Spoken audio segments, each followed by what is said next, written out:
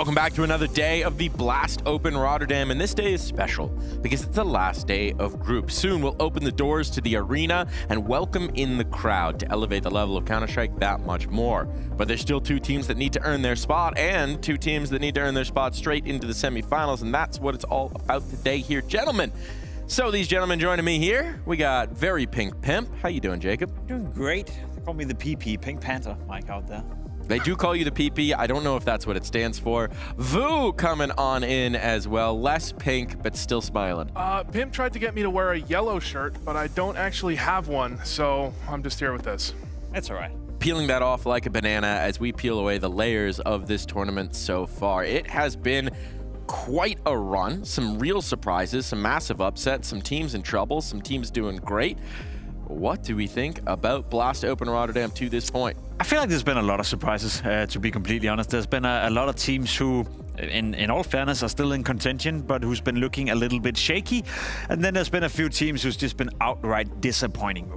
Yeah, I mean, MongolZ is the most obvious culprit. MongolZ, with one of the worst performances of any team, I think, that played here. As much as I want to say 9Z played well, they go into Spirit and they get absolutely destroyed to an extent that you expected MongolZ to be able to do so. But MongolZ falling out in historic fashion, I might even say, has to be a disappointment for that whole roster. Yeah, especially considering that they used to be so consistent in these kind of environments, right?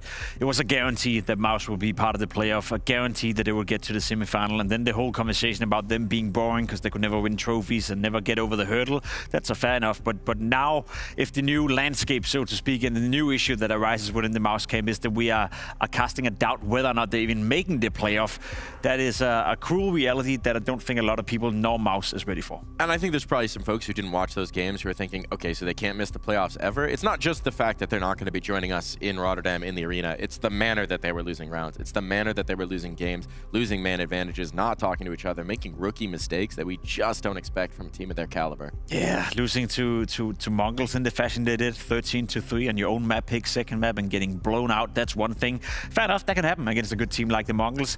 Losing to 9C, that's unacceptable if you're MongolZ. Again, take nothing away from 9C. They came in here and played their chance, but MongolZ is the team that should be beating 9C. I'd almost be willing to say 99 out of 100 times, you know, in terms of the landscape of Counter-Strike. So yeah, I'm with you, Mike. It's the fashion that happening that is really worrisome. It asks a lot of questions of the roster as well, and these are questions that Cyclone did not shy away from in their exit interview.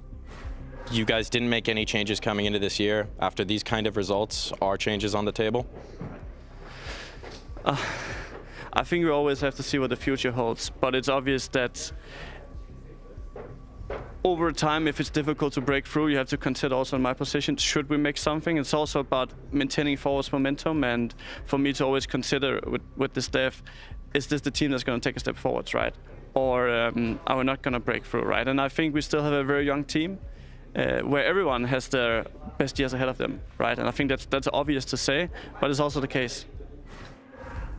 Look, MongolZ could take a miss of the playoffs. It's going to look bad for them no matter what. But it's the fashion that they lost it in that I think when you look at that Cyclone interview, why he's so unhappy, why he's so ready to talk kind of earnestly about potential changes, potential movements that they need to make adjustments with, because they didn't just get outplayed. It's not like 9Z came in and played amazing CS. They did play some solid CS, but MongolZ played terrible CS. MongolZ gave up 14 man advantages across a best of 3. That's unacceptable from a team of their caliber. Even if you would say, look, MongolZ missed the playoffs, that's a storyline. MongolZ missing the playoffs like this is the storyline. And just to add another layer to that as well, because I think it's a brilliant question, Mike, to ask, you know, roster changes, are they on the horizon? To some people, it was maybe a bit surprising that didn't change during the winter break.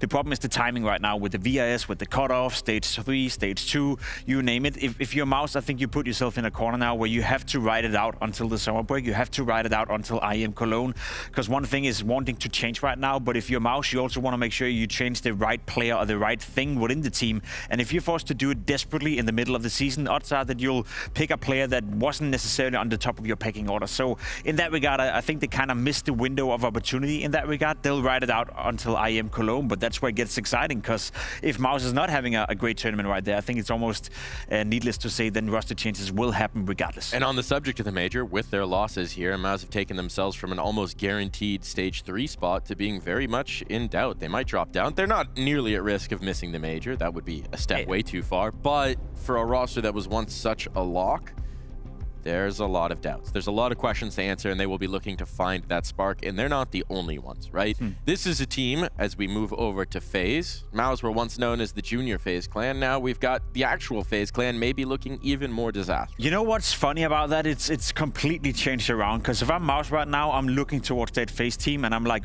can we somehow get Frozen back? Is karrigan maybe available to join our team once again? And the history, as you said, you know, FaZe has always been considered the big brother in that relationship. Well, I would be willing to say that that's the other way around now. If you're FaZe, you're lucky if you can keep your players interested in your project when MongolZ comes knocking, because what FaZe have been doing the past 6 months, arguably the last 2 years, has been nothing but abysmal. Sure, there's been glimpses, you know, there's been the miracle run of the major, but if you look to the last 2 years, what they've achieved, how much potential there is within the team, what kind of statement it is when you bring back Twist into the lineup, to see FaZe falter to a point where they are at risk of not qualifying for the major, that is not acceptable. I think you have to say, even at their best, it wouldn't be as big of a surprise to see FaZe drop out of a tournament like MongolZ did, because FaZe has always been a little bit on the inconsistent side. FaZe Magic showing up to a major when you're not even a top team at the moment, and then going to the final, having a chance of winning. That's the FaZe essence, but we know that's gone now. That's a FaZe team that, if they were to make the major, are we saying they even make stage 3, let alone the playoffs, let alone make it to the grand final or have any shot of winning? That's a FaZe that's been in shambles for an incredibly long time. I'll take you on the word, because I think you're wrong in terms of using the word consistency. I think FaZe have found consistency. I think they're consistently bad at the moment, and that's the biggest issue they have to work with. It's very fair, and of course the only way to make a miracle run at a major is to actually make it to the major. And the reality for FaZe right now, with no wins here, is that they're very much at risk of not being in Cologne, of not being in the dance whatsoever. They need to go into a tier 2 LAN, and they need to battle their way out. And the reality is, with the way the rest of the pool is looking, with the way that the scene's looking at these LANs, that is no mean feat. It's not about how the LAN is looking, how the pool in that LAN is looking, how the scene is looking. It's how FaZe is looking. FaZe is looking abysmal going into any tier 2 LAN. Don't even tell me who's playing at that LAN. I don't expect them to win it. They just lost to Tyloo. If you can lose to Tyloo, with all due respect, then you can lose to a lot of European teams entering those tier 2 LANs. So I think you're right, Mike. I think you're right, Rue.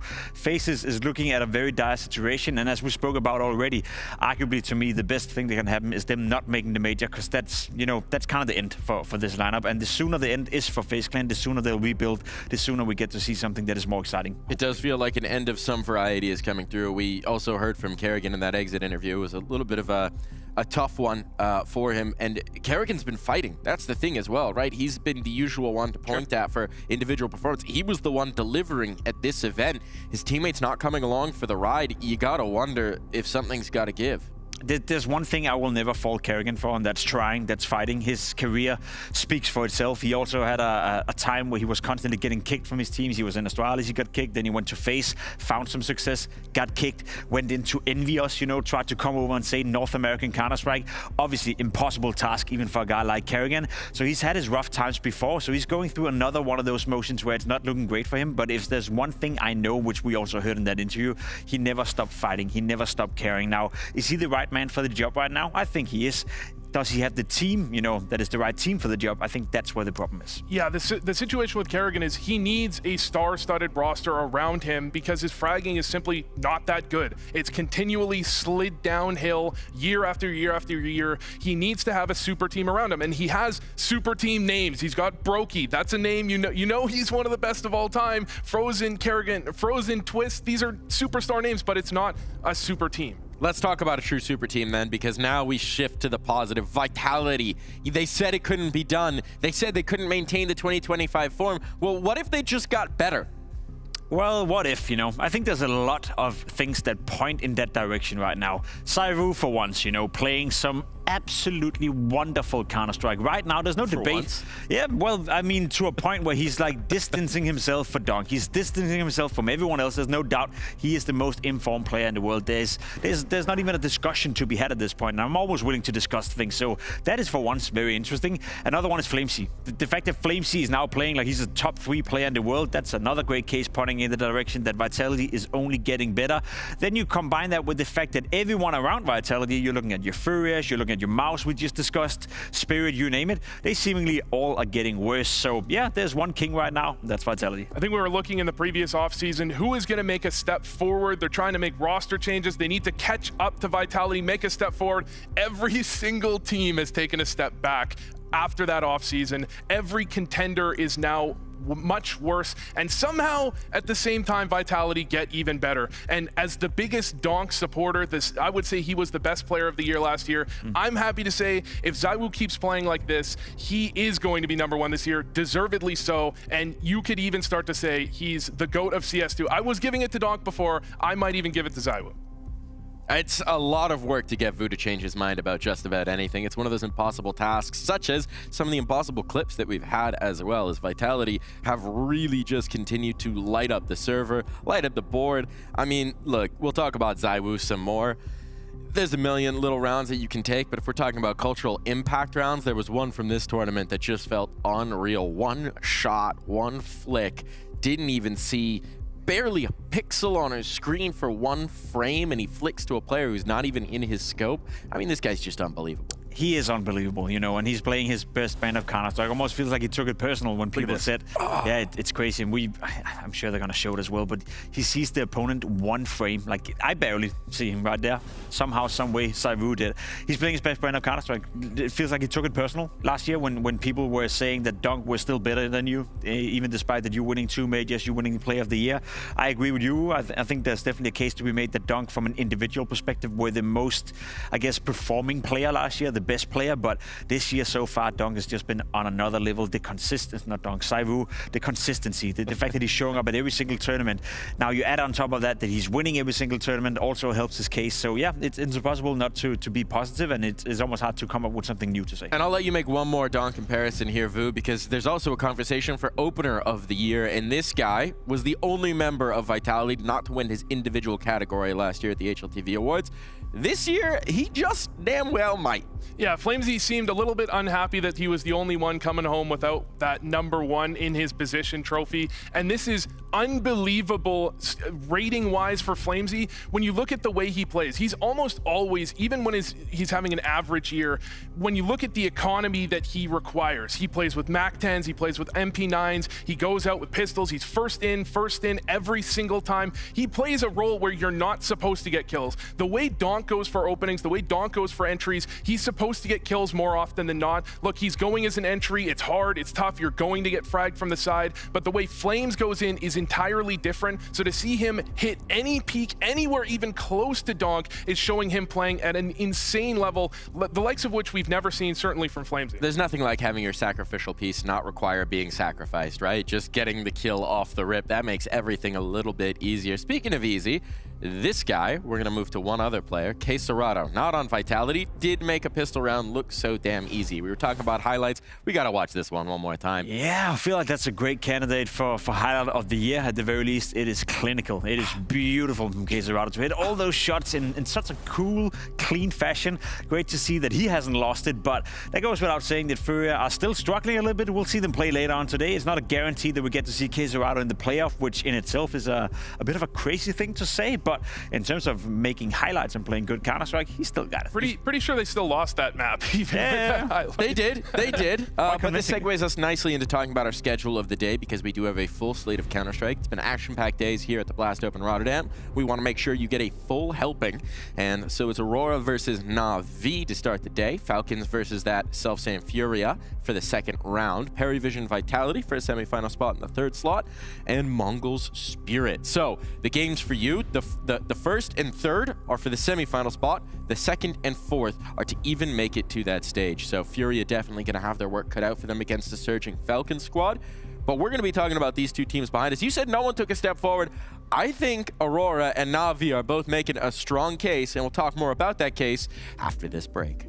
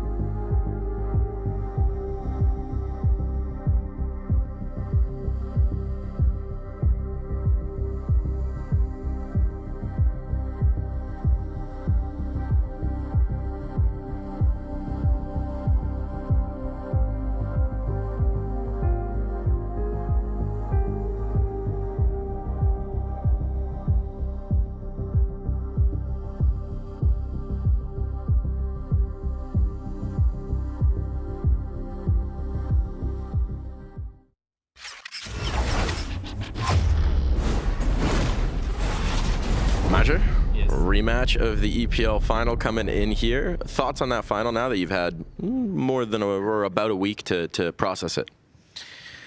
I think maybe individually we was not in the best shape on this final, and hopefully today my teammates and other team we can be good and have a revenge. Yeah. Speaking about those individuals, you yourself have had some really pop-off maps lately. I'm thinking about the Anubis from that final. We've had more and more of that. What's been feeling good about your game? I don't know, bro. Like I didn't change a lot of my routine, you know. I'm playing the same hours of Counter-Strike, but now I think maybe I don't have the key why I'm better individually than last year, but it's okay. I take it. Like I take it. Never gonna complain. Is there some element of like when it's feeling good as a team for your calling, where you can think about your crosshair a little more? Yeah.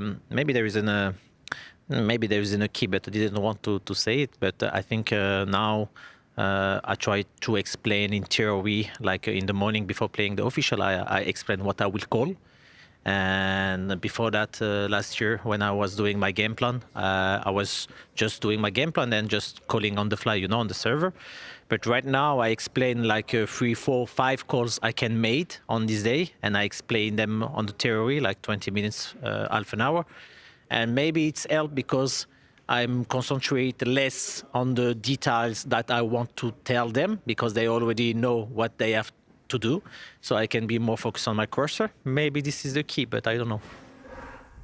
Some changes to the preparation there for Major, making his life a little easier, letting him think more in the flow state, think about his own crosshair just a touch more here, Jacob. It's a little bit interesting, I'm not gonna lie. You know, it sounds to me like a bit of a new innovative, you know, way of doing it. Obviously, explaining the calls that you potentially can make in a game makes an awful lot of sense, so you're preparing your teammates for what may be coming up, but it can also, to some degree, I'd say, potentially limit you a little bit, you know, limit your playbook, limit your options, limit your adaptability in the middle of the game. I'd make the case that it's probably easier to have that approach in MR12 than it is in MR15, as there will be less rounds to adapt to. So I don't know where I stand on that. If they feel like it works, that's cool. And if that helps them play better individually, that's fine by me as well. Yeah, kind of an interesting topic. I've talked to a lot of IGLs about this in the past. Do you try and prepare your players for what you're about to call, or do you let them kind of go with their own play, don't mold what they're going to do, and you let them play for their own instinct? I think both have merit if it allows him to play better. I think last year he was really struggling on an individual level, and it made it very tough for Aurora. Whatever he's going to do to make himself play better individually, I'm for. It also just goes to show that, you know, old dogs can learn new tricks. Major's been at this for a very long time, decades plus, playing as an individual, playing as an IGL, and still finding new ways to change up the routine and to make it better. And it was much needed for Aurora, let's be completely honest. A year ago, exactly a year ago, we're standing in this studio. That was the first time Aurora really made a name for themselves once more, where they beat Vitality, the ROPS edition of Vitality, establishing themselves, you know, as a final team, heading into doing a really, really good job in the beginning of the season. And then they kind of fizzled out, you know, around this time, 365 days ago. That's when they went to tournament after tournament after tournament and couldn't really keep up with the level. And then they dropped off. Now, are we seeing an Aurora that is finding back to that form, where they were getting consistently into the playoff, where they were placing themselves as a 4th, 5th, 6th best team in the world? Are we seeing an Aurora that is just, you know, sniffing to it at the moment? I'm not certain yet, I'm not sure yet, but I think this game against the NAVI today will be very telling to me whether or not that's a team I can count on. I think it's still a bit of a question mark with Aurora. I agree with you. I think this is a very big telling sign. You go into a grand final. I mean, Xantar has mentioned that there were some health complications going into the final of the EPL. Maybe you hope he's feeling a lot better. Today he can come into this one, they can have a good game, and he can actually cement himself, bring himself into the semifinals of this event, and then we can see them prove themselves that they can have the consistency to go deep in multiple events in a row. Yeah, if anyone's not familiar, Xantar has appeared on a stream, was talking about some of his long-term health issues. We know he's had them before with his back, with his hands.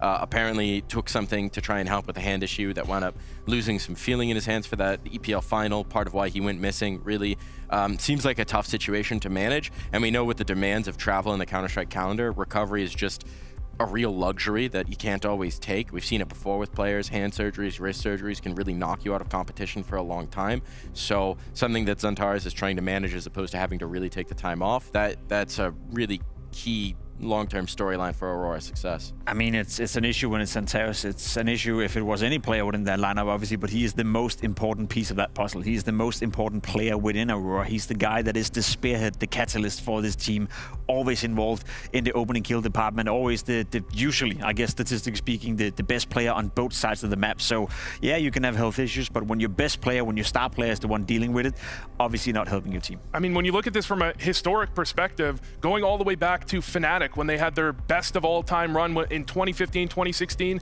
one of the things that ended that, you had Olaf Meister had some sort of, I think it was a wrist issue as well. It was some sort of health issue, and Fnatic never came back the same. So the fact that Aurora can fight through that, Xantarez can fight through that, and they can still remain a relevant team, still make deep runs, even with these problems, is actually insanely impressive. It's impressive that he guts it out, for sure, especially because I imagine there's a remarkable amount of discomfort. Now, comparing it to the other side, right, you have an older veteran who's managing those long-term issues. Meanwhile, you have a younger guy in MongolZ who's been learning how to manage the grind of the Tier 1 system as he makes his way in, and we've seen him turn a corner. That EPL run was very impressive for MongolZ, and it does feel like he settled nicely into this team. He was talking about in our first matchup, saying maybe I'm just comfortable in the Blade system now, maybe I'm just feeling good, and we've just seen him get better and better and better. It's the fact that he's confirming what we saw at ESL Pro League that is massively, massively impressive to me. If this is the new version of MongolZ, if this is the guy that we can count on, I'm not saying he has to play MVP like Counter-Strike every single tournament, but just 90 or 85% of the performance he had at ESL Pro League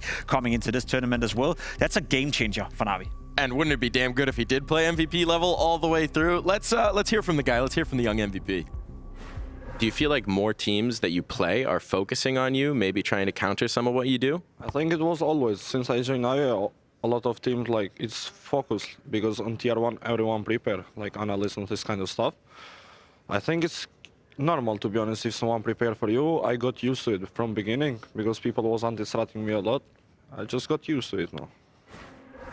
You can do what you want. You can try and shut him down. You can try and counter him. You can try and strat him. But at the end of the day, if he's just playing well, if he's just used to what you might be throwing at him, what can you do about MongolZ? If you would say there was a problem with Navi last season, a specific one, it was that there were certain maps where MongolZ was having troubles. He was targeted. I think CT Inferno, he was a liability that really limited Navi's map pool for quite a while. To see him evolve, now that's one of his better maps. He's doing consistently well on almost every map. And then he has these peaks where he shoots up to this level where he can get them a tournament win. He can get them upset victories over the best teams in the world. It's incredible to see someone actually, another success story coming out of the academy squad, the Tier 2 scene, and so quickly making an impact where Blade says it takes 6 months for a player to get used to the system.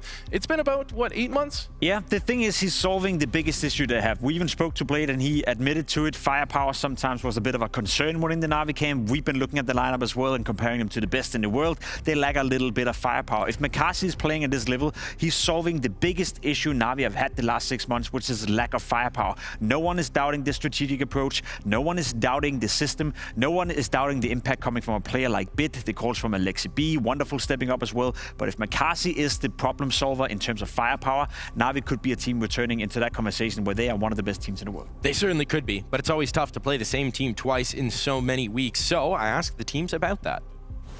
With the NAVI game today, I think Vito's probably going to be pretty similar to what you guys are used to playing. Any big change-ups, any big surprises for them? Yeah, they always do change. When NAVI is not playing like I would not say very important match, but they always do surprise pick. They pick Nuke today, not Mirage.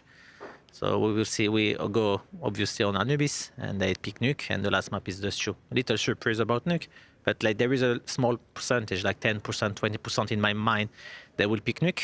But yeah, a little surprise on that. I think Aurora has been trying to figure out how to play against us and how to approach us. We know that they have a strong Anubis, and that they're likely going to pick it all the time, and it's going to be mind games as well, since we're playing against each other for plenty of times, like in a short period of time. But at the same time, I just think that no matter what, just us keeping a good form, going into the playoffs, like leaving tomorrow with a good fashion. So it would be nice to get the W here.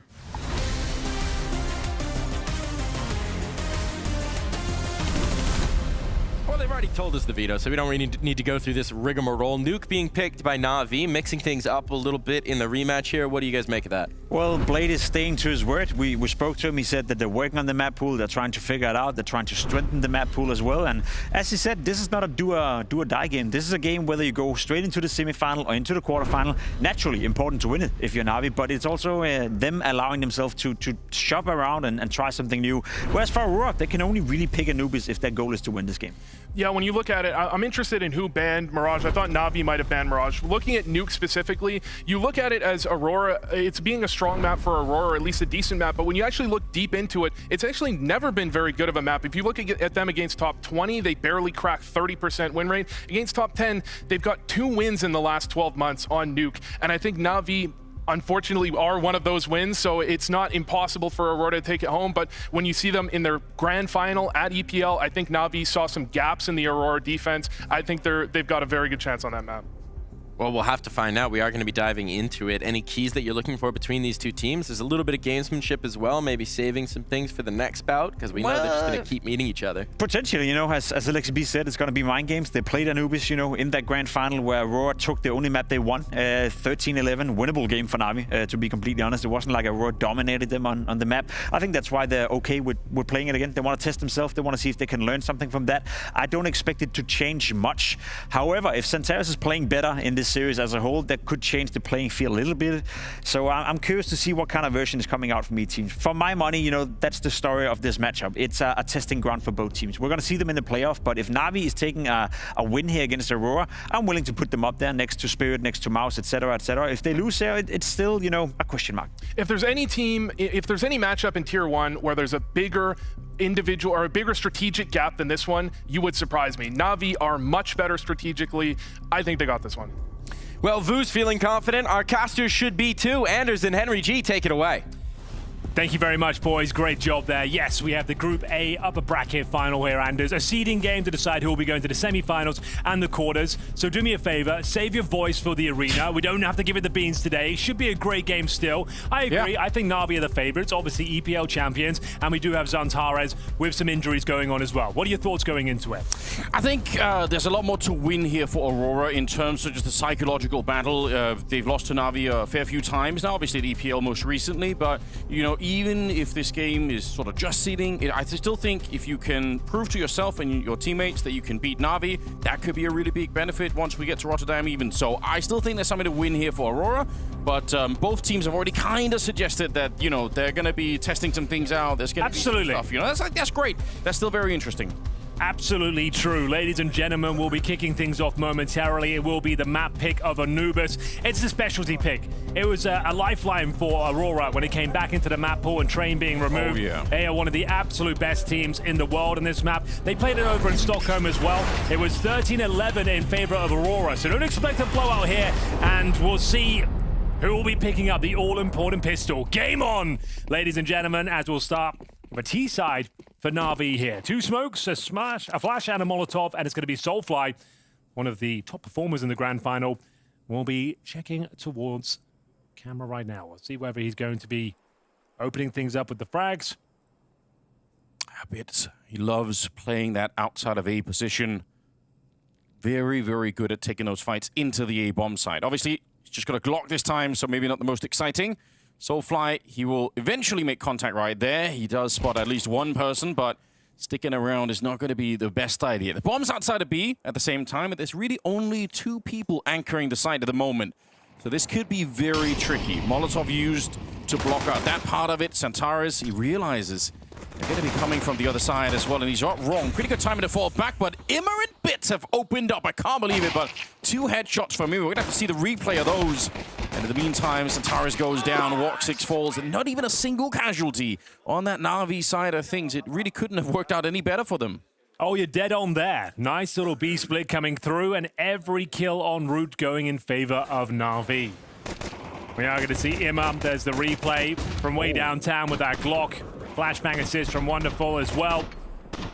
No smokes required, Anders. There's a brutal aim and brute force in towards that B bomb site.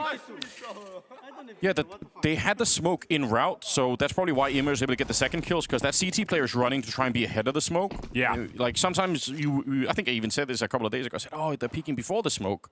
But as you pointed out, that actually can be really good. Yeah, when you're trying to provoke a reaction and catch a CT's adjusting. Speaking of smokes, one down towards the E-box area. And for now, a stack in that room from Aurora. They've taken the full eco. MongolZ, one of the absolute superstars, back in Stockholm, picked himself up the MVP medal.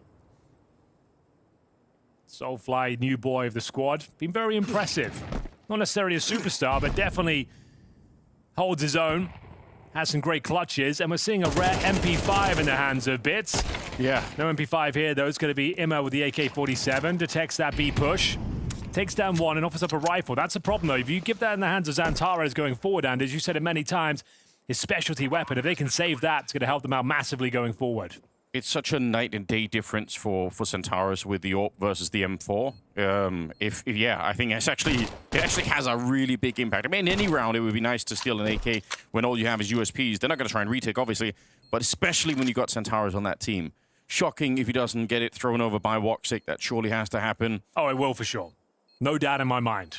That's a bit weird as well for Navi, right? They've got the MP5.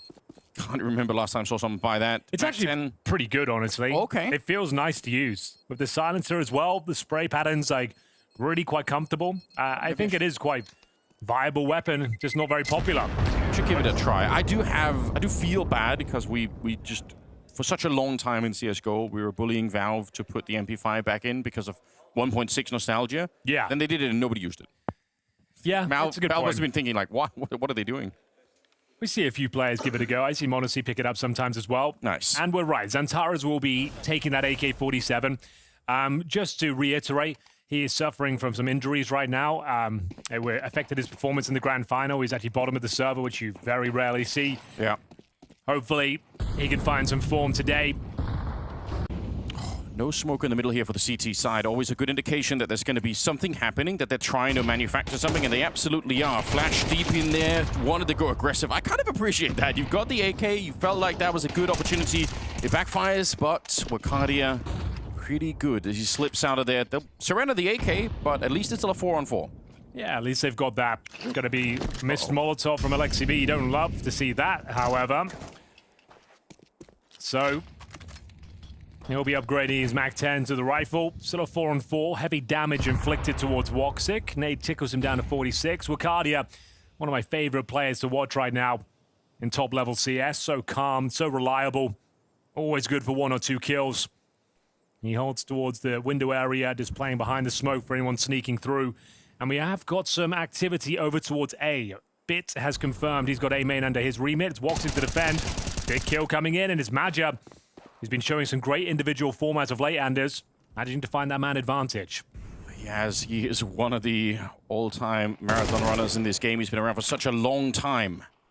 And still playing at a very high level. Wakadia jumping in, but Bit is ready for him. And the bomb is going to be planted here. Fortunately for Maja and Woxic, unlikely they can get very close to this bomb site. They have no grenades, low HP, no money. Yeah. With Woxic saving that AK from the previous round, he's better off saving this M4 and then actually being able to drop that, and they'll have at least another attempt going forward here. It's going to be 3-0 for Navi all day long. Go and scavenge any grenades you can across the map. Save these 2 rifles. Yeah. Woxic can drop. It might require a tactical timeout here just to kind of dish out the funds. But overall, it's a good recovery there for Navi, who had the mad disadvantage. As you mentioned, it was Aurora trying to get up close and personal there. The mid-push coming in from Xantares.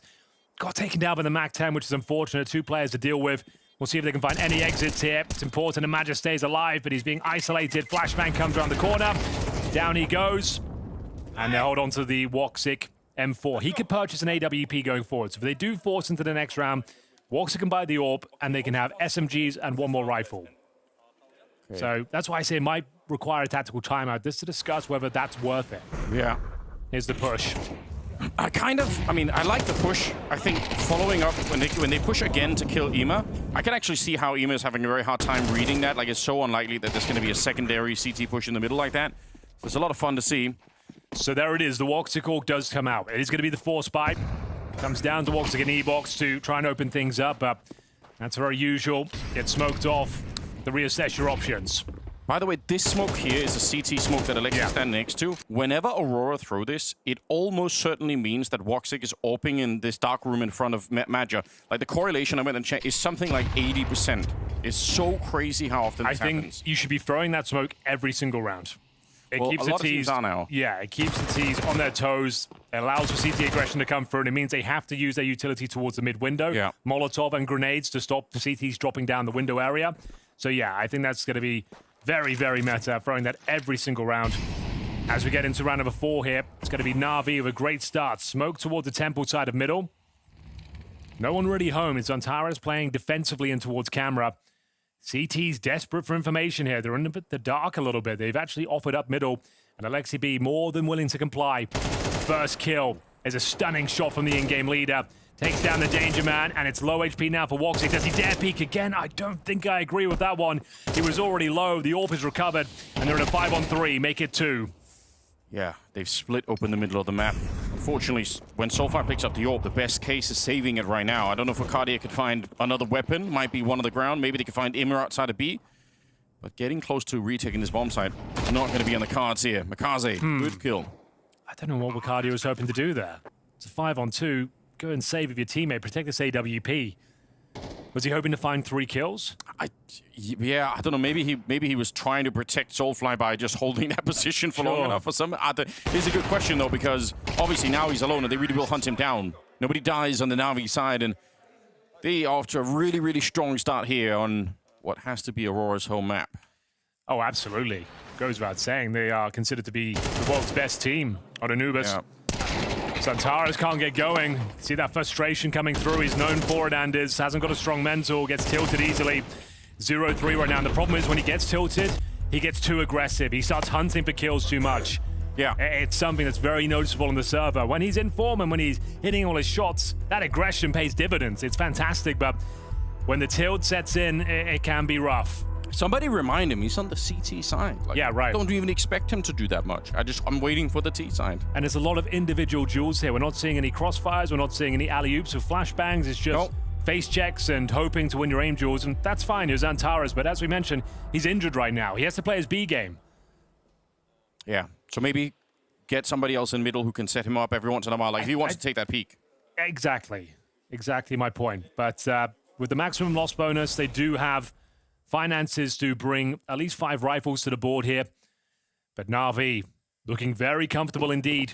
Reiterate one final time, this is a seeding game. Both of these teams are going to the arena in Rotterdam. Yes. This is for either semi-finals or quarterfinals. So you might not necessarily be bringing out the whole strap book here. You might just be trying to try out some new things, work out your opponent, see what they're going to bring to the table, and play your own game, as it were. Potentially an interesting fight here between Arcadia and Bit. I think, respectively, they are some of the best players in the world at playing these 2 positions. You know, this outside of A fight is just so important, and you're going to see the T side trying to control this room here, because if you can deny almost all of the information. You can start to make these interesting fakes. But if the CTs hold it, they kind of know what you're doing a lot. Alexi B, the immortal, 3-0 right now, up there with MongolZ. They are yet to die. Aurora haven't made a dent so far. Need to find an opening advantage if possible. Madja with this speculative spam, no bullets connecting. Looks to be an A finish here. It's Arcadia. We need him to step up. We need to see some teamwork here, some crossfires. Taking aggro for each other. It's Woxic setting up the flashbang. Santaras, if he goes down with nothing again, he is going to be tilted off the face of the planet. Arcadia does find 2, though. Yes, great defense. Alexi, though, he's got his number there in the middle. And he's able to find him in spite of all that great work. Santares can't catch a break. No. He's getting bullied by Alexi B. That is not a sentence I thought I'd ever be saying. No, but it also kind of feels like Alexi knows it. Like, he knows he's got his number. He knows, okay, I know how to play these angles against him. I know he's going to be slowly, you know, re-peeking, jiggling around there. Finds him twice.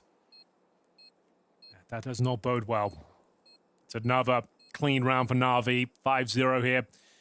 And once again, saving rifles. They haven't done a great job of holding on to them. They seem to try and look for these exits each and every time. But right now, your economy is more important. Finding a couple of kills and exit doesn't really affect their economy too much. Towards CT spawn they go. We have got Soulfly 0-4 right now. Woxic 0-4. Santaras 0-4. No one stepping up. Maja and Wicardia have found 3 kills apiece, but yeah, this is very slow, tepid. Alexi B even while blind. I don't even want to see the Xantares reaction cam. It'll break my heart. I don't want to see him mad. Yeah. Give him some peace now, you know? Oh, well, there it is. They got you, Henry. They got you. Oh, yeah, the frustration is there. At least he's not slamming the desk. It's all good. So they'll partially buy. Like we said, that smoke should be going down every single round. It allows CTs to get aggressive if they so wish. Yeah. Wonderful. He didn't get the MVP of the tournament, but MVP of the grand final for sure. Back at EPL. He was very one of his best showings of the year. Yeah. What a time to peek into the tournament. Big kill from Wicardia. Should be traded out, though. Just like that. Makazi's up for it. Very often, that peak will be set up with a Molotov as well in the middle, but they didn't do that. So where is Xantares normally sniffing around middle? Yeah, deep bomb site. Starting to get back in there. Maybe he could find something with the MP9. I mean, less pressure on him, perhaps. He's in the B hallways looking back towards CT spawn.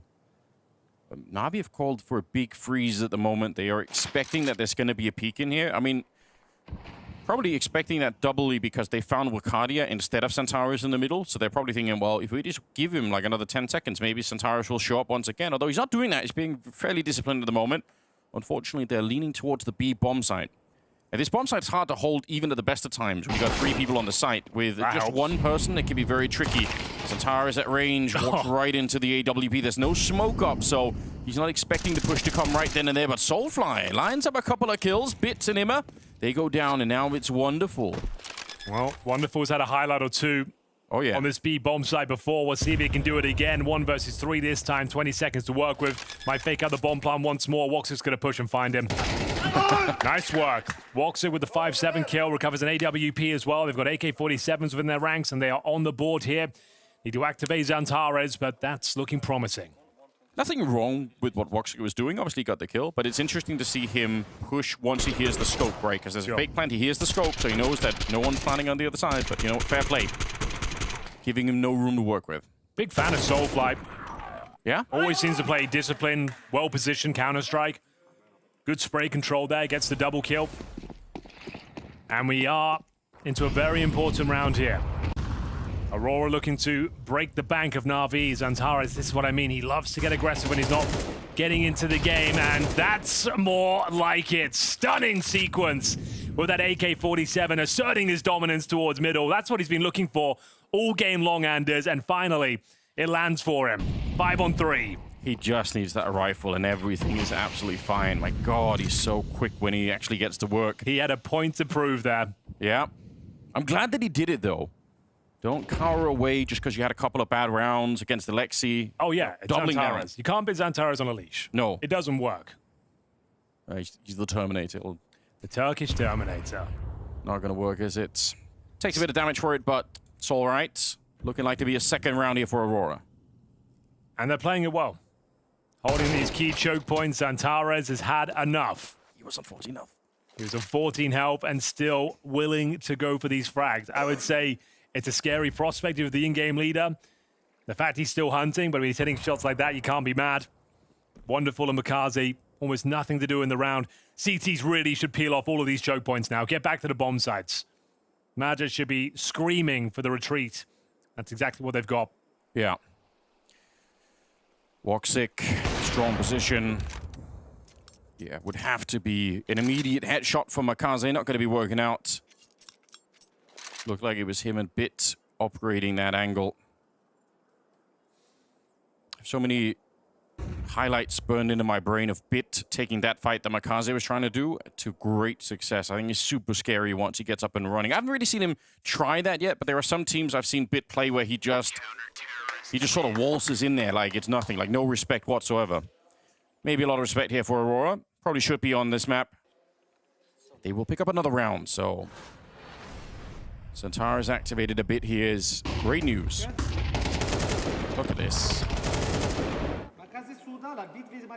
Holy shit. Yeah, super nice. That's great work. Love that from Xantares. A declaration of intent. We've got 3, make it 4 AK-47s now, the full house on the CT side. This is where they're in their final form of the AWP. They can start to dominate here. It's considered a very T-sided map, Anubis still. Yeah, even in spite of the window being moved in the middle there. I do like the change. I think it's a really smart way to change the dynamic of the map, and I think it's going to have even more implications in the future, but... And that's the thing. And Aurora are very scary on their T side of Anubis. Back in that grand final a couple of weeks ago, they got 80 rounds on Anubis, closed it out in the CT half. Yeah. So you know they're going to be hitting hard. You need to be posting a huge score here if you're NAVI. It's also NAVI winning the pistol and then winning the first rifle round, I believe. So like that, you are going to have a big lead like this almost automatically. As that smoke down towards the T steps makes things uncomfortable. Yeah. Money starting to run thin here, and Soulfly investigating the aggressive options. That's what this new window allows you to do. Alexi, he went through the smoke. The CT smoke in middle. He's still going to be found by Madja. Be careful. That's crazy. They're fighting on the opposite side here. Supposed to be the CTs that are where Makase is and not the other way around. But they actually did walk through the smoke in the middle there because they were guessing that Centaurus wasn't going to be on the other side. That's great study work from NAVI. I'm impressed. 4 and 4. CTs all over the map here. Wicardia. Oh. About to say he's in trouble, but he's absolutely fine. Double spray down. The AK-47 prevails. Finds the bomb, and the 4-on-2 advantage. It's Bit and Imma. Not impossible to bring this one back, but it's going to take something magnificent. But Wicardia pushing the smoke, bringing the game to him. That secures the round. Imma, nothing left to do with his Khalil. Wicardia, about to say he was going to go for his 4th kill of the round. Can't quite find it. You were the first person, Henry, to tell me about Wicardia before I really heard from anybody else. I know you were big on him right from the start. He had a little beginning right in his career. We had like a bit of a dip and maybe stage fright, whatever. I think once he started playing like proper tier 1 CS and making arenas, he dipped off. But in terms of his confidence and entry fragging, he's one of my favorite players in the entire scene to watch. Yeah, he's on the up and up, and I think he's made it way past that as well. Like, he looks very strong pretty much everywhere you put him at the moment. Super nice kid as well. Revelation. One of the key pieces to have brought Turkish Counter-Strike to a really high level. Because they, been around since forever. Like, people have been around long enough. Remember Space Soldiers? Oh, yeah. Always interesting, always fun, always changing players, like literally every month. Is what it felt like. There's normally Madja in, Madja out. That was the Shake trend. it all about. Yeah. It's good fun. Nice work from Madja. Speaking of, even better from Wicardia. This is what people were complaining about Anubis before. The CTs didn't have enough aggressive options. Yeah. Now with this small change of the window, it feels like the CTs have a lot more freedom, can actually take the game to the terrorists. And especially when you have those AK-47s, I can't stress enough how valuable that is to have it on the defensive side. You can see Wicardia and Zantaras putting it to great effect. Zantaras has only fragged in 1 round, but it was the round that got them going. That 3 kills he got towards middle, they've won every round since. Yeah, keep it up. And he still has the AK, so still some of the fear. Again, they walk through the smoke here. I think that's worth maybe noting in the back of your mind that NAVI like walking through these smokes when Aurora throw them. There could be a bunch of different reads that they have. This time they walk into Woksik, though. Maybe they thought it was undefended like last time. Maybe they thought that someone was just further back, but straight into the scope. Centaurus here, only good for the 1 this time. Gives the AK back to NAVI. 5-3, and that is an aid. Lands in the back pocket of Mr. Bit. Imma seems to be on high alert, though. Is he ready for Wicardia? Double spray down available. He's had a few of them today. Regardless, the result is the same. Bit. Impossible scenario here. They'd have to give it to him, Anders. Yeah. Have to feed him this round. I think modern day Counter-Strike, you don't win these kind of rounds unless the other team starts fighting you where they don't need to. All right, Soulfly, big off angle. That's perfectly fine. And they keep fighting it back here. It's very encouraging for Aurora. Said the T side is going to be strong. It's going to be very strong. You need to be thinking about posting like 8 rounds here in NAVI. I don't think I'm exaggerating. You're aiming for 8. I think that's fair. Maybe Blade knows that. He did call for the timeout right there. Wants to get locked in.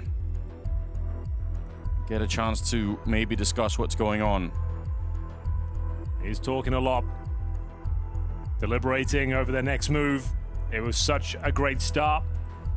Things were looking comfortable. Bear in mind, they were 5-0 up. And now... He's got such a great aura, Blade. You're going to listen when he talks. Even if you're not on the team. You just meet him in the hallway. When Blade talks, I listen. Yeah. Pay attention. Just how it is. We'll see what they come up with, though.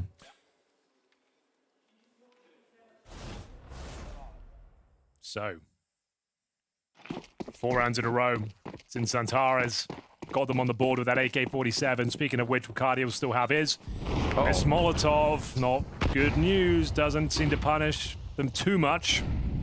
But Maja once again exploring the aggressive options down in towards the waters. Through that mid-smoke, you mentioned it a couple of times. They enjoy this play. Picking at the pace, though, Anders. They're not messing around. They're getting straight towards Temple. B-split coming in. Santaris? Okay, he's hearing the footsteps, so he's definitely going to be ready. That's the bomb on Wonderful here. And Santaris brings him down. Follow-up headshot. You know he could do it. If they'd been a little bit more quiet, maybe there was less of an advantage there, but he absolutely knew what was coming his way. I think that's Blade calling. We're getting all this mid-space. Let's actually use it now. Yeah, let's actually that's a good call, pick up some pace and actually see where we can get into a bomb site instead of parking up and allowing them to rotate. Unfortunately, though, didn't account for the Zantares factor. The Turkish Terminator is fully activated now, going for the ace, as we do find 4 kills in that B bomb site. Bits, nothing to do, nothing to say. That's got to be the #1 rule playing Aurora. Just don't give him the AK on the CT side. Maybe just don't buy. Just buy Galil's for the first half, just so that he can't get one. It's so ridiculous how good he is. And it's not, obviously, the gun is great, but I think it's his confidence with it. Like, there's something about it. Like, he plays differently, even more aggressive. Like, he's just ready to take the fights all the time. It is a lot of fun to watch. A little bit far away right now for Bits, who could still win this round. Yeah. If he fakes out the plant at A and wins the fight against Wakadia, it's on. Yeah, people really don't like it when I say rounds are over. So we'll see what he can do, Anders. Well, this one might be... Should have said it, Henry. Now they're going to criticize you the other way. For not saying it's over. He should know. You can't win. Oh, there's no winning. But maybe there is for Aurora, though. It's a pretty nice comeback they're building here. 5 in a row, I do believe. Zantares. Okay. I want to get that new Zantares crosshair. Yeah? That looks nice. He's got that kind of grim crosshair as well. Dad crosshairs are making a comeback. Well, everything is cyclical like that. It's back in fashion. I'm going to do it as soon as I get home. Bringing back the Dad crosshair. You should as well. Dots are dead. Here we go towards the front of the A-bomb site. Wakadia in position. Wonderful trades him out, but it's pretty good work.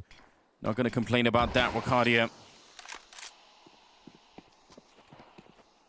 Round number 11, and Navi falling a bit sick all of a sudden. That is a very good flick. Alexi and Bits. Yeah, Alexi and here, Julie. So yeah, you spotted him. Oh, not much you can do about it. As Maja will shut things down. Very convincing now from Aurora. They were 0-5 down, and now they're 6-5 up.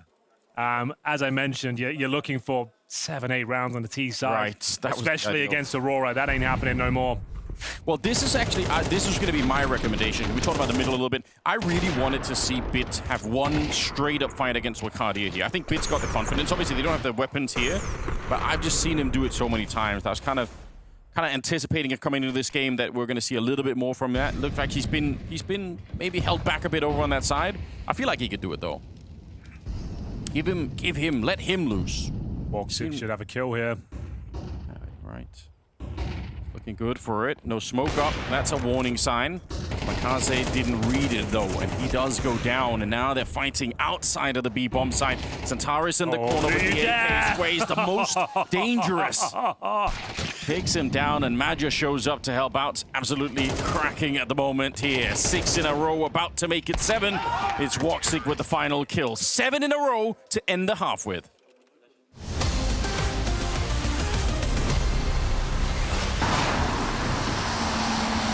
You ever dream? Sometimes big, sometimes no. Sometimes big? Yeah. What's a dream that you have? I forgot.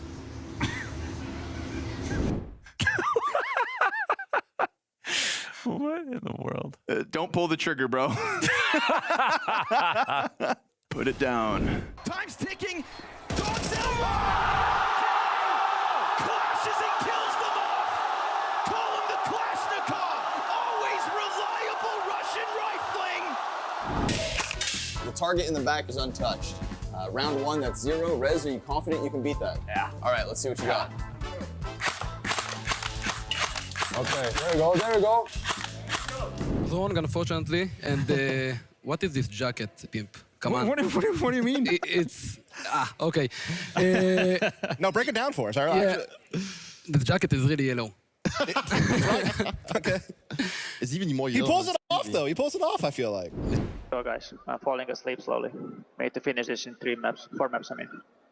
Okay. Wake the fuck up! Wake up, man! Let's go, guys. I want to be there for you. To fucking make history.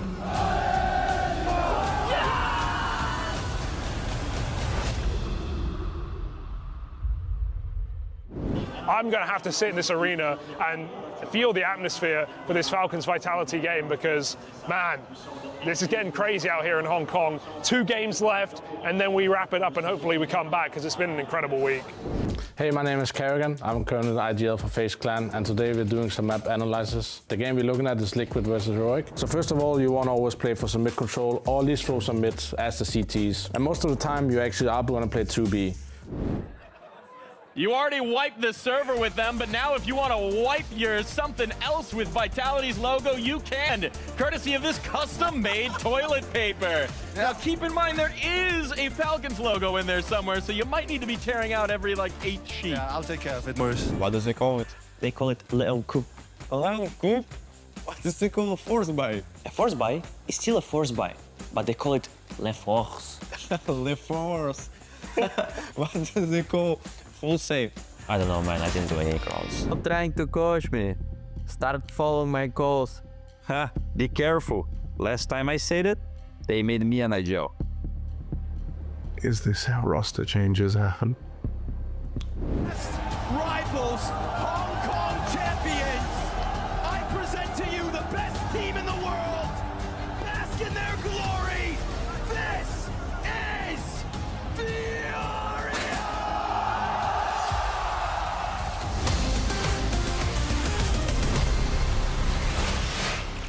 What's up, ladies and gentlemen? You join us for the last day of groups here at Blast Open Rotterdam 2026. We're off to the Netherlands tomorrow, Anders. And for now, though, we've got a seeding game here between NAVI and Aurora to find out who will be making their way to the semi-finals. The thing is, though, 7 rounds on their CT side feels like a death sentence for NAVI. I'm not saying it's over, but this is going to be a very difficult recovery mission. Yeah, you warned already. They need a lot of rounds on that first half, and it was looking great, but... Did you see that stat? They had more AK kills on the CT side than NAVI. That's great. No, I did not catch that. Have they planted the bomb already? Where is everyone? Guys? Straight up bomb plant. There's nobody on site, but... And they don't even have their kit. I was going to say, if you're going to be playing a retake like this, you should at least have a defuse kit, but this has gone awry rather quickly. With an opening pick, maybe there's a chance, but you got to get your skates on, boys. Holy moly. I don't love it. Julies for Centaurus. Oh, he doesn't even get a chance to shoot that. MongolZ, they'll find him instead at a 5 versus 3, but again, that clock is running low. Very fast bomb plant in this round. Wicardia only good for the 1 here. Now running low on the Glock bullets. He had 6 left when he died. They're already on the defuse, down to 4 seconds now. Soulfly, he can't stop it. It's all good. They're straight on top. Oh my God, look at how close that is. But they do win the round. A full 5-on-5 retake. I don't know how they do it, but they somehow pull it off. It's all good. A 5-on-5 retake with no kits comes down to the milliseconds there, but they find the defuse. It was Magic looking to backstab here. Good job for MongolZ as well. Maybe giving them a few too many duels before they enter the bomb site, but either way, can't take anything away there from NAVI. We don't always get, interesting weapons, but I think one of the ones that stick in my mind was, I can't remember the tournament. It'd be a better story if I could, but sure. The one tournament where I think Olaf had more Tech-9 kills than AK kills. Okay, you're going back about 10 years, are you? I am old, Henry. What do you want from me, It's the stuff I do remember. I can't remember what tournament exactly, of course you can't. All right. It's going to be the force buy. Bear in mind, very T-sided map. If Aurora pull this one back, it's going to be so difficult. with the finances to find your footing here on the CT side. Navi need to convert this one. You're up against the AK of Xantares, of course you are. Yeah. Deagle, well, you can see Wakardia. He's taken no Kevlar here. Got the utility. He must have dropped the AK for Xantares. So, love to see that. They're building the story for us. They're literally telling us this is the only thing that's really important. Just get it in his hands and we'll be absolutely fine. Alexi B. He had his number in the first half, though, in the middle. True. Those first 5 rounds, for sure. Yeah. Xantares was 0-4. Now he's 9-8. And they've designed a bit of a crossfire here for the B bomb site, which admittedly you can throw some really good nades, but they're not going to do that. Jumping straight in, Xantares gets one, Soulfly on the follow-up, and MongolZ, they know he's in this position, so they can just face him, try and take the fight like this. That's a little bit dangerous. Going to say maybe they spread out a bit to try and fight him. He's not ready for the third one, though. Maggia drops him, and a 2 versus 2. The bomb is lost for a second. I was going to say, if they had the bomb in their back, could hightail it towards A, knowing the rotations are coming through, but they don't have the bomb just yet. Can still reset this one, but it looks like Navi have done enough. Just a Desert Eagle. Remember, no Kevlar as well for Wakardia.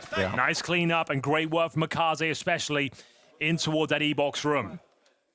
I'm a bit surprised. They have a 3-on-1 fight against MongolZ. They knew that he was there. I was sort of expecting that there would be more of a plan to fight him. I mean, you don't have much utility, right? There's not really much you could do. You don't have any pins to maneuver. That's fair. The spacing is not amazing. You did give him a few 1v1 duels, but it's one of those calls. You're trying to swing it together, but MongolZ, exceptional player. I don't know how he's frustrated. He's done very well there. But doesn't that just come with being like a really strong player? I guess so. Sometimes Donk will get 4 kills and then be upset at not getting the 5th. So they do find 3 kills. They're not going to take the full eco here. Maggia getting a kill with the MAC-10, purchases another one. Going to try and apply some pressure. 7-7. It's exactly what Navi needed. Smoke down towards mid. They got to come through that all day long. Yeah. Ima hearing the footsteps. He knows, wants to play in front still, but he's going to call it out, saying they are armed in the middle here. It's not Glocks that I'm up against, so a little bit scary. That's a pretty good flick from Wonderful, I must say. Accuracy looking tight, but Soulfly still hunts him down, and Wakardia through the smoke. I'm not sure how he knew that bit was there, but he definitely did. Oh, could have been a double. Look, it's so close, isn't it? Ima and Alexi left, and they're still getting kills left and right, even despite of the flashbangs there. Wakardia now alone. No Kevlar. 1 bullet touches them. He's in trouble. I don't think he can win this, Anders. They are quite low, but the aim punch will be a factor. There it is. You can see the crosshair fly in the air as soon as a bullet touches him. Yeah, you were absolutely right. The 1 bullet upset. You can hear him discussing now. One guy had Glock. Were they eco? Were they not? Did they buy? Yeah. It was a little bit of investment. They were kind of an eco, kind of a partial, but they did very well out of it, getting themselves 3 kills and a bomb plan. Wakardia, a bit of luck through the smoke. Woxic, man, if he got a double there with a Glock, that would have been insane. Good try. Good round, honestly, from Aurora. I mean, if you're going to be testing out the economy a bit, buying into this round, I mean, in a seeding game like this one could be the perfect playground to see if you can, you know, shuffle someone around. Like, they're still pretty well equipped in this one, so it works. 50 Tech 9 kills, yeah, and 4, yeah. ESL 1 Katowice 2015, yeah. I said about 10 years ago, that's it. That's whoever came up with that stat, thank you very much. Anders does not deserve your good work, but we do appreciate it. I just throw it out there. Yeah. Shout outs. The Tech 9 was very used back then. It was. It was a menace. It was OP. So, does Xantares have the lineup? Alexi B missed it before. This looks good to me. I think it's time. And in we go. There it is. Doesn't spread all the way. It allows him to just sit there, but like you're aware of that fact. You know that's the only place you really can be. You should be checking this. Xantares did have a look, but Ima comes out on top. He's got the AK now, giving them a taste of their own medicine. And boy, is it ever bitter. Wonderful chimes in as well. First gun round looking very promising here as Navi extend their lead 9-7. Soulfly, Woxic, nothing you can really do about this. They have no smokes, no manpower, no map control. Just need to save the AWP, really. Yeah. Huge implication for this round because they'd done so much damage in the previous one, Aurora. They got 3 kills, so the money on Navi was going to be low. But coming out of this one with 5 people alive, it's a good trend. There's a chance still. Last time around, you said Aurora on their T side. That's where they did their best work. But Navi have kind of slowed them down at the start of the second half here. Oh, absolutely. We said we're not going to give it the beans for this game, considering it's a seeding match, Anders. But one game, we are going to be fully sending it. The follow-up matchup here. Falcons versus Furia, lower bracket final. One of those teams won't be making it to the arena. That's when we can go nuts. I'm calling it now. I want you to save your voice for that game. I'm doing that, and I'm calling it now. Fallen is going to show up, and somehow he's just going to work his magic. Okay. And defeat Falcons. Like, they shouldn't, because Furia does not look like a strong team right now. I think Furia look quite ropey. That's why it's going to be matchable. They were struggling against NRG. Yeah, they were. Calm down, Zantares. Calm down, son. Yeah. Hold it together. It's a very open game, this one. Yeah, and just in terms of not going all in, right? Like they said at the start, Magia said, you know, this is a seeding game. It's not. It's got less weight as a result. If you're a team playing this much, I mean, this is a time to test out some stuff, maybe change the map pool a little bit around, try some new things. Like, it's a really, really good platform for it. Of course, you want to win, and like I said, I think for Aurora, it might mean a little bit more. Sure. Because if they end up facing NAVI again in Rotterdam, then there is that opportunity for them to say, oh, you know, we actually did beat them once. Like, even, you know, that I think does matter. Where if they lost the last, I think, 3 outings. So, I'm going to give it a crack here. See if they can. Wacardia top fragging on the Aurora side with 13 kills. Top fragging nearly in the server, only outdone by Immer after that last round. He got the double kill, shut it down in the middle. This is looking like a B execute, and to be honest, even 3 people here, you see teams lose this hold all the time. MongolZ's on the one side, the crossfire is looking very strong. Wow. Immer back again, a double into a triple this time. And Woxic just on the other side of the fire here, now smoked off from that. They tried to get the job done. I feel like the B rushes on this map have a similar quality to the B rushes on Overpass, where even if you know it's coming, even if you got the stack there, sometimes you just can't hold on to it, but they did great work. Very impressive work here from NAVI, I have to say. Aurora, once again, can't get going. Bear in mind, they were down 0-5 in that opening half as well. Yeah. More the same here. It's going to be 0-5 in the second half. They're going to find double digits. Money's been in ruins for the entirety of the second half. We've had some close rounds with the partial buys. We've had some Glock antics from Woxic, but even with a couple of plants, all the rounds have been going very convincingly in favor of NAVI. Woxic, what can you do? 35 seconds, almost 0 chance he saves the AWP here. He's done a remarkable job already playing hide and seek on the map. They're looking for him in all the wrong places. How many AKs we got on the CT side? They've almost got the Royal Flush themselves. Yeah, if they had MongolZ alive, they could pick it up, but that's an old term I used to use when you have 4 AKs and 1 AWP on the CT side. Yeah. We saw it from Aurora. That's a Henry D original. It is. I think it's a good turn, though. It bonus round, what we want to know. Unicorn round, yeah, Royal Flush. You invented some smokes on Nuke. Exactly, right? Yeah. I'm just one of the original innovators. Never given enough credit, really. A trailblazer, as it were. Try to get Woxic to work on your own team at one point. I did. Look where he is now. I think I inspired him. Look at Mezzi. Listen, we're telling the story, Henry. Anyone who works with Henry G go on to great things. Yeah. My own career not necessarily doing great, but everyone who works with me seems to do very well in the future. It's still early days, Henry. We're still a young game, this one, so true. We got time. But yeah, I think we should start saying that's the story. Wonderful here. Oh, such a big gap in the smoke on both sides. Here we go. He felt like he had that, but Woxic. And now Magia on the follow-up. Centaurus, he's going to take the head of a bit at the same time. That's up by the A-bomb site. They were having that fight at the front. Bit wanted to bring the battle to Centaurus, but it was too much. So 5 in a row, and then they're back. That's been the pattern so far. We'll clean up this round, no problem. Alexi in a 1 versus 4. Just like we said earlier, you don't really win these rounds unless you get some big mistakes handed to you. Magia set up with a flashbang. Yep, they're right back. Would not be surprised if they win the map from here on out. That could absolutely happen. Aurora, that is. Thank you for clarifying. Yeah. I think we knew what you meant. Woxic to open things up. He had so much intel. Yeah. Wonderful. He had too many targets on his screen, if anything. Yeah. Like a kid in a candy store, wasn't sure what to pick, and unfortunately waited a little bit too long, got punished for it. That was the Centaurus fight. He's had enough. so blind. He's had enough. Okay. So, first round they've posted on their T side, and there's going to be a lot more where that came from. Let me tell you, 10-8. And bear in mind, the loss bonus now reset. They don't have anything built up on the CT side. There have been some close rounds here as well. We'll see what kind of buy they can bring forward. It should be absolutely fine for this round, but they'll be fully invested. They should be down to $0. So this will be indicative as to whether Navi can close things out pretty much right here, right now, or Aurora bring it all the way back. This will definitely be a tied game if they can find round number 19. Yeah, comes down to this. That's a really, really good point. Probably need to close the book on Aurora when they have them in a weak position here. You need to close it now.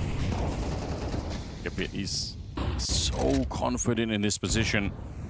Wants to fight it. And he's playing the mirror of what he's playing on the T side, so you kind of get to know the position from both sides of the map, which obviously is a big advantage. Know everything you need to know about it. Tara's not sure if anyone's playing there. Molotov going to be thrown in. This time they get it on the right side of the window. It's good news. Here we go then. Interesting map control. Navi allowing them to have the E-box room for good reason. Tactical airstrike. There's a ton of damage towards Majap.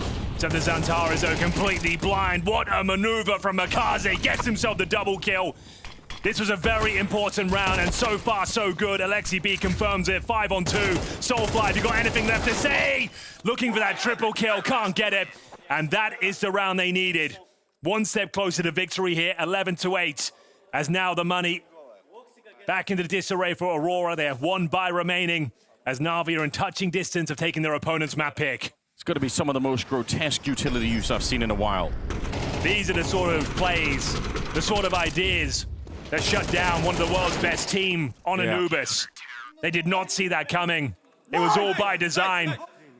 Let them feel like they're safe in towards that E-box room. Double grenade in, double flash, double swing, and all the kills going in their favor. It's just so beautifully orchestrated. It really was. All the Xantaras kills on his maps with the AK-47. That's no way that can be true. I feel like we're making well, obviously we're not, but that's just that just seems so unreasonable, doesn't it? Surely he's got something else. He's gonna go down this time to Wonderful in the middle. Just, I know I'm repeating myself, but whenever there's no CT smoke here, it is a warning sign. Like, it does mean typically that something is up. MongolZ is gonna get flashed in. It could be perfect. He did spot the elbow of one. Does he dare peek again? He does. Get out of there, kid. Your work is done. This is for map points on your opponent's pick. It would be a huge upset if Navi win Anubis. Can't stress that enough. Yeah. For the longest time, Aurora have been considered the world's best team on this map. To steal it away and try and get yourself a spot in the semi-finals would be absolutely massive. Big implications for it as well in the future when it comes to the veto between these two teams. Navi proving to themselves and certainly proving to Aurora, if they can beat them here, maybe something will have to change. Alexi sneaking up out of that connector position. Soulfly takes him down, but Immer's on the other side. He's been playing a tremendous game. He's got 21 kills. He's quite far ahead of everybody else on the server at the moment. And what could they do? Swing in.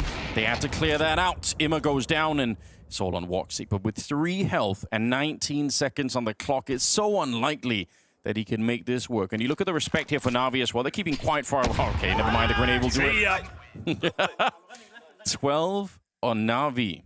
Well, they do have loss bonus on their side of the server, but 4 opportunities now to close things out for Navi. Could be your last tactical time out here, boys.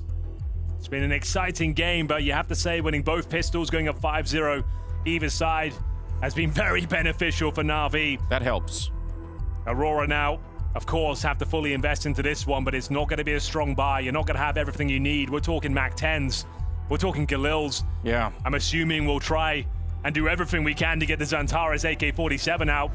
He's currently 13 and 14 after a slow start. Found out there by Wonderful. Yes. Yes, they did. If it keeps happening, maybe stop picking it yourself. Yeah. Don't understand the language. understand the words anyway. Definitely. Yeah, so winning the pistol and winning the first rifle rounds is a great plan. I'm surprised more teams don't do it, Henry. It is really got them ahead. It's a great strategy. Nice flash, boys. Easiest round you're going to have to close things out here. Do not let them back in the game. Major's here very fast. He ran here. Oh, the smoke is up. I was going to say, it'd be fun to see him just try and test it right away and see if they're not going to be ready. Xantaras has gone down again at the beginning, so 4 kills away from Navi winning their opponent's map pick. The home ground for Aurora, has been for years now. MongolZ, he's going to get rid of Madja, and he's holding it so well. He's so accurate. 18 on MongolZ, but he does go down, and now the bomb's being planted. See if they're going to have some peace before the flank comes in from Imma. He's already, I don't think they realize, they're practically through the smoke. They've got to be careful. Wonderful. It's a clean shot taking him down, and Bacardi with a Mac 10 shot in the back of the head. And there we have it, Henry. 13-8 as Navi take away their opponent's map pick. Excellent work there. Really enjoyed that from Navi, bringing some fresh ideas to the table as well. Sure, they win both pistols, and sure, they get both conversions, but they had Xantares in their pocket in that first half. Alexi B dominating him towards middle. If you look at the stats, Anders, Xantares goes 2-7 in opening duels. He didn't necessarily have a bad game, but he was going down first. You could see the tilt personified there each and every time. It's a fantastic result there as Navi take the first map, and we got Nuke coming up next.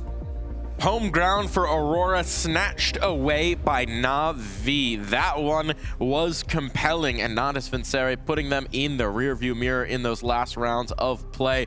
Jacob, that one was looking good. Yeah, that's a massive issue for Aurora in terms of winning this game, in terms of winning this series. Anubis was supposed to be their quote-unquote safe pick in this matchup, or at least the most likely map to go their way. Gotta give it to Navi, though. A very, very strong performance. Got off to a very strong start in the first half, then lost control of the game. I'll be honest, the T side wasn't really that impressive on the side of Navi. When you win pistol, you convert, and you only get away with 5 T rounds, losing 7 in a row. Not really that well, but CT side, holy moly, that was a shutdown and very well executed by Navi. Yeah, I mean, Aurora is supposed to be a specialist on this map. This is the map that propelled them in 2025 to their run of form, where it was almost like every series you go in with a 1-0 advantage. At worst, you can lose 2-1. So to see Navi come in, they're adding Anubis back into the pool, into their map pool, and they're doing...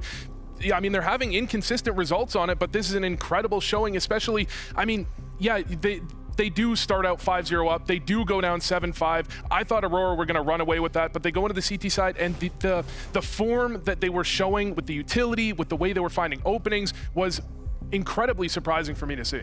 And this is, again, they had played it just last week, right, in that EPL final. This is the map that Aurora got off the line. It was only a 13-11, but you imagine Navi looked at that and said, okay, what went wrong? How could we change it? And now we see it in effect. Yeah, to be honest, I think Blade will look with the same approach to this game, because I very much agree. When you only get 5 rounds on the T side and you win and you convert pistol, that was not a great T side. So Blade can technically look at this game and be like, okay, we lost the first half.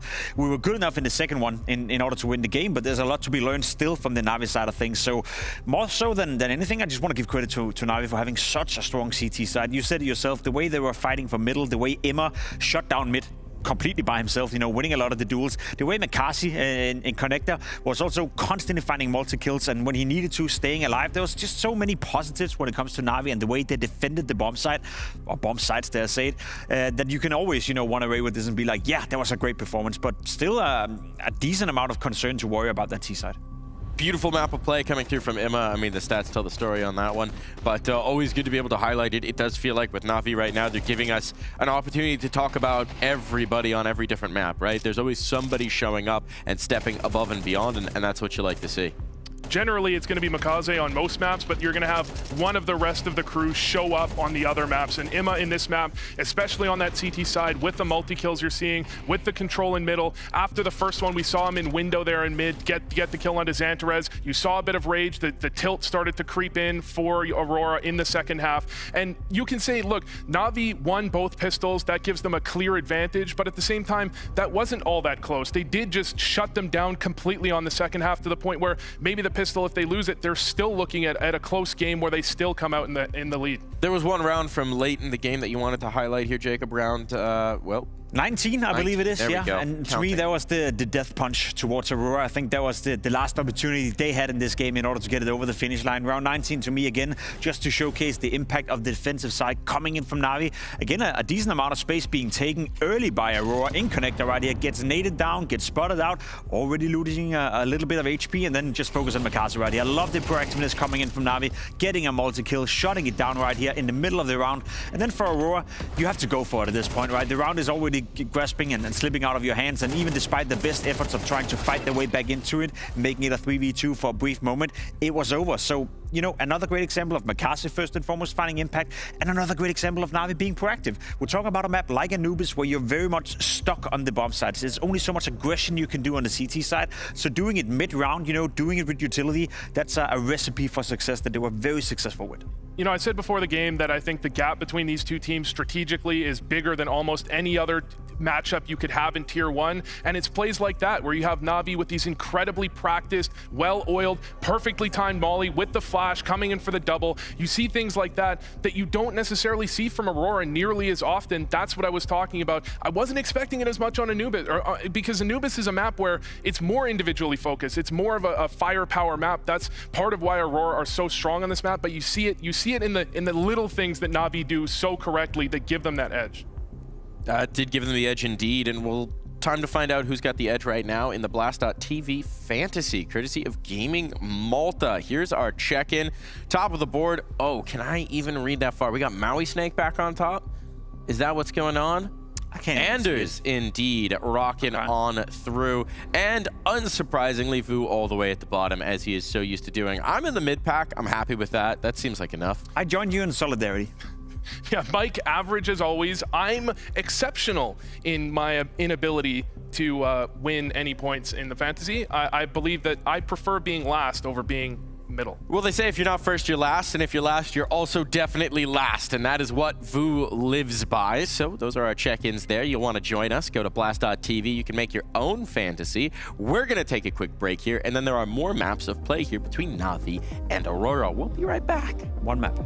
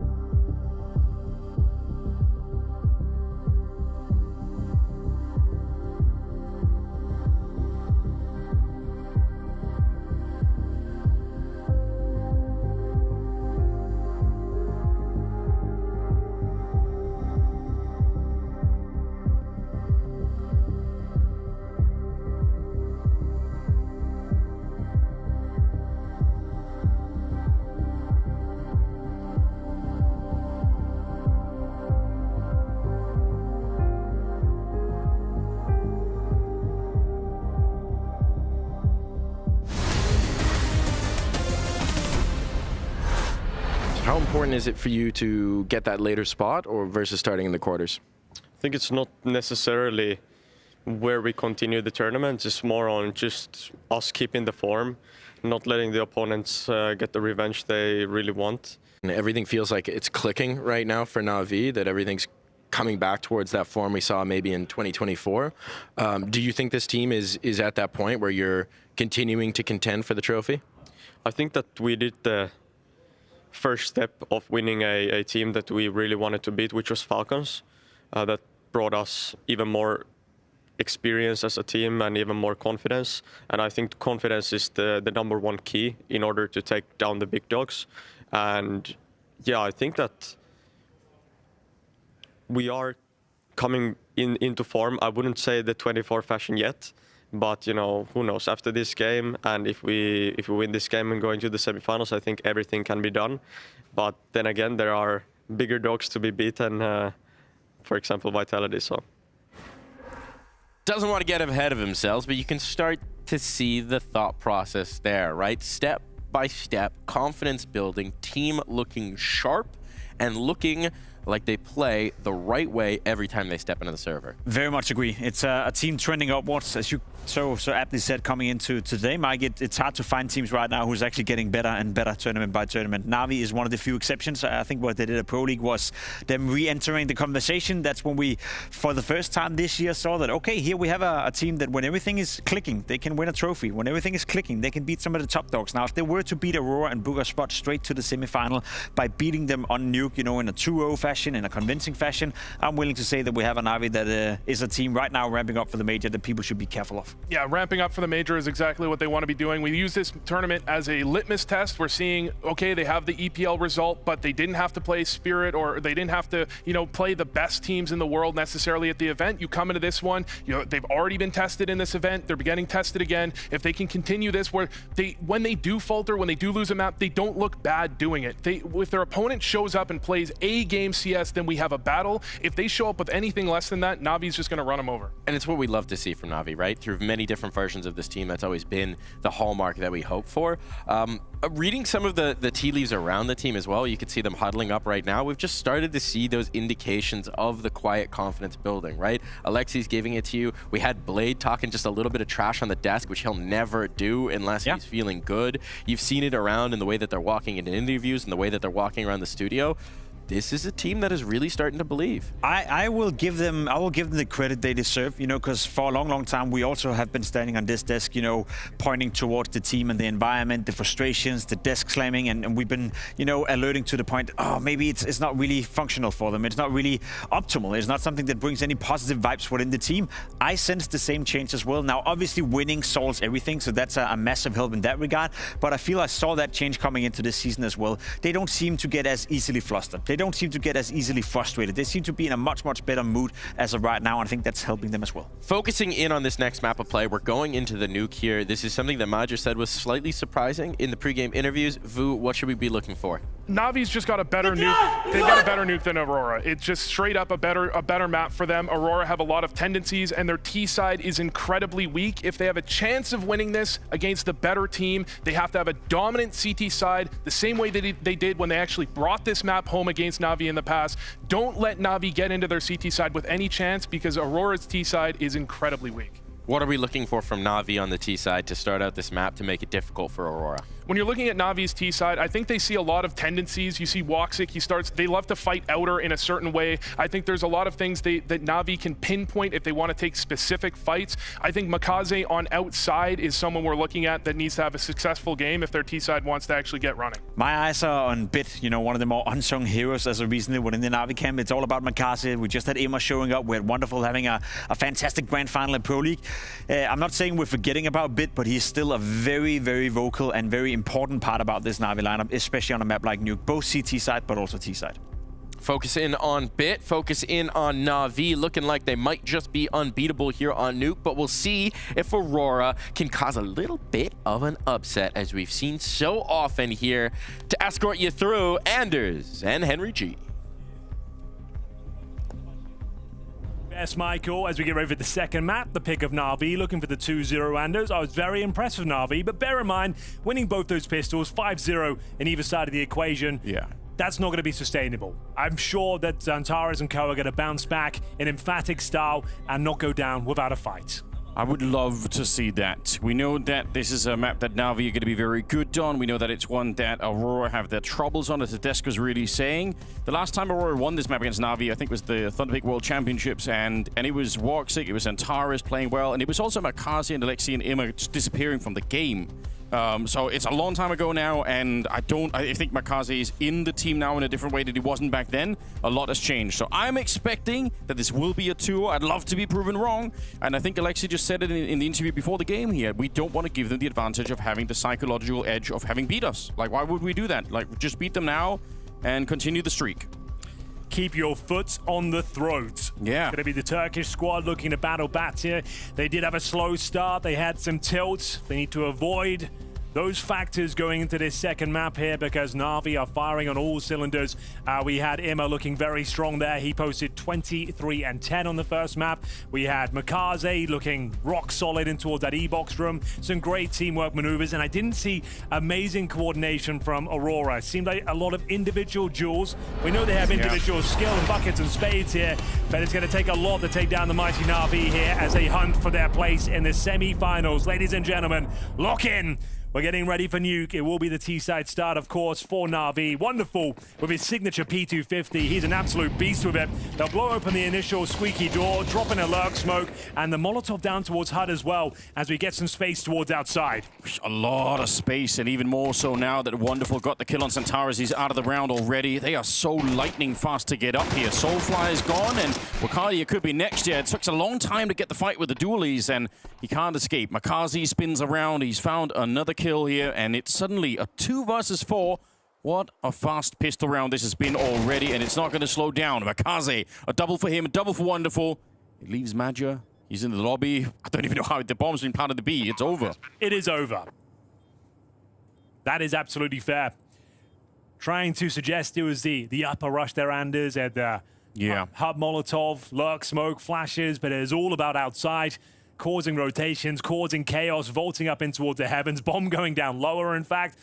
A lot of moving pieces there as will be NAVI having a very convincing win, barely taking any damage en route. So after all these years, Nuke is still my favorite map. Oh, I think it's most people's favorite. It should be. Yeah. Love Counter-Strike. This is where it's really at. And the reason for it is when they wrap around that far, it ended up being a B plant, but I think at any moment, NAVI could have pulled the trigger and went A instead. Like, it's so hard to read on the CT side what's happening at that point in time when you just lose control of the Ts that much. And it makes it fun. Another pistol victory for NAVI. Nothing really achieved there for Aurora. They don't farm much cash. They don't get many kills. We talked about that P250 of Wonderful. My God, is it good. Gets himself a couple down here. You can see why they give it to him each and every time. MongolZ up towards the heavens, sending Woxic down to hell. Oh, that's nice. That's wholesome. Yeah. Really good vibes. Love is in the air. Don't say that too often in the Counter-Strike world. We'll get into the force fight. Well, nearly enough. And it's going to be MongolZ. You can see why Alexi P loves him. Emma can't find the same sort of opener. Does some damage towards Wakadia, but a 4-on-4 for now. They know where Zantares is, I should say. Excuse me. Wonderful will find him. 5-7. A chance to get a couple of kills here. Only good for the one. And a 3 versus 2. Round not done. These MP9s can cause a lot of damage if they're up close and personal. They got the bomb. They're kind of all grouped up, so NAVI playing together as a team right now is probably a really good idea. Chance to give over an AK if they run into Wonderful because he's so low on health already. Even with the man leads, a kind of a complicated round here for NAVI. There we go. Wonderful's dead. He can't pick up the AK immediately, but there's a Mac 10 on Alexi. Oh, this would be very interesting. Like I said, Aurora, they want to dodge having that 0-5 start like they did on the other map. This time, they want to get back in early. A good chance. Madja, he's really putting the pressure on here. Might allow Wakadia to get up the ladder, but it's not going to be easy. He's climbed up. They're right down below, and now he's putting on a lot of pressure. He flashed himself, though. Oh. We don't love to see that. It was a nice idea. He had the pounds there. He was looking for the element of surprise. You know his teammate's about to go down, hoping he could just isolate a 1v1 fight. It's a bit unfortunate. Not the prettiest maneuver, but Had he not have flashed himself, maybe he gets that kill, secures the round. Could have really been something. We are going to see 2-0, another flying start here for NAVI. Now 3PL finals, you have to say they are the favorites coming into this one. What a beautiful shot that was from MongolZ. He gets himself a couple there. Yeah, flashing himself, not ideal. And it will be another eco here. It's going to be Wicardia going down early. Wonderful to crack things open. A river of flames engulfs the upper bomb sites. And unfortunately, we'll have to make do with the USP.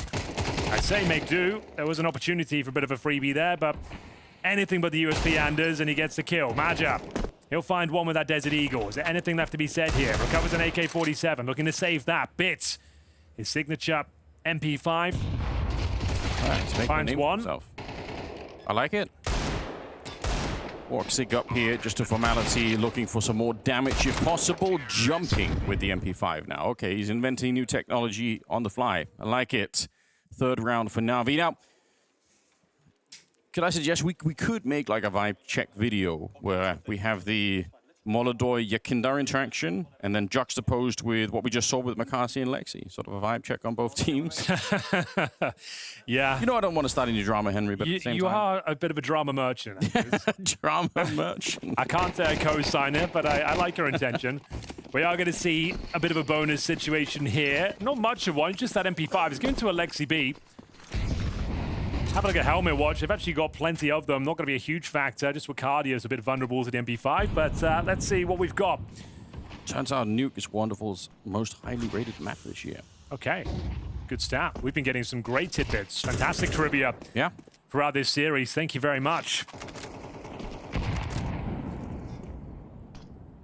Round number 4 here. You said we don't want to see Aurora go down 0-5. I mean, it's already a tough map for them to play against NAVI, but with that kind of a beginning like they had on Anubis, it was just too much to recover at the end of it, so get them into the game early. WOXIC, he's got that AWP. Did he find anything? He was smoked off in the yard, so they didn't really have a chance to shoot anyone there. They do have someone waiting down below. Wicardia, classic jump here to not expose yourself too much, but at the same time kind of see what's happening on the other side.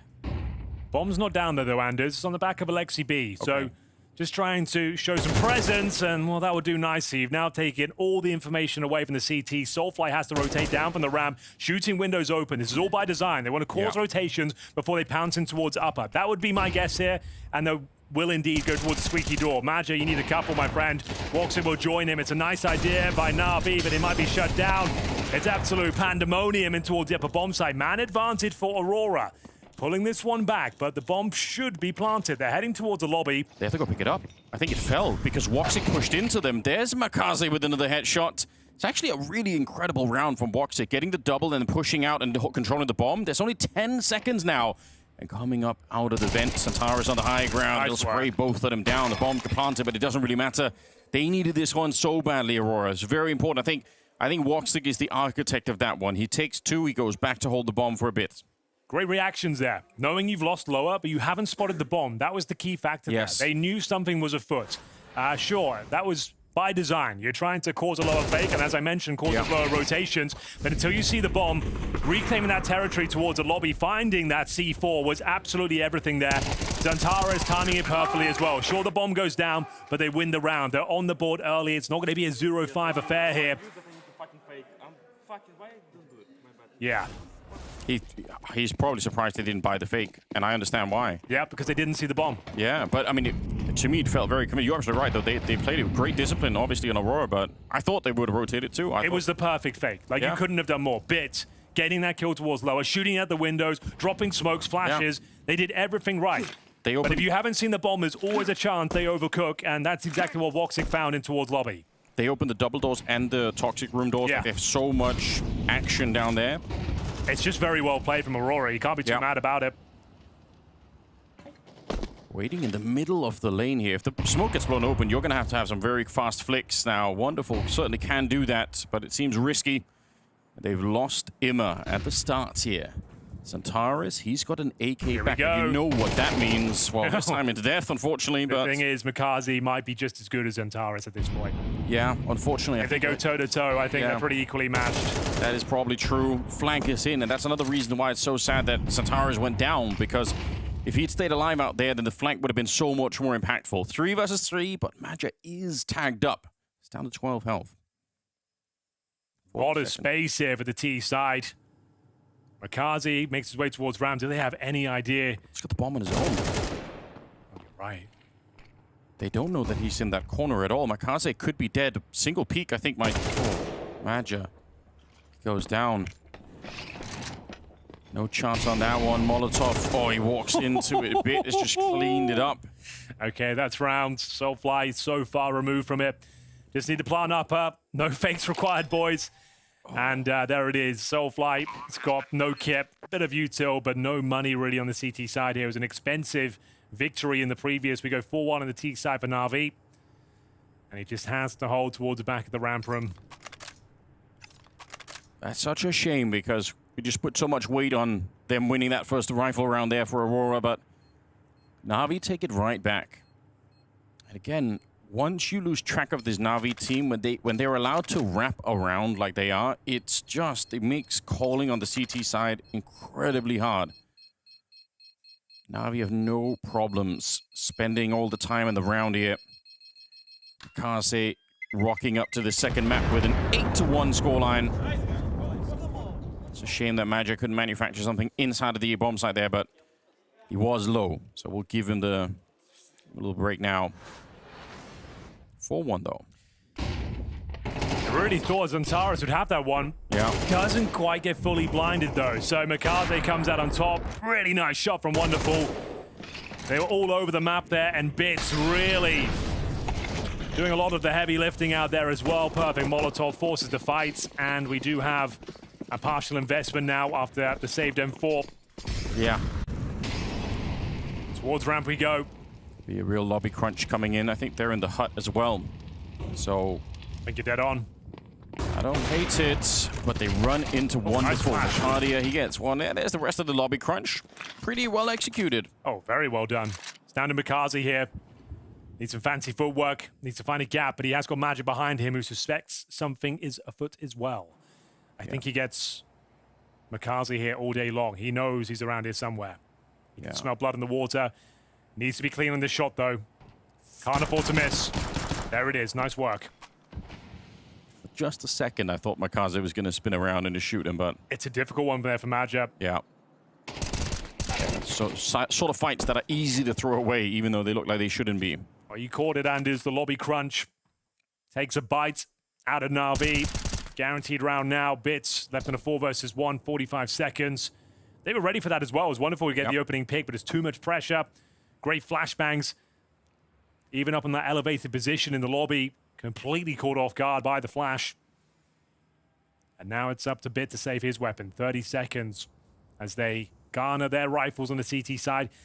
I would say you don't really want to hunt here. Like, sure, it'd be great if you can find him, which you might.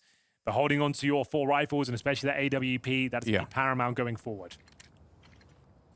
You're very likely going to need a lot of rounds on the CT side here. Yes. Run out of money, and that dream is not going to last long, so I fully agree. Let him keep his AK. It's all good. So, second round on the board. It's better start to the half than it was in Anubis. That's what the lobby crunch is all about. Yeah. Showing aggro, squeaky, hut, ramp. They've already killed one towards ramp. They have to alleviate the pressure, try and find the encroaching players. They turn around, and that's when Zantares strikes once again. And NAVI can't hold on. Didn't expect that sort of maneuver to come through. We'll take a tactical timeout. This one called by Blade. They saved the AK-47, but the money's pretty much busted. They're averaging $2,500 per player. Bit can drop one. He has 3K, right? So he could drop one AK-47. He already has utility. Yeah. That's what they're discussing right now. Do they want to go all in or have residual cash? They've already had a pretty decent start here. 4 rounds on the T side, early days. Don't necessarily have to spend everything. They could go for a partial and see whether a set-piece strategy, try and get the bomb planted, will bear some fruits. Don't know if this is fair enough, but I feel like the result from the first map, I don't necessarily read that much into it for the future. But honestly, if Aurora can beat NAVI on this map, I think that could have some implications for the map pool between these 2 teams going forward. I think that would be an interesting surprise. They do go all in. Bit does drop that AK-47 from MongolZ. So this, you would assume, will be something with a bit of pace behind it with the 2 Mac 10 Anders. That's a good point. You're thinking like an upper pounce. Something towards ramp potentially, but I would say the upper pop is very likely. Yeah, they've thrown down the early Molotov. Yeah. Here we go. For it. Snappy's out there somewhere licking his lips, thinking about this. He loves this. Through the fire they go onto the A-bomb side. Madja, though, it's a very powerful hold. He does take 2 of them down to begin with. 3 versus 4, and Soulfly traded out. He wanted to be there quick for the follow-up. Still some good pressure, honestly. Bit with the bomb in lobby. Wonderful, not that far away, I suppose, but what a play, Woxic. Is it necessary? I don't know, but it does look very good. Nice idea, but when you take that sort of tactical timeout, when you know the money's low, that really is the go-to strategy. Yeah. If I'm calling it, then of course Aurora are going to be aware of that prospect as well. They were more than ready for that sort of maneuver. It did feel like it. And I think they missed the pop flash as well. They didn't actually throw it, just to bounce it off the heart and it goes through. Doesn't blind your teammates. I don't think they even got it off. Didn't look like Madja was blind. Yeah, I think he had full vision there. We'll have a look, maybe I'm wrong. Yeah, I don't think there was a flash. So Madja, you can see. I've never heard you be wrong, Henry. That's a good point. But I don't think they landed the flash, and then Madja, yeah, just didn't even have to turn. He was more than ready to take those duels. He's very handy in the upper bomb site, in-game leaders normally are. Trying to find 1 or 2 kills, and that's going to shut down the finances for NAVI. Glocks, a Desert Eagle for Wonderful. That's where Aurora can really sink their teeth into this first half of the second map. Yeah, it's the beginning of a recovery. I do think they need a lot more rounds. Like, I'd love for them to get 7, maybe even 8 in this first half just to really feel ahead. But I think even at 7 rounds here on the CT side, it becomes a very interesting game once again. NAVI, they are going to be good. They're going to be good on the CT side as well. But NAVI could also feel some frustration, right? They had such a great start to this half, and they've kind of given some of that up now. Just to roll it back to EPL, this was the 3rd map of that best-of-5 grand final. NAVI took it 13-8. They only posted 5 rounds on their T side, and then went back to win it 8-1 on their CT half. Okay. So we're looking for like 5 would be great. We know their CT side is very strong for NAVI. Dust 2, the final map. NAVI also won that 13-9, posting 8 rounds on their CT side. We'll see if they can change what was just recent history. Quite a final it was too. Soulfly here. Easy cleanup. Don't really expect anything else. But Aurora started to compose themselves a bit more. They were a bit frustrated on Anubis, but I'm enjoying this now. See if they have any more tricks up their sleeves here on the NAVI side of things, though. For the T side, still a lot of things that has gone unexplored. We haven't seen any really big ramp pushes. It's always the vent drop if you're feeling really excited about that B-bomb site. Early days here. Yeah. See what they've got up their sleeve. No wonderful AWP, but he's a very capable rifler as well. Lurk smoke's going in. Squeaky door's being blown open. And Wakadia looking to set the tone of this round. AK in hand, can't find the double. Significant damage. But it will be bit to take him down there. 4-4. CTs trying to reclaim territory on the upper bomb site. Zantaras will come in through main. Re-smoke towards that squeaky area. Spamming through with his favorite weapon. In terms of outside control, I believe we have MongolZ just lurking. Yeah. Trying to find a pick. Smokes go down. Give him a bit of space. As you can see. They literally are the Henry G smokes, by the way. What can I say? Woxic, you feel like he's getting one here all day long. Big miss by his standards. Zantaras will maintain the man advantage here. Woxic in trouble now, but Soulfly there to pick up the pieces. What a buddy he was coming into that position. That's the kind of stuff where you could easily get hunted down if you're Woxic. Flashed, scrambling to get down the ramp. It's not good. Bit and Alexi, they don't have a lot of time. We saw one 2v4 yesterday on Nuke, one like this, and it was kind of spectacular, but it's unlikely. It's very unlikely. Well, that's a good start, though. Alexi, there's very no one clean. else down lower. Yeah, this is how you do it. You can definitely win this round, Anders. Do not discount them here. If Zantaras is too aggressive, could be a problem, but that aggression pays off. Cuts it down to size. He wants all the glory. He has got his teammates there with him, but you're down to a 2 versus 1. Comfortable in the end, and it will be Aurora taking the lead here, 5-4. Lost bonus building up, and with the bomb plant, money should be okay. We'll see what they're left with as the defuse comes in. They delay it a little bit to recover those AK-47s. Nice work from Soulfly. Like we said, a couple of misses there from WOXIC. He thought he'd nailed those shots. And aggression, of course, from the Terminator. A sophisticated killing machine. Yeah, and they have 2 people alive. They can save the AWP, they can save an AK to give to Santaris. Everyone's going to be happy on the CT side once again. But at least Navi made it a bit competitive in that last round. It's a 2v4, it's very hard to do anything with, of course. They actually saved 2 AKs, and then what? They buy the AWP instead? That's how much they wanted the extra AK on the CT side. Fair play. Speaking of which, we have Bits. Gonna try and be a hero here in round number 10. Aurora really starting to pull ahead now. He loves these sort of angles. Loves to open things up here. You can see why. Takes down the aforementioned AK-47. Smoke being popped open. He ain't done yet. Elevates himself on top of the hut. It's MongolZ leading the charge in towards Soulfly. Soulfly just needs to play for info here. 1 kill and drop. I would say get out of there right now. And that's what he's doing. You do not need to risk anymore. That's the key as the RAM player. It's not a bomb site. You do not have to overcommit. He loves it though, and he's doing a spectacular job. We'll take it. Maja working in tandem with Soulfly. Great play overall. Yeah. Very convincing finish. Gave them nothing to work with. I think it was Maja coming back that sort of changed their mind. They, all right, you know what? They might not expect this. It's pretty cool. Timeout called now. Navi not happy. Blade perhaps not happy in the back.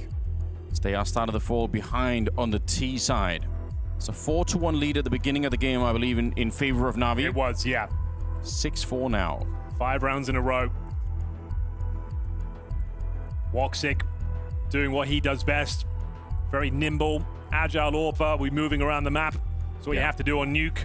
Kind of sit outside and get smoked off. You'll see him go towards ramp, heaven, squeaky door, huts. Looking for those openers. Yeah. His signature move, if you ask me, is when he goes aggressive towards ramp. That's my favorite time, when he actually gets up close towards the trophy room. Yeah. Those are the shots he always hits. Love the confidence from Soulfly to come back into the ramp room. As you mentioned, Maja backing him up, shutting it down before it got out of hand. And we have got another full buy here for Navi. Last 2 rounds here, number 11. AK still out in full force on the CT side. How do they change things up? Tactical timeout was called.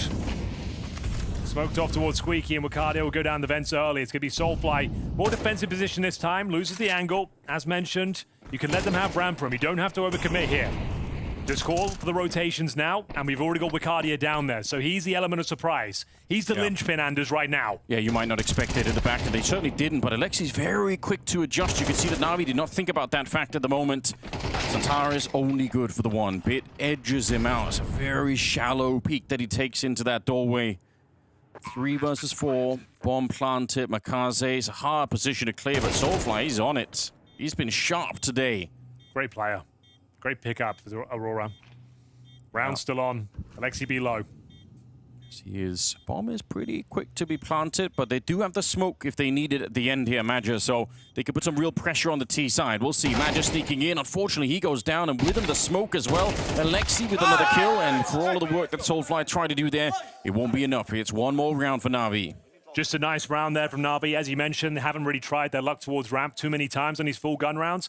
Aurora even expecting that. We had Wicardio go down lower early. Yeah. Defensive hold from Soulfly, just trying to get the information, allow them to go down towards lower. As I mentioned, though, Wicardio being the linchpin. And what I mean by that as well, he needs to have that element of surprise. He needs 2 kills. He needs to get himself in a very strong position. Didn't really get much done. And as soon as he goes down quickly, there's not really much you can do to recover that lower bomb site. There's the 5 rounds Navi were looking for. As you mentioned, in the best of 5 final, that's what they picked up. And they managed to have a wonderful CT side. Here's WOXIC again, aggressive of course towards our hut. Drops the incendiary, might go for a deeper angle.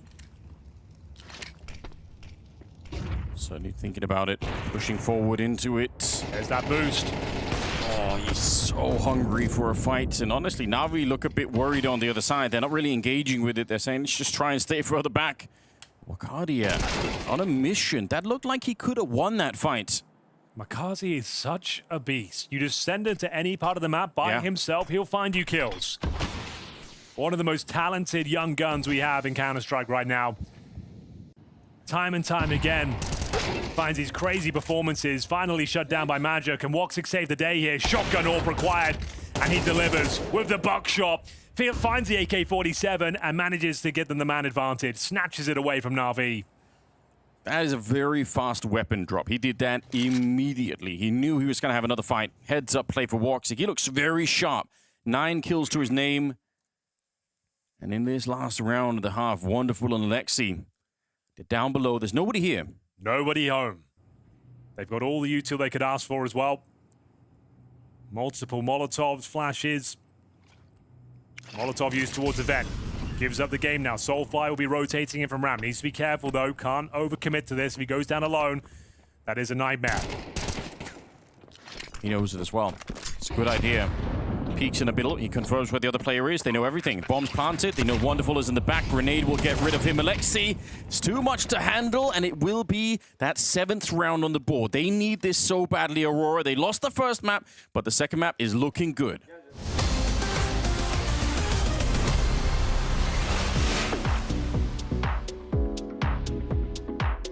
I think the team to watch is Falcons. They have been a team that can pressure Vitality on just pure firepower. But there's something going on when the game gets tight. If they can work out those issues, I think they're gonna be a very dangerous team to Vitality. I think it's gonna be foot. It's so good for CS to have a young, talented team like that blow up to the scene. I just think it's nice to have new names.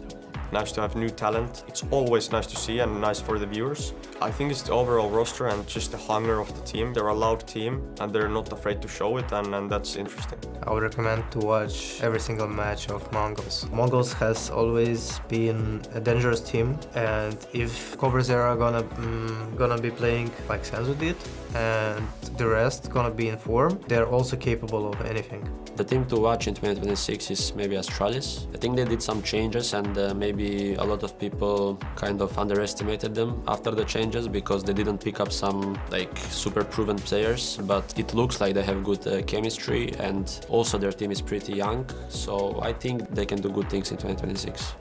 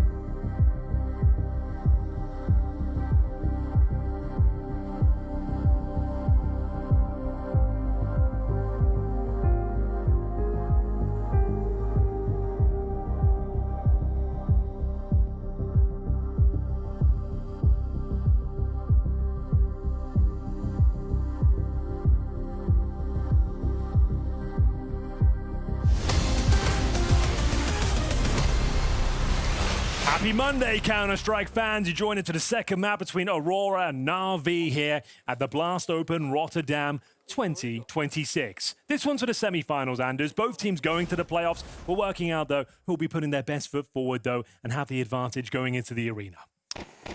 Looking like it was Navi all along, but I must say 7 rounds of the first half here is not a bad start for Aurora. If they can win a pistol round, that would be great. But if Navi can activate Imma, he had 1 kill in the first half. We do need more from him.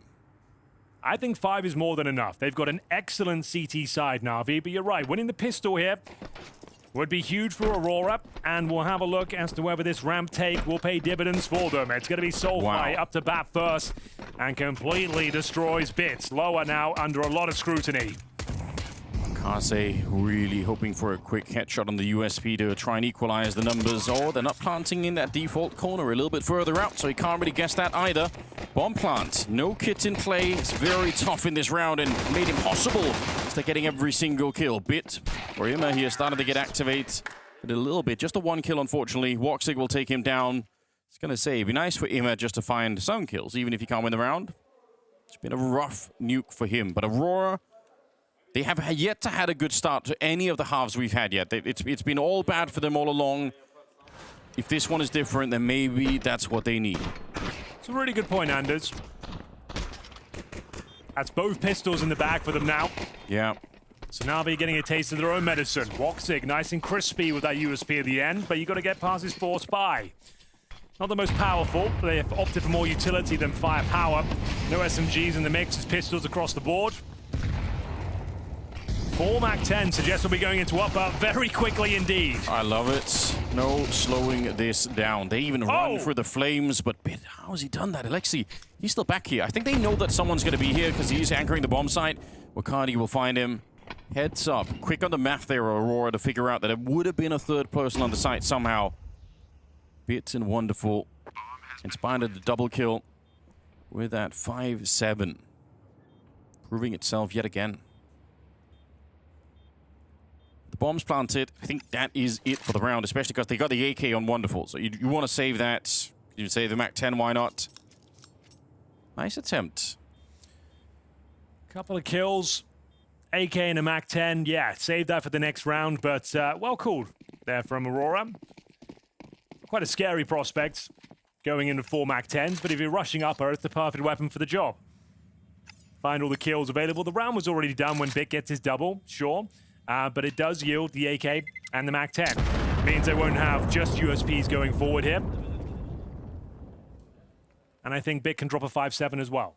So they'll have a couple of pistols, a couple of upgraded weapons. So just consider that fact. So yeah, Bit will drop his 5-7. Could still be dangerous then. Get everyone equipped. They even stole a Molotov. Ooh. I feel like it's an underrated thing. Those incendiaries on the CT side, they can be so useless at times. Oh, absolutely true. Molotov on the CT side, very effective. It's going to be deployed early. Deny that fast access towards outside, but they negate it. And early smokes go down. It's down to Wonderful. Finds opening kill. Spots one towards the silo. That was his opportunity. Can't quite connect. And we've already got players down towards lower. That's going to be Magia. A dream scenario. You're already causing confusion and chaos. Bits will rotate down with him. I guess you don't have to, but I appreciate Wonderful trying to make that AK work instead of hiding it somewhere in the back, like out finding those kills at the start. I like that. Eagle misses. Wonderful. Oh my god, he's clicking them away. A bullet for each, and they just hit the deck. Arcadia has taken 2 in return, unfortunately, and I think they lost a 3rd player in the meantime, but that was cinematic for Wonderful. He's going to get shut down this time, though. Arcadia has found 3. Bits alone. Still want to see the replay, though. That was gorgeous Counter-Strike for a second. Maybe one more kill available. Not going to happen. Another great call there on this T side from Aurora. Out of spawn. Magia down towards Secret with the set smokes. Causes a lot of chaos, causes rotations. Sure, some lovely shooting from Wonderful. Keeps them humble, but Arcadia finding the kills on the MAC-10. Farms a ton of cash. And it's a comfortable finish with 3 players surviving as well. This is where things get interesting, though. Be indicative as to whether the comeback is on. Navi looking for the 2-0, looking to book themselves a place in the semi-final here today. Bear in mind, that would mean they won't be playing until Saturday, Anders. That's true. Yeah, they get to take a little bit more of a break. Massive break, yeah. That's going to be a welcome. It's been a long couple of weeks. Tournament to tournament. A lot of best of 3s, best of 5s if you're NAVI as well. So to having 5 or 6 days off, that would be huge for both of these teams. They both played in the grand final. I think that's actually a really, really underrated point, yeah. They want any chance to restructure some of their game. Especially for Xantares with the health issues right now. Yeah. He probably could use the downtime. Yeah, they're battling for it here. They're 3 rounds away from taking Nuke. Like I said, I think that in itself would be a very interesting result. Maja is working the outside. Wonderful is holding this position pretty well. Gonna drop Soulfly next. We had the stat earlier that Wonderful was great on this map, his best map it seems, but he's living up to the hype at the moment. Yeah, there is still a lot of work to be done if you're Aurora right now. Sure, you've won both pistols, you're up 10-5, but this is Navi's specialty pick, and they are fantastic on the CT side, but there is a gap. The thing is, if he goes to shoot Wonderful here, then they know everything. Is it worth it to ignore Wonderful and go Heaven? He didn't even spot him. Well, then, there we go. Solves the problem, doesn't it? Because I was he might be able to get a double kill, especially if he can actually hit the shots. Oh, from Mini? I don't love it. I feel like he could have taken his time. Easier said than done when you're just observing the game, I suppose, but... Hang on. Oh. Yeah, you're right. Maja had a chance of resurrecting the round, but it's Wonderful, finding 3 kills in total.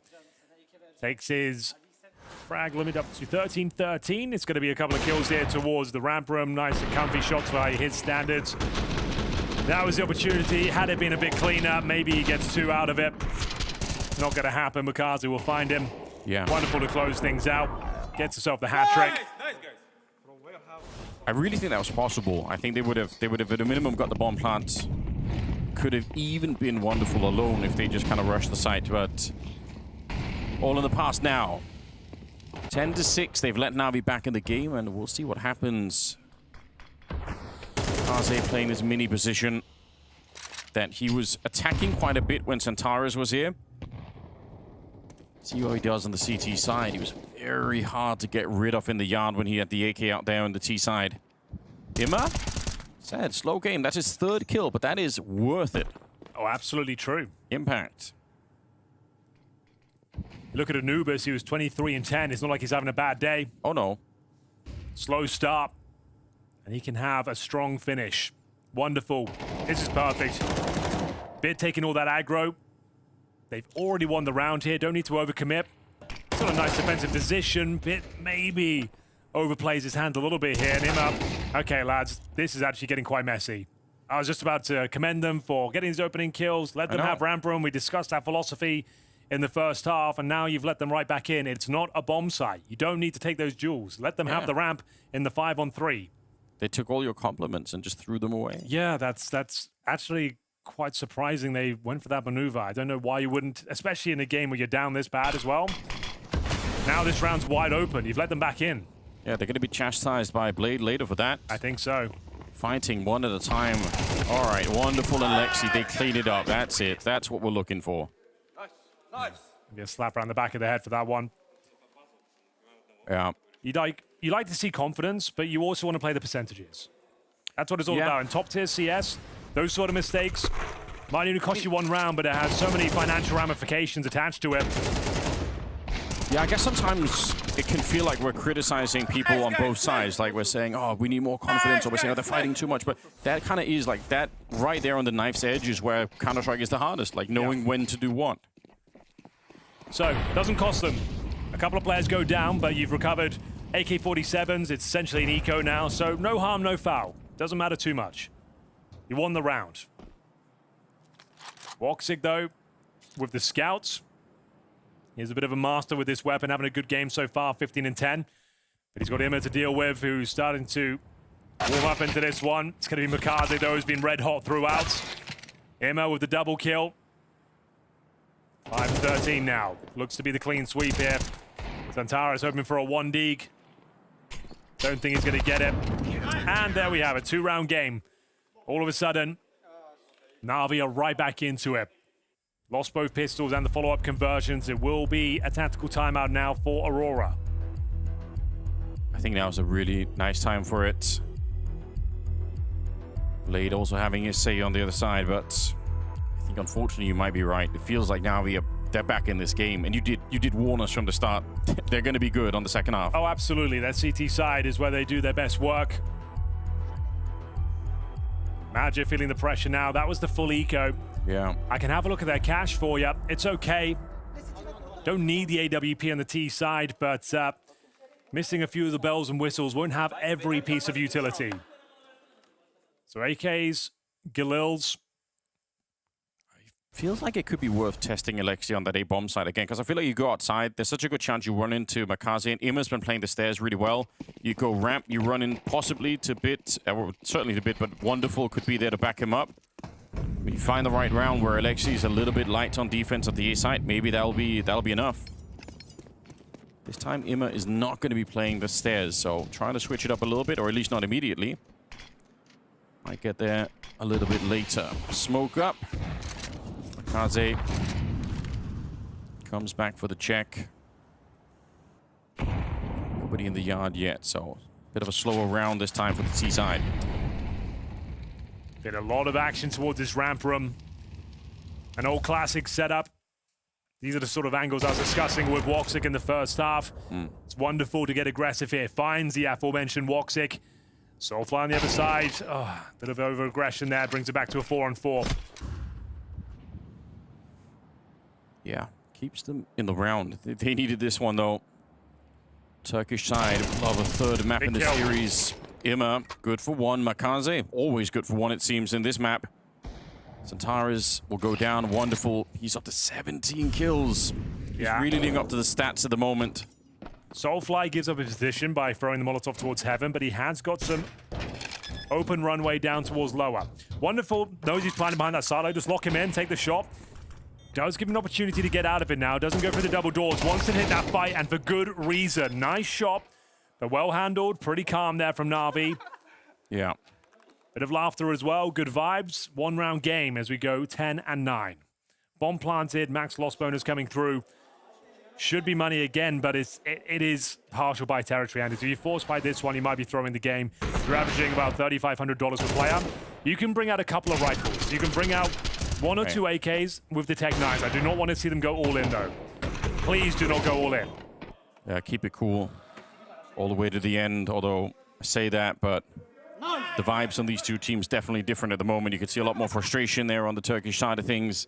So with this sort of buy that I'm hoping for, yeah, Tech 9s. Nice. This is where we see either outside wall of smoke trying to get 5 players down towards Secret, or you're pouncing in towards upper.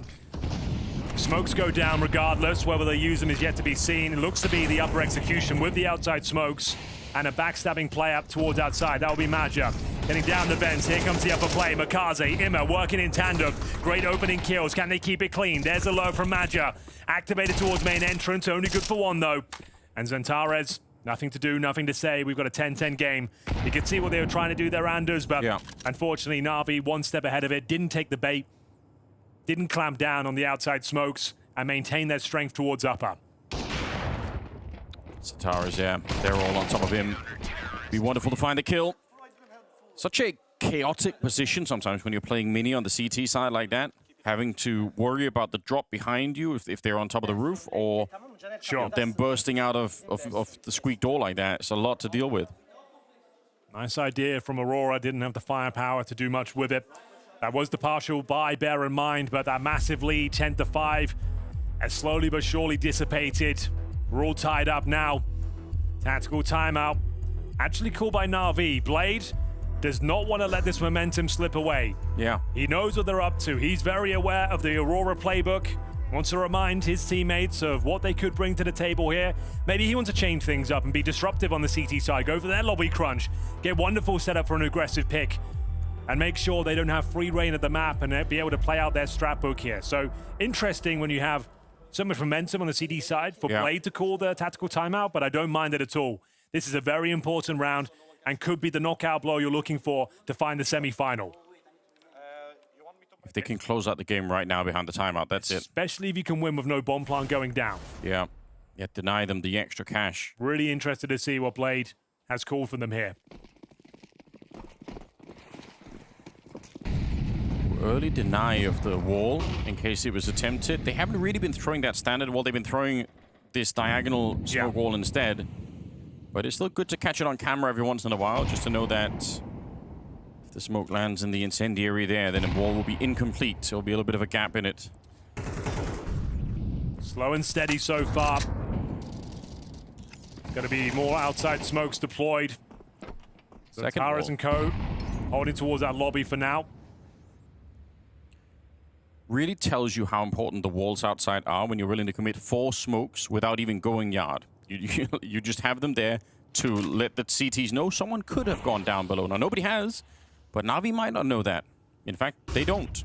I don't think they did a good job on the smokes. I think one of them had already cleared by the time they did the second wave, and they had full vision on the cross the entire time. So I'm just lying. I'm looking on I've got the radar here on my screen, and I'm pretty sure there was a gap the entire time that MongolZ could call, no one went down. Never heard you be wrong, Henry. I'm trusting you completely. They might know everything. They've certainly got the setup here with the bomb site. Spray is good on the first. He can't see a thing. The flashes overwhelming from the Turkish side. Drops down. He almost gets the spray. He can win this. He can indeed. He's got the AK in his hands. We know how hot he can be with it. 30 seconds on the clock, but MongolZ seems to be his nemesis right now. Yeah, you could see what they were trying to do there. The double wall of smokes, and as you mentioned, suggesting that players are making their way down towards secret, but I'm almost certain MongolZ had vision the entire time. No rotations down towards lower suggests that's exactly what happened. They had a solid upper hold here. Everyone ready and waiting to strike, and even a backstab coming in to close things out. Had they thought anyone was going down lower, that RAM player wouldn't be pushing lobby. Yeah, no, I think you put together the entire puzzle for us, Henry. Pretty much. Like, that's so significant, though. Very cool to catch, very educational moment for all involved. 22nd round. Navi just look like they're right back on top. Even Ima is having some fun in the game now. He's up to 8 kills, but he only had 1 in the entire first half. This could be massive from Ima. And he's get himself a couple to stay alive now. His teammates doing the heavy lifting. 10-5 down, looking for series point. It's 3 versus 1. Woxic with a mountain to climb here, hoping to find a headshot, but the backstab comes in. And Navi with the perfect half here on the CT side, losing both pistols, but all the gun rounds going in their favor. We mentioned the financial ramifications of the bomb does not go down, and that's happened once again. Yeah. Series points, and now you have to enter with $3,400 per player. Ima couldn't have done a better job here. Buys enough time for the rotation of the AWP to come through. Alexi B crushing from the lobby, and there we have it. 2 opportunities to close us out right here, right now. What a statement performance from them on the second half. Makes them look very scary again, because first half, I mean, it was good. 5 rounds, not bad at all on the T side. But they did look like they were a bit human for a second there, and now Aurora, they can't really grasp the game any longer, unfortunately. It's too much. Wonderful is hitting the shots. They can't go into MongolZ. He's fighting Centauros all over the place and winning those battles a lot. MongolZ gunning for his 2nd MVP medal. Definitely on track to do so if he can keep this level up. Could be the final round, ladies and gents. Navi looking destined for the semi-finals over in Rotterdam. Yeah. That'll be on Saturday. A lot of time for some R&R, retool, recover. And now you're up against, what, a MAC-10 and Galil's here. Barely any util. Yeah. Double HE into the wall there. Yeah, the back of winning the grand final in Stockholm and now coming in a step away from the grand final here if they can win in 1 more round. Looking good. And now the timing of these smokes do work. And now you will have to start sending rotations down towards lower eventually. Big damage from MongolZ. Ouch. Centauros makes his way down secret. If Major dies and they actually go investigate, there could be a bit of an issue. Bits can only get killed there, but he won't go forward any further. But they're aware that somebody could be coming down. Now they've confirmed it. What great work from Ima. Wonderful catch a Soulfly. It's all come apart at the seams here. Unfortunately for Aurora, it's a great start to nuke, but it will not be enough. Navi instead, they make the semi-finals here at Blast Rotterdam. You really can't poke any holes in that whatsoever, Anders. They won both pistols on Anubis. You thought that might be the saving grace, the reason why they won the map, but they lost both of them here on Nuke. They were down and out, 10-5 deficit, but another world-class showing from NAVI here on the CT side of Nuke. They post 7 rounds in a row and find that 2-0. And Blade, he takes that timeout at 10-10 when they won the round and basically says, that's it, we're winning from here on out, and they did. That's really good leadership. This team is looking so strong right now. Absolutely, and shout out to Wonderful as well. Been under a lot of scrutiny the last year. He gets 6-1 in opening duels. He finds himself 21 frags here on Nuke. It's a difficult map to operate on, but another star-studded performance from NAVI. They're on their way to the semi-finals. 8 rounds in a row to pick apart the attack of Aurora and secure the 2-0. Looking good for NAVI in this one, looking like a team that belongs in the semi-finals in Rotterdam. Clinical performance coming in for NAVI. Sure, they were struggling a little bit in the first part of the Nuke game, but apart from that, go on a streak, CT side, shutting it down. Looks like NAVI is back to the best. And this man joining us here on the desk, we got Alexi B coming on in. Those 8 rounds in a row, just dismantling the attack coming through from Aurora. Well, what went into that for you? We just said it's only fair that we didn't win all the pistols, so they can win the pistol and the anti-force just to, you know, make the game fair and square. And after that, I think after we got those 2 first buy rounds, we were in cruise control. I think we were reading a lot of the situations correct. We were stacking the right places they were attacking. So overall, just a massively good city from us.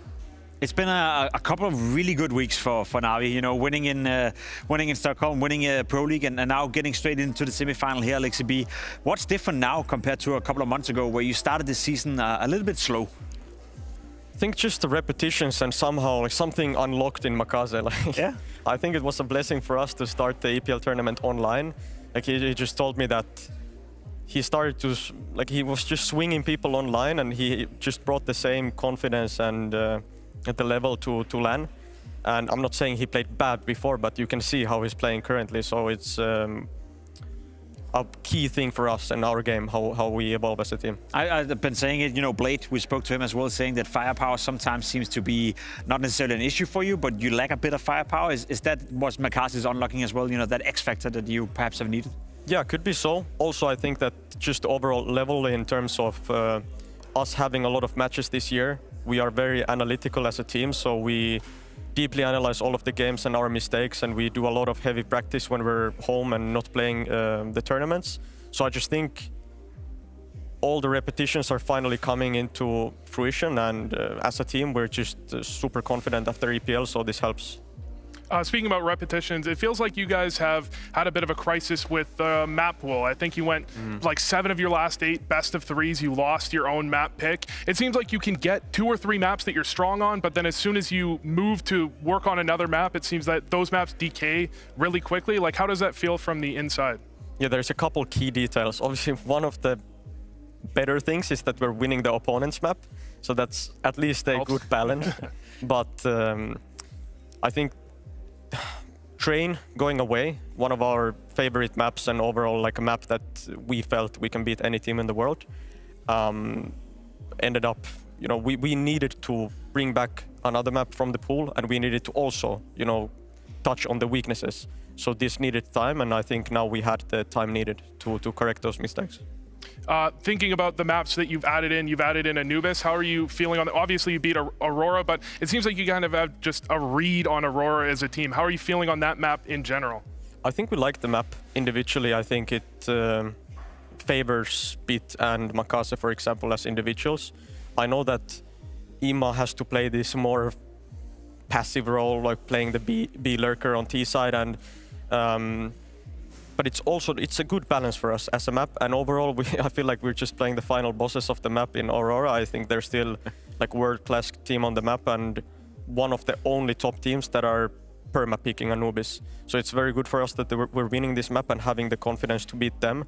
And yeah, we're yet to play other teams other than like PARIVISION, I think. So yeah, we need to just keep playing other teams and see how it goes. Speaking of the final boss, I think that's the only thing you can pinpoint right now that you've been, I wouldn't say lucky, avoiding, you know, the best teams in the world, but you have been beating who's ever in front of you. Yeah. This time around, you also avoided Falcons, you avoid FURIA from your group here as well. Are you excited for the playoff in Rotterdam to perhaps finally play one of the big ones to test yourself off? Yeah, we are. I think we're super confident in terms of, you know, winning the trophy. As you said, winning the teams that were in front of us, but it was great for our confidence. And now just, you know, going into the semifinals, not going to be any weak teams coming up next. So yeah, it's our test, but I'm happy that we made it this far, because you can lose a lot of confidence if you lose against the teams that we were up against, because our goal was to win the top 5 teams. We've been having this conversation. We were talking about it in the pregame interview as well with the confidence. I was asking you then, how much do you think this is getting back to that championship level Navi roster, that Navi of 24? You mentioned the Falcons victory, another victory here on Aurora, headed into that crowd in the semi-final spot, playing on stage in front of Rotterdam. How good is this Navi going to be? How complete do you think this is to where you want the team to be? I think we have the perfect conditions in order to, you know, win the semis and go into the grand finals. Overall, we're just making progress as a team, and it's super nice that we're making the progress here during the season, since it's a lot of tier 1 like good tournaments left, and obviously the major coming up the end of the year. So we're already showing this level. We just need to keep it up and keep the form up. I think if we are taking too much of a break or something else happens, this can hurt us. So I think we just need to keep it rolling, and it just need to keep grinding throughout the season. I'm curious, and I think people at home would be curious as well, because you're straight to the semi-final now. There's a bit of a break as well. It's Monday today. I think you play your semi-final on Saturday. How are you going to spend the next 5 days? I mean, our day off is the travel day. Yeah. So every other day we're going to be practicing and just analyzing all the games that happened here. And, you know, there was some maps that we didn't get to play here. And as you said, our own map picks can be brutal sometimes. So it's just back to the drawing board and understanding that now it's the real test, kind of. I want to ask you one question. We had Blade on the desk. He said, when you play Vitality, it's going to be a test to see where you guys are at. What would you say do you have a confidence level 1 to 10 on how you feel against it when you do come up against Vitality, if you do play them in this event? I think we couldn't be more confident in terms of us having a streak of winning matches now. What else can I ask for? And the individuals, you know, showing up on nearly all of the games we played. So yeah, we're confident. I can't tell you on a scale of 1 to 10, but I just think as a team, we understand after beating Falcons as well. We analyzed on like an emotional level as well, like what went into the game, why we won the series. So yeah, just bring anyone, honestly, and we'll see what happens. Bring them on. I love to hear it. Thank you for joining us here, Alexi, rolling straight into those playoffs. Good luck there, and we'll look forward to talking to you again, I'm sure. Yeah, thank you, guys. Thank you. Appreciate him taking the time to join us. Very confident Navi. I think confidence, a word he was using many times, it typifies it as well.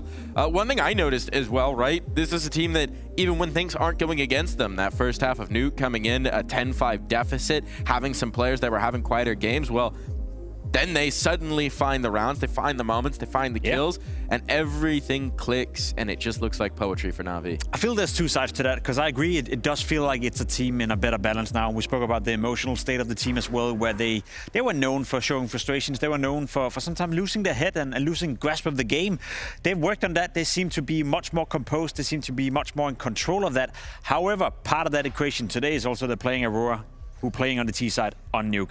As much as I want to give credit to Navi, I think Aurora fumbled the ball on Nuke. They could have definitely made it a victory. They definitely could have made it another map of Navi's own, where they were losing their own map pick. So in that regard, it wasn't smooth sailing, but the positive for Navi is that they found their way back. The negative is that Aurora seems to be struggling still in regards to that. I don't want to say they fumbled, because that's kind of what I expected. I predicted coming into the matchup. They have on Nuke, they have one half. They have the CT half. You go into the T side, and I could pick out literally every gun round. Navi was stacked exactly where they went. There was a round they had 3 ramp on a gun round Aurora ramp take. When was the last time you saw 3 stacked ramp on a gun round? It doesn't happen. Aurora are simply too readable on their T side of Nuke, and on their T sides of myriad of maps that you as Navi, they just have the run of the game there. They know exactly where Aurora is going at all times. Yeah, I mean, we heard Alexi mention as well that he felt that they just had the reads. They knew the numbers. They knew where it was going to be coming through, and especially against a team like Navi that we know love their prep, love their analysis, love to watch every bit of film that you've put out there. You just can't be predictable. That is the absolute death note coming through for Aurora. So maybe time to renew, maybe time to redevelop some things. Aurora will be joining us at the playoffs in Rotterdam. They are not out of this tournament. They now get some time off as well to maybe look back on what's made them predictable and bring in the pressure, because as we look at our groups, Aurora will be starting out in the quarterfinals, Navi straight through to the semis, and we're waiting to find one more team out of Group A. It's going to be our second match of the day here, Jacob. Furia versus Falcons for one more playoff spot here. Yeah, that's a big game, especially when you consider the ramifications. One of those teams will not be making the playoff, which if you told me that heading into the tournament, I would have said that you were crazy. So in that regard, there's a lot at stake, Mike. I mean, you can take a step back from this one and say the outcome doesn't necessarily matter as much when you play Navi Aurora, because they're both going to the playoffs. But this is two playoff-bound teams, two teams you're expecting to be some of the favorites coming into this event in the tier below Vitality, and one of them is going home. Stakes are way higher here. All to play for, and so we'll take a break before we dive in to that do-or-die match between Furia and the Falcons.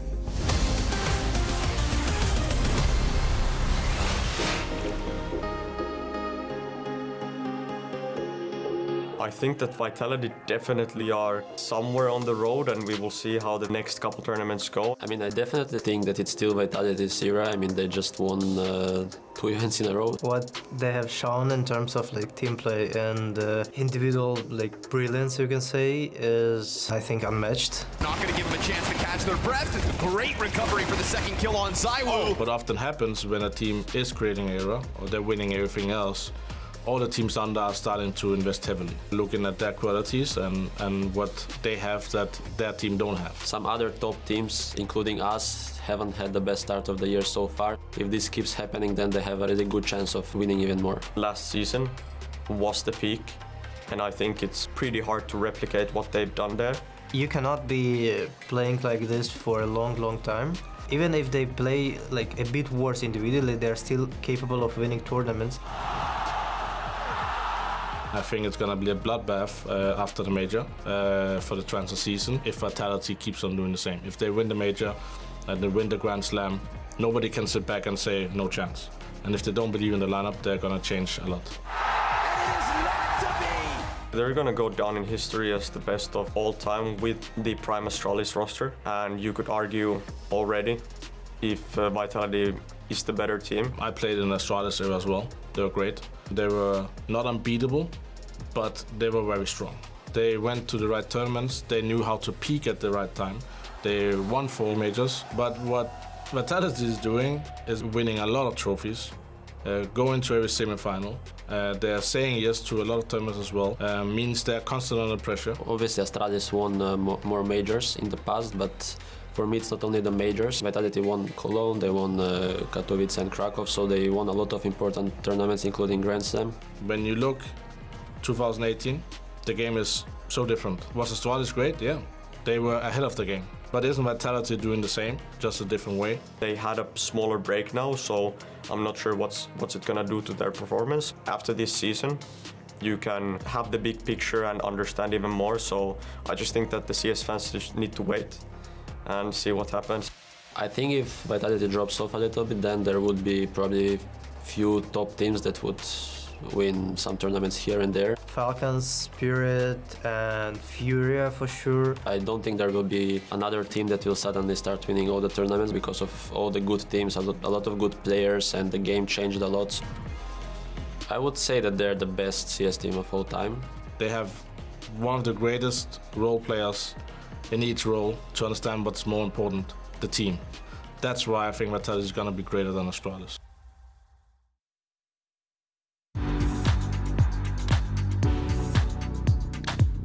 I think Gravity from Freedom X is a pretty fun guy to play against. They're smiling at each other, and I remember this one thing he said, Flames, Flames, press mouse 1 to kill. Frenzy! Oh! Tu prends la souris, tu cliques! Tu cliques!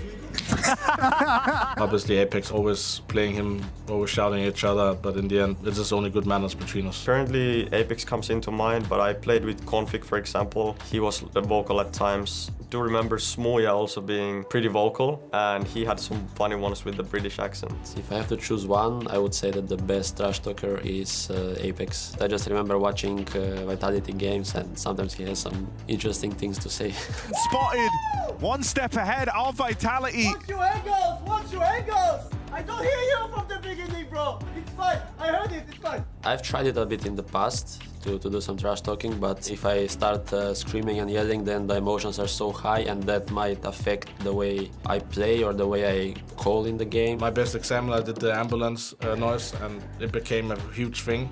The only reason I did it was because the team sounded like an ambulance. So I was tired of hearing them screaming some strange sounds that I started as well. Cleanly, didn't... Yeah.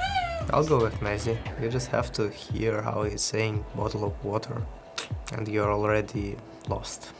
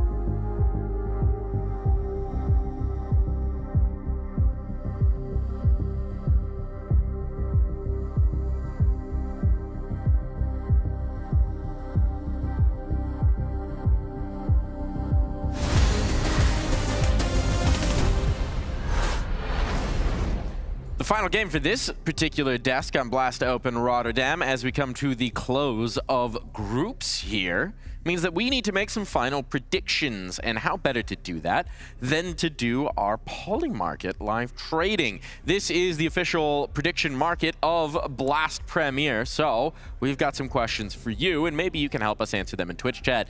Specifically, I'm going to ask these gentlemen to answer, will a player break something during a game in Blast Open Rotterdam 2026? I think we've made it through the groups, almost, without anything smashed or destroyed. Will we have a big Nico moment on stage? I feel like there's been a few attempts so far. I've heard some desk slams. I've seen players show frustrations, you know. It just takes one guy to hit a screen or something like that. So I don't think it's impossible. Device isn't here, though. No, that's true. And well, let's see about Nico. You know, he's still here for now. I'm inclined to say yes. Really? Yeah.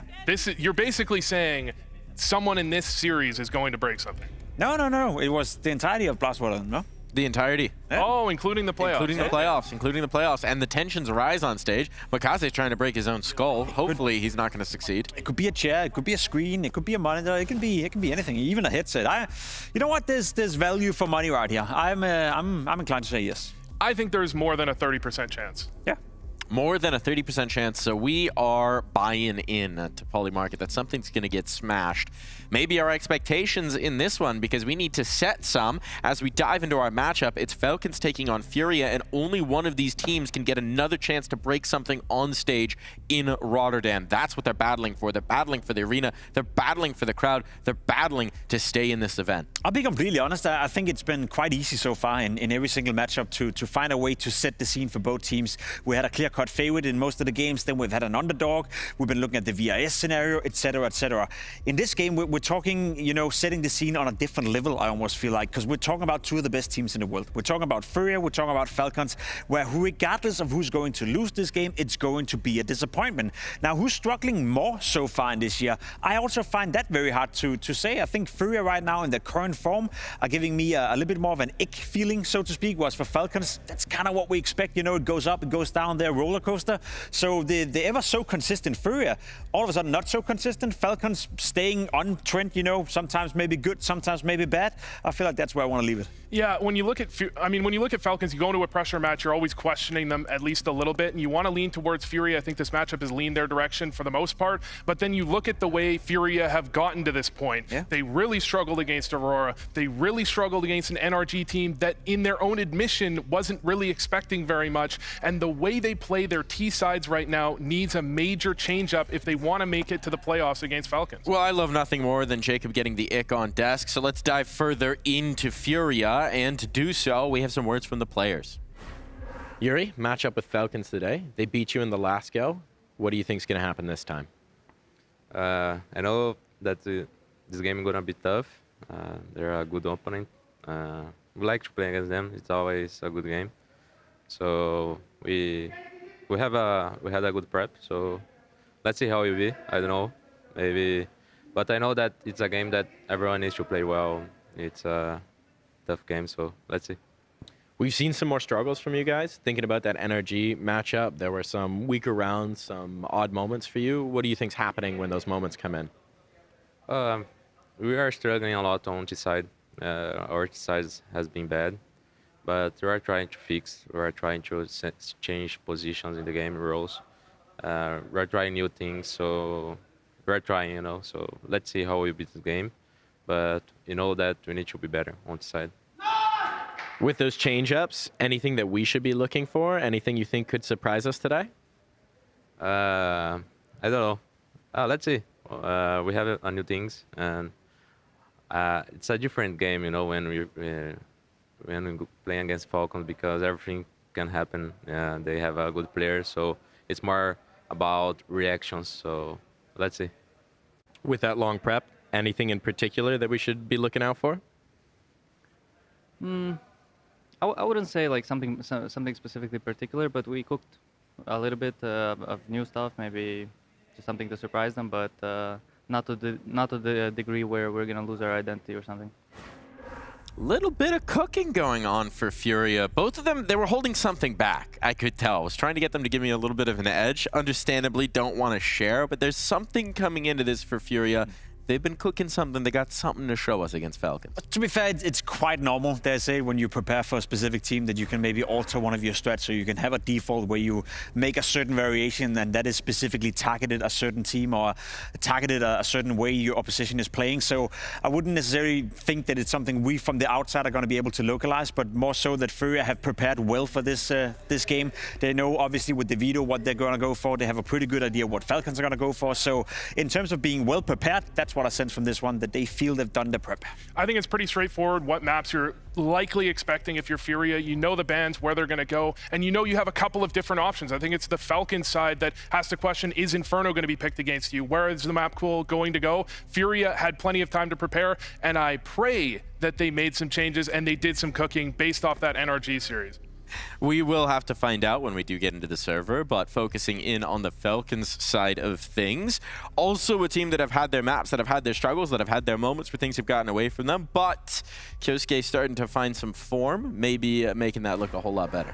Obviously, you know, when you're Falcons and when you're still not, you know, fully on the same page, I think that's what goes without saying. Whenever we speak to Sonic, whenever we speak to some of the players, they still talk about a lot of the mistakes they're making, right? So they haven't ironed that out yet. One way to mitigate that, one way to sort of mask those issues is doing the donk way in Team Spirit, where your individuals are playing so great that regardless of all the mistakes you're making, you're still winning.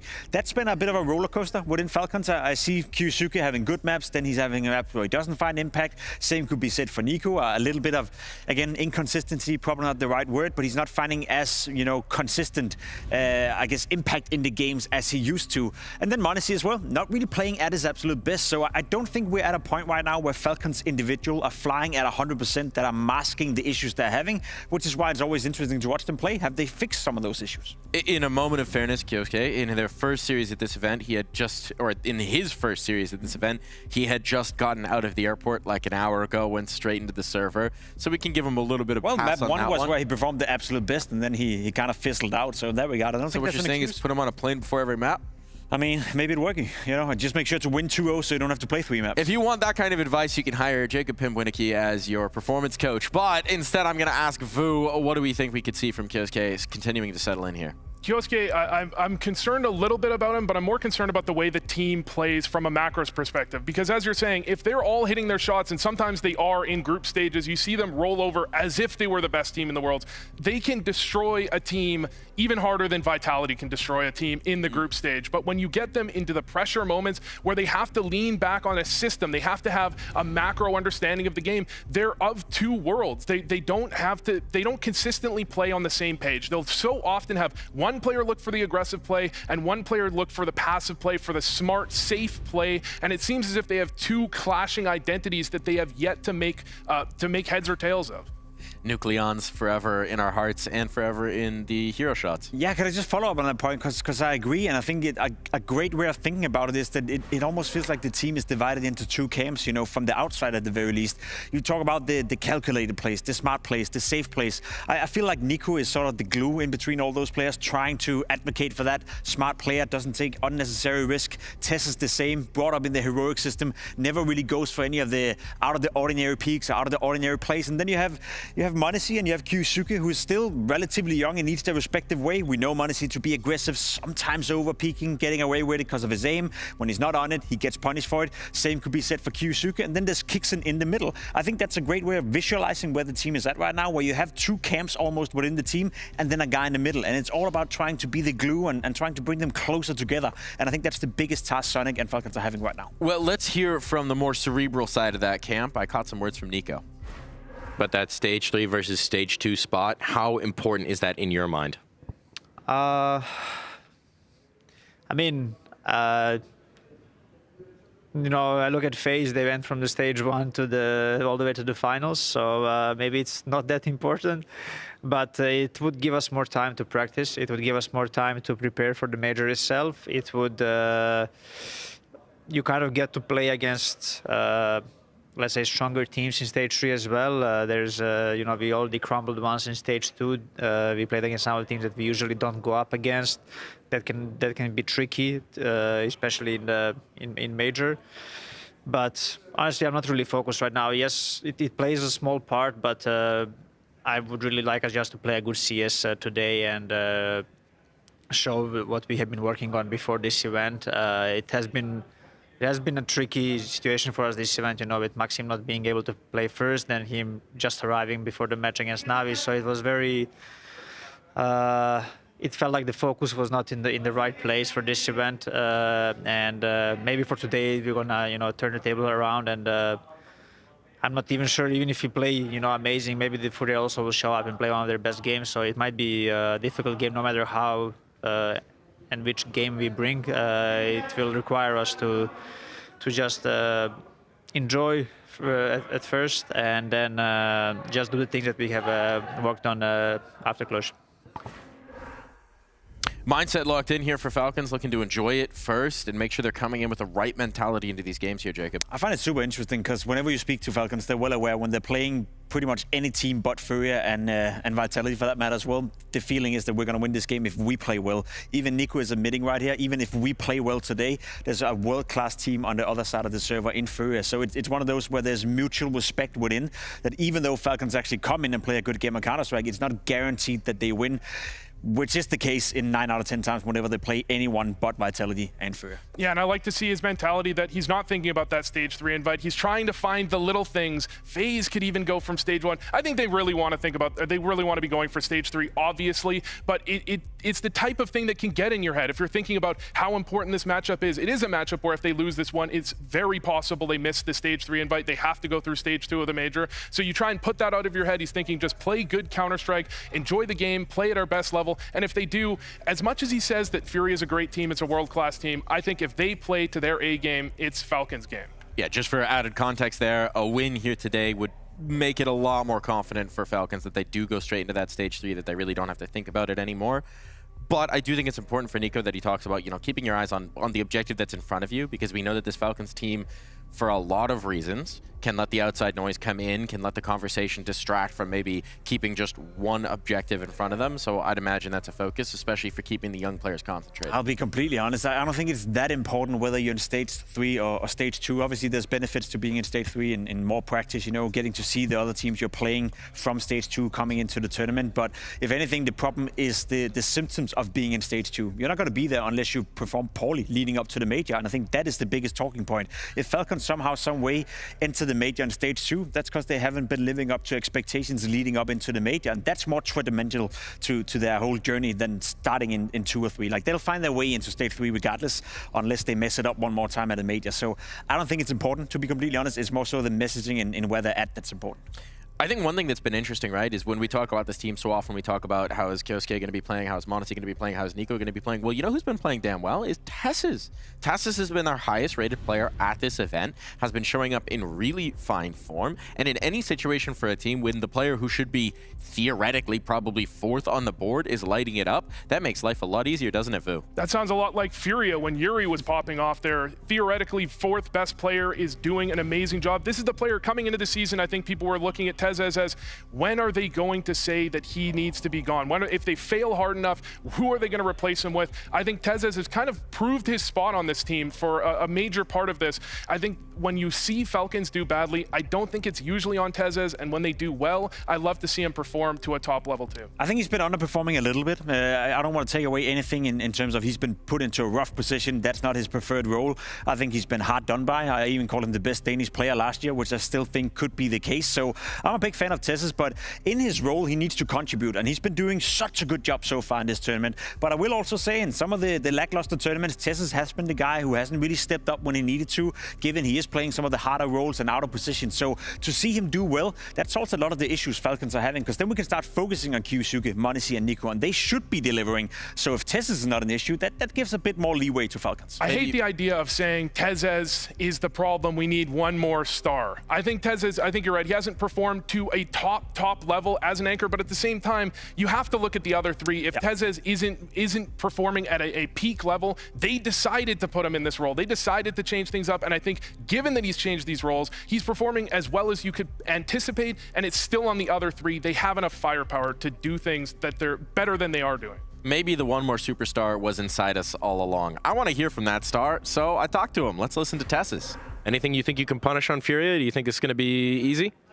I think hopefully on the server we'll show what things we can punish. But yeah, they are a really good team, and they have really good results behind them. Of course, a little bit dip in the last period, but we know what they're capable of. As you said, last time we beat them, but it's not a guarantee this time. We just need to do what we can. They did beat them last time. That's fairly put there, TeSeS, and they actually kind of battered them on a couple of those maps as well. So it's a strong showing for Falcons in the last matchup with FURIA.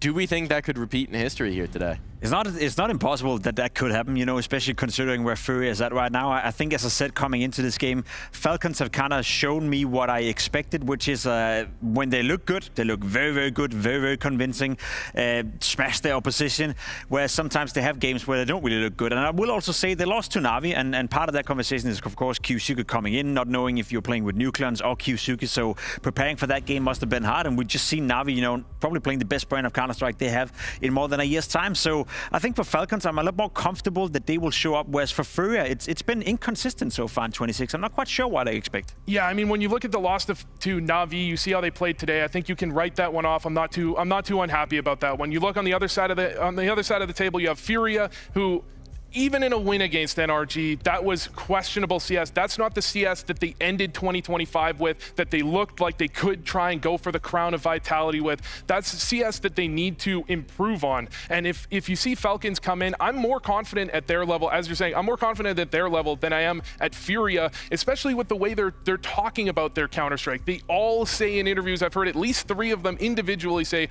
our T-sides suck. And as much as you can give reasons why you're trying to work on it, you need to fix it. We need to see proof. And I think that's why it's a 50-50 matchup, because the drop-off from Furia 25 to now is much, much larger than the drop-off from Falcons to where they're at now. Falcons are slightly worse to some degree. Furia are playing a lot worse, so I think that evens it out, because last year, Furia were the better team. I do want to give some added context to that NRG game, because I was curious. We were talking about on the desk, Yakinda was looking so out of sorts, so out of his norm. So I did ask him about it, and what better way than to just listen to his words.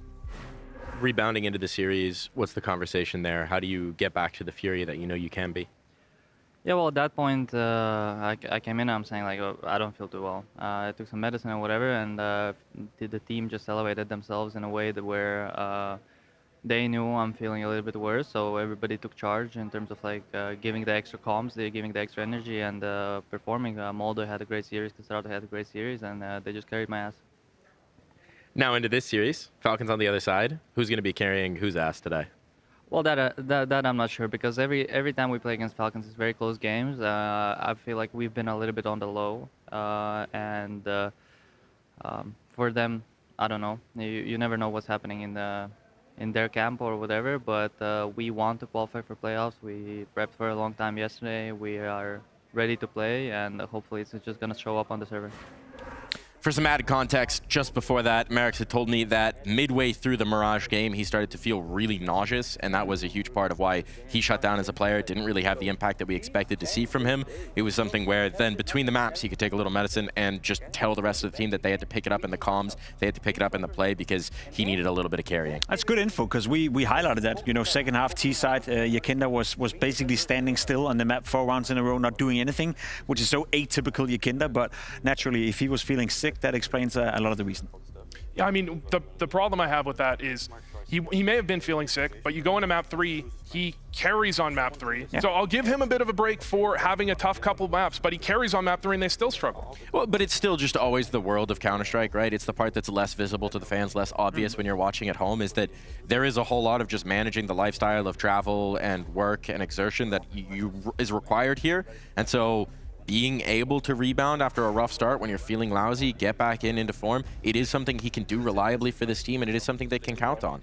Give him a pat on the back. I'm happy that he can rebound. I'm Right. happy we have the information as to why it was so tough for him. I just wish that Fury as a team on the 3rd map had come out and looked better, and then we go, okay, that explains map 1, map 2. On 3rd map, we saw they bounce back and they played amazing CS, and then we would just write that off entirely.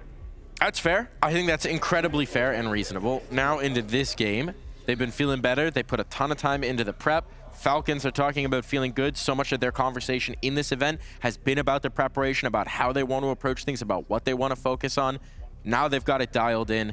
What are our expectations? We're almost ready to get into the game. I think it's going to be a great game of Counter-Strike. I don't see this one not going 3 maps, to be completely honest, unless one of the 2 teams are not showing up. As Nico so aptly said, if both teams are playing well, if both teams are showing up with their A game or their B game, it's going to be a close series. So I think the expectation from me would be a hyper-competitive game, but also a game I want to see where Falcons can stand for that pressure. I think if they were to lose this game, to me, I worry more on behalf of Falcons, because I think they need the win more. It's a great exercise for me when I do this job every single time. I always ask myself heading into a game, who needs to win more? You'd argue Furia, given they've been crumbling as of late, you know, haven't really been doing well. But I think in terms of confidence, self-esteem, VIS scenario, I think Falcons is the team who need this win a little bit more.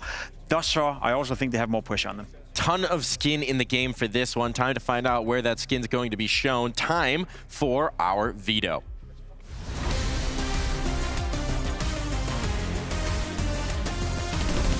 What are we looking for here, Vu? The question is if you're going to see Furia pick Inferno into a Falcons that have looked better on Inferno. They were saying they feel comfortable on it, but at the same time, they don't look all that comfortable on it. And it's a map you expect Furia could go for, but it's still a question because they've also beat this team on Mirage almost every time they've ever played. There we go. The Mirage pick coming in for Falcons, no big surprise whatsoever. That's a stable, that's a map that both teams obviously can play. That's a map that we've seen Furia struggle on, and there we go. No Inferno pick. To me, that's a little bit surprising. I'm not gonna lie. Dust 2 is also a stable map for Falcons. I think the win record on Dust 2 have been screwed a little bit by playing with Nucleons a lot of those games, in the sense that I think when Kyusuke is on that map, it's a much, much better looking Falcons. So in terms of making the playing field hard for yourself, I think Furia took a bit of a gamble, but that could be some of that preparation they were talking about. Yeah, and in fairness to them as well, in the last outing between these two teams over in Cluj, I believe Furia got absolutely battered on the Inferno, so maybe just old memories, not wanting to touch that one, wanting to take it in a slightly different direction, maybe catch Falcons off guard. Map pick-wise, I think Mirage is a map where I'm not sure if Falcons picked it up last time, but Furia almost always pick it up. They picked it up 5 times out of their series. It's a map that if you're Falcons picking that map, I think Furia are pretty happy with that. They have a map they're comfortable on, and then they get to pick an extra map. You have first two maps that Furia should have the favorite. It goes the same for Falcons. I think they're sharing the map pool right here. You know, it's two teams who get to play 2 of their favorite maps in the first 2, so no one is really winning in that regard. Nothing obvious in the veto, which means it's all to decide in the server. And to take you into that server, some of the voices of Counter-Strike, Anders and Henry G. Oh, yes, indeed. Thank you very much, boys. Great analysis as usual. This is not a seeding game, Anders. This one is for the arena. One of these two titans of CS are going home. Falcons taking on Furia, and it has to be said, Furia struggling against NRG was a little bit alarming. It was. They look like a wounded team. This could be a very dramatic matchup. There could have big implications leading into the major as well. I'm very excited for this one. I think most people are on the Falcons side. Henry, where do you fall? I've got Falcons all day long, baby. I feel like they look too sharp. Like, the games they do win are so convincing. They've got so much firepower. Tess has been their best ranked player as well. Is a very exciting prospect. Kickstan's been winning some amazing clutches. Nico looks locked in. Ladies and gentlemen, we are going to give this one the beans. We're entering Mirage first. A frag is paradise. Let's get into it. T-side start for the Falcons, and we'll see them head over toward that A bomb site. 1 smoke, 1 flash, and a Molotov. Smoke towards CT spawn or steps. Molotov in towards the shadow or sandwich, and they'll be going in all guns blazing from the palace and the ramp. Well, that's the recipe. We'll find out if it is for success or not in just a couple of seconds here. Wall has been set up. You've laid it all out for us already, Henry, but Yuri is good on the defense. He's found 2. Molodoi goes in, but Tesses. He gets 2 kills in return, and suddenly it will be a 2-on-2. The bomb is not planted, obviously. Fallen just waiting in CT spawn, and for a while, K-Serato's locked out, but what a player to have left in a 1v, well, potentially a 2v2. Nico with that P250 as well. Bomb yet to be planted, but that should change momentarily. You want to do this against K-Serato? That is scary. They might want to test Fallen, What however. are they up to here? I think they can find and kill him. I think they have a good idea that he's here. This is dangerous. Fallen, he's almost got backup. K-Serato's not far away, and what timing is this? Fallen sneaking up behind Nico. He's going to be pulling out his hair behind that one. And Fallen disengages. This is so smart. Why would you want to give him the 1v1? Now they're coming back as they're planting the bomb. Fallen has absolutely gamed them on this one. Takes the kill on his own, and that will be Fury off to a hot start. Oh, you could see what Falcons are trying to do there. Find the 2 versus 1, isolate the duel, but Fallen had backup from K-Serato, who was getting the information the entire time, peeking from the murder hole. They had no idea Fallen was lying in wait, times it to perfection, and denies the plan as well. That's excellent work from the in-game leader. After a flying star from Falcons, it's surprising they just don't get the bomb down and have the advantage in the clutch. They get nothing out of it. And that's going to be Furia with a huge advantage as we head into round number 2. Just Glocks only here by virtue of no bomb plan. Oh. Nice grenade. 82 damage towards Tesses. Yeah, ears are going to be ringing after this. Damn. No plant? No bomb plant. Overcooking. Happens a lot. I think, glad that Wu pointed it out, but the T side is where Furia really do end up running into some trouble. So winning these CT rounds, it's good, it's exciting, especially winning pistol rounds, it's fine, we love it. But I think we're going to see Furia's real test happen on the second half of this one. I think Furia will win this. I can't even tell you exactly why. I'm not even going to pretend to have deep analysis on this one, Henry. Okay. It's just a vibes check for me. I think Fallen's got some of that, you know, Juju 1.6 magic. Somehow, he's going to find a way. Well, let's have a look. Should be an open shot case here in round number 2. Bomb goes down in one of the most awkward spots you can imagine. Looks like they might be able to get 1 kill, but it's down to TSS now, 18 points of health. Not going to happen. Clean sweep. AK's come out next. Great start for Furia. Really bumpy showing against NRG yesterday, but we did hear in the interview, apparently Yekindar was feeling very ill, and that was notable on the survey. You can see his output was all over the place. He was very static. We had that awkward moment as well where he was flashing MongolZ in towards the B bomb site. I think his head just wasn't in it. And yeah, understandably so if he wasn't feeling well. Seems like the team, though, have arrived in emphatic style right now. They've got an early tactical... Oh, tech pause. Got ahead of myself. So moments respite before we get into the first real bit of action here with the AK-47s. Gives me a chance to drop some stats on Serato on that A connector. Right. In the top 10, Henry, in the last 3 months. He is the 2nd best player in the world in that position. Second only to, you guessed it, Donk. Of course. Makes sense. Well, we saw him play yesterday. They actually lost to NRG on Mirage, but he still looked very good. You're right. Yep. But either way, it's a good start for Furia. We'll see if they can keep to their winning ways here. No AWP for MongolZ, most notably. Not a great buy here, missing a few bits and pieces, and we're going for the mid-take. No one towards the A side of the map, Anders. Suggests we're going for a B split eventually, but time will tell. Hunting for information, and it makes sense. You've got lesser weaponry here on the CT side. You want either an early frag or early information, and they're pushing in towards that A ramp, and they might get exactly what they're looking for. I think you brought up this point the other day, but on Mirage, you know the in-game leader is going to be playing the B bomb site. Sometimes it's worth testing early on. Maybe you can get rid of Fallen and bully him a little bit at the start of the game. I don't hate the idea. He's got an MP9. Just to reiterate, if you are just joining us, this is not a seeding game like the previous one. This is a knockout game. Winner of this goes to the quarterfinals. Loser will not be coming to the playoffs. The fact we've got Falcons and Furia here, a very exciting prospect. 2 of the world's best teams fighting for a playoff spot. 2 teams on different trajectories. Furia, maybe one of the best teams last year. Falcons looking to improve. It's Serato to start the bidding in this round. He takes down Kickstand. Here we go. The MP9. And so much damage onto Nico. He's down to 16 health.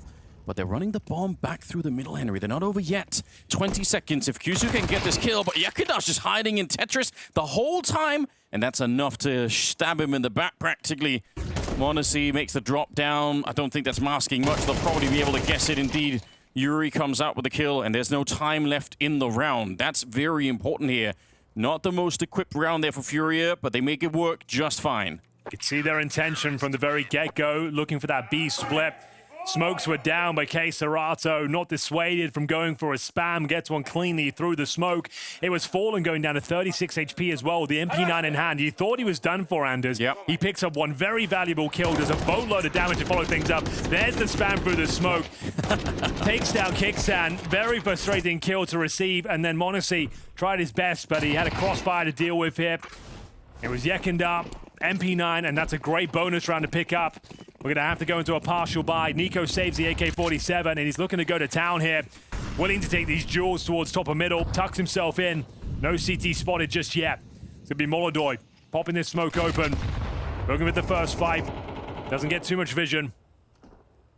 Nico's confidence in the last couple of games that we've seen has been really awe-inspiring. I want to see more of this kind of Nico, so I'm glad he's got the AK here. I don't see any reason why he wouldn't keep going. He's played some great Counter-Strike so far. Smoke up again. Looks like they're going to try and set up for a boost here. Yeah, send him out for a hunt. MongolZ is jiggling on the other side. Serato back in the A connector. Dangerous moment. MongolZ, yeah, he could have found the angle just perfectly. Nico now hunting for MongolZ, and he will convert that into a kill. So 2 good shots to begin with. Falcons, another one, and they get the bomb plant as well. This is kind of dangerous for Furia. This is a round they can't really afford to lose. Don't want to be giving them away back into the game this early on. Bomb is going to be planted now. As Yuri decided, it's better to play it safe and wait for the backup. It's going to be Yekindar coming through the middle. If you can find Nico, it's on. Oh! No! He should have killed him! Nico! What a reaction! 2 versus 4. And Yuri does get one down the stretch at the bomb site, but this is a very hard retake. They are so tantalizingly low, though. It's still possible. They've got the kits available as Yuri and Fallen, the tag team duo. Bomb ticking at some pace, and Falcons are playing it perfectly and is giving nothing away, giving them no avenue of approach. All you can really do now is try and take some players down with you.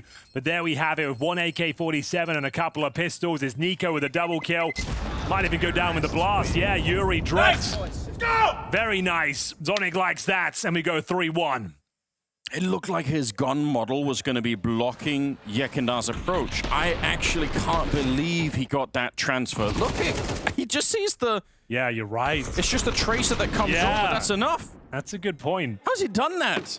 No idea. Ridiculous scenes. We said Nico had to be a hero, and he steps up to the plate, finds him their first round. Money's still very good. Bear in mind, they won their bonus round, Furia. Yeah. So we have got the AWP for MongolZ for the first time. Same story for m0NESY. The game really gets going now. That's going to be such an exciting battle. 2 of the world's best snipers locking horns here on Mirage. Kisuke towards the underpass for Serato will find the aforementioned sniper. m0NESY goes down. Early advantage. But they've got players in no man's land, and they're going to be detected. Yekendar trying to get out of that. Missed shot from MongolZ leaves us at a 4-4. Oh, man.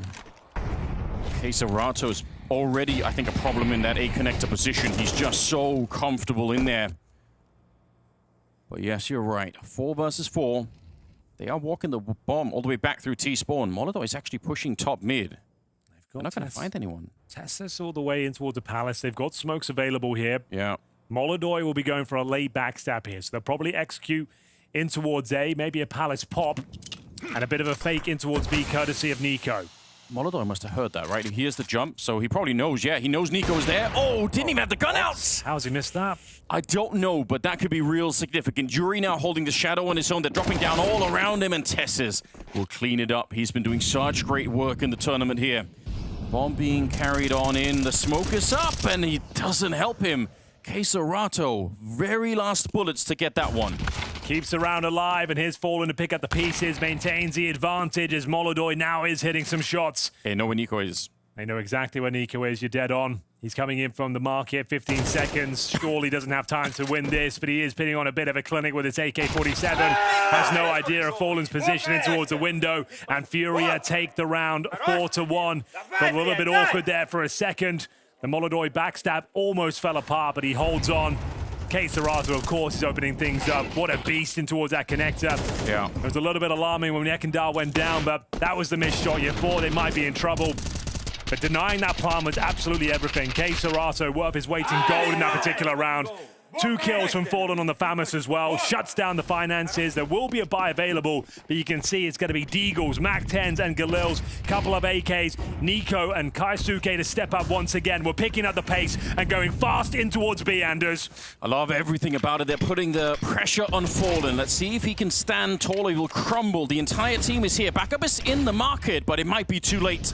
They're all around him. Yekendar trying to get there to help out the captain for just a second. It's 1 kill on the defense. And then they've got the B bomb site. Yuri is so far away. You have a look into this one with the AWP. You pop open some smokes, but yeah, no chance now. Great call there, great change of pace. Didn't have much to work with, but they did have the speed of the Mac-10s, the Galils in hand. They overwhelm that B bomb site. And it's a complete shutdown with 4 players surviving, upgrading their weaponry now. Have no choice but to save the rifle and the AWP. It's actually kind of sick as well, because Falcons, they have so much pressure, but right when Yekendar is about to jump through the smoke, they did pause. They didn't just go bloodlust to hunt Fallen. They had a mini freeze there, and that's when they're ready for everybody else. It's just, that's really good timing for them, actually. They dinged Fallen early as well. They would have got the sound cue. They know he's low. They know he's somewhere on the bomb site. Yeah. It was just a matter of time before they found him. He did well to get 1 kill, but was always going to be traded out. Yeah, and you could even understand why Yekendar wants to come through the smoke. He knows he has to help the only defender there. 4-2. Tactical timeout from Falcons after the win as well. Well, they know the MongolZ saved the AWP. Yeah. There's a saved AK-47 as well. You know there's going to be antics going forward. They're at bottom of the barrel in terms of loss bonus. Yekindar only has $1,500.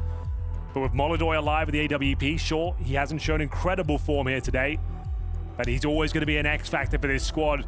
They will be trying to set him up for success. csgo will have a rifle as well. This was a very key frag there for Yekindar. Yeah. Him going down was absolutely everything. Tempting maybe to put MongolZ in the B bomb side alone and then have more of a stack towards middle and A if you're going to have a little bit less here. Fallen on the 5-7 so far. Surely he can't be playing that on his own. And MongolZ is running the other way, so they're going to be putting Yekindar over there along with Fallen. So not that much has changed. csgo were in the window this time. Okay, they're going to have sort of a 3-man setup in here. We said MongolZ had to step up here, try and find the open up. Underpass, his chosen target here. Defensive play from the Falcons, feeling the map out right now. We got TSS actually walking in towards the A side, found a lot of interesting space. MongolZ might walk right into his crosshair. Yeah, I doubt if he's ready for this one. Not at all. That is a very advanced position early on in the round. He knows Yuri's probably there, because he always is. He'll still get taken down. TSS would have done well to walk away, but Nico, he's not fearing anyone in this server at the moment. I think we're going to see more checks like this from Nico. I want to see more like this. 6 kills for him so far. Always so much fun when he turns up. Uh-oh. Awkward kill for Koyasuke, but gets the job done. Fallen, caught napping there on the van. Should be enough to win this one. Was the force buy, bear in mind. They went all in, gonna have to save again. They're so far removed. Kixan just dotting the I's, crossing the T's. Fake plan to make sure no one's lurking on the bomb site. That's gonna be round. This has me worried, though.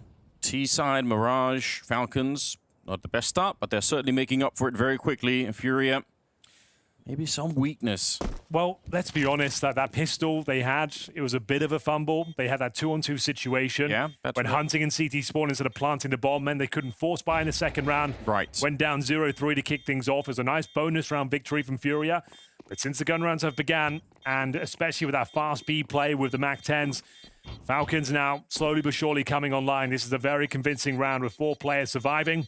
csgo does recover the AWP, but we go 4-3. It's a 1-round game. But again, to call back to what Wu was talking about on the desk, it's the T sides that have been very hard for Furia. Yeah. I think the only one that has a positive or above 1.0 rating on Furia on the T sides is MongolZ. Everyone else is below, whereas on the CT sides, they're all doing really well on Furia. Like they're a really good CT team right now. But you do need to play both halves, unfortunately, so bit of frustration. Yeah, great confidence there from TSS, finding that space towards the A ramp. He knew it'd be a matter of time before someone walked into his crosshair. What a target to find as well. It was MongolZ, and speaking of, he's been given the AWP again. Aggressive, of course, looking for this opening pick. It's Nico tucking himself away, though, in the B apartments. Does he dare swing? He knows a chance of the AWP could be there.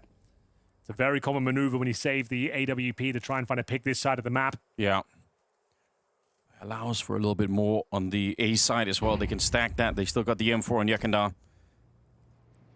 Not a bad idea, but seems like Nico, either he caught the shoulder, I'm not sure, of MongolZ, or he has at least a bit of an inkling that something is up.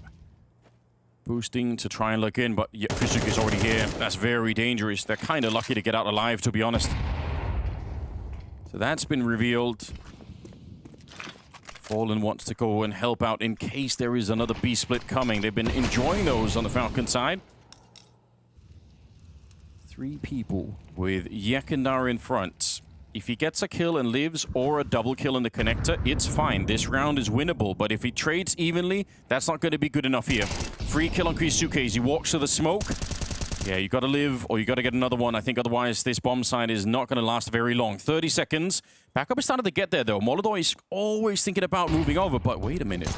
They're running back, Henry. Tess's, he goes down on the ramp, but they were bringing the bomb over this way. Fallen is in the underpass. This is a chaotic round. There's nobody on the B defense, so There might still be a way for Falcons. There's 15 seconds, but they're running onto the site. They catch Jakandar. Nico getting shot in the back as he's trying to get into the market. Still gets the headshot. What an absolutely ridiculous kill that is. And now it's all on Kixan. He can't keep it alive. They get both the orbs now.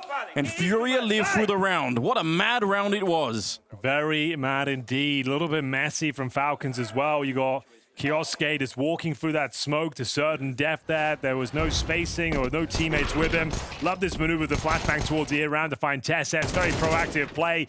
They didn't have a lot, but they certainly made it work. This shot from Nico, you thought he stood a chance there. Couldn't find the AWP up. Fallen will recover the AWP. Close the round down. As Furia maintain their lead now, 5-3. That's a massive round to win.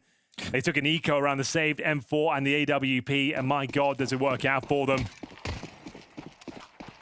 Some of us have been watching Nico do this for going on like 13 years or more now. Yeah. And I'm still just as surprised every time I see him pull something like that. It still catches me off guard every time.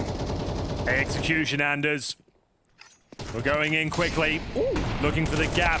It's going to be MongolZ to draw first blood, but Yuri in the prime position to find multiple kills. Trading out effectively, though. We enter the 3 versus 3. csgo needs some backup, tucks himself in towards the connector. Jakandar's there.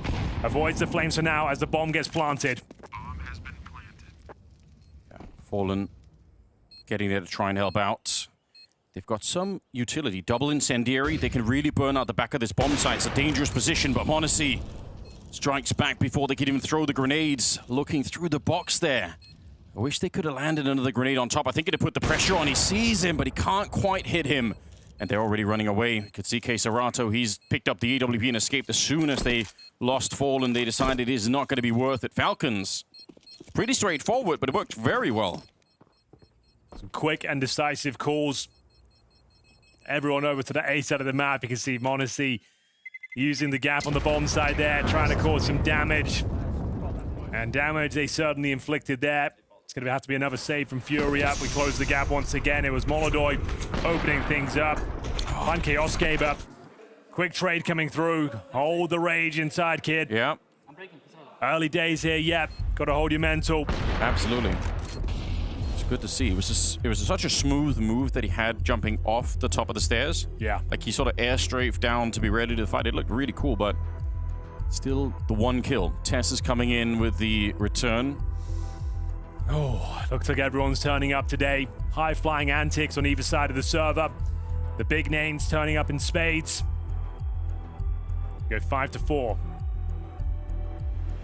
Money becoming a bit of an issue once again, but at least Furia are constantly saving weapons every time they lose a round. Right. Haven't had to see any real full ecos for them yet. csgo and Jakandar will bring M4s into the following round. Begs the question what the overall complexion will look like. Pretty good. It's actually nice.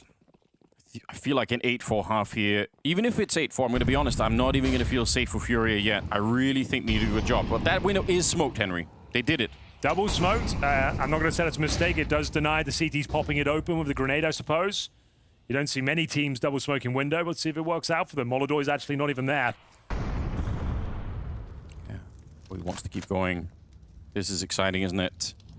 csgo, they don't have control of underpass, so it is risky. That's why he's looking that way. MongolZ thinking about it. Kizuke on the other side. He's only got 2 kills. If you could find him early on in this round, maybe you can shut down some of his momentum before it even gets going. Another smoke. Third one to the window. MongolZ, easy pick up there. Flash comes afterwards, but that's enough. Yeah, pack it up. You've done what you needed to. MongolZ. It would be bold to walk out scoped up without anything else to take the shot. Well, he knows MongolZ is otherwise engaged, hoping that someone peeks for a bit of intel towards the palace, and he'll get what he's looking for. csgo removed. TeSeS will use that pick to find a bit of space there towards the sandwich, tantalizingly close towards jungle as well. This kill could decide the round, but Jakandar keeps it alive. Kixan trading things out. 3-on-2 advantage for Falcons. They're going to tie up the game 5-5. Fallen and MongolZ. On the B side of the map, MongolZ needed that kill. Something through the smoke to stand a chance. I think they have to save once again, but time will tell. So far away, and Again, the money is in such a weird position. You're probably right. This round turns so quickly. They get the opening kill, and all it takes is, once again, Tessa sneaking up very far onto the bomb site, and then MongolZ. That's what I'm talking about, though. If you know MongolZ's top and middle of the AWP, he's not CT spawn, right? That's a good point. You can find some space there. You know it's a different setup. You've got MongolZ covering the jungle for you. You just need to keep your eyes poised on the bomb site, and that's exactly what he does. Finds an opener. MongolZ providing the covering fire, and 2 players will survive there. It's going to be the AWP for MongolZ and Fallen's M4. Bomb confirmed. We got a tied game.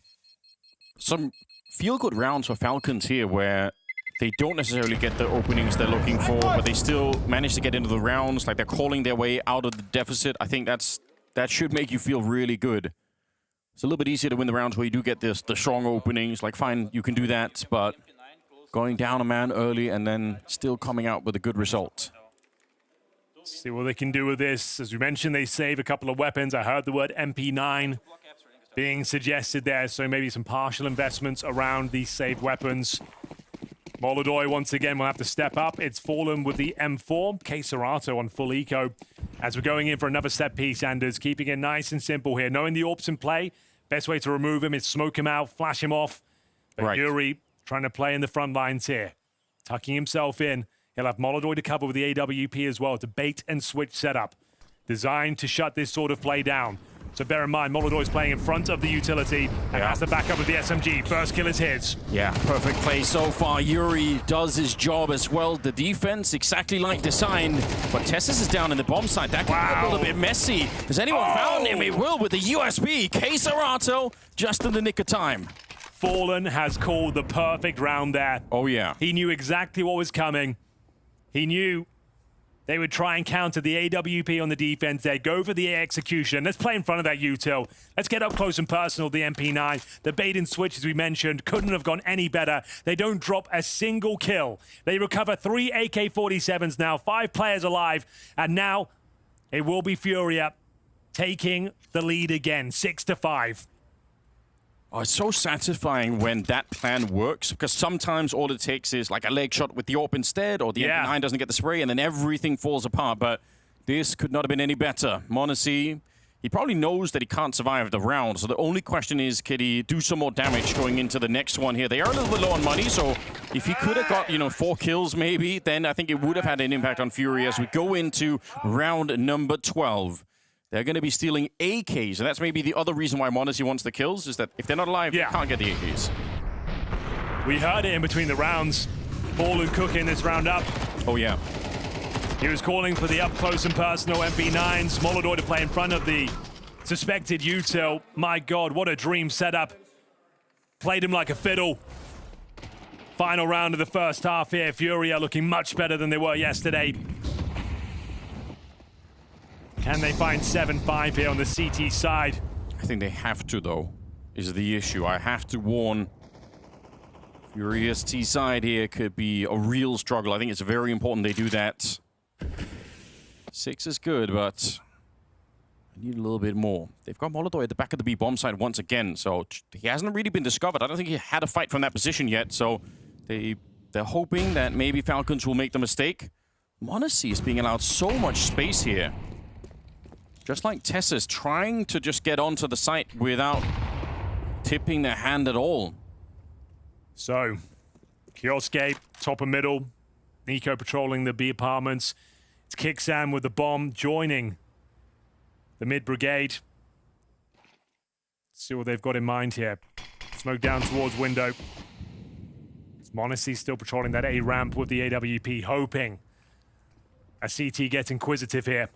A split is going to be the final call, but csgo, the master of the connector, one of the best in the world at this position, ready and waiting with the AK. Here comes that commitment. Can he mow them down? Fallen! My God, he certainly can. Yeah, csgo to follow it. You said it! A double headshot as he sprays them down. And that should be plenty enough to hold on. The bomb, it's in the connector now. He's trying to hunt for it. Fallen in the corner will go down, but Kisuke on his own. There's no one left to help him out, and he's only got 18 seconds on the clock. Cut down by MongolZ across the map. It's 7-5 in favor of Furia.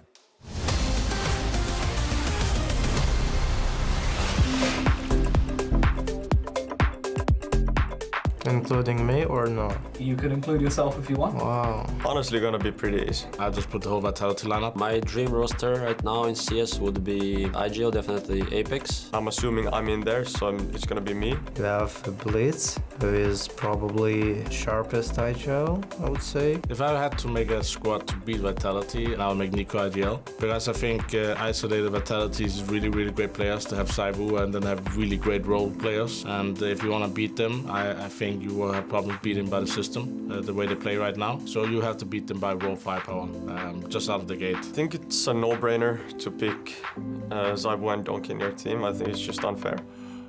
Yo, oh, it's the bend of that end of the scope is so ridiculous. I don't think it needs any extra explaining, like they're not crossing each other's roles. Yeah, they're the best currently. I have no idea how this roster might work in terms of relationships, like how they're gonna get used to each other and if it is even gonna work. But you know, Donk is Donk, Zaiwu is Zaiwu. Upper, I would say Zaiwu. I would put Donk because I think he's probably the best driver in CS right now. I will take MongolZ. I will take Donk.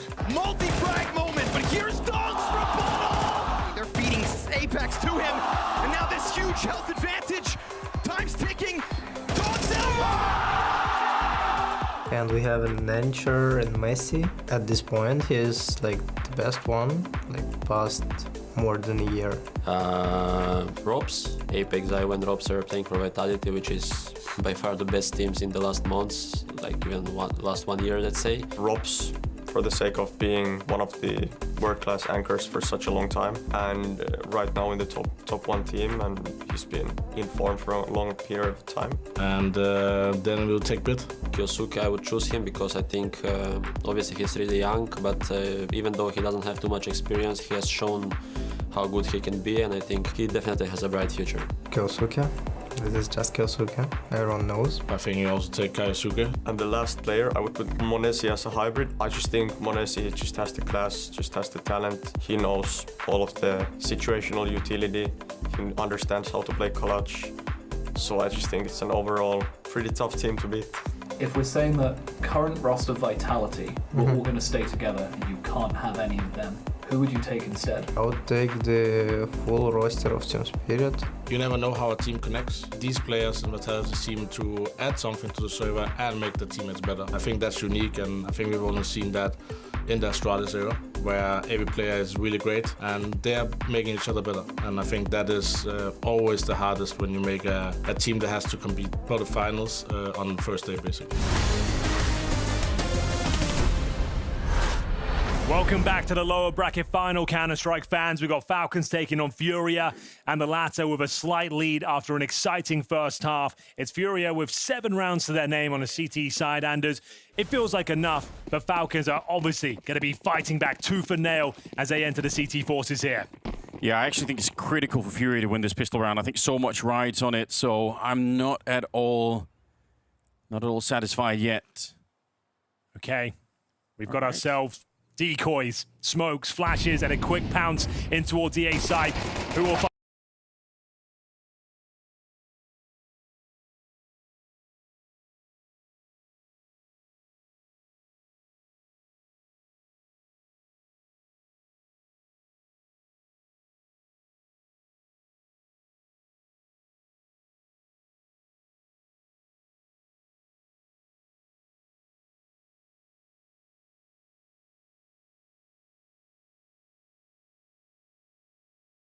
Bomb is not planted, so we don't have to worry about that at the moment, but there's so much time on the clock here that Aurora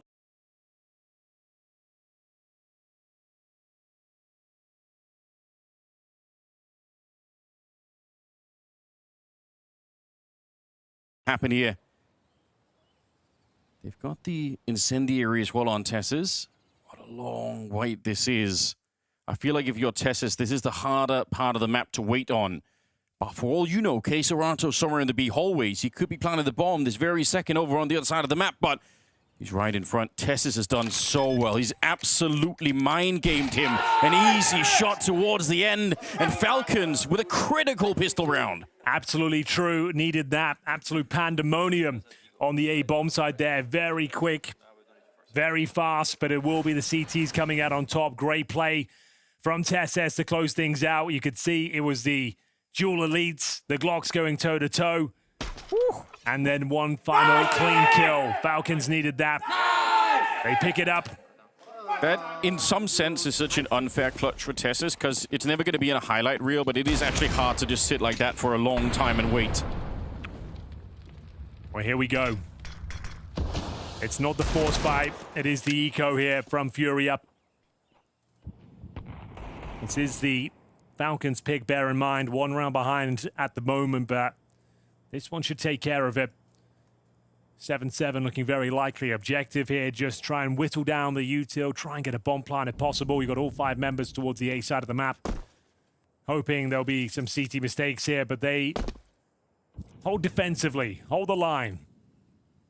Keep that range. The only real threat here is the K-Serato Deagle. Well, maybe the MongolZ one as well. Okay. Why not? So Dink as well onto MongolZ. 4 versus 4. But you know what? They did get a bomb plant on the pistol. They got one now. I guess that adds a little bit of spice to the upcoming round. Still expect Falcons to come in here and defuse that bomb any second now. They got some extra utility. Don't see a kit anywhere, so that's a bit of an issue. But again, if they're quick enough here, it won't really matter. And they are starting to clean it up. Yakindar gets a headshot onto Nico. That makes it a bit more interesting again. And crouching in the corner, he can't really stay alive. K-Serato swiftly deleted. And they're on that defuse right away. Already, as they were taking that ramp fight, they were already defusing. Not the cleanest round there, Anders. You've let a couple of kills slip by and the bomb planted. Does set up Furia quite nicely going forward into this next round. Have a look at that shot from MongolZ. Ridiculous. Kicks and gets his wig split. Furia, though, I still think they're in some trouble here. They have some amazing players on that CT side. Nico playing the connector, but more importantly, I think Kyusuke on that B short position in the last 3 months, the best player in the world on that position, Henry. So that's really tough to deal with. All right. The hottest start for him. He's got 6 kills right now. I guarantee you that's going to change coming into this one. Well, they're changing it up. They're pushing the ramp instead with Nico. Liking this proactive play on the CT side. No one home. Player towards the palace. That's going to be Yuri. Does he detect this sort of push? They're all coordinating around his position. It comes down to these kills. What? Caught out. Well read. Furia 5 on 3. Didn't really have to do much for it. Anticipating that maneuver. And they find the kills cleanly. If they can win this round, Furia, that will compound with all the weapon damage they did in the last one, the economic damage on the Falcons. Not that much money on the CT side. But they could still come in with a big swing in this round. This is super interesting. MongolZ.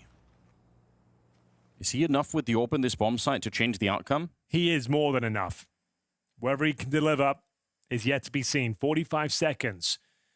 They have enough for an execution here. They have the manpower to overwhelm this bomb site. But if MongolZ can find a couple of kills and buy some time, they could be onto something. That kill felt like it had to connect. Same story with that one. I think that's enough for them to save. Yeah, that's all he had to do. That first one maybe would have set him up for another. He gets to live and fight another day, I suppose. Well, we know the money's quite low after losing 2 players in that previous round, courtesy of the Deagles. No choice but to hold on to the Famises and the AWP. MongolZ felt like he was getting at least 1 there. Yeah. 2 shots, narrowly missing out. If he hits both of them, it's a very different round, but 5 players will survive here. And Furia take the lead 8-7 after losing the pistol. That's their first T round. And they are hunting. Let's see, I don't think they'll keep going. I feel like surely, well, now the smoke is up as well. Would be wild. For Mars on the other side for Tesses. What a nightmare scenario for Kixan and Nico, who are trying to walk down and be aggressive. I really appreciate the play. I think it's a very fun idea to do early in a half like this. Could have caught Furia off guard, but instead it backfires and blows up in their faces. Timeout called for Falcons. Very important round here. Can still make this one work. It's a MongolZ AWP. 2 safe for Mass. They can drop a couple of weapons or Potentially just take a partial buy around it, try and reserve the cash going forward. Those are your two options. Time will tell what they go for. M4 in the hands of Nico. Kixan yet to purchase. But what a read this was, Anders. Yuri, we thought he'd be just investigating that area, but he calls for everyone. They seem to understand the tendencies of the CT side of the Falcons. Bear in mind, you can live trade this game over on polymarket.com. Yes. The official prediction market of Blast Premier. Yeah, it's a wide open field for any predictions at the moment. You've got to be honest here. A 7-8 scoreline. Anything can still happen. So, fully invested and all in for MongolZ, looking toward that underpass position. Making their way back towards A once again, showing a bit of mid-presence. They smoke off top of middle, towards the window as well, but they're sending all 5 players back towards A to join Yuri once more. Looks to be that Palace pop. We've discussed this many times over the years.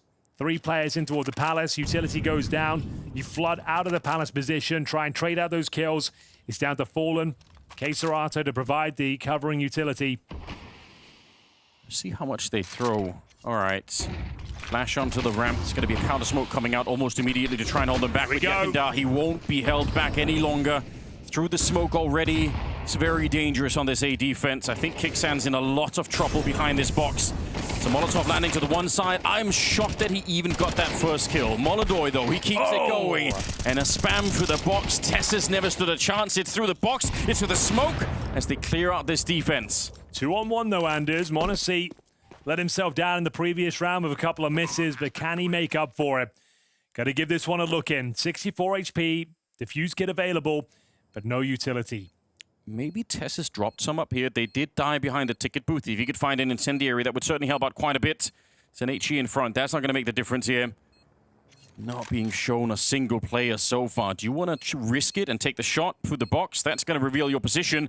He's sneaking on in, looking at Tetris. It's the right idea. Might be able to get the first one, but so far, he's gone unnoticed. Falling right there, and what a quick scope that is. Now he's hunting for csgo, but he's smartly playing it on the other side. A trick, and there we go. He almost had enough time for it. That's not far off, I think. MongolZ, in a 1 versus 3, he got 3 kills, but the bomb will consume him. A declaration of intent for things to come in the future. MongolZ hitting some shots now. Dangerously close to winning that one. Yeah. That's his sort of clutch. A couple more seconds, and he wins that round, but a lovely play, like we said, the Palace pop. A lot of smoke kills coming through, but ridiculous shots here from MongolZ. Nails it in csgo, just didn't have the time on the defuse there. Unlucky. As Furia go 9-7, it's going to have to be the full eco, I'm afraid, though. Double digits looking very likely. It's going to be the Falcons stacking in toward that A-bomb site. Still plenty of time to recover this one, but Furia doing everything they can here on the T side. It's going to be 3 rounds in a row after losing the pistol. Yeah, it has to be. And it's so frustrating that you have to take the full eco here now because you took down all 5 members, but you allow them to regain their funds here. That actually is annoying. I guess Nico has a deagle, so that's a threat always. Yeah, there's chance of danger here. We've seen teams win rounds with less. They've really been enjoying these A-side finishes. See if that trend continues. Smoke going down towards window, courtesy of Fallen. In terms of their general setup, it's Yakindar towards the underpass, waiting for any pushes from the CT side. Trying to provoke some reactions here. Deep smoke down towards connector. Fallen making his way towards that spot. Do we have a flash for this round? We do. So Tesses will be trying to flash them in.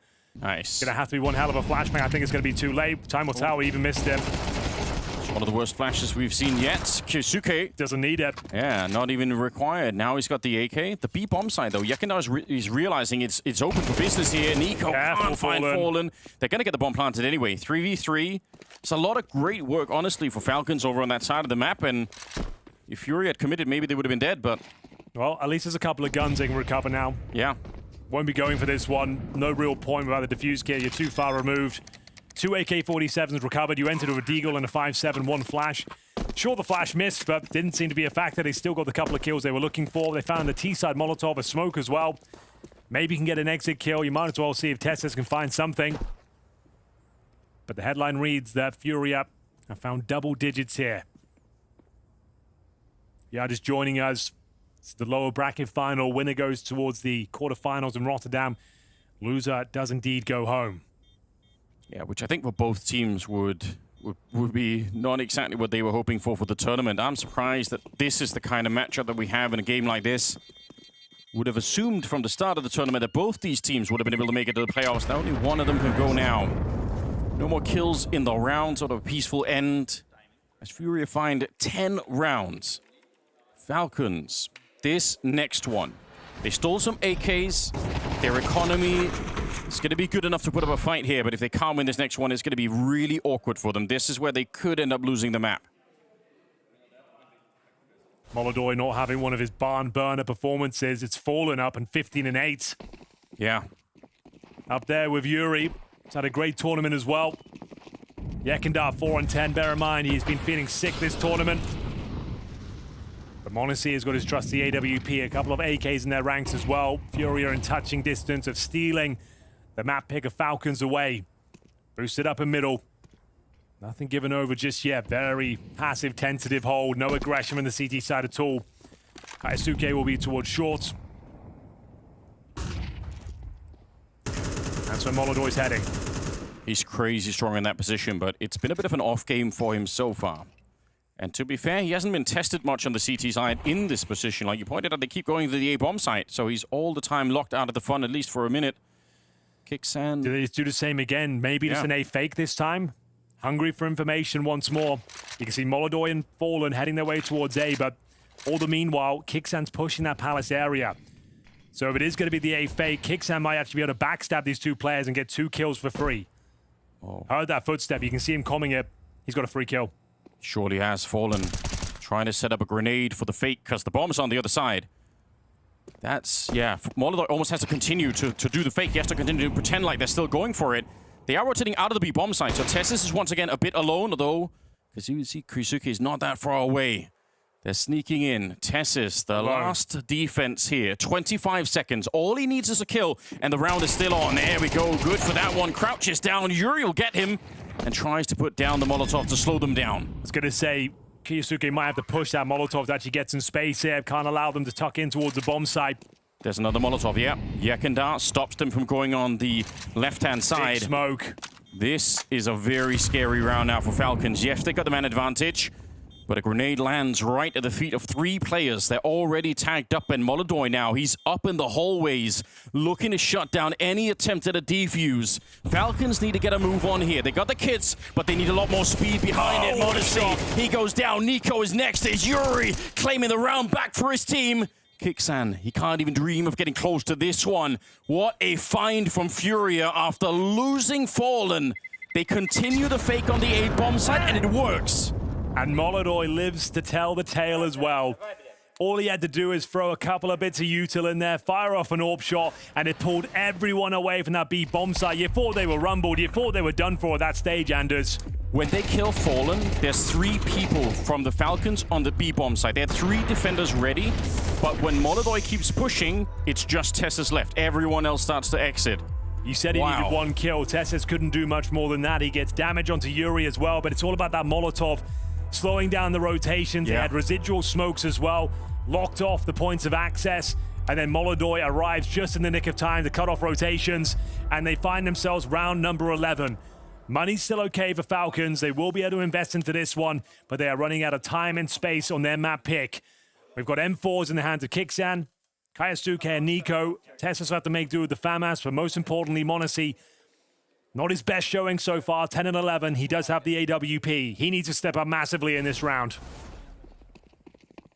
It's not over until they get 13, but Yuri is playing an amazing game, especially on the second half as well. Here we go, Nico. Yeah, wants to take the fight to them. They come through their own smoke with a flash, and he's just so deadly accurate. 2 kills. QCK on the short position, trading out Keserato. That's absolutely worth it. And Yuri and MongolZ here, I don't even really want to see Kixan take this fight. It's not worth it. Some no-nonsense counter-strike there from Nico. He's had enough. Hell yes. Stop letting them pull the Falcons around the map. Flashes through, gets the double kill. Sets up his teammate from short as well to guarantee the round. 4-on-2. Plenty of time. It's MongolZ joined by Yuri. But almost nothing they can do with this. The bomb's down in towards middle. and Falcons have established the control. On any other day, that smoke, the T-smoke at top mid, and then the underhand, the flash through and jump through is a very deadly combination normally. NiKo would have none of it. Not impressed. Well, they're waiting it out. Comfortable in the palace. Falcons will get to 8 rounds here. I think they needed a play like that. And it's not like they have infinite money really on the Furia side. It's been all over the place. They had the previous round where everybody went down in spite of them winning. So, yeah, the bank is going to run out eventually there on that side. They've been trying for a lot of this aggression, right? They've been double pushing ramp, double pushing palace. This time is NiKo in the middle. They really want to make Furia feel a bit uncomfortable on that T side. Well, this time it works out nicely. Denies map point. Here's the replay from NiKo. Beautiful transfer up towards short as well. As I said, sets up Keisuke for the swing out towards short. Finds Keiserato. Really nice played round. Comes to its logical conclusion. They maintain control of the bomb and find their 8th round here. But the AWP is saved. So is the AK-47. MongolZ could drop a Galil. And that's exactly what he'll do. So, yeah, sure, the money's not great. Operating with 3 Galils, 1 AK in the AWP. They'll see if they can find map point right here, right now. They've been very good with the fakes, the set pieces. Okay, MongolZ and wow. are combined for 0-11 on opening Jules' map. Well, that changed in the previous round, I suppose, of NiKo. That did change. Yeah, still really good stat. That means finally, you know, we had a bit of a break in the trend. Same play.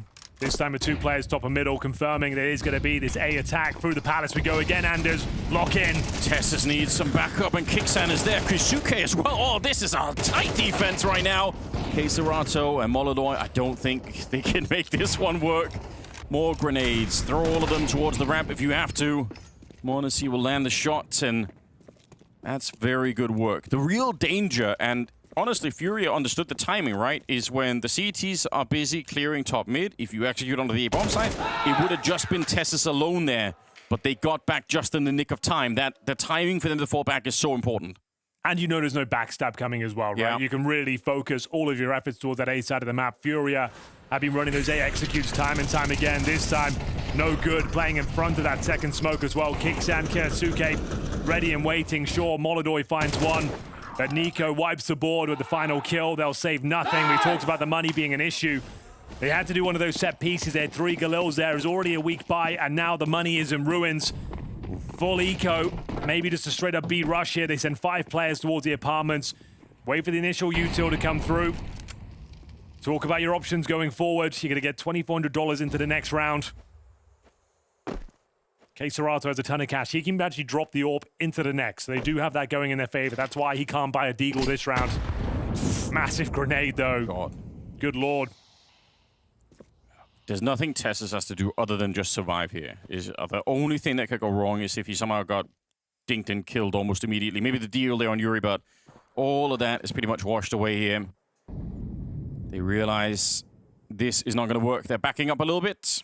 It might be a little bit of a slow end to the round, but ultimately, I don't see any way that Falcons could give this one up, so don't have to worry too much about that. Money for the next round, like you said, that is where the real conversation is going to be. Falcons will be up to 10 as the gap closes between these two teams. So much on the line.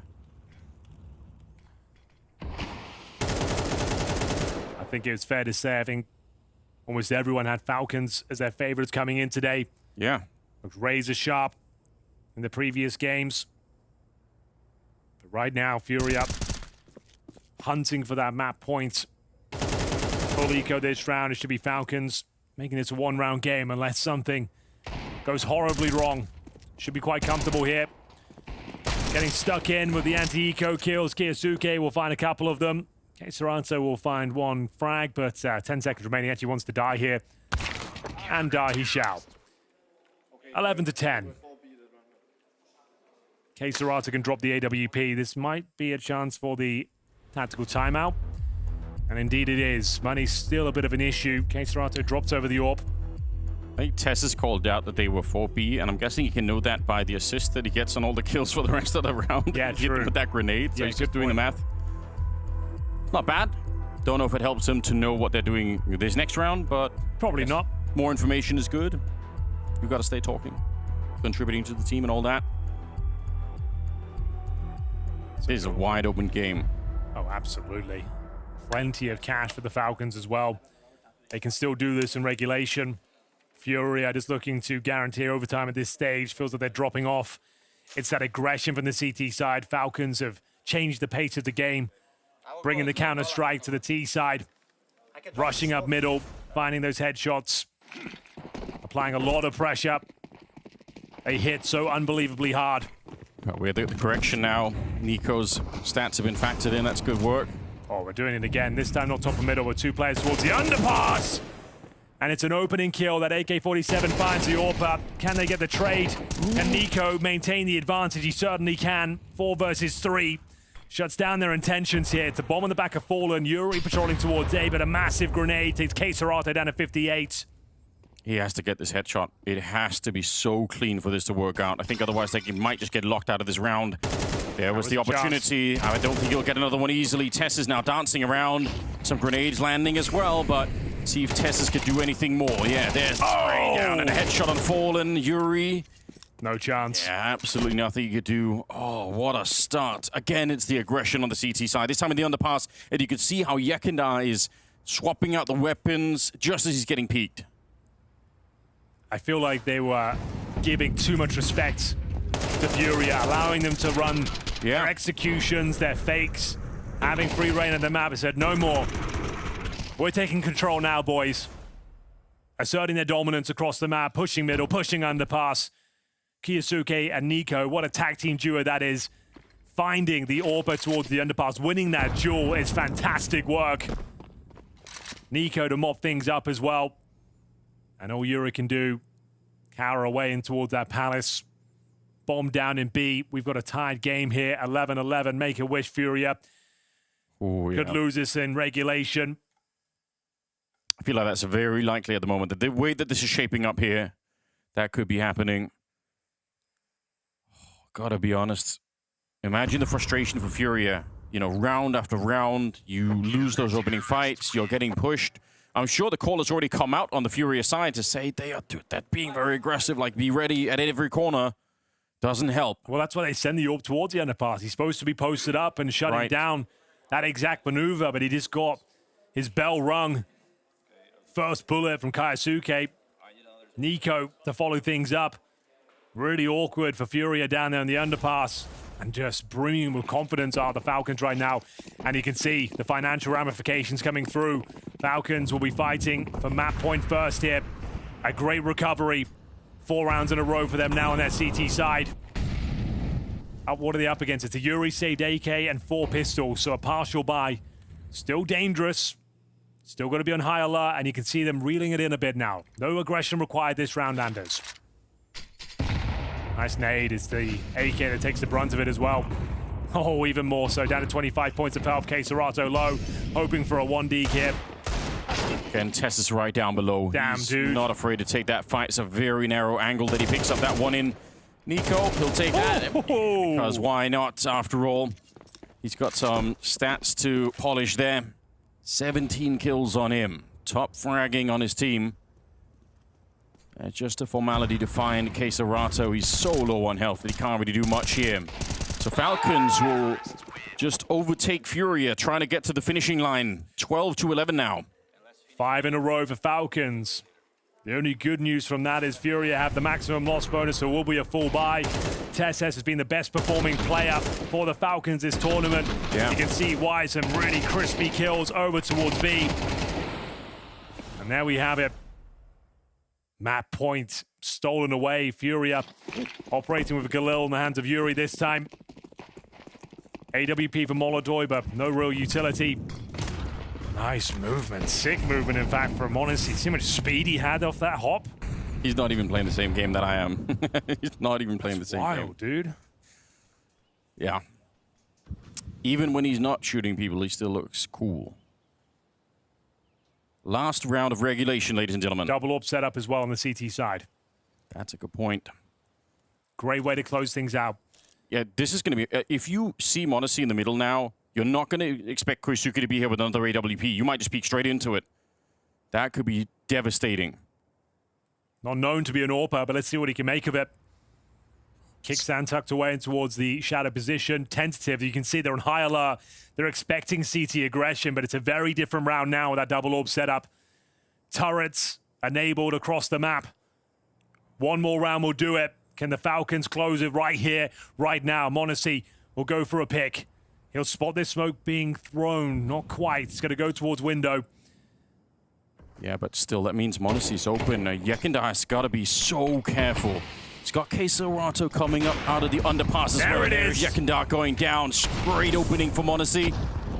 And this is really going to slow them down. They wanted to put some pressure on middle first before they went for the A-ramp. And that's already off the table. I think Falcons have almost locked in as the secondary AWP. Koisuke from CT spawn. He'll take the kill. And time is running out. Furia look to be defeated right at the end of the game here. Fallen, he goes down. Queserato's next. And Molodoi, nobody even dies on the Falcons side. They end up with a 13-11 victory on the opening map. Stealing this one away. It looked like Furia were in the driving seat for so long, but they changed the pace.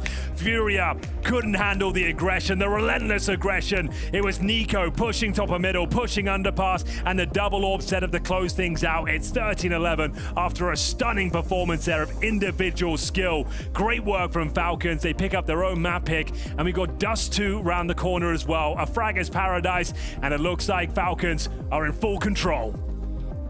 Victory slips from the jaws of Furia as the Falcons swoop down and snatch it away. What a comeback, what a rally. The hour was getting late. We were counting them out, and suddenly Falcons find themselves. It's one of those fun games where you feel like throughout the vast majority of the game, I'd almost say the first 20 rounds, I'm like, yeah, Furia's going to win this game eventually, right? I felt like they played better, felt like they had better cohesion, more team play, were basically in control of the game up until the point where everything clicked for Falcons. The beginner streak of CT rounds, and as the commentator said as well, Nico, the fact that he was finding impact left, right, and center, the fact that he stepped up, the fact that he's been struggling against Furia for a long, long time, but this time around, proactive, moving around on the CT side, doing what Nico does best. That's kind of what elevated Falcons up on a level where they could match Furia and at the end of the day, even play better. Yeah, I mean, one of the things that we didn't get a chance to mention in the pregame is Nico in the last 12 months has something like a 0.8 rating against Furia. It's his worst team of any opponent. And he comes into this one, you're expecting he might struggle a little bit, but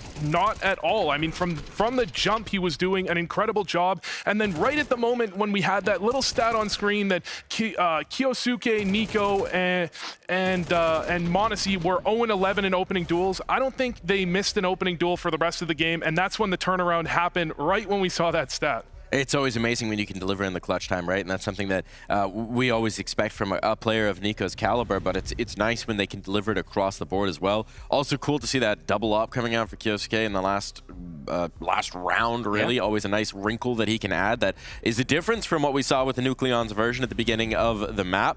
Nico delivering, Falcons delivering. I think that's one they can be super proud of. Yes, me too, because it's one that took a lot of mental fortitude as well. It's one where it was pretty evident, I think, that Falcons didn't play up to their best. Like, you had no Koisuke moment, you had no MongolZ moment, you had no Nico popping off at any point as well. So we speak and attest to the fact that it's the individuals that has to carry and mask some of the mistakes.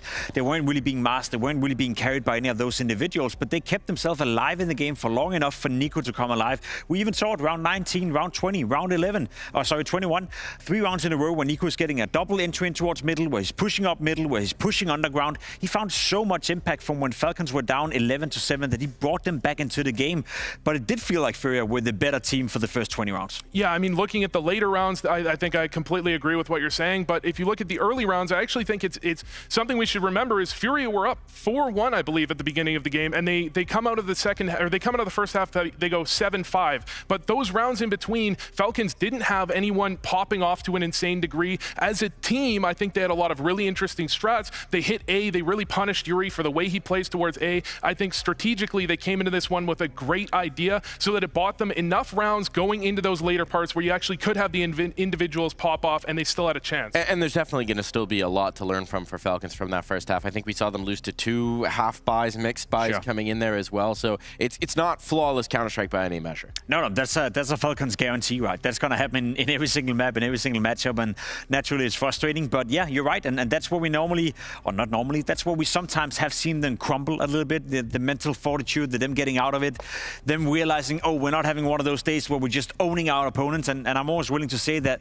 whenever Falcons are playing a close game of Counter-Strike, the longer the game goes on for, the less likely they are to win when they're playing the likes of FURIA, Vitality, etc. So it's a mental fortitude game for Falcons, and you could also hear it inside this studio, one that they were super, super happy about winning. That meant a lot to them, considering how they were playing. Looking at the other side, some of the problems that we saw in that NRG game cropping up here again on Mirage in particular, we can just tell it's pretty obvious right now. Yekindar is not up to his usual self. He's not playing to form, and you're even seeing FURIA make adjustments for it. Fallen is taking a lot more of the moves that we're expecting to see from Yekindar, maybe compensating for some of what's going on with him. Yeah. One of the stories of this event seems to be IGLs having great series and having it not matter, having the stars of teams that are supposed to be carrying the fragging load struggle in those moments, and this is exactly one of those. I was looking at the stats and I saw Fallen entry after entry after entry, opening kill after opening kill in the second half, but as soon as those opening kills fell apart, and they're eventually going to, you can only rely on Fallen for so long, eventually he's going to get tired. Eventually he's going to fall apart, and that's what FURIA did. I mean, they just couldn't, once they couldn't get the openings, they couldn't get anything done. And that's the same thing, just the other way around. Fallen bought FURIA a lot of time. He bought them a ticket into the game, kind of covering for Yekindar not doing too well. And that T side, we know Yekindar to be super, super impactful. To not always get all the kills, but at the very least, he creates chaos. He creates space for the likes of Yuri, for the likes of csgo, for the likes of MongolZ. When he's not on it, when he's not feeling it, when he's struggling, like we saw against NRG, like we saw here against Falcons, there's so much of that DNA within the way FURIA is playing, so much of that mid-round calling where he's the center of attention that goes missing, and that was a big problem for them, especially when Nico on the other side is the one running up middle, running down underground, and doing everything that Yekindar normally does.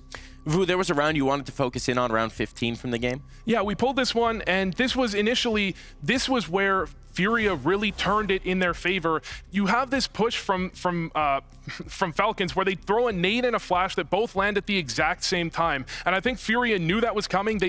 Falcons did this exact same setup in the previous game they played on Mirage. So they pivot all 5 players back to this exact angle, and you get caught double pushing because you kind of gave away that tell. Then going into the late round, this is one where m0NESY actually has a chance to turn this one back. He gets 2 free shots, maybe not free shots, but he gets 2 shots off that he could particularly land, misses both of them, and the round goes the way of FURIA, and then they go on that string of rounds. They end up 11-7 up from that moment, and you thought for a second that Falcons was just going to crumble. As we're saying, as it goes into late round, you expect Falcons to crumble after a round like that, but they don't.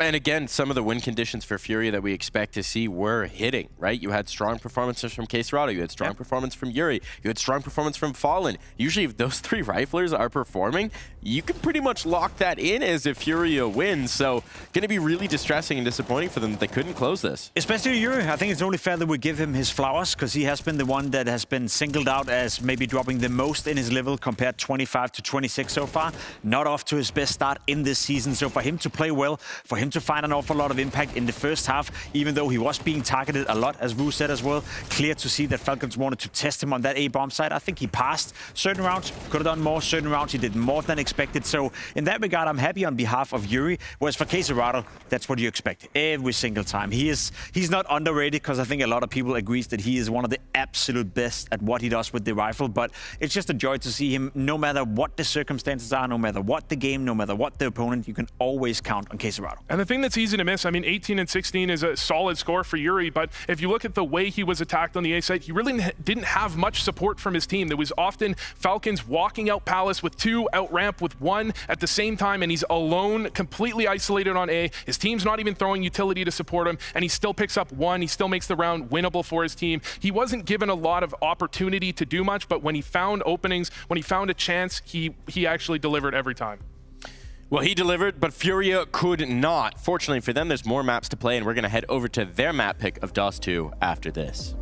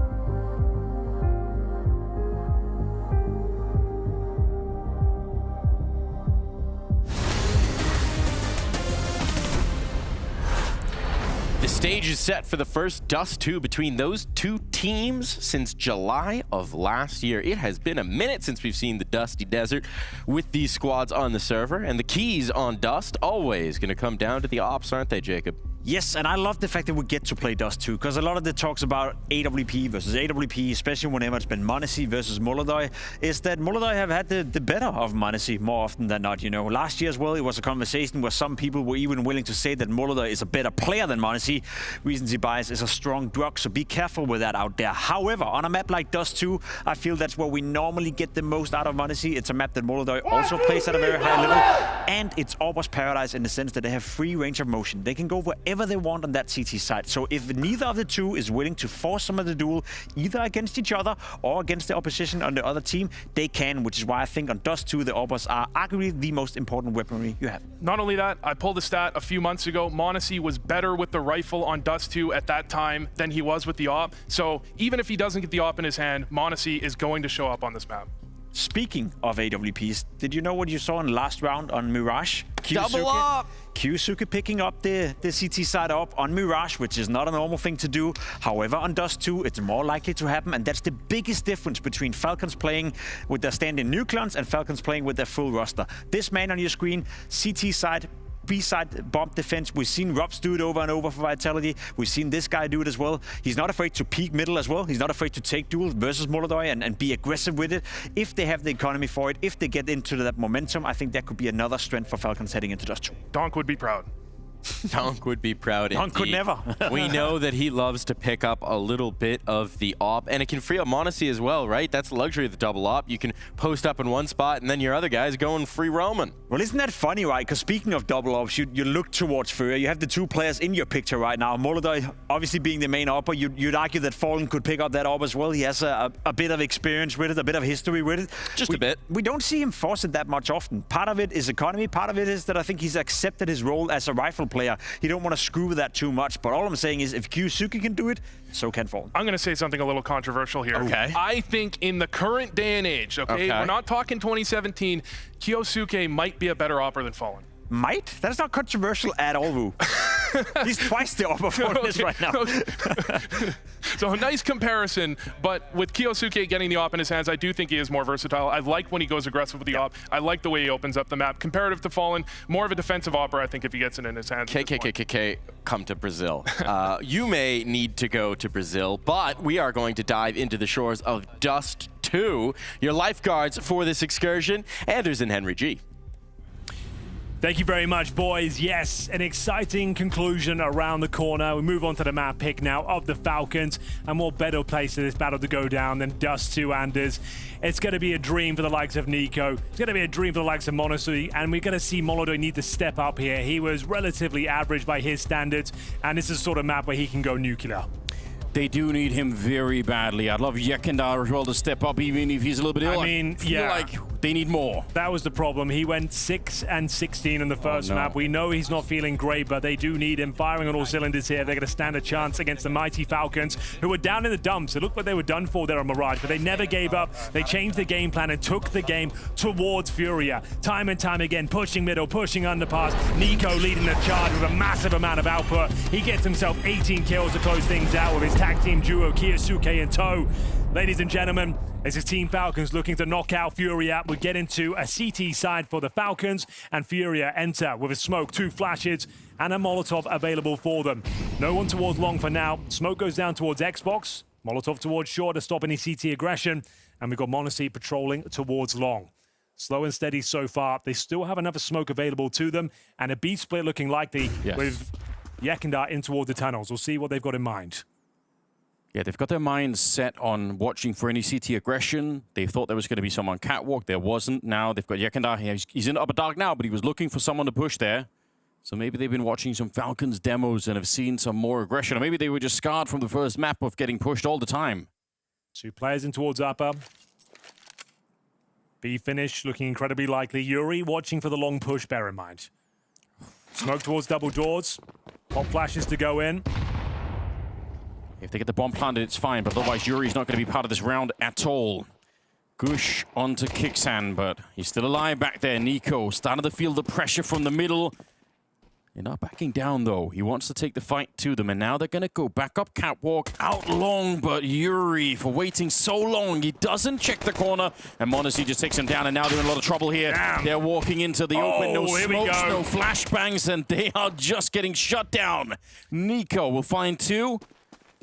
Maybe that plan could have worked if Yuri would have found the kill on long. That could have put some pressure on the A defense, but without it, not going to happen. A 3rd headshot from Nico. Very calm comms then from Falcons. Didn't bite down on the B fake there. We had smoke towards the doors, flashes coming through. Yeah. They got the gush on the B bomb site, and they were hoping that would be enough to call over all the CTs from the A bomb site, but they didn't panic. They had the Julies boosted up by the tunnel. Could hear the footsteps. No one was coming through, and then Nico. My God, has he turned up the heat in this series. Looking like an absolute master once again. That USP finds 3 kills, finds himself an M4A1S and a helmet.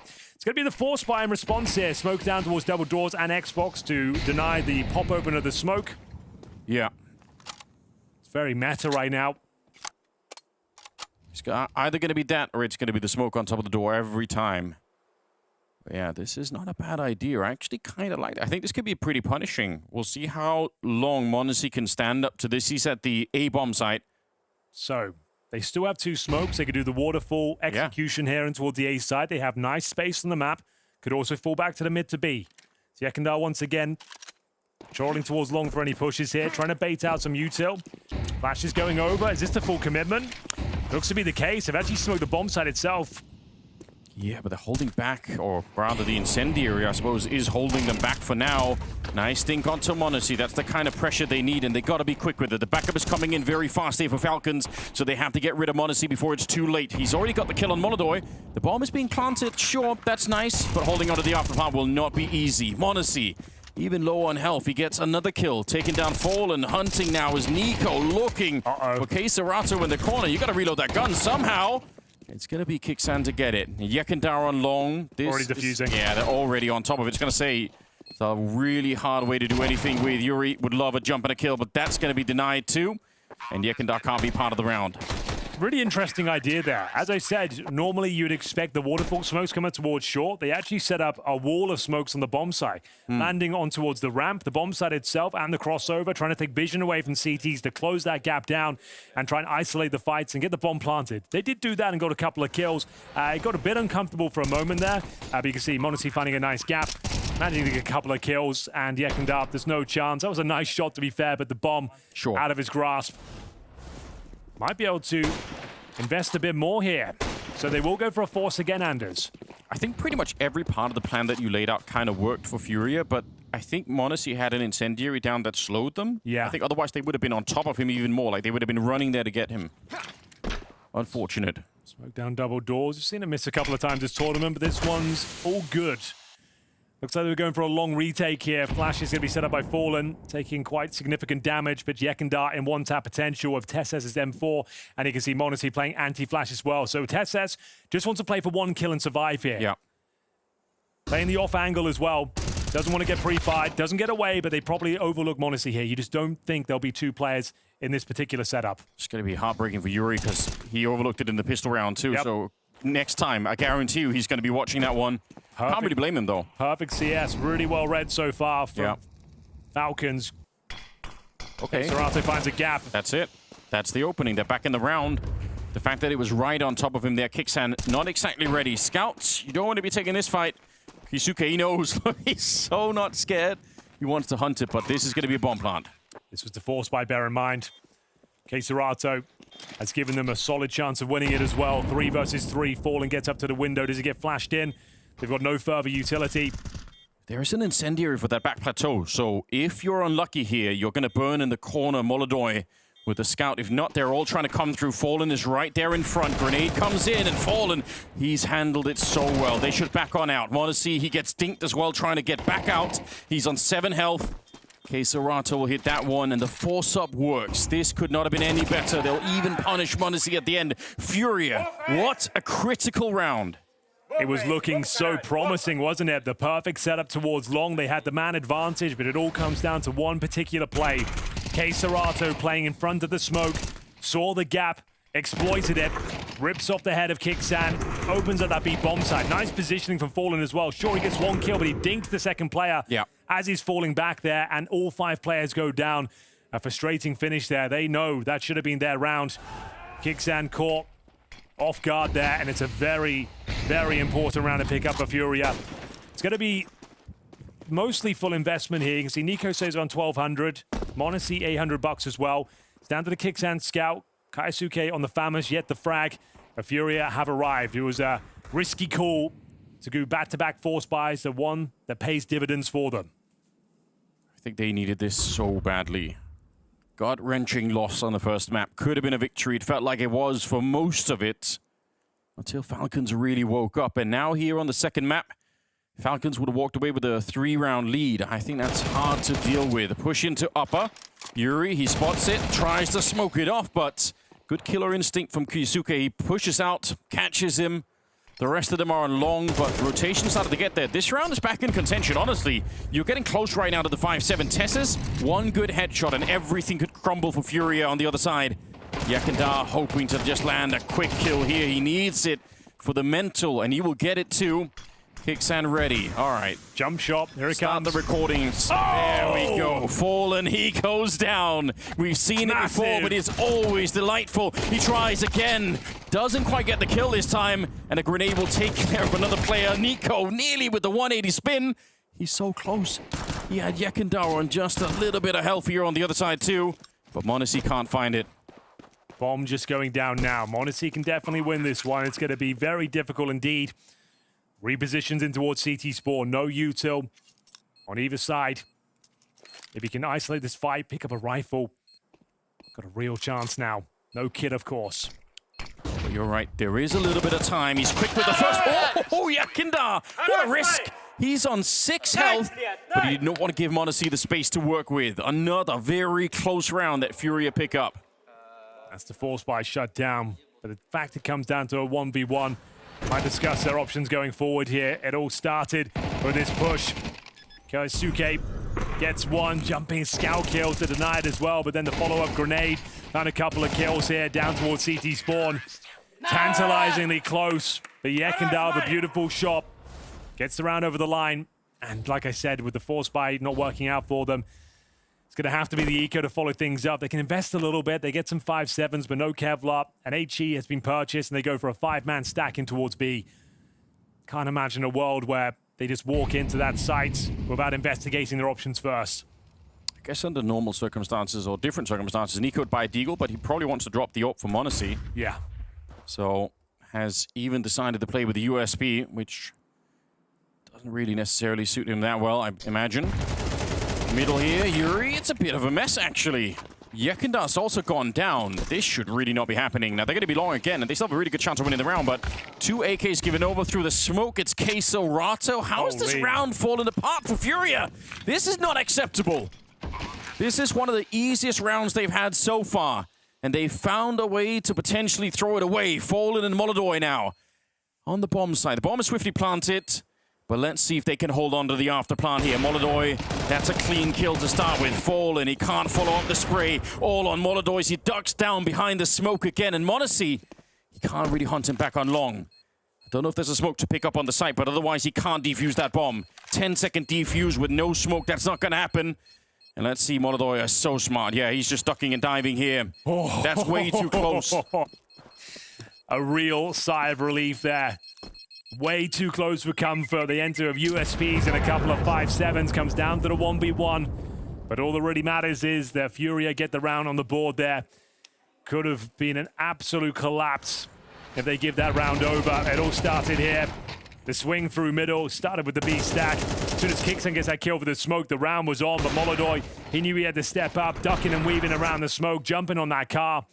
Great opportunity to Falcons. Frustrating you don't close it out, but still you've done significant financial damage going forward. 3-2. Gun round available for Falcons once again. Are we going for that mid pick? MongolZ fires off a shot, no damage inflicted.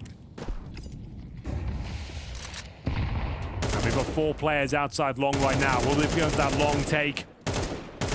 Smoke towards double doors. It's going to be Yuri patrolling the upper B tunnels. See a little bit of the eye roll on Nico there. I feel like they should be happy they lost the round, but they should be happy they did that much damage. It sets them up very nicely for the next couple of rounds here.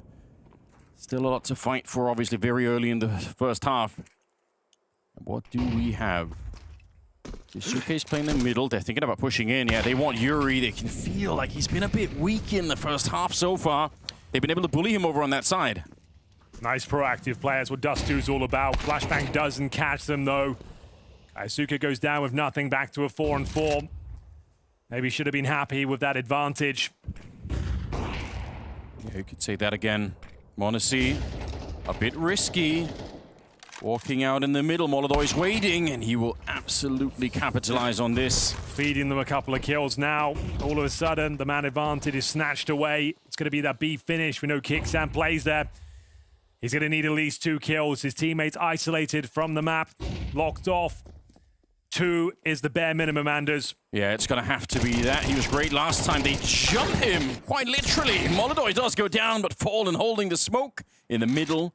And Nico, yeah, I don't think it's worth it. How sick that was from MongolZ? Yeah. Using himself as a decoy. Yeah. Up on his back, Glock in hand, is jumping around, knowing that he's going to die. Yeah. But if he's jumping, the crosshair is going to be in such an awkward spot to find multiple kills there that it sets up his teammates to actually get that follow-up kill and guarantee the round. Very sacrificial for one of the star players to run in like that, but it's what wins the round. It's a really good instinct. I do appreciate that.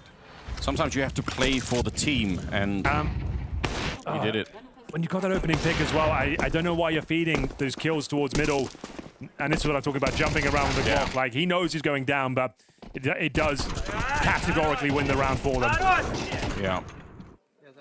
Well, those kind of plays, that's where you start to feel like maybe there is a little bit too much frustration on the Falcons side. I think you're right to point it out. They had the lead. They found Yuri in upper dark. That's good enough. Just leave it at that. So, money busted again. But bear in mind, they saved that AK before. Nico was able to drop the AWP for MongolZ, which leaves us at an interesting spot because MongolZ has $6,300, right? He could buy the AWP. They could make some small investments around it and try and steal this round away. It would be a very, very high-risk maneuver, but if ever there was a player that could pull it off, it would be MongolZ, and that's exactly what they'll be discussing right now. Is it worth it? Do you save the gold going forward? Or do you go for it now and bring out the sniper and see whether he can find some serious impact? He got the opening kill in the previous round. It's a hard question. I feel like it's... There you go. Yeah, I like that. They've gone for it, and we know he can win these rounds. I think it's risky giving Furia a lot of T rounds right now. I think, again, this is where they struggle the most. Double AWP on the Furia side to begin with. We'll see if it stays that way. The desk said even Kusuke is better than Fallen. I won't have any Fallen slander here. Yeah, I don't know about that. I feel like Fallen could still do it.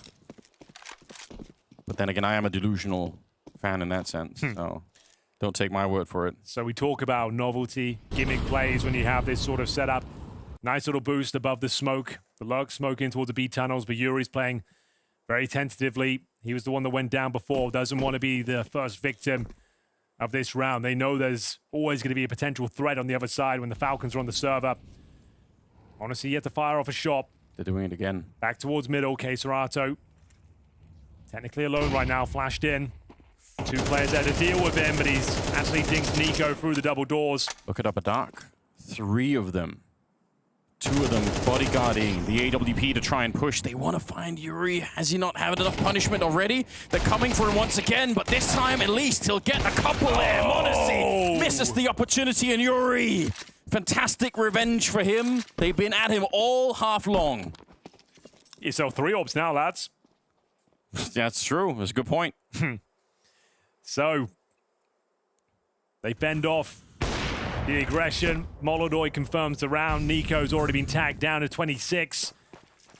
Impressive stuff here from Furia, holding on and recovering from the defeat on Mirage, where it felt like it was their game. They're in full control until Falcons entered their final form. Super aggressive on the CT side. Nico started shutting them down time and time again. Still early days here. It's going to be MongolZ to close things down. He's looking much sharper here on Dust2. And that is significant. Buying that AWP means they might not have it now going forward. If they do, it's going to be glass cannon. It's a really good spam right before all hell breaks loose down here. Tesses, if they could have kept up Yuri there, I mean, anything would have happened. If they could have found him, that would have been something, but 5-2 the scoreline. Furia. Okay, Tesses had enough to drop it, so MongolZ Nice. will have the orb, but Kicksands low. Another opening advantage here. MongolZ using his spawn, going to be looking towards the B tunnels, waiting for any sort of aggression here at the start. There's been so much of it. Does he know he got that tag? Does he know Kicksands low? They want to try and punish that side of the map. They're coordinating towards it. He's obviously going to have a good feel for it. Yeah. Taking that shot a million times. He felt like he did damage. Sending in the troops to try and find the low HP in-game leader is a great response here. This is where Yekendar's supposed to be. Aggressive out in front of the smoke. Kyusuke's thinking about it, but it is very hard to know for sure. One mistake here and this round is over. Grenades coming in. He's looking for it. He knows exactly what he needs to do. That is expertly played. And they found Kicksand at the back from that earlier low position. I forgot they had the double orb set up on the T set as well, so it's fallen and actually got that orb damage in, and there he is striking once more, rolling back the years. You don't normally see this. This is like a 2016 setup, double orb on the T side. Yeah. And it's working. If you're just able to do that sort of damage, and then cool, okay, we've tagged one in towards B. Go throw a grenade at the back of the bomb site, you get yourself a kill. Fallen with a triple kill here. And now it's MongolZ trying to hold on to his AWP. They know exactly where he is. That's not going to happen. Here comes the cavalry. Furia are guaranteed their 6th round on the board. They're everywhere. Missing a couple of shots. Yuri, he'll find that one. But I must admit, Yekendar, they throw down the Lurch smoke in B. He plays in front of it, and then his team sets him up with all the grenades. He hears the footsteps. He hears Kyusuke running towards the car. He knows exactly what he needs to do. Yeah, they must have been sure they got that leg shot. They double grenade the back, trying to take that kill down. It's classic Dust 2 antics here. They'll relinquish control of the double orb setup. It's not really a thing. It was great novelty, and it has worked out, but back to more traditional setup here, and we've got 2 tags through the door. This is the partial buy for the Falcons. 2 players already low before it even really starts. Well, if you're old enough, you might remember there was a point in time, Henry, we almost designed teams for the double orb. Yeah. That was the thing that people wanted. We need 2 in that role. What a luxury. But yeah, 2 tags through the door in the middle. Set up on the catwalk, though. Yuri, see if he could see anyone's helmet here. The Molotov will kind of split them apart, or push them back, as it were. There's the 1 kill. MongolZ and the assist from earlier. About to be 7 rounds. I think that is really good news for Furia. I think they're going to be quite happy with this already. Not too late for Falcons to make a comeback by any means, but they feel a little bit more flat. I feel like some of their CT side aggression, it's starting to be countered just a little bit. It's a problem on Mirage. It was a problem at the start of this game, too. Now we're starting to see something different out long. Bear in mind, they were 2-0 up. It is 6 rounds in a row now. Losing to that 3rd round force by back-to-back forces where they found the gap in towards the B bomb site, took down Kicksand. Wheels have fallen off for Falcons ever since then. Very confident play here from Furia. Fury giving nothing away. He's low HP, just trying to provide some self-preservation here. Ducking and weaving the bullets. They know exactly what's up here. Yekendar recovering his series. Beautiful shot there towards short. Just Kicksand with the scout. Don't think he's long for this world. Down to 9 points of health. Yuri will close things out. 7-2 now, and 7 rounds in a row. Need the rest of these, Falcons. I was about to say 7-5. Well, we still got a lot to fight for. There's still something on the line here. Less than that, and it's starting to become very, very doubtful. Timeout's been called. Chance for Sid and for Sonic to get into the game and start to change their minds if there's something that needs to change here. Falcons have tried a lot. The problem is when the CT aggression stops working, then you're just sort of back to playing more of a normal game. Maybe the only type of aggression they haven't tried yet on this map is TeSeS pushing that long position. That's still available. But everything else, they've been there. Here we go then. Wow. Oh, it is Kyosuke down to 1 and 9. Definitely worth noting. Came to life towards the dying stages of Mirage. Tag team duo of Nico. Pushing middle, pushing that underpass. Really can't get going. He's given up some silly deaths as well when they've had advantages. He's died every single round, Anders, just to know that. What the hell? That grenade hit 3 people. Yeah, look how much damage it did. That's pretty rare. I feel like even hitting anyone there, but there we go. Can they convert upon it? Finally, no one tagged through the doors. Really nice flashbang. Yekindar doesn't pounce upon it, just wanted to flush out the close range proximity. In terms of the general setup, 4 players towards middle. Yuri once more defending the aggression from upper B. And speaking of which, mid to B split looking very likely, but this man looking to shut it down. Yeah, Modesty in position. That's about as good as you can ask for. Here we go. Kyosuke, He's back. He's activated. He doesn't want that low performance. He wants to try and change the outcome here. He'll get one through the wall as well. Fallen, the last to go down. Falcons, we said 5. It's a step in the right direction at least. And more importantly, maybe they don't lose a bunch of rifles here. No one gets tagged through the doors at the start. Yeah. Kyosuke gets himself a triple kill. This time it makes a lot more sense. You've got MongolZ taking the aggro. You can see everyone looking towards CT spawn. This is when that swing actually adds up, and you can justify it. Yeah. Before, when he was just dry peeking in when they had the 5-on-4 advantage, you're asking, what are you up to? Technical pause for now as we get to the closing stages here of the first half. It's Falcons looking to book themselves a place in the quarterfinals here. Elimination game in the lower bracket final, but FURIA are looking sharp. MongolZ drops out of the server momentarily. A moment's respite. And you're right, it's a very successful round for the Falcons. They will bring over 2 AK-47s now on the CT side. And we've got a double AWP setup of our own. Kyosuke will have one, and so will MongolZ. And I think that's good news, considering he's not having the best showing. Give him an AWP. Let him hold towards the B side of the map and just play that turret sort of role. I don't hate it. I don't hate it at all. Yeah, winning the first map, Falcons must feel pretty good. But FURIA did pick this one. Nuke, I believe, the deciding map in this series. That's exciting all on its own. I think the last 2 times they've met on Nuke, even though we have to go back to 25, has been FURIA that have picked it up. So who knows what's going to happen out there. It's not the FURIA that we're super used to seeing. They don't play quite like themselves at the moment. Everyone can tell. It's been a big conversation in the community. Yeah. They look a bit wounded at the moment. But I mean, all they need is about a map and a half right now, and they can take a break. Book themselves a ticket to Rotterdam. Tech pause as we're waiting for the last 2 rounds of this first half. But yeah, the mood has changed a bit in the Falcons camp as well. I feel like they were having a real good time at the beginning of Mirage. They were laughing their way through that one. Well, it's getting a little bit out of hand. Pressure's on now. Had that advantage, won the pistol, only picked up a single round since. FURIA looking very comfortable in this T side, nothing too complicated, no real fakes required, just sticking together, finding their gaps, hitting their shots. Yeah. A lot of damage as well with those double AWP setups on the T side. You don't see that too often. As we get ready, looks like MongolZ has reconnected. He's back in, he's currently 7 and 5.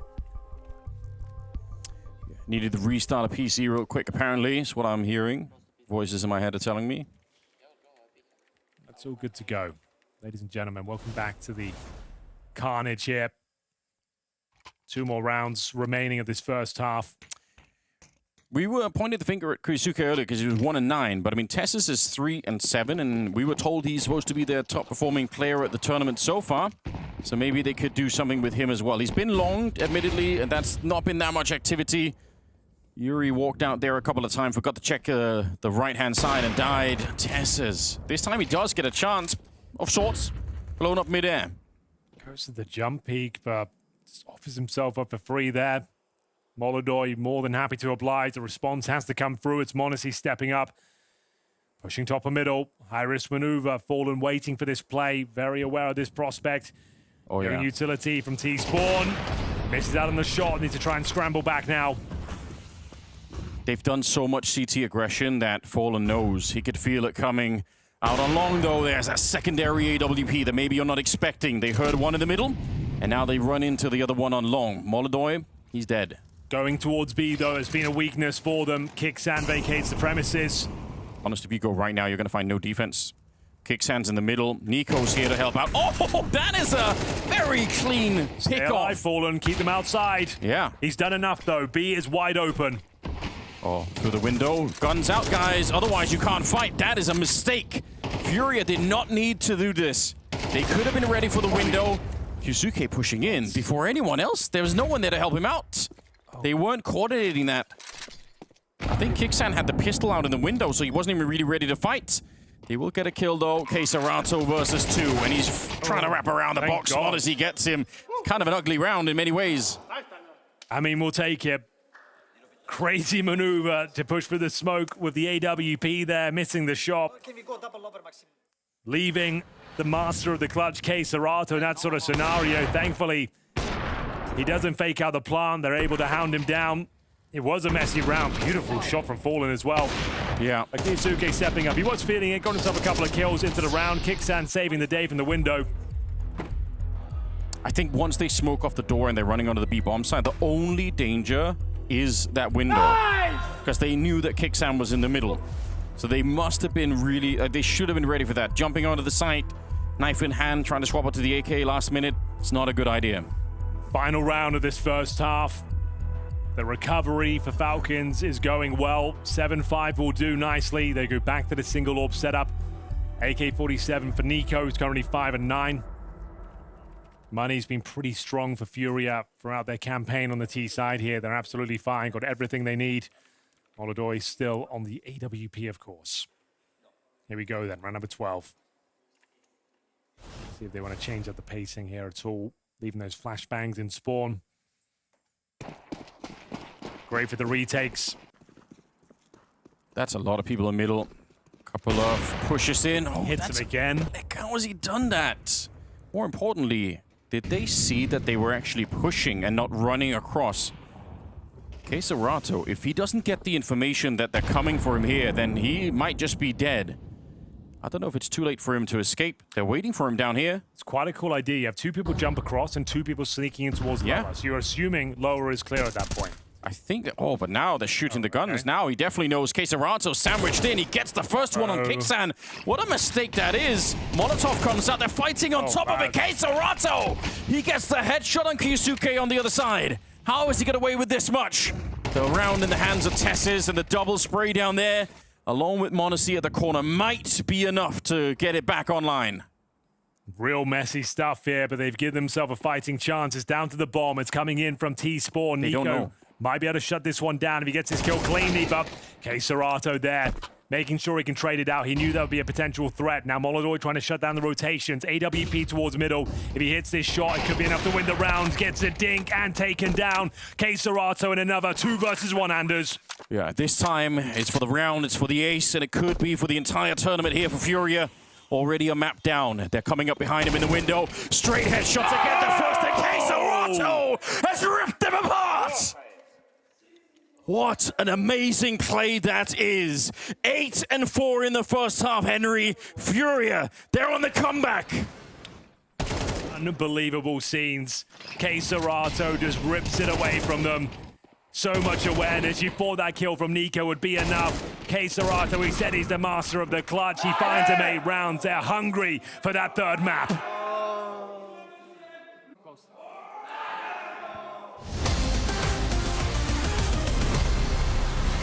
Oh, Kaiki.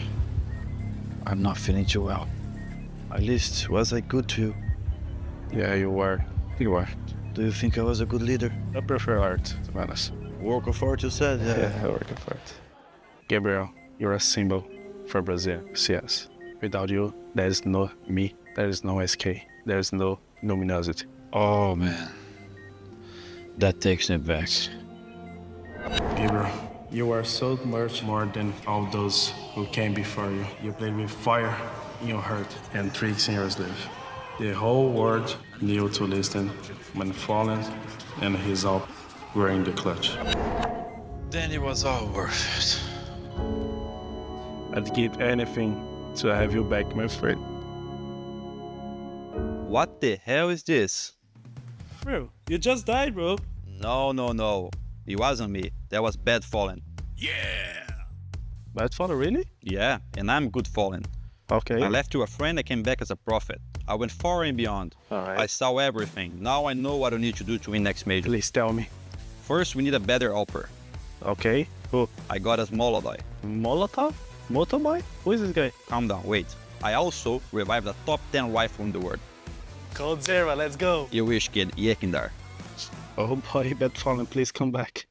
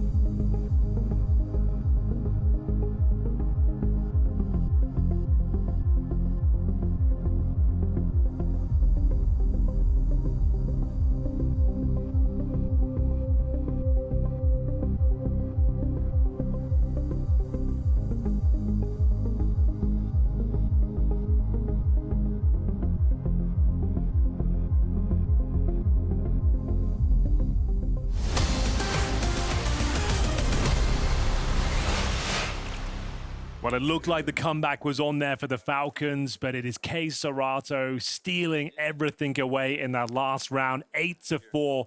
What a magnificent performance. Nico had it all locked down. Took down Fallen with the bomber. csgo head on a swivel back in towards the tunnel landers and then winning out in the 2 versus 1. I don't know how he keeps getting away with it.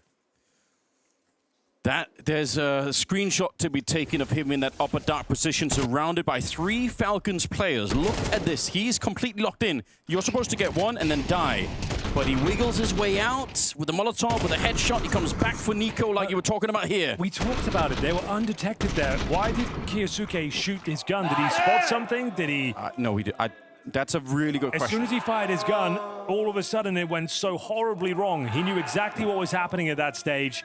And he was ready for the fight. He drops the Molotov. They have to try and trade him out. They run through the flames. He gets all the kills, ends up getting the ace. Now, morale in the bin for the Falcons. They really needed that last round. I'd love a replay just of Tess's, that sound that he made there. That's the sound of his soul leaving his body for just a second. Oh, no. 8-4, everybody.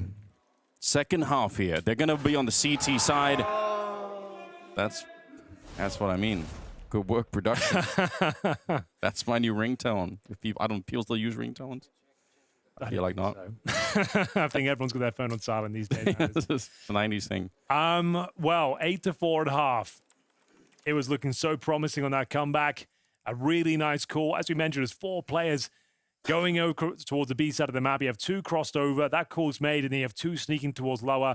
Should have been guaranteed kills there. csgo, alone in the upper tunnels, somehow gets an ace. A couple of fired bullets from Kyosuke. I couldn't tell you why. What he spotted, a bit of panic, a miscomm. But as soon as he did that, csgo knew exactly what was up and was ready for the pincer in towards upper. Shuts down the player coming through the smoke, drops that Molotov, and all hell breaks loose. Caserato is a player, like I've never heard anyone doubt whether or not he's got the talent. It just seemed like he was lost in the Brazilian scene for such a long time, like never really finding a real home. Now in Furia, he's doing this kind of stuff with some regularity. I feel like he's been playing out of his mind recently, especially in those big moments. He has found some amazing form the last year. Currently 15-7, 5 kills in that last round as well. And a lot of time to think about their mistakes there. Falcons have to sit through this tech pause. It's MongolZ's PC that's having some issues. Yeah. Yada's joining us. This is the lower bracket final of Group A. First map picked by the Falcons. It was Mirage, went all the way with a 13-11 scoreline. They closed it out with some ruthless aggression on the CT side. It was looking very good for the Falcons there. Won the pistol on Dust 2, but then gave up 6 or 7 rounds in a row. Should have had that final one, but could not hold on. It was a bit of a classic Falcons round, wasn't it? Unfortunately, it was. We keep hoping that's behind them. We keep saying, you know, now they've got the lineup they need. We don't need any more of this stuff. Even with the mistakes in towards upper B, the 2 versus 1, you think they're going to get it. You think they're going to get the trade, but Caserato, double headshot when they swing round. Yeah. Nightmare scenario, but you know what 4 will have to do?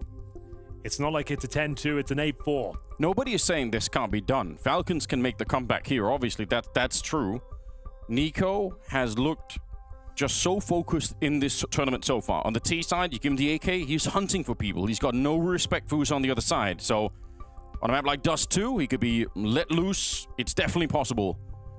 But Furia, given the form that they've looked in so far, I still think they're making some mistakes. I think they're not playing perfect Counter-Strike by any means. They're not even playing close to their own level. But they're playing better than they were in the first couple of days here. So anything can happen right now. Furia maybe not as wounded as they seem to begin with. Absolutely not. We had some signs of life from Yekindar as well. We had a very rough first map. He's only 6-6 right now, but started to have some real impact there towards the end. They're in pole position right now in Dust 2. They'll switch over to the CT side. Can have a look at the buy as it starts to come through. MongolZ is back on the server. We're getting ready for this second half. I can see a smoke and a flash available. Couple of flashes on the T side. No P250s as of yet. Maybe things will change though.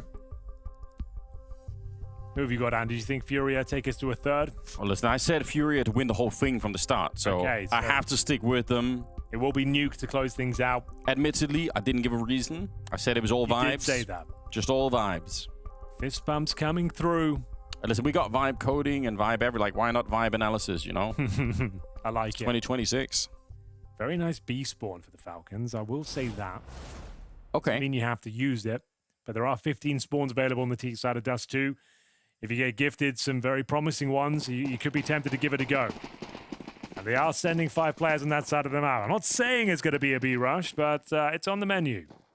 They got the grenades. Oh, here we go. You called it, and now it's on. Gush onto Yuri. He's in the back, not enjoying it, but he still gets the kill on Tessus. Kixan will drop a kill in return, but he's hiding back. He's just found a bit of a sliver to try and get another headshot. Oh, his teammates are falling on the other side. The backup is never arriving. They didn't even worry about Yuri in the back. They just took down all of the reinforcements. Fallen, it's a nice idea to try and sneak in unnoticed, under the radar, so to speak. But they know now. Bomb is being planted. A bit of a petty kill almost on Monacy. It's a job done, though, and Falcons with a spawn, they make it work. It's one of the few maps where the spawns are so crucial. Yeah. It's why it's called a puggy map. Most maps will have 5 spawns in general. It's just Mirage and Dust 2 that have a plethora of them.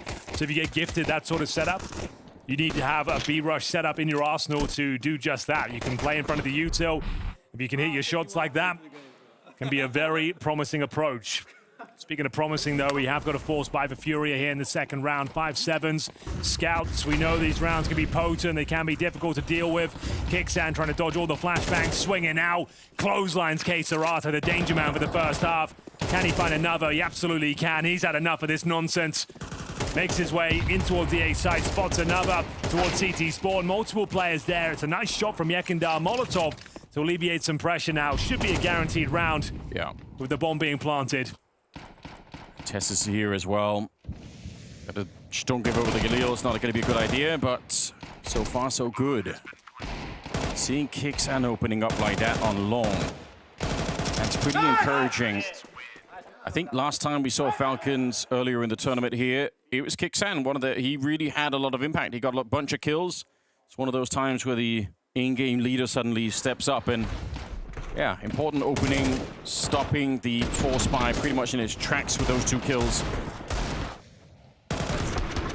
So from an 8-4 pretty quickly into 8-6, probably going to be an 8-7 right now. So all of the advantage, or almost all of it, swept away from Furia here. Full eco for sure. Nice work from Kixan. Very assertive play. No doubt in his mind he was going to hit that first shot. Gets 2 clinical headshots there. Falcons back into this. It felt like they needed that pistol. They pick it up convincingly. Fend off the force spy. Just need to get past the USPs. A couple of P250s now. Can't afford to make any mistakes, so MongolZ goes round, flush out any close-range players. Need to keep these clean. Sure, you're up against the pistols, but losing 2 or 3 players simply will not do. Need to build the resources. That's what Furia did on their T side, right? Yeah. They won that round, but they still ended up losing a bunch, and they gave her a couple of AKs. Don't want to see that here for Falcons. Counter smoke. Don't know if it'll hold anyone back. They're already on the other side of it, and it's only Yekindar that's here. And that's going to be really obvious and, you know, pretty much now. Got some damage off. Yeah. But I think you can start to feel there's only one person shooting back at us. So in spite of the smoke and everything else, probably think, all right, let's just keep going anyway. Stack on B doesn't work out. Falcons will claim another round.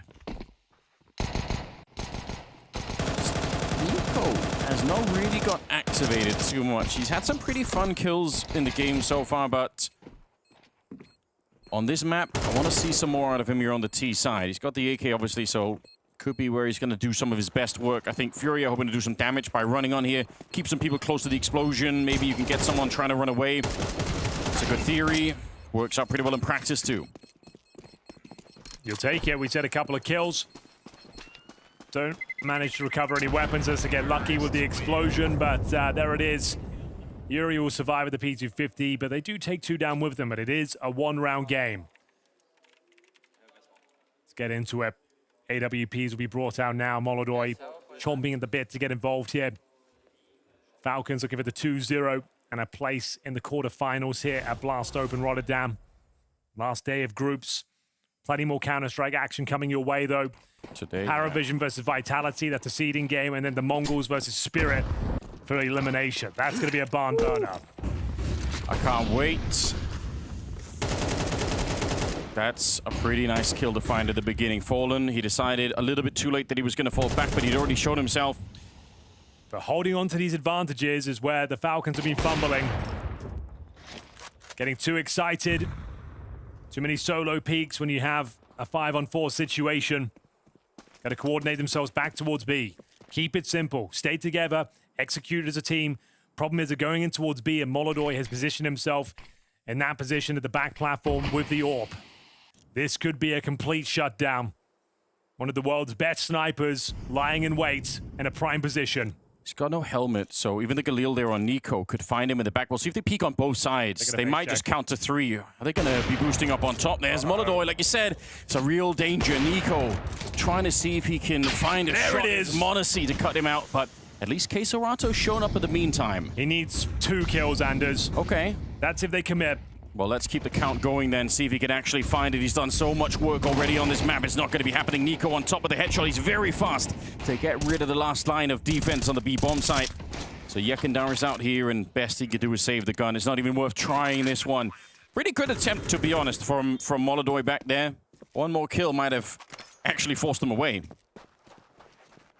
But they did follow your plan, Henry. They stuck together. Yep. After getting the advantage. No more madness. You don't need to have any fakes. No one needs to be just looking for a kill on the other side of the map. Group up. And they didn't panic. When they saw the AWPers at the back, they knew they had to take him down. There's no 2 ways about it. You can't just let him have full control of the B bomb site. You've lost territory across the map. You won't be able to retake it. You have no idea who's in lower, who's in T spawn. So you had to take that duel. So they didn't panic. They hit their shot, as you mentioned. There was no helmet there on MongolZ, so the Galil did take him down. But also maybe worth thinking about is the fact that we're not seeing this world-beating version of MongolZ. So even, you know, if they were going to be scared of MongolZ, it's not going to be right now. They feel like we could probably beat him. He's not hitting every shot. He's not doing what he normally would do. Now is a great time to fight him. Ouch. Needed that. Needed a couple. MongolZ finds him. 8 tactical timeouts. It's time called by Furia. What's the money looking like? Not great, I can tell you that. Yuri will be operating with an MP9. Yekindar has the M4. I believe the desk posed the question about whether or not Furia was going to pick into Inferno instead of this. And from the way this is going now, you start to wonder, well, maybe that would have been a good idea. They're slipping up a little bit now. Game's tied, sure, but Falcons with a bit of a resurgence here at the second half. They win that first rifle round that Furia pick up, and it's going to get a lot more complicated now. They're going to have to take the long road around Furia. If they want a third map, I think it'll be a real struggle from here on out. See if they can make anything of this one. Round number 17. Doesn't get any easier. 1 M4, 1 SMG, 3 pistols. Grenade down towards lower. Should do some good damage. Only 11.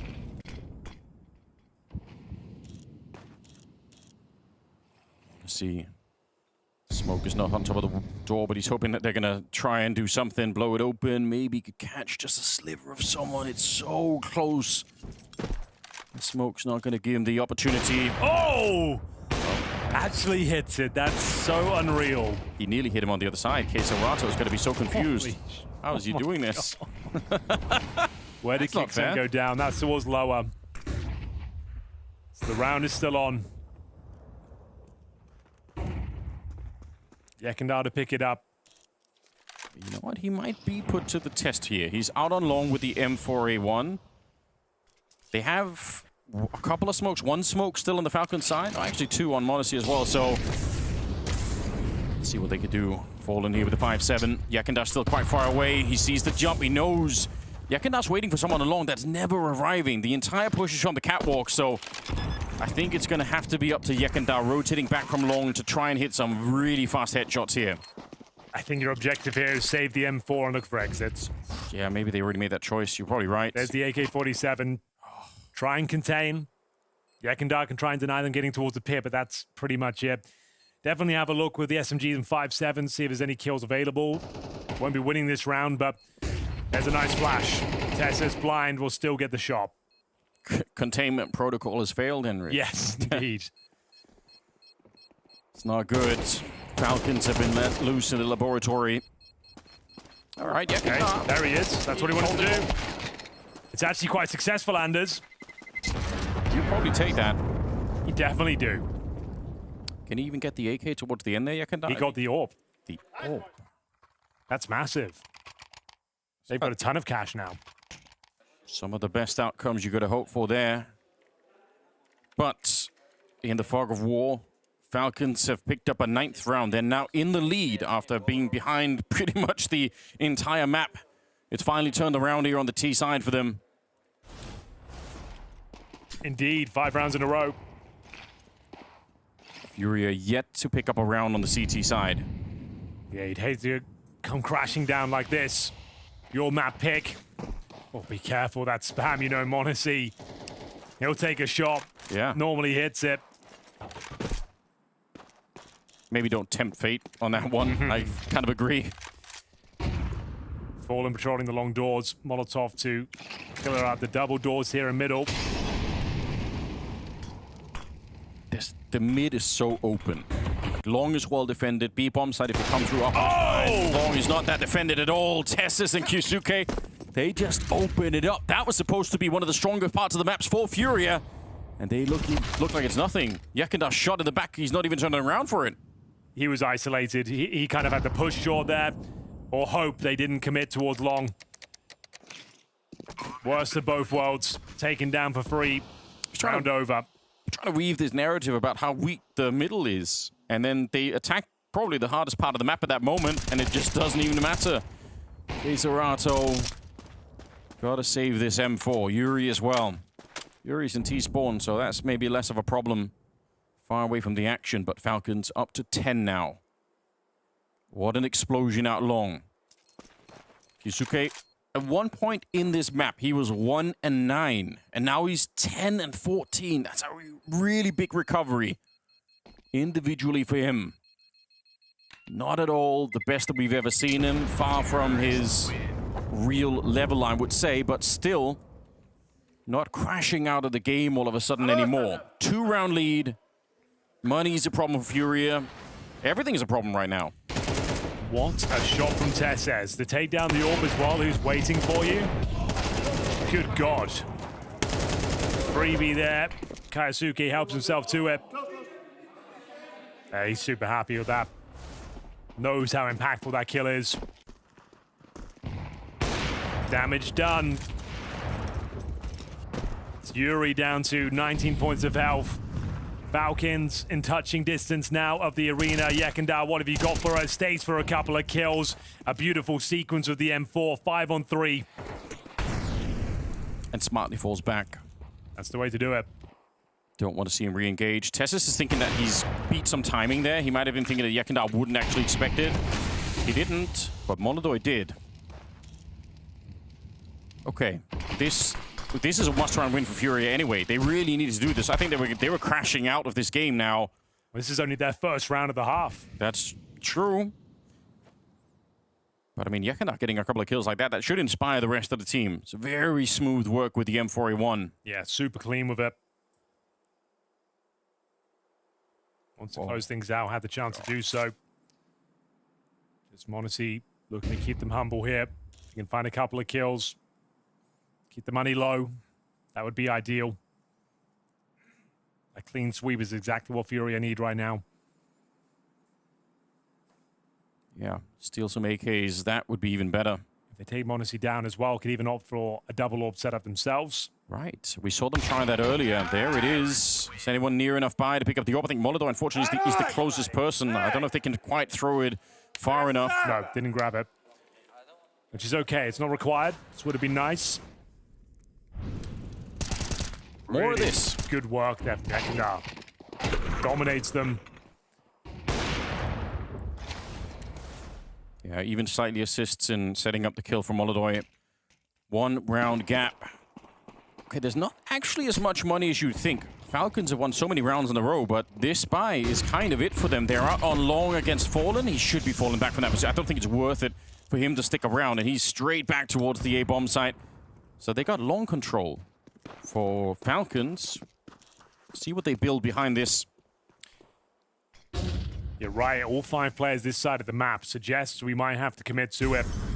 Nico throwing some utility from T-Spawn, gets himself down in towards the suicide area. Double doors goes down. Normally you park up the AWPer in towards the pit when you take long like this, but MongolZ's just holding the double doors. Suggests they might not even finish up towards A. If he's not in the pit, yeah, they could just be changing their options up here. See what they're up to. This is the disadvantage, though. When you have to go back from long, you've got to Molotov all these positions again. You've got to test if anyone's there. MongolZ finds the first one. They're not really falling back. They want to fight on the catwalk. Are they ready? On top of the incendiary. Now an HG around the corner. And now pistols out. MongolZ trying to hunt it. I don't even know what's happening. They're so aggressive, Furia. In spite of the fact that it looked like they had the better position, they might have given it up here. Yuri, he goes down. I can't believe it. Here he comes. Furia, this is too much. Yekindar and Fallen now being hunted by MongolZ. They almost line up. That could have been a 2-for-1. I don't think it matters. MongolZ. It is beautiful Counter-Strike that he's bringing to the server here. Pandemonium towards shore there. It was unclear who was going to come out on top. Back and forth we went. Huge grenade damage. Kiyotsuke, though, stepping up. It was MongolZ opening things up there. The flashbang goes round the corner. It doesn't catch him. It's a 4-on-5, right? They don't have to go back for the fight. I guess they were wanting to surprise them, Furia. They thought they will never expect a push in. That could be it. But that seemed like a better choice to fall back. Just take that one lead that MongolZ gave you. 11-9. They did lead MongolZ parked up towards long. He doesn't get in the pit. He wanted to get aggressive with the smoke down. He gets close towards a car, shuts them down, takes down all 5 members. 1 round away from series points. MongolZ wants to be boosted. He wants to punish MongolZ. He knows he needs to have impact this round. Comes down to this one. Yeah. Furia don't have the money. Falcons have a little bit more of it. Are so close now. Falcons about to make the arena, play in Rotterdam in front of the crowd. A lot of people, I have no doubt, are going to be showing up to see the endless amount of superstars on this Falcons team. I mean, who wouldn't want to see this in a stadium? True. Can they close it out right here, right now, win this round? The money's busted. Fallen alone towards long. Barely any util to work for. Sort of smoke down towards the double doors. Is this Fallen preemptively calling a B stack, just hoping to be in the head of Kicksan, saying they're going to go for it this time? If they go for it, it's a genius. Fallen will look like a genius. But if they end up on A, Jack and Dower alone, long, it's Fallen alone. The fact there's zero presence here towards short. He might be a genius, Henry. Tess I swear he was running the B. He's thinking about it. Here we go. After all these years, he's still got something left in him, something in his brain that just speaks Counter-Strike. It's MongolZ at the window as well, looking for this mid to B split. I think he might be onto something, Anders. Seems to be the perfect setup. Fury in the pocket Fury as tucks well. himself in. Yeah, MongolZ starts the bidding. They're bumping into each other. It's pandemonium inside of the smoke. MongolZ hits another one. No scope for MongolZ.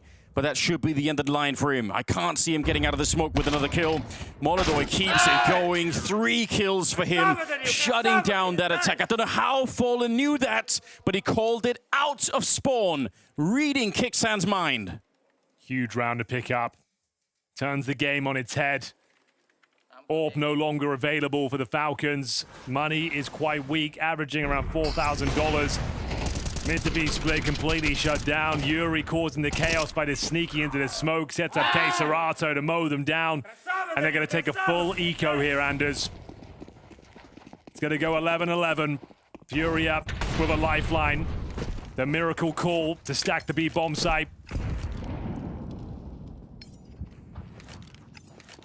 This is a game worthy of elimination, right? No matter who loses now, everyone fought really hard for this one. 13-11 on the opening map of Mirage. Could have just as well been Furia walking away, but that Falcons CT side was too much to handle. And now on the second one, we're almost tied up again. Probably will be behind this. Nico has a deagle. Tessus has a deagle. Not a lot more threat left there either on the T side. Stacked up on the catwalk. And dodging some of the nades to begin with. That's good news. But Furia, they're slowly investigating the map. This is the map we deserved, Anders. Mirage was fun, but Dust 2 has been exceptional. Okay, Serato with that ace clutch earlier. We've had so many amazing AWP moments. Yeah. MongolZ and MongolZ locking horns, 2 of the best snipers on the planet right now. Both turning up here. Both hitting their shots. And right now, Furia almost certainly going to tie things up. Can't imagine a world where this falls apart. Nice defensive positions. AK-47 lined up. MongolZ to find MongolZ, and it should be quite a simple procedure. The bomb will go down, which is fine, but it does give some extra cash going forward. A nice strong buy for Falcons into the next round. Better if you can deny the bomb plant, but not worth panicking so much that you're suddenly in contention to lose the round. Just leave it alone. That's a tied game. It does enable them to bring out the AWP from MongolZ, though. Next round will decide who will find map point first. Do they take a tactical timeout here to discuss the options? Got a very good B spawn for Kaisuke. And there's a tactical timeout. What was the run they were on, Falcons? Because it was 8-4 in the first half here. Did they get to like 10-8 before Furia finally picked up a round? Exactly. That's a really, really good recovery. And yet it might not be enough. I think that's going to take a lot of energy for Falcons to recover. If they can't win the map here after that 6-round string, they're going to be thinking, oh man, we have to play Nuke now again. We have to sort of redo everything. Yeah, they were 11-9 up. It's crazy. And now we're 11-11. Looking for that 2-0. in-game leaders tested to the limits of their ability here. Fallen with some masterclass defensive calls. AK available for csgo, who's currently 23 and 13. MongolZ up there as well in 17. Orb has a decent spawn for long. Does MongolZ want to take it? No, he's going to be providing the utility. In they go for the long take, Anders, and it's Fallen to defend. I can't even blame them. Their long takes have been really powerful. They've been knocking out anyone that stepped up to that corner, so why not try and do it again? Fallen, edge of the smoke. He does get one. That's pretty good. And MongolZ, he'll take down Tess's clipping before he get closer. MongolZ's really been activated now. Hasn't really heard from him pretty much any of these maps, but now he's up to 19. Well, this is the duo you want in this sort of scenario. 4-on-2, MongolZ and Nico. If there are two players that can dig you out of this hole with 1 minute on the clock, it might be these two guys. Don't peek at Yakandar. He won't. I'm worried that he's even here. No, he can see MongolZ's live. Yeah, but behind the box even. Like, I'm worried about some kind of a shot coming through. I just don't want to see him die and open up the round. You are right, though. Couldn't pick two better players to be left in a clutch in this one. Right now, all they're doing is waiting. Seeing if FURIA are making a mistake. See they're being active elsewhere on the map. Yuri is confirming they're not making their way back towards B. They recover the bomb. And we're going in. They do need some information. Flashbang comes through. Does peek one on the site. It's going to be the first kill. Any second now, Anders. Who will blink first? Yakandar's fighting his own nature to not peek that. He really wants to, but he knows it's not a good idea. Don't give them the opportunity. And so far, you've got to give him credit for the discipline up there. He's holding himself back. 20 seconds. Long spray there. And MongolZ, he will get the shot on the AWP, but they lose Nico. And MongolZ, he ends the round just like he started it. A triple for him, and FURIA now at 12. After an 8-4 first half, it looked like they were down and out.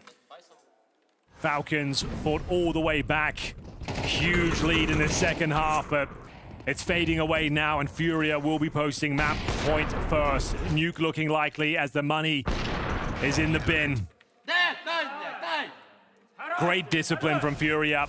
No one over peaks. They gave them nothing to work with, trading out those kills, and we're left with pistols, a scout, a Galil, and a dream. Overtime is the best they can hope for now. And it's going to be such a difficult fight to get there. Yakandar aggressive towards Shaw. Got the Xbox smoke down, though, to provide him some cover. So they haven't done too much there. Push up Yakandar. I kind of like it.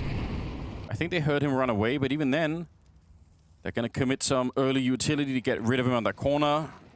Scout on MongolZ on the other side. Surely FURIA can find a way to close this round. They have everything they could possibly want. Goes to overtime, and they're going to have to battle it all the way back again. Everything is reset. Good timing on that, too. Everything working according to plan on the defense. 50 seconds. Don't even know what the plan is at this stage for Falcons. I think it has to be the mid to B. Okay. You might be right. Oh, the flash is immaculate. They take care of MongolZ, and they run back. Nico, he wanted to surprise them through the smoke lurk up in the B bomb site, but now they're back on the catwalk, and I think only now FURIA have realized they're all coming. They're all showing up. No way! Fallen caught with his pants down. Nobody knew. FURIA, they were so sure that that was the split. They all started rotating, and now it's a man advantage. The bomb is down. One mistake here in FURIA. They're in overtime instead. That could be the beginning of the end. That could be the mental collapse.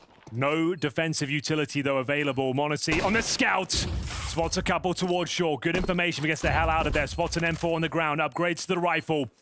Bomb ticking at some pace here, and here comes the retake. All on the catwalk. Easy shot from Keisuke. That's what you want. Oh, the FURIA collapse. They bought it. They wanted to go for the B defense, and Yakandar, no time. Good spray, but there is not enough time here. They just have to hide, and they'll be fine. Overtime confirmed. Falcons, they keep the dream alive. My God, how do they do that? Tech-9s and a Scouts. They catch MongolZ with the perfect flashbang. They can't recover the AWP, but they use that opportunity to pounce up towards shore. We said it was a mid to B, and that's exactly what Furia thought it was. They vacate the A bomb site, they drop down towards CD spawn. That's the problem. You lose the high ground advantage, and all of a sudden you're retaking from CT. Kaisuke hitting some great shots on the Galil, and we go 12-12 as they keep the game going, and the 2-0 dream alive. Unironically, this is because Nico went through the smoke and died. Like, he was a human decoy. That's what sold the idea of the split. Even if he did nothing but die. True. They thought that was it. It's got to be it. But it wasn't, and they got caught in CT spawn. Huge sigh of relief now. Falcons back in the driving seat. Short is wide open, and they're going to take advantage of it. MongolZ will be kicking himself and actually flashing himself. Look at all this util, though, Yekindar has to work with.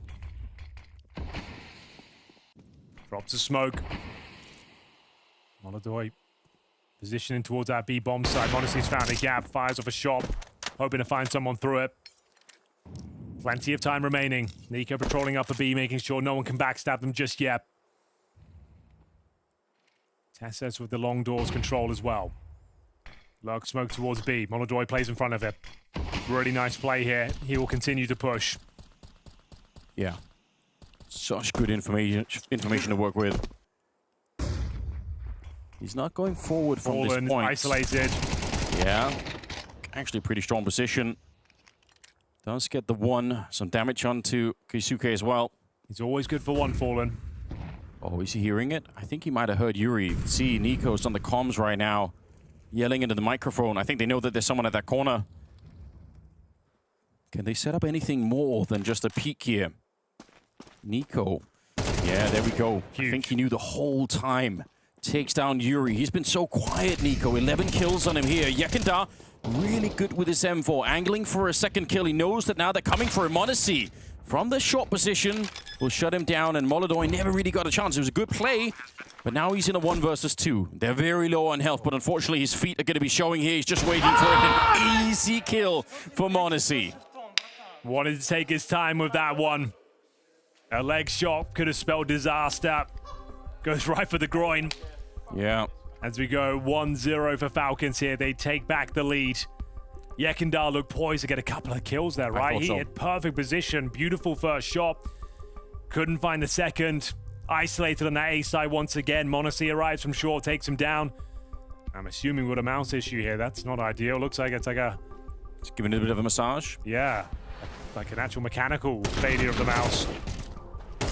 You're right though, Nico definitely had a sound cue towards middle, waiting for his opportunity. Like I said, taking his time in that final kill. Oh, that's why your mouse might not be working, my friend. You just smashed it to pieces. Yep. Yeah. Wasn't there a polymarket graph as to whether a player would break something at the tournament? Probably was. And I think he just broke his mouse. Everything. Dude, why are you slamming your mouse for, you donut? You just broke your mouse. Congrats. Listen. What was we had a blast event in Copenhagen when Nico broke the entire desk. At least it's only the mouse this time. Slam the desk. Oh my goodness. Slamming the mouse? Yeah. Calling the manufacturer now. You better have a spare. And the problem is, even if you do have a spare, like, it's not going to have the same feel. Yeah. The skates won't be worn in the same way.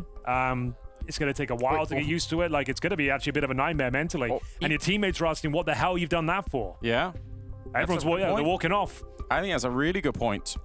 And like you said, you know, even if the mouse was identical, you in your mind, you might be thinking not. You might think, oh no, like it feels a bit different. I can't explain why. Such a foolish thing to do. Uh-oh. Why would you do this? This is an elimination game. This is not one of the seed games about who goes quarters or semis. This is about whether or not you go at all. Don't want to be doing this at this stage. And the thing is, you've done this to yourself. Yeah. Falcons shouldn't have to wait. The viewers shouldn't have to wait. You did this.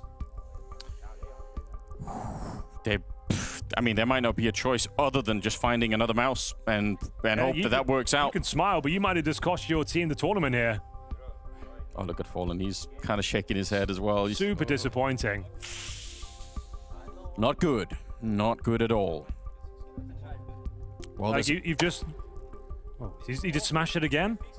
He's repairing it now, I think. It's good. He says it'll probably work. Maybe it will. Thing is, if I'm his teammate, I'm tilted off the face of the planet. Just knowing that that's a potential factor going forward now. Yeah, that'd be hard for me to hold back as well. I'm super pissed if I'm Serato. Somebody's playing his heart out right now. Yeah. It's a massive test of the team. I mean, if they can laugh their way through it, that is obviously amazing. I'd find that very hard myself as well. Well, the mouse, I can see it's clicking. It seems to be working. Whatever, we'll get on with it, but lesson learned. Don't ever do that. Punch the deck, sure, if you're frustrated, but God, do not slam the mouse. Whew. Well, we wanted some drama. We had it last time when they were playing on Dust 2. Different kind of drama this time, but I'll take it nonetheless. Better hope that works, Yeki. Better hope that works. I'm not gonna lie, it could stop at any moment is what it feels like. If he stops shooting in the middle of a round, then we know why. All hell will break loose.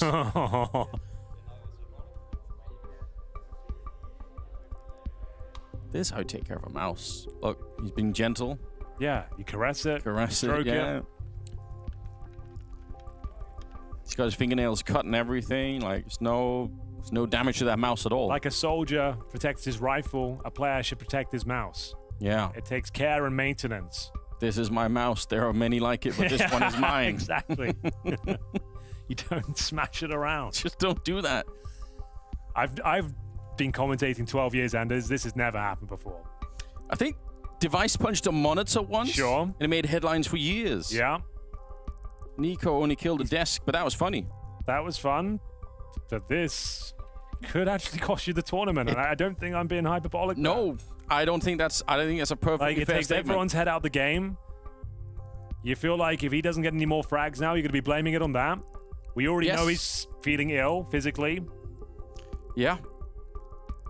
That's another good point, though. If they go on to lose a couple of rounds here, you even if it had nothing to do with the mouse at all, it probably will feel that way. Yeah, it'll be in the back of your mind. Yeah. You'll be thinking, yeah, you really kind of screwed us there. Dramatic. Well, let us know on the social medias if you've killed any mice in your career. Why not? Computer mice, that is. True. I don't know why why that would happen. But yes, glad you clarified, Henry. Just to keep my career safe and all. Yeah. Okay then.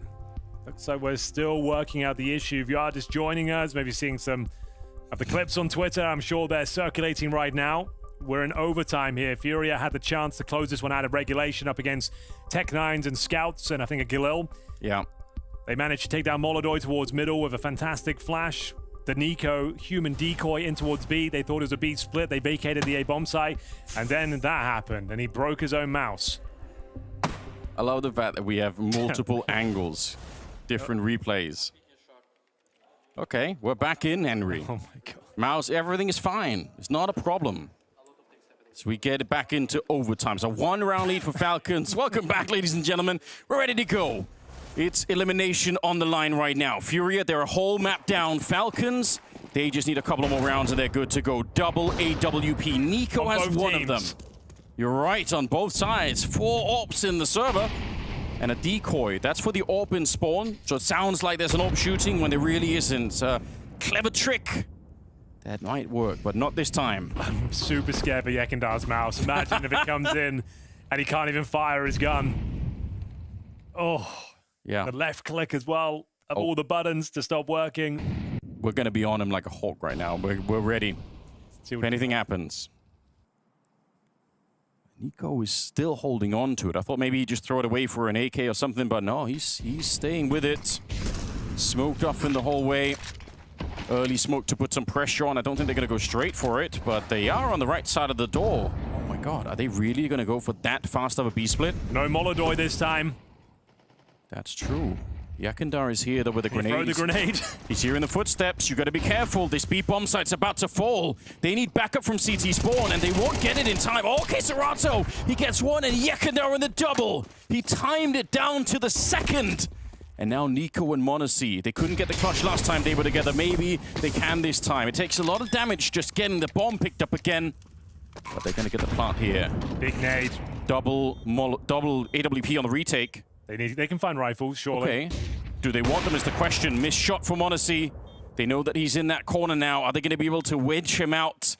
Fallen wants to take a bit of a battle. Oh, they push him out with the smoke. MongolZ is waiting. That's so clever. And Nico, pistols might be better. He's picked up an AK, MongolZ. I don't think you do this. He's so low on health already. They jump through and he can't find the headshot. MongolZ instead, and you can see the reaction from Nico. Furia, one more round in overtime here. Okay, all is forgiven for Yekindar. He gets himself a double kill. Yeah. Times it well. The mouse wasn't an issue. We can all move on from it. We go 1-1. Well, if we see, this timing is mad. If he doesn't do this, they wipe out the defense on that B-bomb side. He felt like that shot from MongolZ was enough. The smoke, though, coming in towards that position. He was low HP. Tried to move out. Maybe he thought it was an HE grenade. Tries to get the angle, but MongolZ is waiting for him. We go 1-1. What a barn burner this is turning out to be. The double AWP will remain here on the CT side. Final round of the first half of overtime.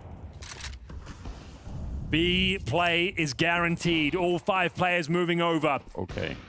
There's no B stack this time. It's the same setup. Yuri and csgo, brothers in arms. But they've got AKs.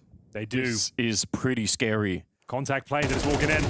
They line up. They might just all be dead here. Yuri, the damage is tremendous. But they've only got a kill each so far. And there's MongolZ answering back. It's not over yet. Falcons, they can still get onto this bomb site. csgo, he's hiding in the smoke. He just wants to leave long enough for the backup to get there. You can see they're looking for him. And Kuisuke, he gets it. But MongolZ in the window, just in the nick of time. He shuts down Kixan. The bomb is not planted. They've lost MongolZ. Yekindar was able to find him through the smoke with a headshot, and they push him in. All 3, they've got no respect at all for him. Another round for Fury. You can see now, Sid is excited. Everyone is feeling it here. 14-13. Oh my God. It felt so good. It felt like the play. 2 players there. But you're right, the AK-47 providing a boatload of damage and covering fire. Yuri just mowing them down. MongolZ comes through the window, guarantees it, popping open that smoke. Yekindar continues to frag even with the broken mouse. And they go up 2-1. What a map it's been. Everything on the line here. Holding it together are Furia. 1 round away from map point. They're on the T side now. Shot rings out across the map, but there's no connection on the other side. Kuisuke was looking into lower dark here. I actually like it anyway, even if you don't get the kill. Just, they put a little bit of damage on Fallen. They've tried to put a little bit of pressure on them here. That's been their bread and butter on the CT side, is finding aggression against Furia. On map 1 and on map number 2, they were so good at pushing them. Tessus once again long. It's been a very boring position for him for most of regulation. See now in overtime if he could find any kind of an action, but like he's just been holding that corner for such a long time and they never really show up. Bomb suspiciously is an upper dark. That is a clue, I believe. That's one of the worst CT spawn smokes I've seen in a while.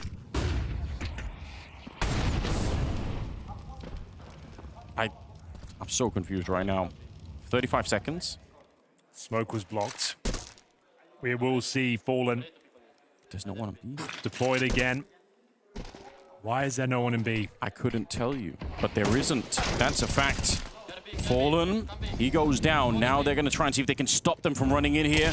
Out in the open. That's a really strong kill for Yekindar. Yuri gets 1. Kuisuke, a lot of bullets. They have no smoke for the doors. Yeah, they don't. An HE to try and cross. Another one. I guess that's one way to do it. The wheels are falling off with 5 seconds remaining. The bomb does get planted. How did they get away with this? You know, there's someone in the corner. They don't have any more grenades on the CT side. They don't even have a flashbang.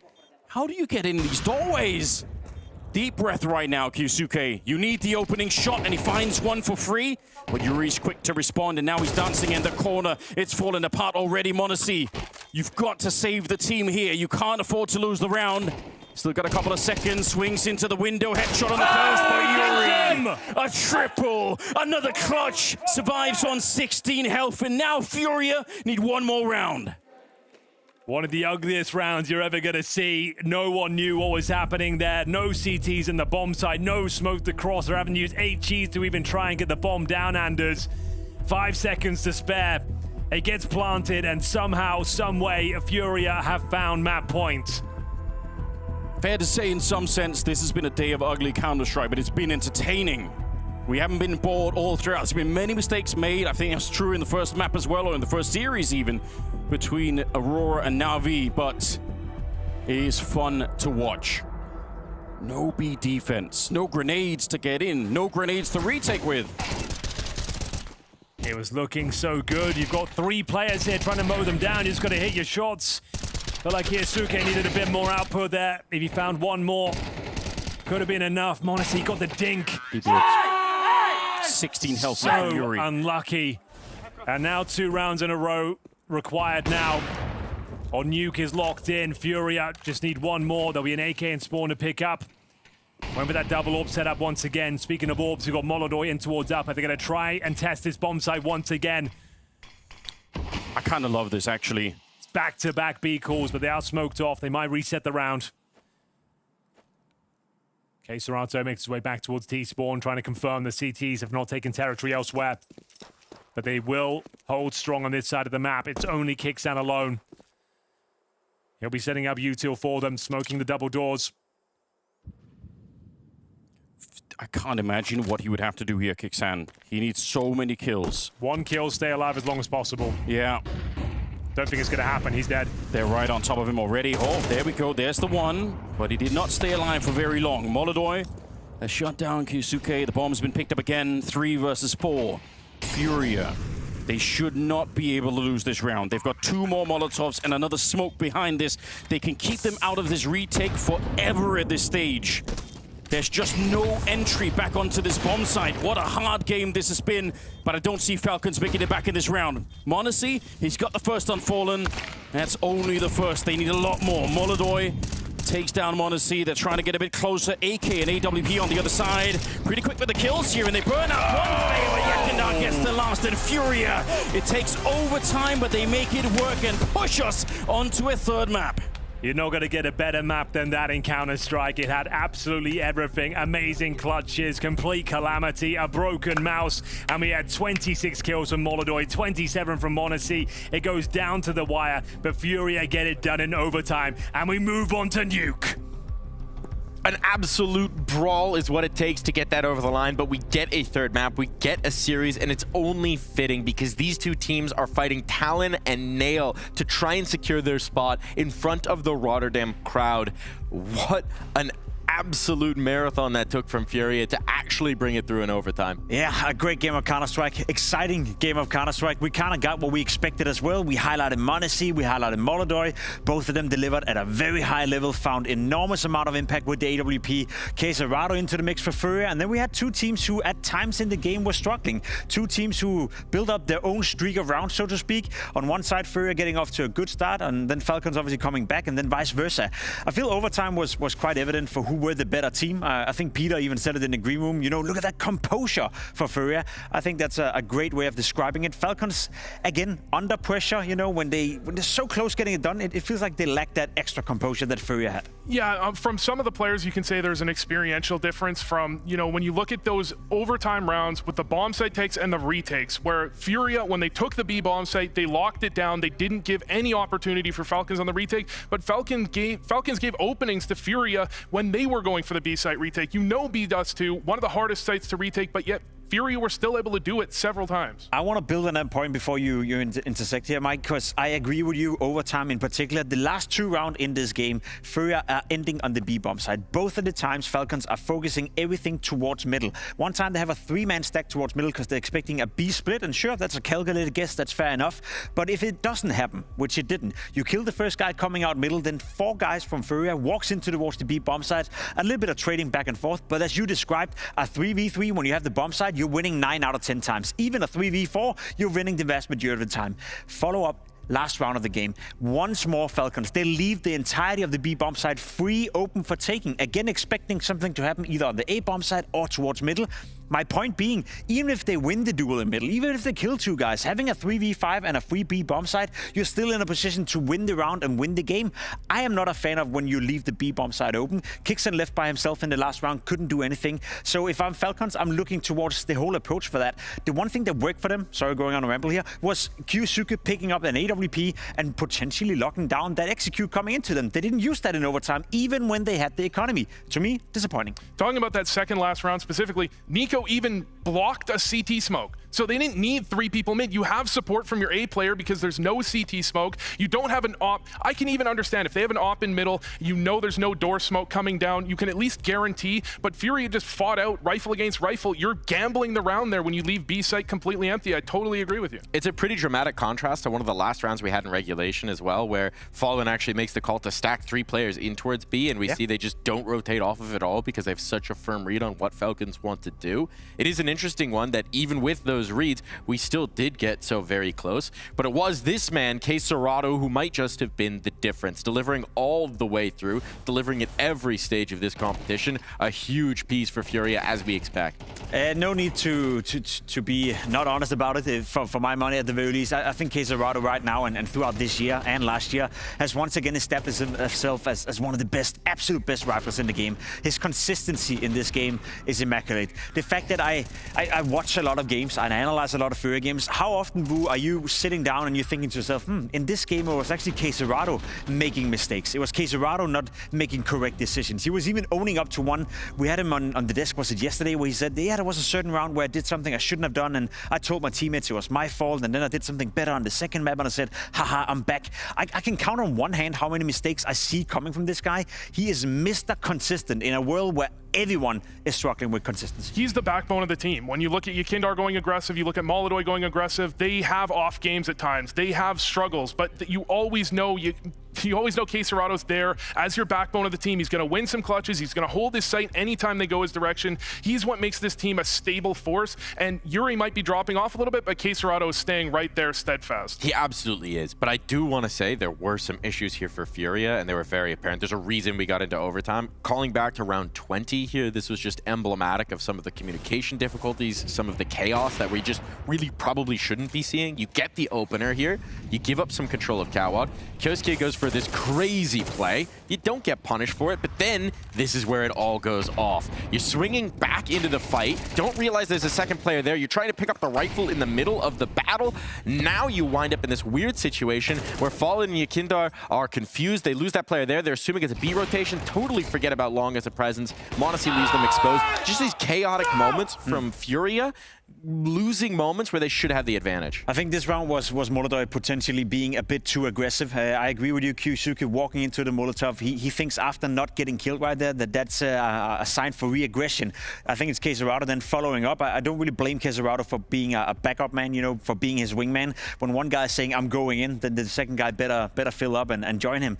I think that was a bit of a mistake, and I thought at this moment in the game as well that was it. I thought Falcons were going to win 11-9, winning a massive clutch, you know, having momentum on their side. But again, we talk about composure. We talk about staying calm. Furia, they find their way back into the game. They force it into overtime, even had a match point, you know, in regulation. And in overtime, I felt like they were significantly better than Falcons. If I can say what I think is the problem in that specific round, I think it's a macro breakdown. They lost long A. Nobody pushed into tunnels. I think maybe you had MongolZ thinking that his team was going to retake tunnels. Then he's trying to back off. You're losing short control, so they need to hold short control if they don't have long. And it's just, it's a little emblematic of the problems they've had at this event. The incredible part is that, as you say, they go into overtime and they do bring it back together. And I have to credit that Fallen call, the B stack, when they're down, when they're out, when they're about to lose the game. They've lost how many rounds in a row before that? He just calls a B stack when, you know, if Falcons go A in that round, it's over. It's done. If I'm not mistaken, it was immediately after the round we had watched, right, as well. So it's such a good moment to rally the troops, to get everyone on the same page. somebody who was a huge bright spot for them, especially considering that map 1 performance, Yekindar. We criticized him after the Mirage. It was the same thing in the NRG game. He hits the bounce back. He starts to deliver for the team in a big way. He's impactful. You know, he is. If Quesarado is the backbone of FURIA, Yekindar is a bit of despised. Let's put it that way. The role he has within the team, the way he's playing Counter-Strike, his communication as well. Whenever we get to listen into the comms, Yekindar is always on it, always trying to micromanage, always trying to, I guess, communicate what he's doing and what he's doing in very important moments. Mike, you're very eager to say something. Right? I just got a little stat coming into my ears from the producers, which is post-destruction of Mouse, he went 8-2. So maybe we should just be sacrificing a Mouse a game. That's actually very impressive for me, Yekindar, to recover. I mean, if we're being honest, Mike, that was the lightest smash I've ever seen break a mouse in my life. But it did break it. He barely even touched it. And you'll remember, we did have our Poly Market prediction segment, live prediction. In fact, a player did break something during this Blast Open Rotterdam. So if you were one of the very intelligent people making your prediction on that, you're a very happy camper right now. Yeah, you're welcome. I told you. Oh, there we go. It's actually finalized. That was kind of cool in a sense. I agree with you. You know, a mouse should be able to handle a bit more. Maybe he's been doing it a lot of times and it was the final push right there. Well, maybe for the future we get peripheral designers that are just making Kevlar mice, bulletproof mice. It's going to get real heavy, real fast if we need to withstand desk pounds round after round. But we'll see if there's any more frustration coming in, if maybe we need a few more mice on notice, because there is another map of play. It's all to do. The third and final map, one of these teams joins the crowd, enters the arena. One of these teams goes home bitterly disappointed.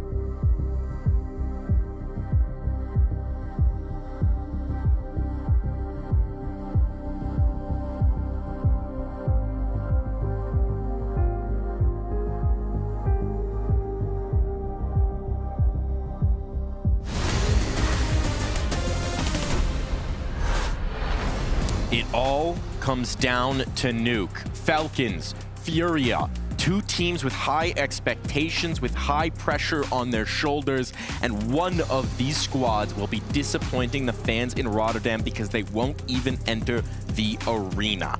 One of these teams is going home after one more map of play. That is a lot of pressure here, Jacob. There's a lot at stake for both teams, without a doubt, especially when you consider the map as well. Now, naturally, Furia, Nuke, they've been playing that quite often, whereas for Falcons, it's not a map they get to play that often. 3 times so far this season alone.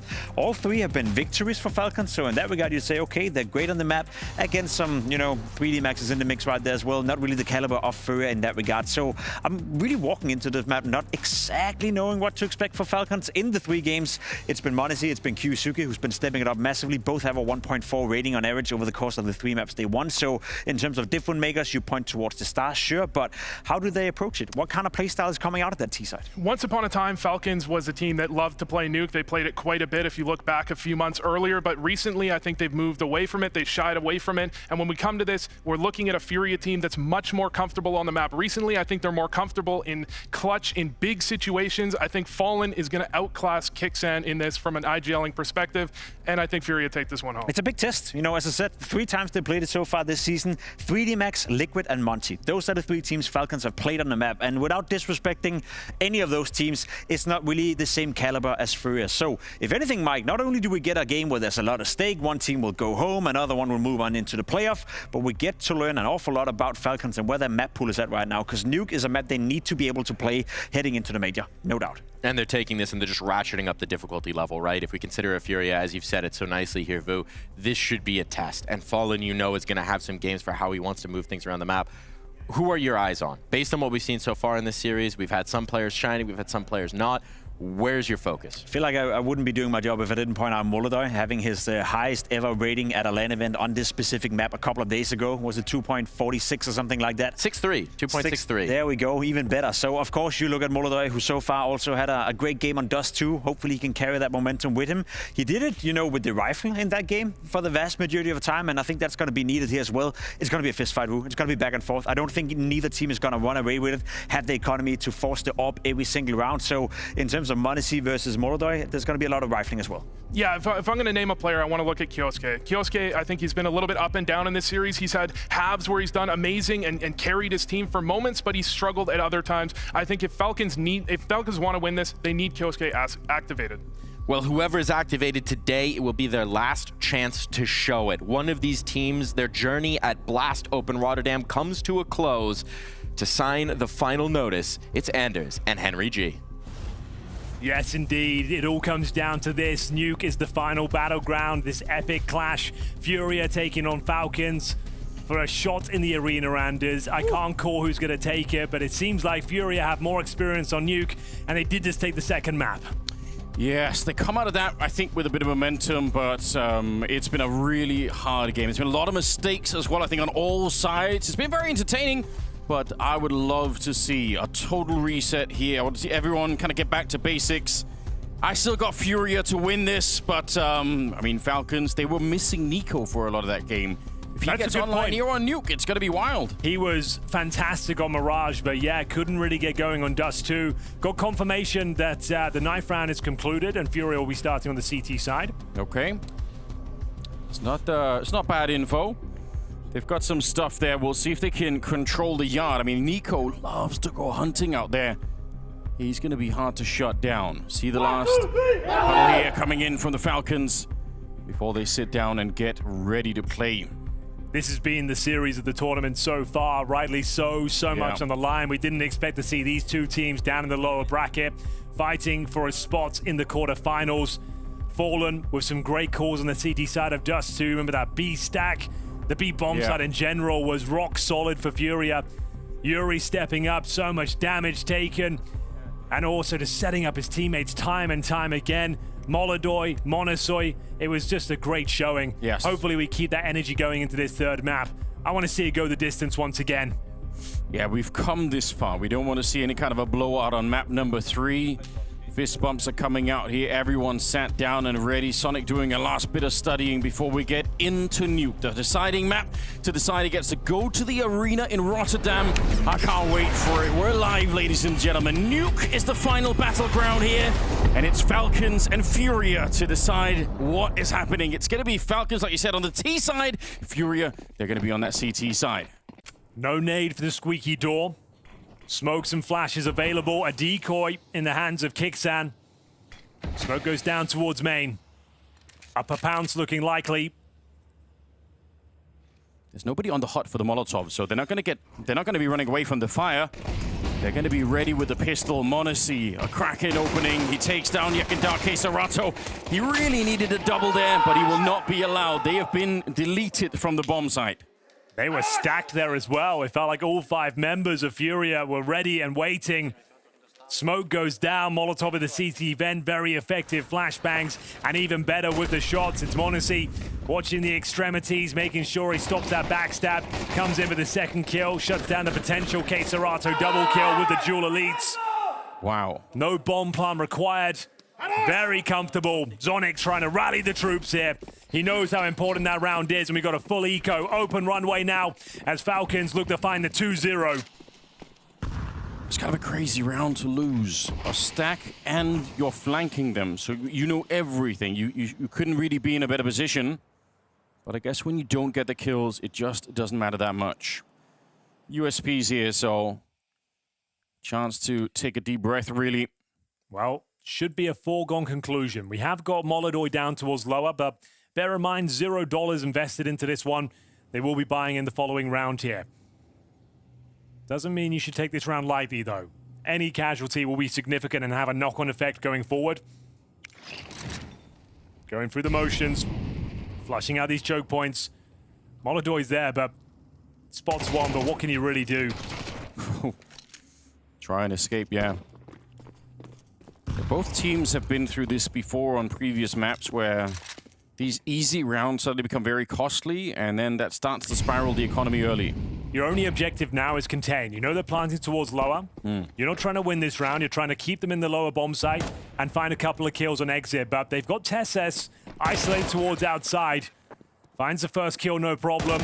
Yakindar ducking and weaving around the ladder. They just want to try and get this Galil out of the hands of Tesses. But he's farming right now. Gets himself 3 kills. Got a frag in the pistol as well. So he's up to 4-0. Been one of the top performers for Falcons at this tournament so far. The round's guaranteed. Doesn't look like there'll be any exit kills available. No damage inflicted so far. On the topic of Tesses for the second half here, we can expect some really big things from him too. He is second in terms of rating on that A site, anchoring it. Okay. Only behind MongolZ. MongolZ is a bit of a god there, to be fair. Very good, but that's a position that a lot of people struggle with. Like, if you start to look at the ratings for the top 10 in that position, it falls off really quickly. Not a lot of good people on that side. We've got a classic here. I haven't mentioned this in a while. I can see on my screen right now. This is called a Furia buy. So they're not going all in. They took the eco in the previous round. Normally bring out the M4s, the Famistus here, and have a light buy. Right. They've gone for half a buy. Try and win this, sure. But if you don't, you actually get everything you need going forward. There's still a chance you can cause some damage with these MP9s and 5.7s. It's called the Furia buy for a reason. They're the only team that really runs this sort of approach. See if it does anything for them. I thought there was going to be a perfect scenario. Fallen and MongolZ there towards the ramp, but they weren't both ready at the same time. Yakindar trying to land one more kill. He will get Kixan. They can win this. They can win it. Stairs at range. What a fight to win if you're csgo. The bomb is lost, and it's actually worked. And that's why they do it, Anders. If you end up winning this round, my God, is it good for the economy? Yeah. But they haven't won it yet. It is Nico, but they seem to know exactly where he's coming from. That smoke slows him right down. They know that Nico loves the yard on this map. He's always out there hunting. It's a very good read from them. Still 50 seconds left. csgo, that's very scary out in the open. Remember who you're up against on the other side here. Another smoke. He won't have time to plant. He waits this one out, and now he's giving up his position. Yeah, they know for sure.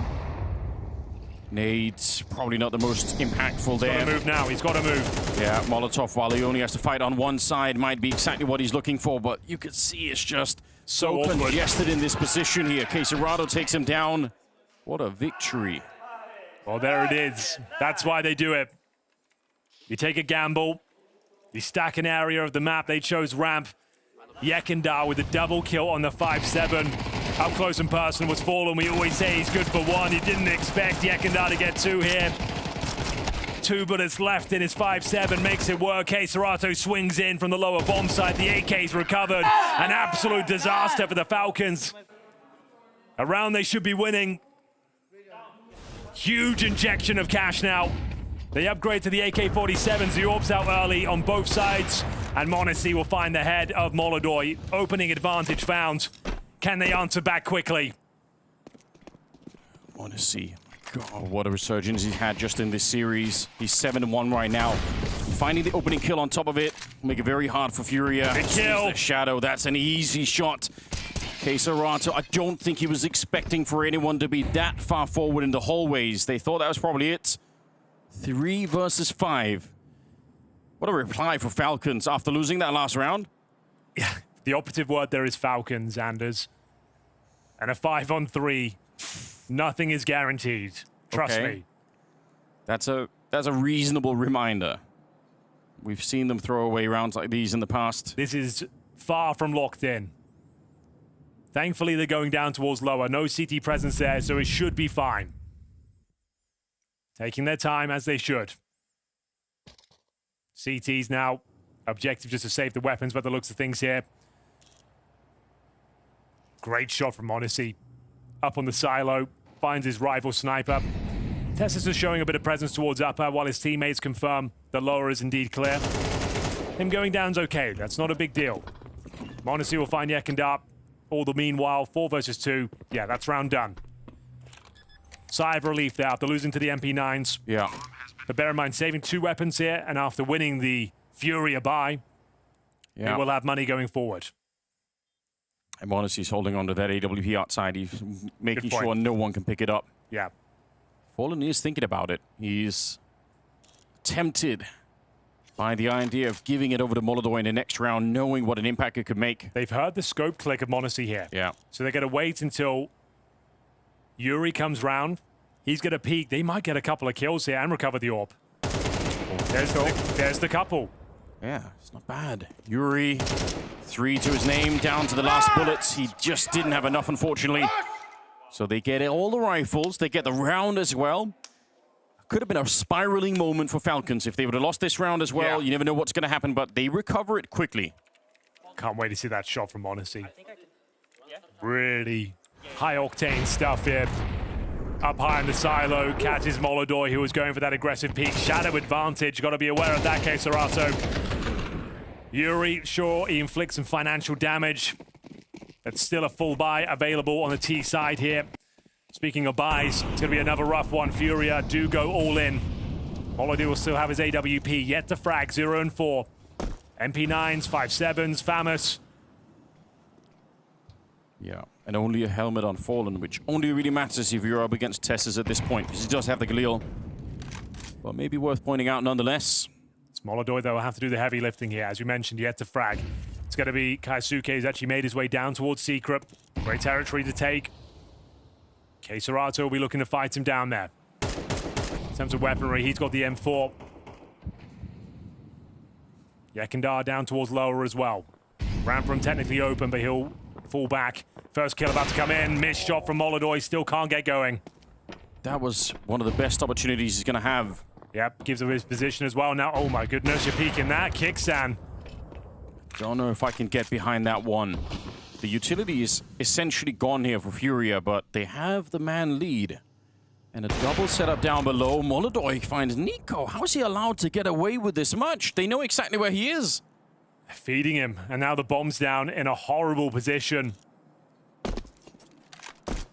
MongolZ will have to find a couple of kills. Tessus gets one in return. Bear in mind, this was a weak buy. Nice little dink. Takes Fallen down to 8 HP. He'll have to retreat now on 8 points of health. Round still possible. 20 seconds. But very uncomfortable due to that fact. Where do you go with this one? They're going to try and scramble down towards lower. There's 2 players there. They can't win. Yeah, that's the wrong move. Put it like that. Instantly picked up here. 1 versus 4. They only lose Yekindauer in the round here. Furia, I mean, good play, but also for Falcons, I mean, that's worth criticizing. It gifted so much information with MongolZ missing that shot. Yeah. Then you just walk into his scope twice. Surely that's when you pounce in towards upper. Leave that area alone. This peak especially, like this one, fair enough, very deep angle, great shot. But it felt like you gave him way too much. You were gifted a missed shot from one of the world's best, and he feed him 2 kills. It was already quite a weak buy for Falcons, as you mentioned. They entered with a Galil there as well. They were all in, of course. They had them deep in the dumps there on the economy front. If Falcons win that last round, then Furia start this half just in the worst way possible. They would have been out of money almost immediately. The Falcons would have been soaring on the T side. But it's never that easy, is it? They always find a way to make these games a little bit harder than they need to be. They still have the round lead, and we'll see what they can manufacture in the upcoming rounds here. But that really slows down the momentum, doesn't it? It's a frustrating one to give over. Felt like everything was going in their favor. And now they're the ones in the back foot here. They will go all in themselves. Got to require some sort of set piece here. Outside smoke seemed to be the likely outcome here. 3 players heading towards that area. Boosting up the scout. It's Nico with the sniper in hand right now. Spots 1. Really nitpicking here, but MongolZ doesn't have the helmet. Upper split looking likely. They're going to try and get through main. Okay, I do love this. Quick wrap around csgo, though he's absolutely ready for it. It's good work. MongolZ downed very fast, and just Nico and Tessa's here. 2 versus 2. It could work out, but MongolZ, good headshot, and they finish off Nico, send him down the vent, in fact. Furia, they tie the game early. They shut down that force buy coming in from Falcons. Certainly do. We really have got a game on our hands. There'll be no blowouts here, I can tell you that much. Didn't have a lot, but they make it work. Furia applying all that pressure. And now we go into round number 7. I don't think they can justify any sort of investment here. It's going to have to be the Glocks. No nades, no Kevlar. Nico 0 and 5. Why? He was bottom fragging, I think, on Falcons on Dust 2. Mirage, he was top fragging by far. That was great. I remember it fondly. Okay. Surfing into a Zeus kill. Guess you might as well give it a shot here. Fallen, put to the test. Calling in the big guns behind him. Hunting for the last kill, and he will get it too. Nice triple. But that Mirage map quite distant from them now. We need Nico back. I mean, Falcons, if that doesn't happen, this will be a very tough game for them. Kind of ironic, since the mouse break situation, Furia looked fantastic ever since that moment. Yeah. Slowed down the momentum of the Falcons. New meta. Who were in the driving seat there. It looked like they were about to close out the game. The mouse smash comes through. We pause for 5 minutes. And they can't keep it going. Now Furia here on Nuke. 3rd and final map, looking to book themselves a place in the arena. Yekindauer, 2 and 6 right now, tucks himself into Glaive. Very important round here. Still weak on the buy. 2 Galils, no AWP on the T side. Daisuke looking to challenge. Smokes go down, aware of the threats. And Nico certainly is. Okay, he's arrived on the server in emphatic style. A couple of kills for the Falcons here, but through the smoke, as you might expect, it's csgo. Tessa's up next. Yuri will find him. That puts a bit of an end to it. Fallen up on the silo there. From below, taking down MongolZ on the silo. It's Kixan. They know Yuri should be a free kill. Walk straight into it. He's not ready. That was such a clean kill from Nico. I was excited. I thought, that's it. But when Tessus can't get through the squeak door, that's when the round starts to fall apart for them once again. Furia now up to 5. This CT side's looking good. This is a world-class shot with the AK, but they don't keep it going. Not forever. This is the moment where Yuri really turns it around. Great awareness from Yuri. Understands the tendencies of Tessus, always lurking around the map. Yeah. After that sort of shot from Nico, you think they've got it. He took down MongolZ as well, but it's nowhere near enough. Financial ruin once again has to be the partial buy. Can they make this one work? In towards the upper bomb side we go, Anders. Who will find that first kill? It's going to be Tetes. Can he get the double? Absolutely not. Spraying them down from the heavens. It's going to be Fallen.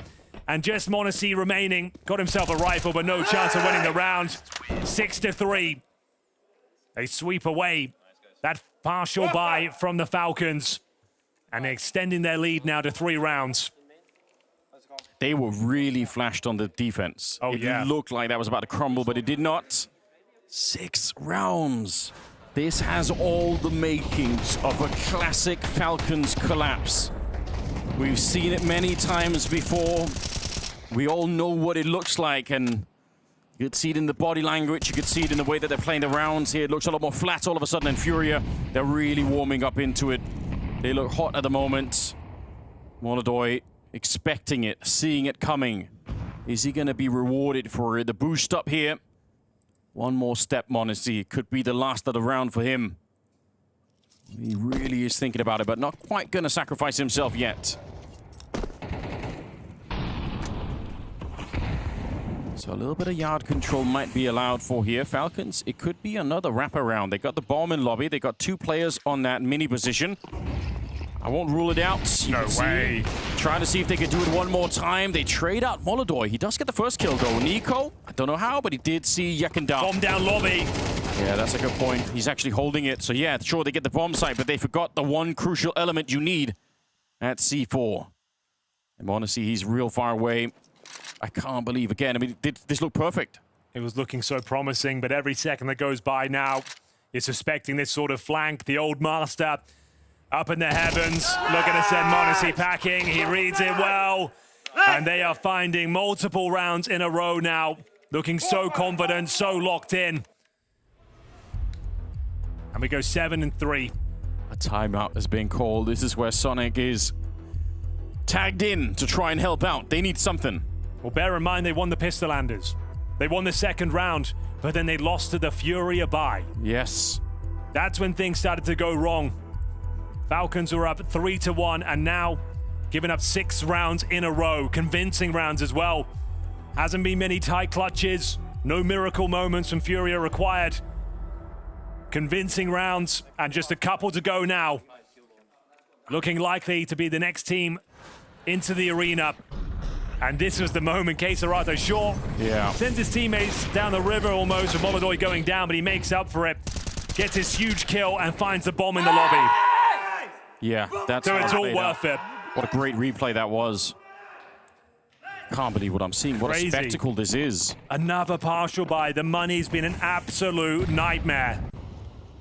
After winning the pistol, they've had to bring so many ecos and partial buys out. MongolZ, prime position.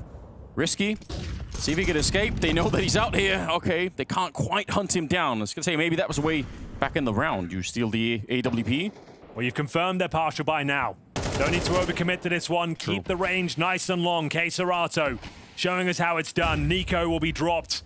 3-10 for him. 1-7 for Kixan. He's got the bomb. He's just hoping to get a plant down here to give them something to work with. Have a strong buy going forward. Yekindar's waiting, though. Don't think it'd be easy to get the bomb plant. Very far back position. He can hear the doors if they open. Certainly hear the windows if they shoot them out. So not easy to surprise him from this position.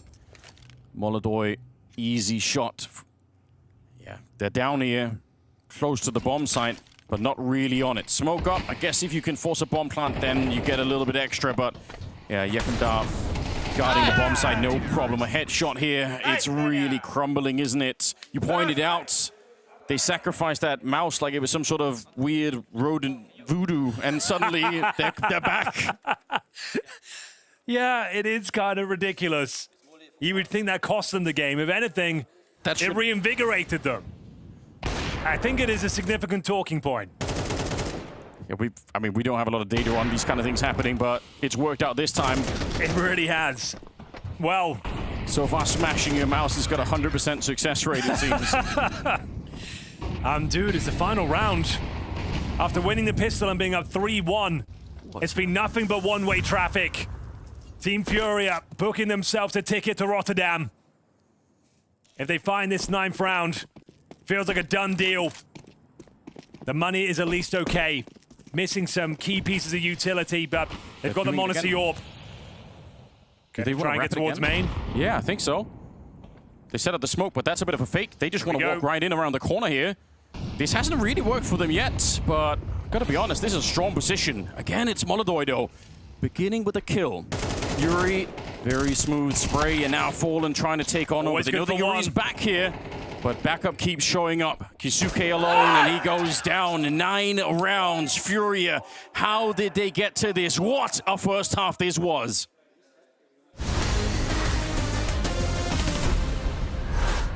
15 to the clock. It's another close call coming out of Furia in round 11. Op finds the pit kill. Somebody's got to clear Brolin out of this corner. And here comes Xerxin sprinting in through the Moto smoke to send the curveball through. He can plant. Again. He can plant. Again. Just enough time. 1v3 queued up for MongolZ. Him versus Torzi. And he looks the wrong direction. Does he get wind of it? Oh, it's he must right have there spotted. for the peak, but MongolZ's still hiding, and Torzi doesn't know. He gives up the info, takes the no-scope to the chest, and it's another clutch for MongolZ, his second of this half alone. Round number 18, Furia. 5 kills away from the big stage at the Moody Center. They just need to complete this round, and it starts well. Caserato has slaughtered Flammus as he tries to burst through the smoke here. Nice jump up, but Caserato's still out there. That M4 doing all the work. It's a massive quad kill. And he already had he almost had the ace earlier. This time he's going to try and see if he can really complete it. The USB out, and he gets it. An ace to get to the playoffs. You said Fallen's been quiet on Inferno. Well, he can't afford to be quiet here in round 22. Do they do a contact? Is it really going to be just Dry, it is, into the orb. Cello activates if he's necessary. Now the nade does chip damage, but still that bomb is under their control. And a Fallen steps up, delivers when his team need him most. A triple kill on the orb. Down goes Rek on A, and the job is done. The round is won, 11-11. I know what Fury are wishing for. Another one of them from Fallen. 4 kills in the round. Furia stacked those rounds. Monacy uses that moment to establish an angle on Hut, but first shot misses. And there's a lot of movement for Furia. Outer, they write off this threat. Kicksan can't get his. This is Yakindar just trying to charge it down. Multiple bodies still, but he doesn't give a damn. He's not done yet. Oh, he's just tearing right through everyone. He's a bulldozer. Nico, last man standing here inside of the site. It's a quad kill for Yakindar. He will stare them in the face and step up to the plate. What a monster, Yakindar. Take a look.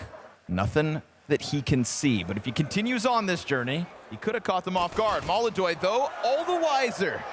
Magazine's They are empty. trading him. You get Matt. No, they are trading him. Sunpius found a kill as well towards A. MongolZ able to get one. 3 on 5. Get the 4K, there's one. Makes it all the harder. 4 shots, 4 health. This is a crazy play. Senpai's looking for him to go up above. No kit here for Sunpius either. He's wasting critical time on this, but he does manage to get out. Another missed shot here from MongolZ. Oh. The last shot closes pistol. It almost looked like G2 would take it, but the 5v3, MongolZ the sole survivor.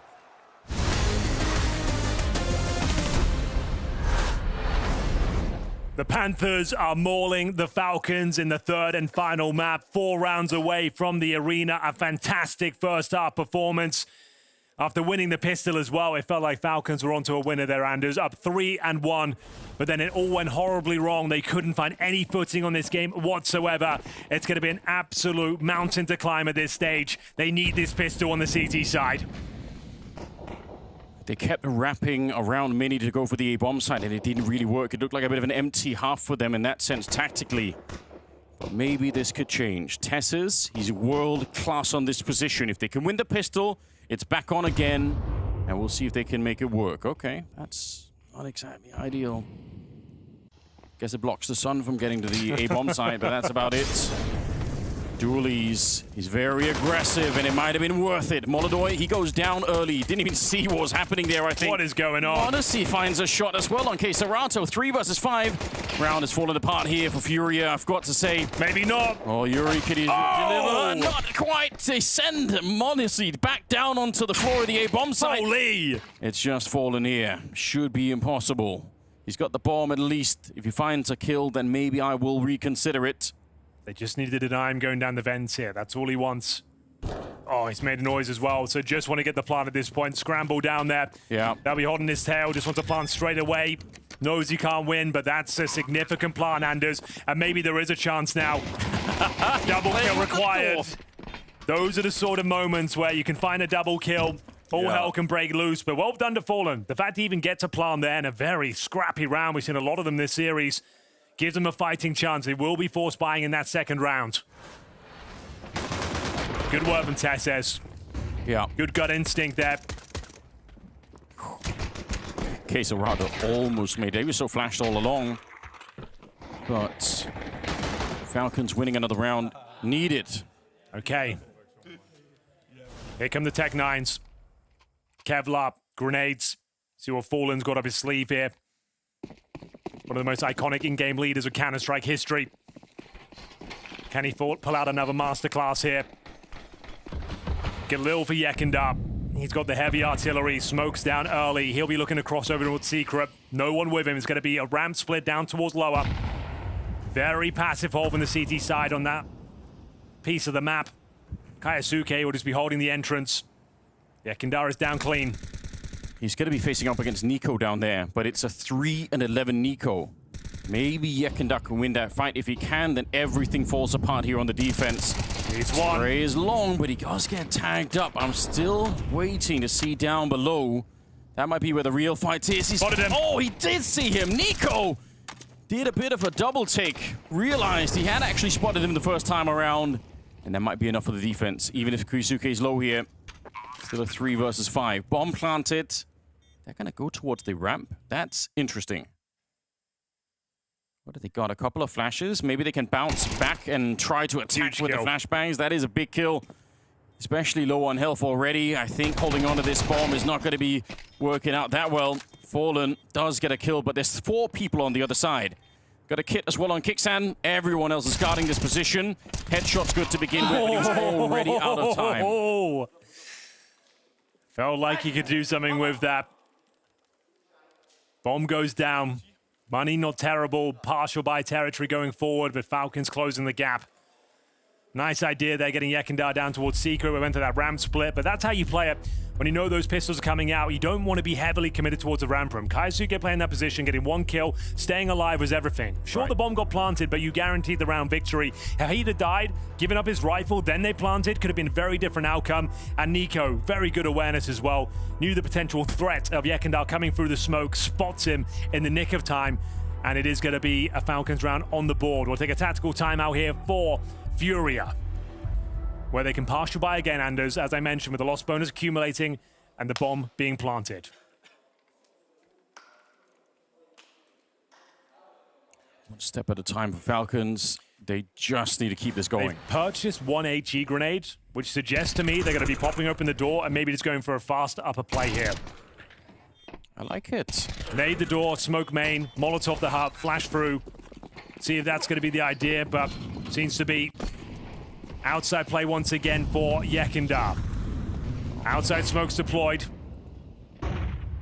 Upper pound's looking likely. He's just trying to take all the aggro away from the upper bomb site as they do get ready to go in towards upper. Here we go.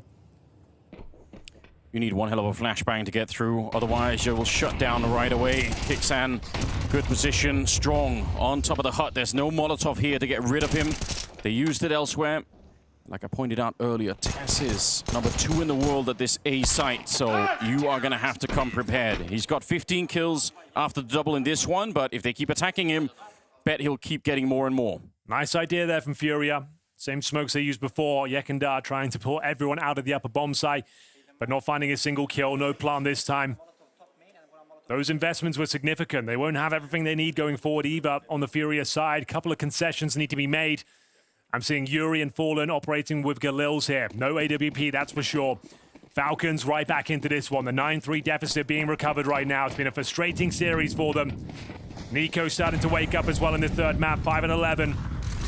Need him activated. Yekendar's been having free reign of the map outside. Throws a Molotov down towards Secret. And speaking of Secret, we've got two players looking to address that issue. Gotta be challenging. Fighting tooth and nail. They want Yekendar dead. It's impossible to read for Yekendar that both are coming here. Very unlikely this will happen. Tessus, though, he goes down, and there's nobody really on the A site now because they're all out here fighting instead.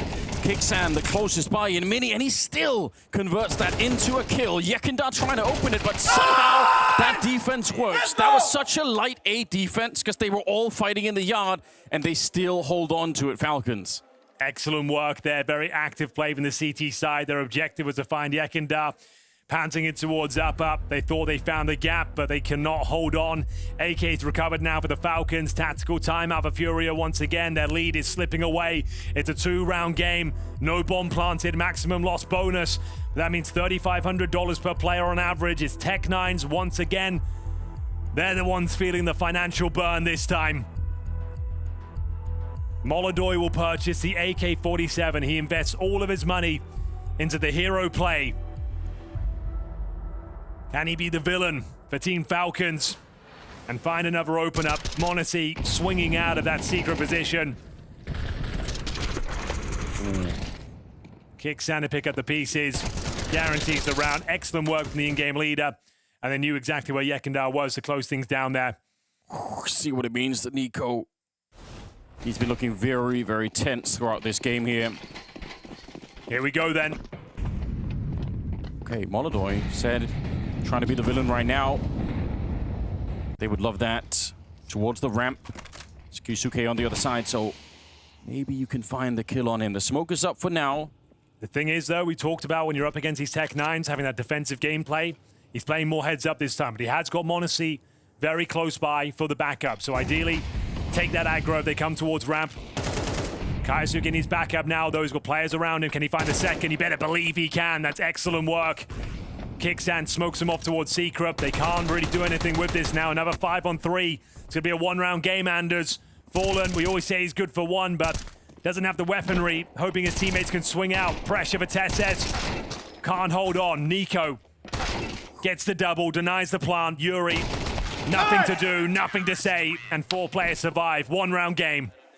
Or maybe at least they could have got a bomb plant in that round, but that's not even available for them. Yeah, they've caught up. I really thought this was the Falcons' collapse, but maybe I underestimated them. They're showing some strength now once again as they get back into the game. A lot of confidence in this fight for Kyusuke, not afraid to follow it up. Yeah, clinical hold from the young gun there. Couldn't afford to go down. Gets himself the double. No real pressure applied. 5 in a row. 9-8. Game is well and truly back on now, recovering that 9-3 deficit. And again, Galil for Fallen. No AWP available. That's the plan. This is where Fallen really does some of his best work. The pressure is on very late in this series. He's always got one more trick up his sleeve. And they need that more than anything at the moment here. Here we go. Honestly, oh, I can't believe that's not a kill. It looked like it was dead on. I think he was moving. He was a little bit surprised to see his player. Wasn't quite ready for the smoke pop. Couldn't believe his luck. Similar setup. It's Yekendar alone in the yard and everybody else grouped up. This is the calmest round we've had so far. Yeah. No initial damage. No casualties. Some okay map control. There's a smoke back in spawn there. Fallen, is he aware of it? Might need that. That seems really weird. That's something you would leave if you were going to set up another smoke wall, but obviously can't do that with just a single smoke, so 40 seconds on the clock. They are starting to get real close to that A-bomb site. Looks like they want to try and do it again, maybe this time with Yekendar just trying to hold any rotations from the outside. It could work if they could find Tessus, but he's good on the first one. They've dropped down the vent with the bomb. Tessus hoping to interrupt it. Really can't get down. They keep trading back and forth, but at least they're on the site. Yekendar, he's dead, and now they're slowed down. They have to get back up again. MongolZ is very near death. And MongolZ, he realizes he's hearing the footsteps. He's alone. They thought it might be a lower play. It's Nico and Kaisuke coming in from the ramp. We'll have to retake from the heavens as a squad here. Very awkward for them. They have one single flash AWP on the retake as well, but it's a 3-on-2 advantage. You're going to be showing your head, maybe 3 of them all at the same time as they walk out of heaven. All of them coming from that high ground position. MongolZ a little bit further back. csgo down below, trying to shoot them in their feet. It's not quite working out. He's a bullet away from death. Anything touches him, and this round goes to Falcons. They tie up the game, and that's exactly what they'll do. A double kill for Nico, and they hold on a little bit longer. This is the beginning of a great comeback for Falcons. Not a single round given up so far. Unbelievable scenes here. Falcons hold their nerve. It looked like they were down and out. Couldn't get anything going. They were up 3-1 in the first half. Didn't post a following round after that. But this has been pitch perfect. Textbook Counter-Strike. Great teamwork on the retake. Like I said, an awkward retake with the AWP in towards heaven, but they make it work. That money's out of control right now. And it's all to play for. Once again, Fallen coming in with the Galil. These weak buys are costing them dearly. You're right. They have so much money on the Falcon side. That's scary. And they're running the same strat. Yekindar goes alone outside by himself and parks out for a lurk. They try and attack upper, but it's just not working. Yeah, what is up with this? I feel like Falcons were running a lot of the same strat as well in the first half. Kept running their heads into the wall at the A-bomb site, trying to wrap around it. See what Yekindar is able to do. He steps a little bit. Okay, different approach. His lurks aren't really having huge impact here. He's going to join the rest of the squad. What's their final play? They have got Molotovs here. Upper looks likely. Flashbangs available. Molotovs going in, and here we go, Anders. See up on the rafters, Tessa's good for the first one, but he is swiftly traded out. Nico, how much can you do in the corner? Nothing at all. Yekindar instead, it was good that he joined them because he gets that second kill. And again on the high ground, but this time there's 4 people on the other side. Wow. MongolZ! Through the smoke, he finds the first one. Kusuke still goes down. And now they're fighting to reclaim the bomb site. Kixan finally activated. One more bullet might have done it. But MongolZ, he's alive. They smoke it up. MongolZ, he's got the mind game. He's got the scope up as well. Once that smoke is on top of the bomb, he had to peek it. Unbelievable retake. The best chance Furia have had all half of picking up a round, and they fumble it. They trade out these opening kills. They have the man advantage. Nico gets nothing. You think that's surely it. Yekindar finally with the squad, but it's the in-game leader. The unlikely hero gets the double kill, sets up MongolZ with success, and shuts it down. They take the lead, 10-9. Another tactical timeout. Surely that's got to be their last one. How they've given this up, they'll never know. 9-3 at half, and now 10-9 down. They get the bomb planted, Anders. There is at least a buy available to them. Yeah, that is the best we could say right now, but this defense has been so good. It's more of the same, though. A Galil for csgo. They have yet to have a strong buy on this T side. They can't get going whatsoever. Almost speechless here. This looked like a done deal. At the end of the first half, Furia, they had everything going for them. They had all the momentum. Falcons frustrated beyond belief. Kixan was missing. Nico was doing nothing, and suddenly they flipped the halves, and now they are back. Round number 20. And Nico, once again, just taking a look, see if they find anyone. It's going to be more people outside this time, and not just Yekindar alone. Maybe they want to go and fight Nico. They're certainly throwing the grenades at him. He almost walks into one there. But it's MongolZ starting the bidding there. They hunt down Kixan. Good revenge for the last round. 4 versus 4. Bombs down lower, but Kiyasuke's dead. MongolZ will join in. They've got a good read of the situation. MongolZ, vision taken away. Got to try and plant in the smoke here. Fake flan, though. That's pretty risky. They don't commit to it, like you said. Bit of a fake plan and a headshot on top of the smoke. That might be enough to seal the round here. This kid is stepping up, showing his worth in his Falcons jersey. He's had a fantastic showing towards the ramp, and now on this lower bomb site, can he keep it going? MongolZ certainly can. Bomb goes down, csgo, 8 HP, 0 chance. They keep on going, a flawless CT half. 11-9, 2 rounds away from the arena. It's looking so good, and with no plan, the money is busted once again. Look at this play from MongolZ, Anders, opening things up. Pops that smoke open from way downtown. Kiyasuke through the smoke. And TeSS perfectly positioned. What a play. MongolZ in his final form here. Counter-Strike perfection displayed by the Falcons. They have put up the perfect defense so far in the second half. No one's been able to stop them. And now with even less equipment. Is it even possible at all right now for Furia?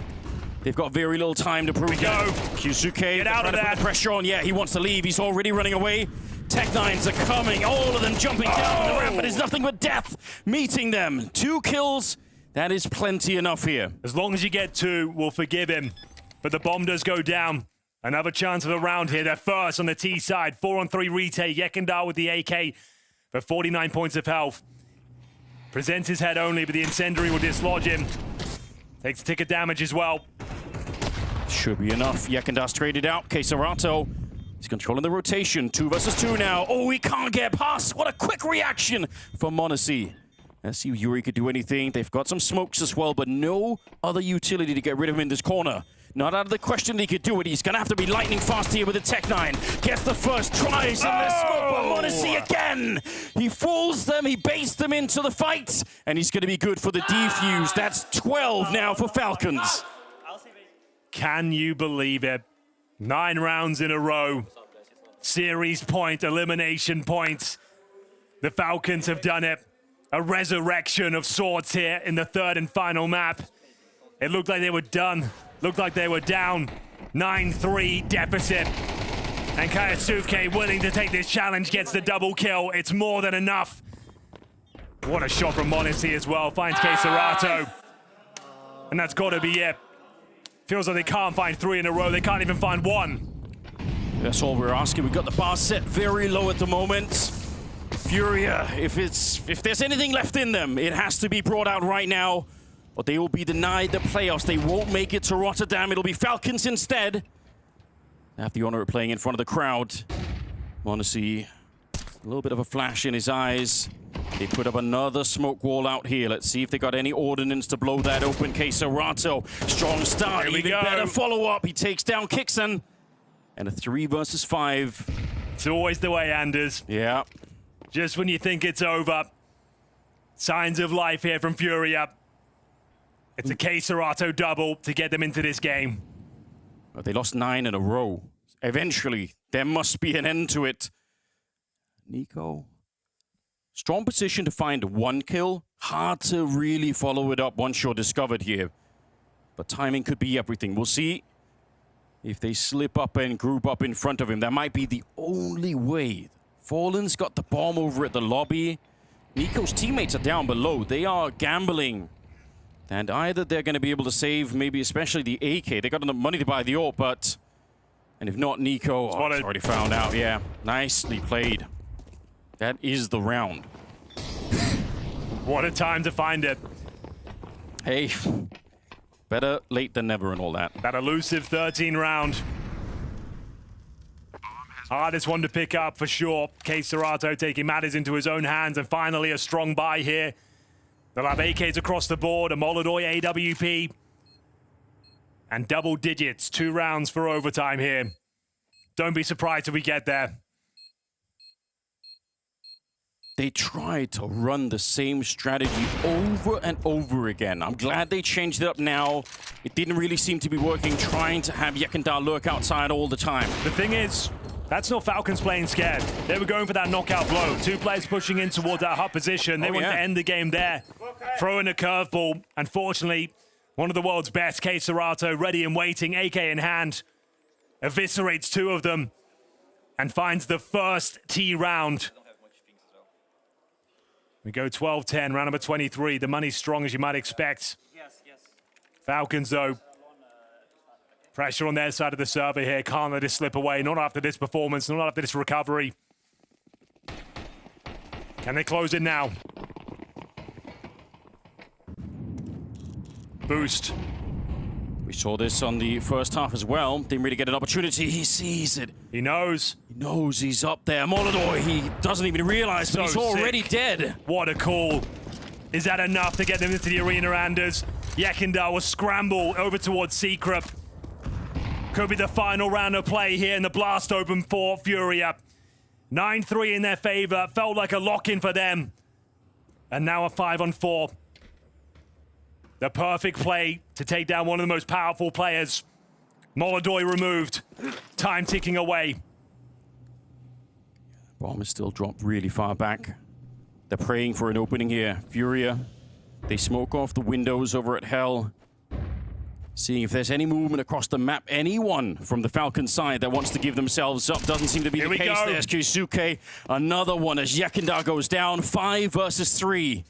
And this clock is running down very quick. How did they get onto a bomb site at this stage? Yuri, he's sneaking in. That's how you do it. Nice and quiet, but Kixan, quick on the return. And now Keisarato and Fallen. All the work still ahead of them. They find the opening there. Two players in the vent. Oh no. They're on top of you. You might not expect this. You might not expect it. And now the opening is given. Fallen on his own. He can't stand tall for this one. They go down. Broken mice and broken dreams as Falcons, they make the arena. Unbelievable scenes. I didn't think they stood a chance. A team not known for their mental fortitude. Down 9-3. No one performing in that first half. They win the pistol and nothing else. But it's pitch perfect Counter-Strike in the second half. They never gave up. They never surrendered. And they close it out in regulation. An absolute nightmare of a meltdown here on Nuke for Furia. They'll be kicking themselves if they don't close this one out. But you've got to respect the level of Counter-Strike that the Falcons brought to the table today, Anders. This is the kind of game that we've seen Falcons collapse in over and over again in the past, and this time they absolutely make it work on the CT side. What an experience this was. The Falcons come out of the half flying on Wounded Wing, but they find their altitude. They soar high, and they're soaring straight into that arena at the Blast Open Rotterdam. Joining us here on the desk, we have MongolZ, who did his fair share of his part to lift that team through. You've made it through. What's on your mind right now? What's on my mind? I don't know, some relief of stress or pressure, maybe, I don't know. A lot of rounds, we did good comeback, you know, from 9-3, and we were very confident on CT side, even though we were losing, like getting snowballed. What's the conversation of that halftime break? Where you're losing, where you're getting snowballed, where you know it's all on the line in the second half. What was Onyx saying? What were you saying in the comms? First of all, we just took 1 minute of break, you know, and we didn't say anything. We were just like breathing, you know, like we just wanted to, I don't know, just to relax a bit, because it was we played very fast on T-side, and I think we did a lot of mistakes, and we just tried to slow down, to release some pressure, and try to show better CT side, because 9-3, you win pistol round, you win 190 eco, if they both, it's already 3 rounds, and you're kinda close already, so that's how MR12 works. A lot of talk about pressure. Like normally the pressure stems from you being in grand finals or in playoff in big arenas. Now pressure from a group stage game facing elimination. Is it a different kind of pressure, or is all pressure the same? I mean, I didn't mean that pressure, that stress, that you're like stressed playing and you know it's elimination game. I just meant that during the game, I think we were not on the same page on T-side, you know, like everyone of us. And in my opinion, we could have shown it better. And I think all of us, we just had some test moments. I don't mean pressure, I just don't know how to name it. A bit of stress, maybe, you know? Yes, a little bit, yeah. But I think it was good overall. But yeah, obviously, when you play on the stage, you play in front of the crowd, and it's like grand final or, I don't know, semi-final, doesn't matter. You have more pressure and more stress. And I think it's good pressure, you know? Different kind of pressure. A win is a win. At the end of the day, you knock out Furia, you progress into the playoff. How important is it for you guys mentally? Because we had the discussion as well. There's a world where you would have entered stage 2 at the major potentially and not making stage 3. Obviously, you haven't had the best start to the year either. So making the playoff and knocking out Furia, how important is it to you and as a team? I think for us it's very important. I mean, first of all, for us it's very important to win against them. Also in the elimination game, I think during this tournament we were just, I would say, also learning and progressing. Starting against NRG, we didn't play with Maxime, and when we played with Maxime against NAVI, I would say it wasn't the best game. He just arrived. You could just say it was like kind of day off, but you cannot say it, you know. It doesn't matter. I mean, I think it's very important for us, for our confidence coming to the playoffs, and also stage 3. It's nice, yes, to start. I don't know if it's guaranteed, but I want us to show also better and better results after no guarantees, this game. but you're close now. Yeah, it's that doesn't matter. It's important we won and we're in playoffs. I want to play in front of the crowd. This is the most important thing for me, to be honest. Coming into the event, I'm going to ask about the FACEIT thing. Zonic said he was trying to forbid you from FACEIT. You can't get away from this. You said I played 5, maybe max 10 games since then. Is it holding up? Are you continuing that? How's it working out? I don't know. No, last few days I didn't play. I don't know why. Yesterday I didn't want to play because I don't know. It was just not a lot of energy. But overall, when I arrived on the tournament, I knew that FACEIT is not banned, so I just went to play instant because, in my opinion, no. To be honest, we had some talks with Danny. I was not happy when we made this. It's obvious. I can say it, and I think it's nice if it works. We can continue doing it, But for me, it's important to show. How to say, to keep my individual form when I can play individually and everything. But I think what we meant about it is that most of the time we just focus on individual form when we play FACEIT, and we don't really focus on working as a team together. When, let's say, after the games, we go after practice, we go sit together, watch some demos of other teams or rewatch our practice and blah blah. We don't do it. I mean, I would say me, maybe Maxim, we don't do it often. It's mostly Nico because he's our Nico, Damian, and Danny. They're like IGL captain and blah blah blah. So the idea is more like it's spend some more time as a team bonding, watch demos, like spend time together rather than specifically don't play FACEIT? Yes. No, I think so, yes. Because I think it's also nice to play FACEIT because you just keep your form individually, but I'm gonna have some talks with Danny. I was just about to say, Danny's a nice guy. I'm sure you can negotiate with him and figure it out. Yeah. We've had this conversation before about other things. Before it was like the schedule and adapting to the things. It's just evolution for you, right? An evolution for the team as well of finding that way to make this 5 work. What kind of form do you think Falcons are in? You said how important it is for you to make in front of the crowd. You're going to play in front of that crowd now. We're in a city that Counter-Strike hasn't been in a long time. Yeah. Is this Falcons team now ready to compete in front of that crowd, ready to make a run for the trophy? I think we're ready, yes, to be honest. I think it can be confident, yes. We had a lot of preparation before the tournament. We had almost 3 weeks, maybe even 3, yes. Unfortunately, we couldn't start the tournament with Maxim, because of circumstances, but I think it's very important for us to understand that we put a lot of work towards the goals. We want to feel better in the team. We want to show better results, and as I said, winning today is very important for us, but I think we can definitely say yes, that we're in a good form right now. I think everyone from us, but the most important just to continue doing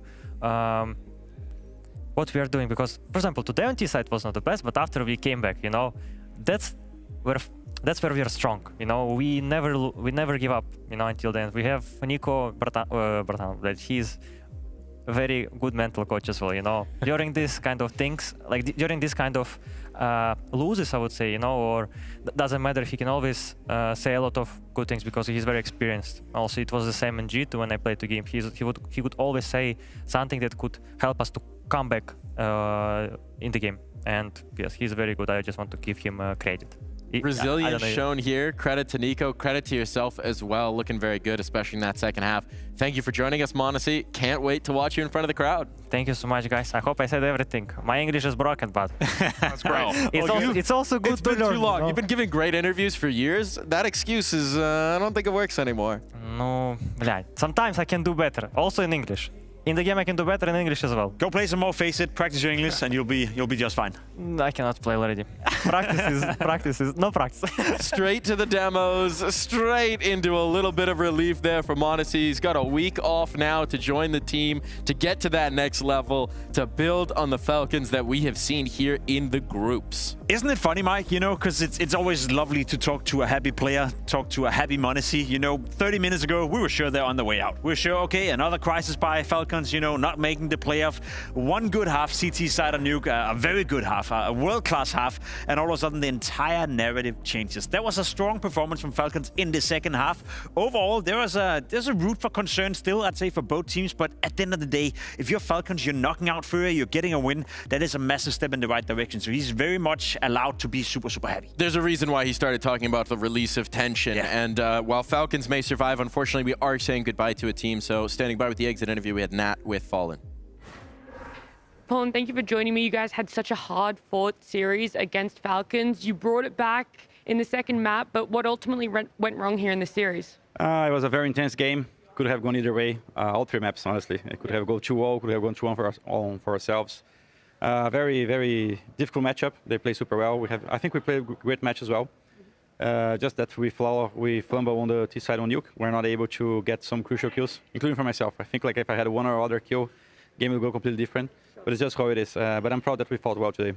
Yeah, and coming into this, you know, a lot of people had some concerns with the circumstances around your EPL result. Obviously, this is another sort of disappointing result for you guys. What went wrong at Blast Open? I think we played two good teams here and lost for Aurora and Falcons. They are definitely teams who are fighting for the top at the moment. They're very close to be fighting for titles as well.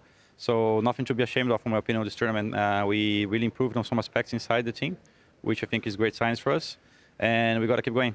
We prepared well for this matchup. It didn't go our way because of one round, but it's just how it is. Counter-Strike, a lot of good teams playing, and someone's going to lose, and this time was us, unfortunately.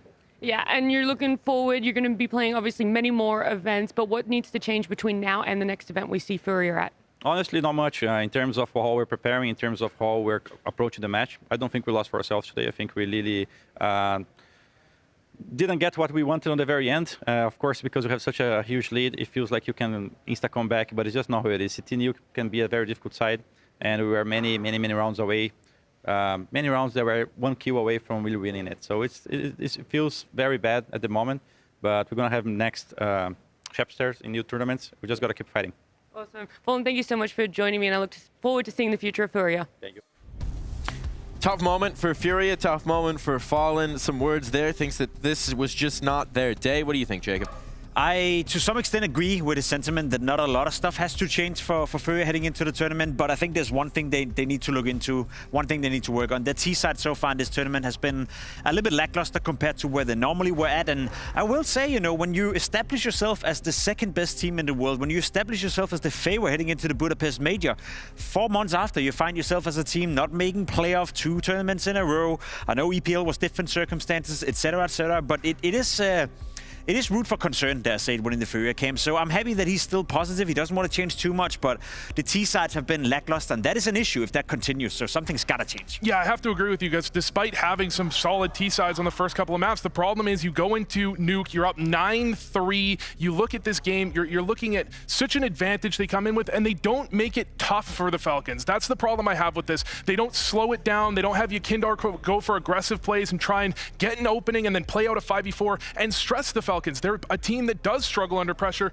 To put them under pressure, you don't rush the A bomb site 3 times. You don't wait until 5 rounds, 6 rounds into the T half before you finally touch lower, and Falcons are completely ready for it. They made it easy for the Falcons to play in a big pressure moment when I thought they would make it tough on them. And it's not only Nuke, right? It was also against NRG on Mirage where we saw a T side. But again, it's small nuances, it's small changes, and we know Furia that they're capable of much more.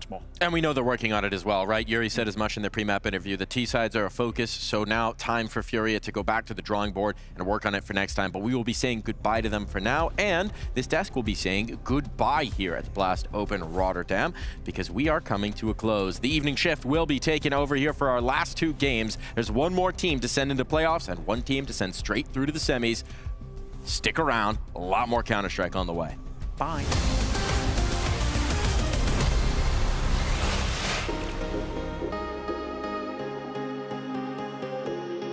I think that Vitality definitely are somewhere on the road, and we will see how the next couple tournaments go. I mean, I definitely think that it's still Vitality's era. I mean, they just won 2 events in a row. What they have shown in terms of like team play and individual like brilliance, you can say, is I think unmatched. Not going to give them a chance to catch their breath. Great recovery for the second kill on Zywoo. What often happens when a team is creating era or they're winning everything else, all the teams under are starting to invest heavily, looking at their qualities and what they have that their team don't have. Some other top teams, including us, haven't had the best start of the year so far. If this keeps happening, then they have a really good chance of winning even more. Last season was the peak, and I think it's pretty hard to replicate what they've done there. You cannot be playing like this for a long time.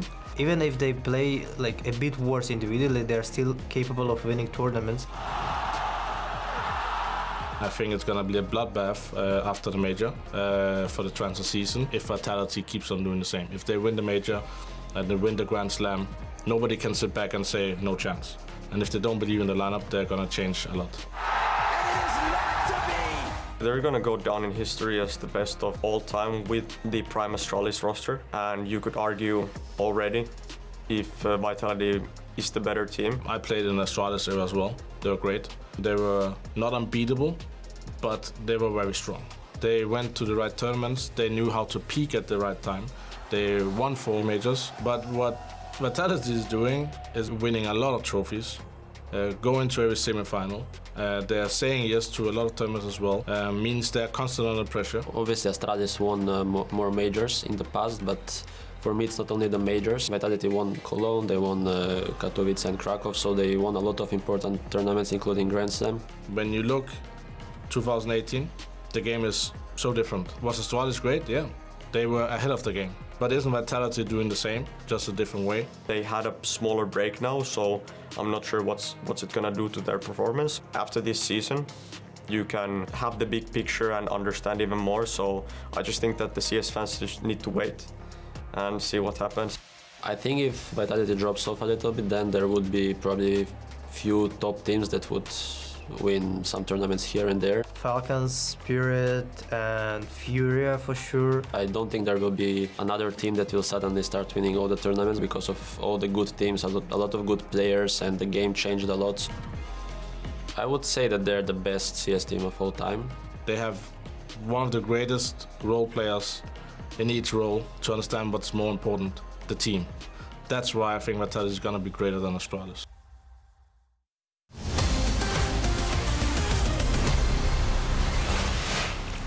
Halfway through our final group stage day, day number 6. And whilst we might be familiar faces, familiar voices now joining us on the desk. Someone we haven't seen in a while, Anders. When was the last time you joined a desk? I can't even remember how long it's been. They wheeled me out finally. They wheeled you out of her time. The Queen was actually still alive the last time, Something Anders. like that, Yeah, that's probably true. That is probably true. Probably true. It's good to have you. Flashpoint. I think it was Flashpoint. Well, we also brought him for a reason, right? He's going to have some contribution doing for what we're going to do. We did. I just had to make fun of the fact that we hadn't seen Anders for a while. But you're here as well as our trusty whiteboard, which people might remember from a couple of days ago when we got to have some fun. We were playing more of a game. This time around, it's more serious, all right? We're going to pick the analytical brains of our CS masterminds. And I brought some papers with some faces. Where's the camera? With some faces here. That is actually so funny. It just happened to be MongolZ. It was the first one right under Maui. And what we're going to do is, if you cannot see this, entry fraggers, right? Something Dupree is well versed on, something Anders, Maui themselves know deeply too. And so we're going to be putting them in a tier list. Yes. I know my way around as an entry fragger, right? Now, creating a tier list of where we are as of right now, whereas it's more like, I wouldn't say, it's more like a general take of the entry fraggers that we have today, and we're going to be looking into putting them into these categories. And I'm excited for this because it's not of all time, but it's like more the current thing. What do you want to say? Don't listen to this guy. He spent his whole career thinking he was going to be an AWPer. Like, nobody knows about this, but... No, I had a glimpse of an idea of becoming an AWPer, and I was humbled. And I had to tell Device mid-tournament that we had to swift back. What was that like, you know? It actually happened at a major, but that's another story. Yeah, and we can't get into it because we've got a lot of faces, a lot of players that we're going to go through here.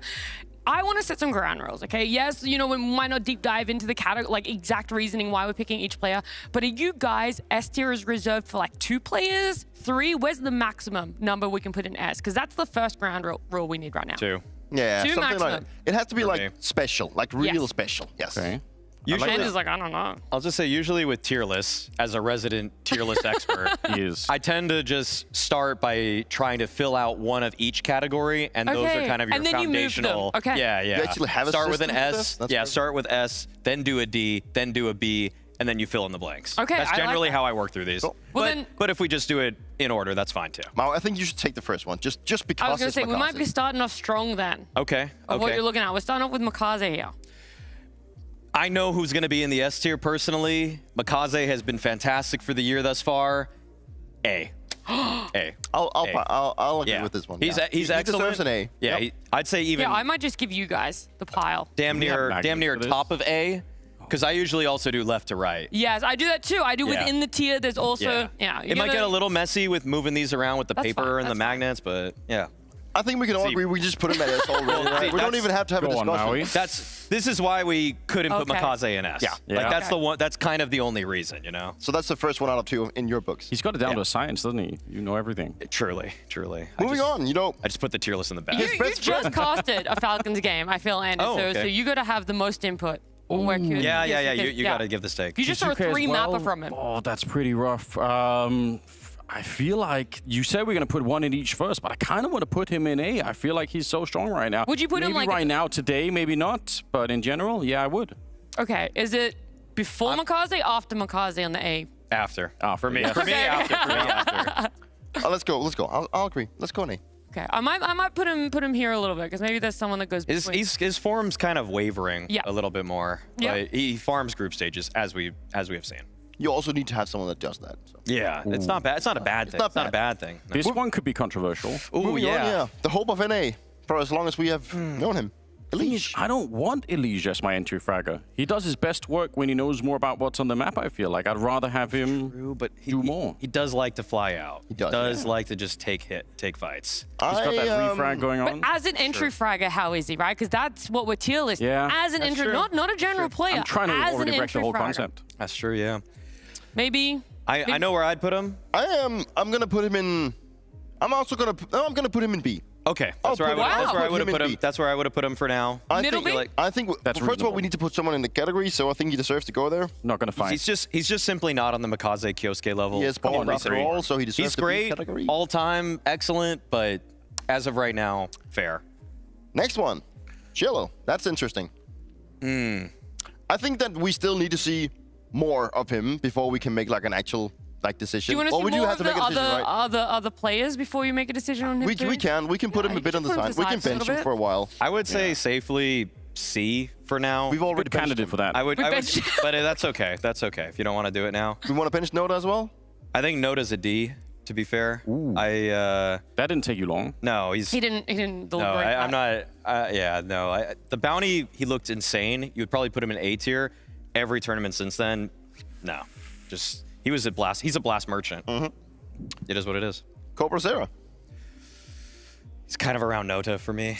It's still. We got some good names coming up. This seems mean right now, but like it is. We got a lot of people we're going through. That's the issue. So. For me, it's also just that we need to be seeing more of him. Like, is he D or is he more like a low C? Low C is yeah, cool. because I personally think low C because there's been some clutches from him just this tournament alone. So. There you go. That ain't entering though.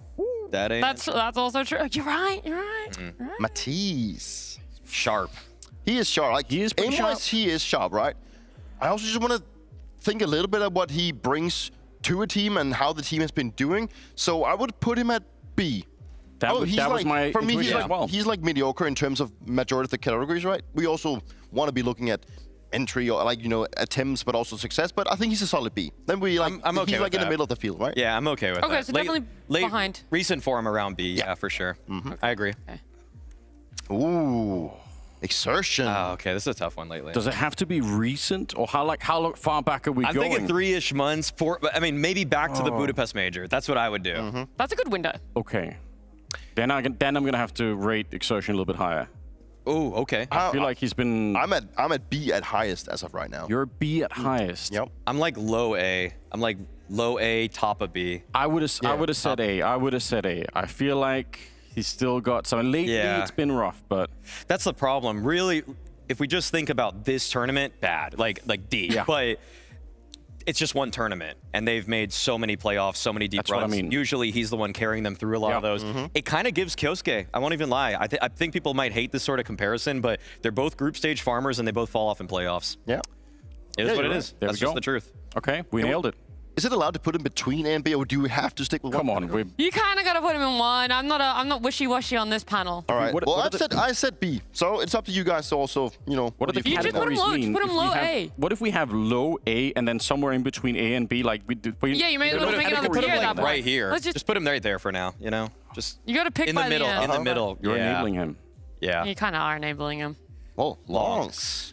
That's also, again, it falls in my book, it falls into category of a very skilled player, but that still has a lot to prove in the tier 1 scene from what the rest of the guys we have. He loves longs. I'm going to be honest, S tier, he's on spot. I love this team. The bias is crazy. Yeah, I don't care.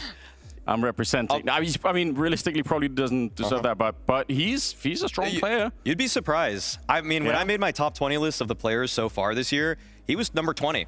He's actually been above Elige. He's been above Natus. Yeah. He's been above Exertion. He's kind of like here, actually. He's actually low A. For me, he's been. That's this year. That's this year for him.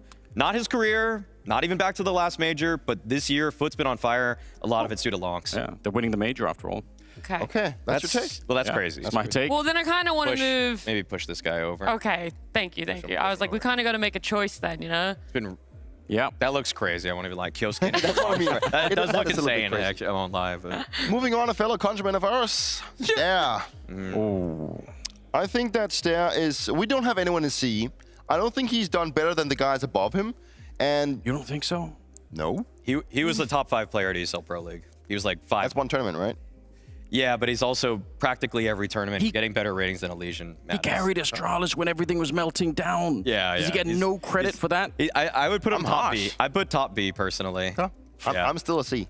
He's kind of him and Fozy are the reason Astralis is a top 8 team right now. I can put him in B only because we've run out of whiteboard on the low A tier. We can move this up. I just put this here because I thought maybe there might be a play that sits here. Like we can just fill in the gap.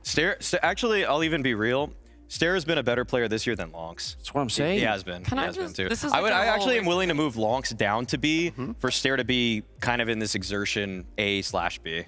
That's my take. But I think Dupree hasn't seen enough. Yeah. He hasn't seen enough. He's mad because he's not on Astralis anymore. I haven't paid enough attention to my fellow Danes. That's for sure. So, well, I'll give it to you, Maui, then if you feel like. Go ahead. I would go here's move Magnet. Lonks down, and then move Stare. What is this? Is this in A? It's like this A/B. This is a better. We're coping. We're coping. You're gonna by the end. You're gonna have to pick. All right. Okay, Well, we can do a couple more players. I would just but- do this then here. Okay. Bang. Top of B right now. And then you're still gonna keep. And then this is the A/B. We got to think about it. We got Yeah, to okay. My objection registered so people know. Yeah. Not happy. Okay, this is a tough one. This is a real Public tough announcement. one. Kitspersky. S tier. He's honestly insane. Like legitimately, I think he's been better than Kyosuke for this year. Yes. I think he's been absolutely absurd. He is like the only shining light for an NIP team that's just drowning right now. I don't know how he doesn't deserve A. Yeah. Like if tomorrow Falcons said Kyosuke, sorry, and they got Kitspersky, I think a lot of the community would say that is incredibly based. Yeah, a lot of people are on board. I think he's really, really sick. You know, if you factor in the circumstances of like the team that he's playing in. I think he's actually right next to MongolZ. Okay. This is. I feel like I'm kind of commandeering this, but. You're doing good. You're doing great, man. But he is seriously damn good. He is. Like anytime you watch NIP, you know he's gonna put up like a 1.3. It's just like. It's like clockwork at this point. There's absolutely no doubt that he has been a very strong factor for them. People are getting pushed out of A. I know, right? Damn, there's That's too why I many was like, good am I ones. really putting it here? There's too many good ones. You guys are gonna have to be harsh. Let's put them all up, and then we're gonna. Yeah, we gotta be a little harsher Let's on keep these. going. Santaris, ladies and gentlemen. He's, for me at least, when it comes to Aurora, you know, he's been the star player for a long time. He's been the one that has to pull it through. I think that he has a lot of success with it, but still the team can't really capitalize too much. So he has definitely gotten better, but I think his skill set has always been up there. That's for sure. He's also been good lately. I am willing to go A. Yes. Guys, you're putting everyone. What is this? There's so many good. Did I just? Yeah, but you did I can't just put create Santaris C in C. tier It for doesn't no add up. reason? Okay, we're gonna have to. We have to reorganize. I think we're gonna just have to move like all of these a little down. I'm gonna say if you want to put Zentaris in A, Let's we're move gonna Elige. have to readjust this. Okay, there's no more. It's No more getting putting too in A. crowded. No It's more getting in A. way too crowded. Putting my foot down. Okay, so let's just pull some of the bottom of B down, and then we're gonna have to pull some of the bottom of A down. Sorry, Okay, so you're gonna go like this? Elige. Sorry, Exertion. You're B. Exertion. I'm sorry. That's. Do you want to put him slightly above? No, Long's No, better this okay. year. Long's is better. Okay. IMO. Okay. Centaurus with an AK on the T side for entry. Okay, I'll even put it out there. Does well in playoffs. Does well in playoffs. Doesn't get to playoffs. Chokes.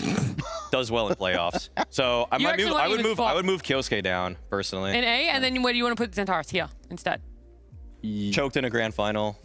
In a grand final, come on, bro. But he was good. He was good in the playoffs. He was good in the playoffs up to that. He's good in the playoffs. Okay, let's. I think he belongs in here. Yeah. Let's put him there. I can deal with and this. Then, Yeah. This one's, Anders, I almost feel like you should be saying this because you've said it multiple times by now. Okay, this is Let him say the wording. This guy is amazing. Yeah, but where do you put playing better and better. Well, I've said a ton of them. I wanted to You've said a specific word so many times already. Yeah, all right. Ooh, the problem is now we've got Donk in the S tier.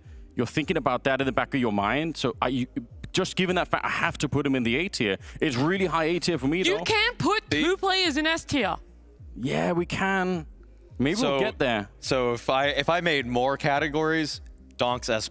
Okay. Flamesy is S. Yeah, but now you're cheating. Which means they're both S to me. They are both S. To me, they're both S. Or maybe just put him like a little bit lower than Donk. Okay, let me phrase left. it. No, let me phrase it this way. Is there another player picture that could pop up that would make you not put Flamesy in S tier? That you could see putting next to Donk instead of Flamesy? Maybe not from the last decade. I was hoping Apex would be there just for the history. But what about me? No. For recent form, he's definitely up there. 100%. He's for okay. Sure. Yeah. It's been fine. We only have 2 left, and then we also have benched Shello. Oh, we don't have be how many looking more back at magnets that. we got? So we gotta work around. Okay. Yeah. We'll find a way. So we gotta bench more players. Actually, that's what you're saying. Well, I'm just. All right, Yikinder, Furious recent form hasn't been too great. It's been rocky for Yekindar. I feel like it's been rocky. I think this year for Yekindar has not been as great. No, but we know what he brought last year. But since we go 3 months back-ish, then you also can kind of cut out last year. So, the best version of Yekindar's got to be high A tier. The current version. That's the best version of Yekindar. I'm current version. I'm between B and C on this one with the recent form. Current form, I like Mattis lately more. Okay. If I'm watching them both in the server, I think Mattis is just popping off more often. And then if you compare Yekindar and Elite. Yekindar is a better team player. Like if he fits on Fury because he's a great secondary caller. I don't think Mattis is. But if you took him as an entry flyer and moved him onto another team, how well would he do, right? Because that's also what we have to factor in. Him as an individual, what could he bring? Yeah, it depends on what I need. You know? You gotta make the hard call.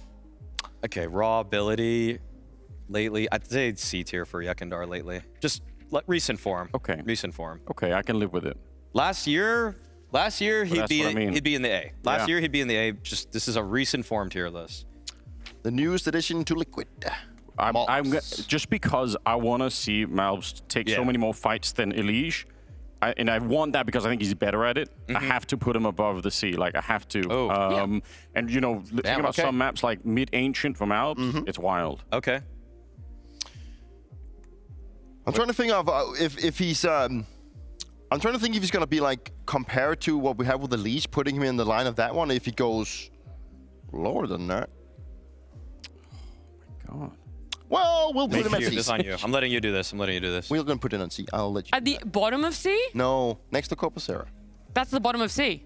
Well, on the other side of him. On the other side of him. Okay. Should we do? I'll put the double on. So now we just got 1 left. Yeah, we gotta bring on our bench player. There you go. With PARIVISION playing so well, we can't put both their players. Yeah, that would be so bad. Jill is definitely better than Noda. Okay. I don't know how high though. I'd probably say here-ish. Maybe just put him like there-ish on top of them. That's too many in C. Then you got to get rid of someone in C. Okay. Then let's move. There's only so much space for a reason. I'd either move Corpusera or Mobs further down. I'd be willing to move Cobra Zero down. Yeah. Cobra Zero? Like he hasn't. We're moving down. He hasn't lived up. Consensus has been found. Okay. Do you want to hold the? Well, I'll put you want to put Cielo on this guy? That's teamwork. Yes, I don't have him. Oh. Someone else. Yeah, I was gonna say. That's teamwork. As Dupree is holding. Am I just putting him here, fellas? What are we thinking? Or higher? Oh, I would There or higher? probably switch Malbs out, but. Yeah, as in Malbs to D? No, as in move Malbs up one time. Move Malbs up one, Cielo down. I think I would do this. I think. You are rating the PARIVISION players pretty low for how well they're doing right now. It's teamwork. It's because they're winning the game. Would you like me to? I'll help you. I'll help you. You gotta overlap them. Oh, okay. There we go. Good job. All right, there we go. All right. Any changes? This is your last chance. You guys get 1 change each, if you want to make one. Okay, well, I'm moving Lonks up. This is a crowded A tier. You want to move Kyosuke down and Lonks up? When you put it like that, dude. I mean, okay. Hey, think about this. Lonks did humble. Was it Maus? He humbled Maus. Yes, he did. This year. Kyosuke hasn't really humbled too many people in playoffs. In comparison. And we're talking about entry as well, right? Like that's the group that we're focused on. Yeah. Dupree, you're thinking really hard. I'm just thinking at the players themselves, like isolated cases, you know, because as an entry, you know, one thing is that you just pop off individually, but also what you bring to the team. How is your team actually doing, right? And I know that we've put, with all due respect, we put Kaspersky in A, but NAP hasn't really been, I mean, that great this year. Does he actually deserve an A spot right now? That's why it's impressive, though. That's why I blame his team. Well, he is literally carrying his team. It's a team game after all, so. It's hard. Look, we're going to lock it in there. I feel like no one could make a compelling argument for or against any changes there. So that's it. Our entry fraggers, all tier listed up there from S to D. Maybe you guys have some differing opinions. Let us know. But either way, we're going to focus up on one of our S tier entry fraggers here. It's going to be Vitality up against PARIVISION. I mean, it's always hard to play against Jem, like the playstyle, and he's always trying to figure out what he can do the next one, so we need to be prepared for that. So always dangerous to play them. They're like young team. They want to show to everyone like they deserve this place to be like one of the best team in the world. So now, anyway, against that we need to play the best like we always do, but even more today because it's not the final. That's even more harder for us to push ourselves like to be the best, so we need to be really high level today. I told to my guys that we don't need to think about stage 3 because it's important to not it's too much pressure against Vitality, and also stage 3 is important, I think. But I told them we need to play. I think in Cluj we have like 20%. Maybe on this match, if it increased until 30 or 40%, it will be nice. I think it's important to be comfortable against them. At least don't overthink. Just understand them like we understand some teams better, because we not used to play against them a lot, and we just need to learn them better. Who is Vitality? And for my young generation, they don't know them. Maybe they know, for example, Spirit guys better than Vitality. What's your mentality and approach coming up to them in more of a group stage setting? Well, for us, we take each game as an individual. We're not thinking about if it's a group stage game or playoff game. It's all about like thinking about winning the against the opponent. So no, I think it's gonna be a normal game for us, trying to focus as much as we can to beat them. That's it. This match is for either making it to semifinals or having to play it in that quarterfinals. Do you feel extra pressure knowing that? No, but like. I guess because of it, I don't have pressure at all because we're already in playoffs and as Vitality, so and we don't have them in bracket, so we don't have any pressure about this game, like win or lose, whatever.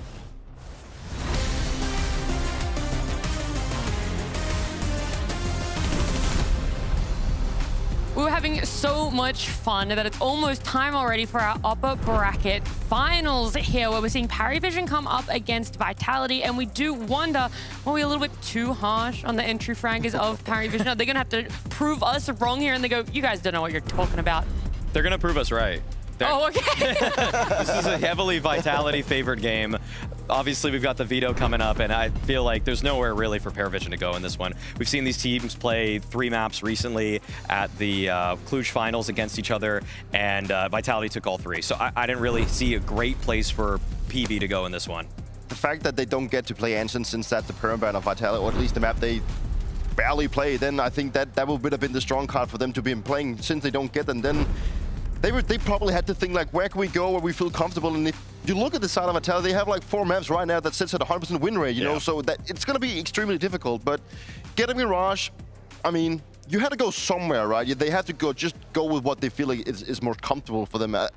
It's going to be very hard for them, but I'm left with my impression of what happened with PARIVISION versus Spirit, where I'm not going to be lying, I was very impressed with what they showed, you know, and if they can just bring, let me just put out a number, like 60% of what they showed in terms of the team play, the discipline that they had against Spirit, then I am happy with what they can hopefully bring to this game. And there's no doubt that they will play worse because their opponent is just so much better. But I think that PARIVISION has a legit way of seeing themselves as becoming at least like a solid potential top 3 team if they continue doing what they're doing right now. a potential top 3, that is a big number, a big call, because some other people on the desk said that they would never lift a trophy for another 6 months. I stand by that. I stand on business on that one. The way that PARIVISION took the scene by storm by winning the bounty outright, and even kind of parlaying that into a Cluj Grand Final berth, it's all impressive. But when you're against the likes of a team like Vitality, and you have a game that's incredibly rigid, incredibly structured, that's almost going toe-to-toe with Vitality in the exact way they want to meet you in the ring. If you want to play a tactical style, Vitality do too, and they also have shooters. And frankly put, there are some bright, shining, I'd say rising stars on the side of PARIVISION, but no one really matches up with their counterpart on the Vitality side. Just remember that you can be a top 2 team in the world, which MongolZ were last year without winning a trophy pretty much. So there's a case that you can be a top 3 team without winning trophies. There's always something to be looked at here, and there's always more information to find out, and that comes in the form of getting to talk to PARIVISION's coach. I think Mirage is Mirage. It's always chance to win. Also, they have more losses on Mirage. It's still good win rate for them, but it's our chance. And second is Inferno. I expected it, and it's Inferno. They play so many years, Apex and ZywOo, and we choose T side. Maybe a bit switch the sides, because maybe on T side it will be a bit easier for us to control the dynamic. That's all. And third map, Dust 2, they have also almost 100% win rate, but we also play a lot Dust 2. And I hope the rounds will be closer, and if we had good start, we will have some chances. But it's Vitality. But I told to my guys after the match, if, for example, if you lose, don't worry. We will go to Rotterdam and we will play playoff. Don't think about anything. Ooh, that's kind of nice words out of Dastan. I think, you know, somebody who always wants the absolute best out of his team and can kind of rule with a bit of an iron fist. Yeah. In this case, it is just one of those, if you're PARIVISION, just don't worry about it. The big stage is coming, and those are those opportunities that PARIVISION really are looking to capitalize on nowadays. But you still get a valid opportunity at topping Vitality in a best of 3, Mohan. Yes, I think it's going to be hard to hold yourself back from the thought that you could do it, especially with the way that they played recently. You could totally see PARIVISION, prime form right now, picking up a map, really pushing this to a third, really pushing a third if possible. And we got to find out a bit, because they played against Spirit. Spirit weren't obviously playing their best. PARIVISION looked incredible. Game plan was a huge thing, referenced by both them and Spirit. So if game plan is great today, then I think, you know, we could really see an interesting series.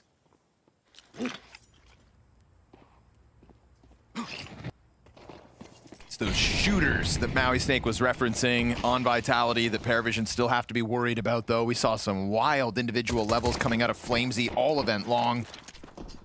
Mezzi here to deal with the connector presence. That's going to be James down to 15 health.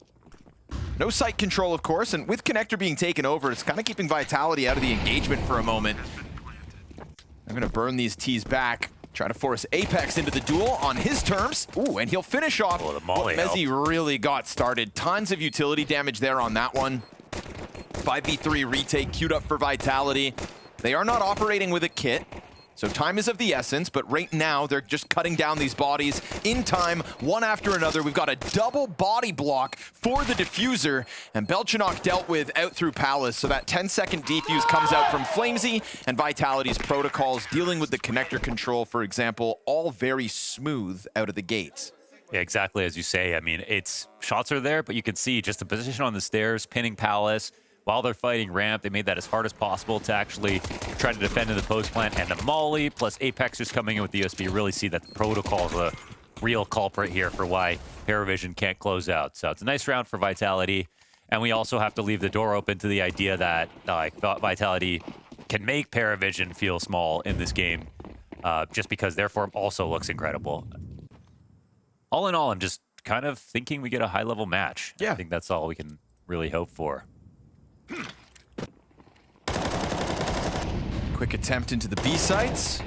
Bodies here already, though, and Mezzi leaning back, just got frags coming to him, but he will lose ROPS at least. Jame trying to rack up damage. It's just going to be that one death, not any other damage dealt to the rest of Vitality, so they'll be content with their conversion. The 2-0 CT side secured. Not wasting any time. Instant B take into a great defense. And, you know, even though Destan has that interview, and even though Destan and Jame constantly talk about, like, let's keep it calm, let's not get excited about wins, all this stuff, and then it helps them win tournaments. The reason that they're outwardly expressing that is because they're obviously also internally knowing that, like, you're going to get excited. You're playing well. You know, you want to win every match, and you know you can. You can't deny that emotion. It's the human element. But it really is the attitude on this team that you can celebrate when you're dead. They get real close to connector as Apex turns. Yeah, Nota just slipping through there, kind of catching him on an awkward turn and back. ZywOo's gonna press out a jungle off angle that could definitely catch you off guard. Back turn to him, makes it awkward, still lines up the double. Third player's found. Come on, of course he gets away with everything. Great work from ZywOo. Flamesy locks down his side of the bomb site, and that is ZywOo just stepping forward into the trade. I mean, with that play on the side of the smoke, you expect him to get one, because it's so tough to predict that spot. It's the fact that he shoots a player in the back, the teammate tries to save that player. Third one's just the icing on the cake. I'm also watching that, and it's, you know, ZywOo shows you gaps that other people can't, and I think he staying out and going deeper after seeing the jungle smoke, to some that might have been a warning sign. To him, it was an opportunity to get even more aggressive, and obviously it helped to know that you have the jungle smoke right behind you as well. So yeah, just it's punishment, is capitalizing on that chance. Sneaky and quick for PARIVISION to get up into connector. We've had some very fast plays out of them 3 rounds in a row.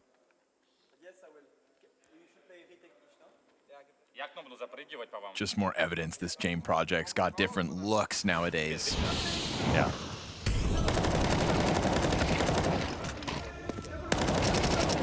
And he doesn't even overstep that, like, extra, he was holding probably 2 feet, right? It's Jame holding a little too wide. ZywOo not peeking a little too wide. That's where ZywOo thrives, right? Is in those minutes.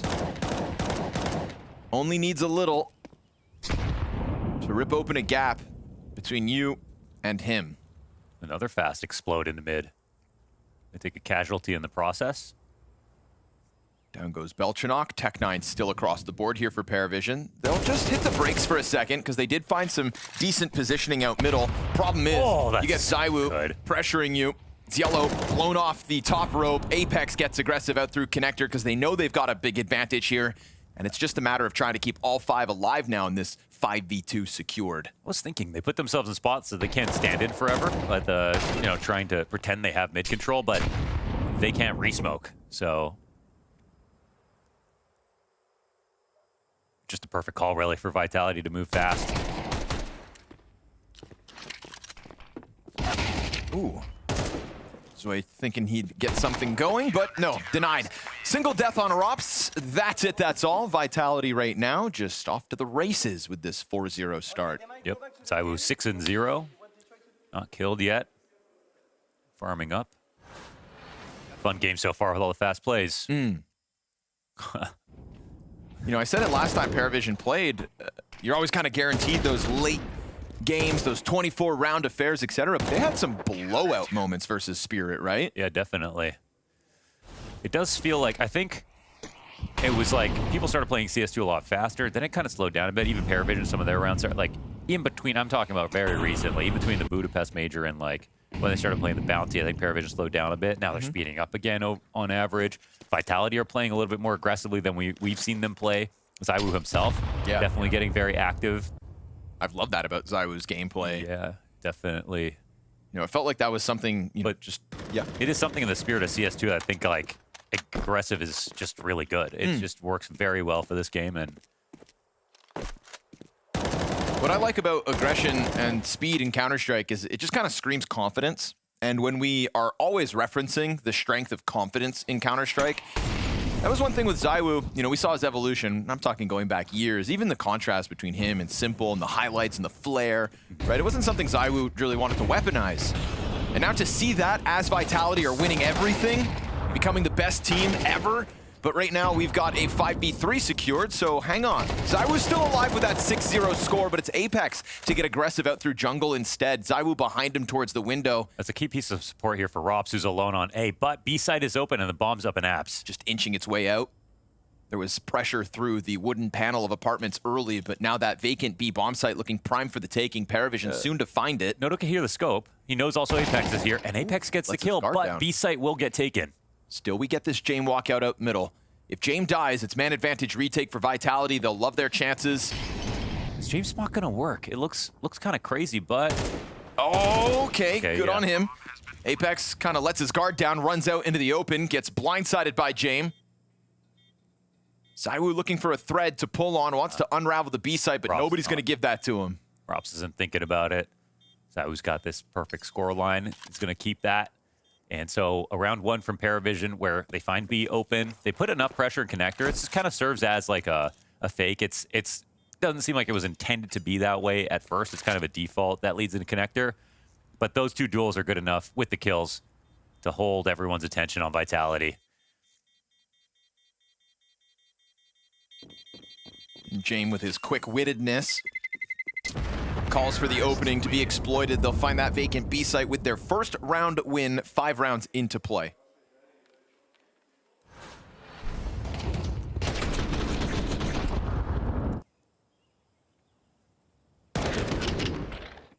We see Apex run out, super unprepared there, knife out and whatnot, really thinking everybody had gone towards B. Yeah, James in such a weird spot because he's exposed to window, you know, even if there was like a cat push or something like that, but it was the right risk to take. Oh, you can pronounce that. Le défenseur. ZywOo has a 2.1 CT rating this tournament. That's insane. But yeah, we did see like, we remember those apps. Killer on overpass.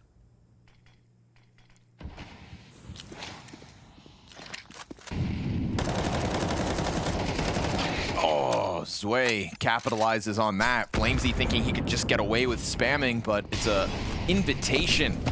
Ooh, Zway sticks around though. Second frag grenade lands on his head. We saw a lot of utility damage for Vitality throughout these CT sides on Mirage as well, coming out through this window.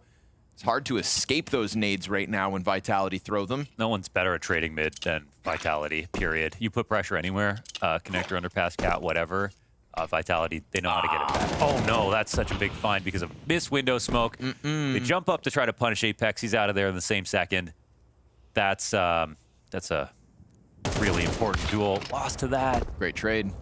Yeah, now Rops will get early contact. He's probably sensing this is coming, so they sprint in, and he'll pop both in a matter of seconds. Easy recovery for Vitality. Yeah, you can't miss those nades. Not in this matchup.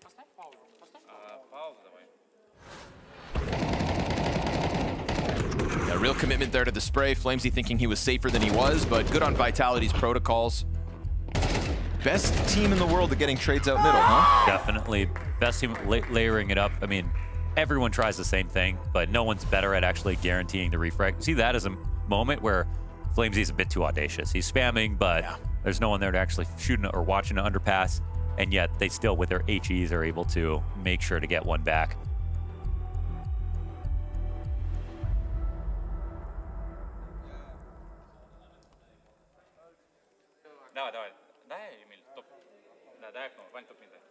And also this one, the one before. So. You start shot or you go window then jump?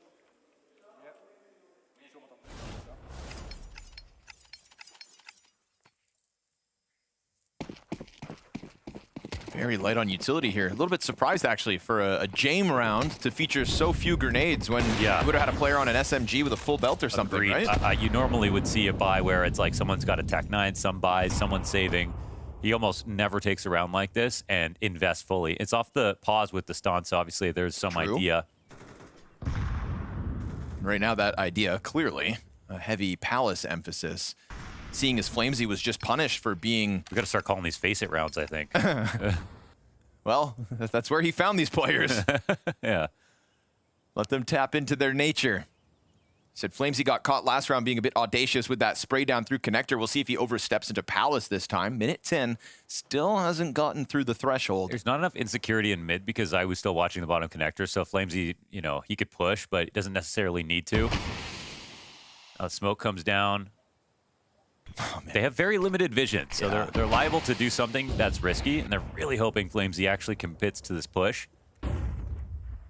It's yellow up first now as they start to get closer to FlamZ. Oh, he pounces! And he sees 3 with a kill. Big information. ZywOo missed opportunity down towards connector. Now he's going to be in a pain point, so he wants to dive out into the cover, and he'll find that refuge. Apex crawls back. James is ready for that ZywOo reaggression, and now a ton of pressure here on Apex's shoulders. Oh, he's hoping a rotation comes in fast enough because he's going firebox. They're going to be all over him in a second. Trying to tuck in. He at least gets into that deepest corner. Mezzi's trying to draw attention towards Ticket. Now Apex has revealed himself, trying to keep his head down. Bomb yet to emerge out through the Palace, but Apex feels that squeeze. Ooh, Mezzi leaves a lot to be desired, and Rops' flank off catwalk can't get the job done either. So there's damage output there, but it's a Jame 3K opening up onto ZywOo in the op-v-op duel towards Ticket that really puts too much pressure for that A site to withstand. And they did make the most of the fact that they came in low utility. Here they're jiggle peeking, they're coming in a little bit dry, very light on grenades in their mid control, but they survive with 5 up until the point of that FlamZ contact. And then if they did have Tech 9s and Mac 10s, that could have actually cost them the round. So I think stylistically, really nice for what they bought. I mean, Palace makes sense if you're going to be doing something like that. You're not throwing tons of utility out of Palace. You are just trying to take that rifle duel to jungle, rifle duel to sandwich, rifle duel to firebox and Ticket.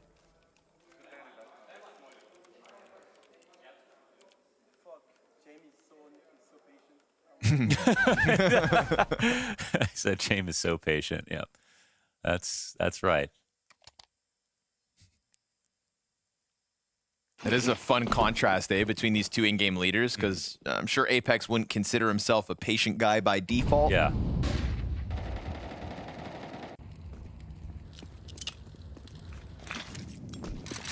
Up and over the A ramp goes the util this time. FlamZ tries to take the fight. That's half of Nota gone. Trying to expose the cross, but eating flashbangs in the process. So PARIVISION scaling utility here, meant to get them into that bomb site. A little bit delayed with the bomb, but it's still only now getting within the plant zone. There's some damage, but that actually doesn't matter. Challenge off the Ticket. Belchanok down to 5 HP. Mezzi's doing a good job of just kind of flushing them all back over towards the ramp. Look at that radar. Look at this emphasis from PARIVISION over towards Tetris, towards that ramp, trying to draw Vitality into them, and that's why. They get 3 kills in the sequence, forcing ZywOo to the 1v4. He'll find 1 kill in that scramble and just look to depart. He just has no idea if there's an extra guy out there. So again, util damage, spam damage is all nice, but really the kill is the most important part. And the trades are real beautiful here for PARIVISION. 2 great rounds for Jame back-to-back. Multi-kill impact. And a wildly successful A attack. 3 dead in CT. And did interrupt some of the stuff they wanted. Like, they wanted to get someone on the outside of the jungle smoke to sit up on the bench. Spams pushed them back out of that, so they were forced to fight. A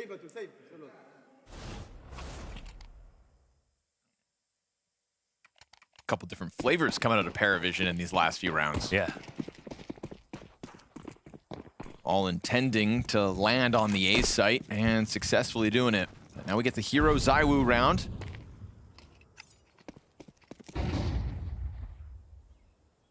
And this is the round where you kind of want to make your first contact as early as possible. It gives you the most chances to be in new positions, multiple throughout the round. It's also PARIVISION's prerogative. They just want to avoid the op or find out early as possible without actually dying where he is.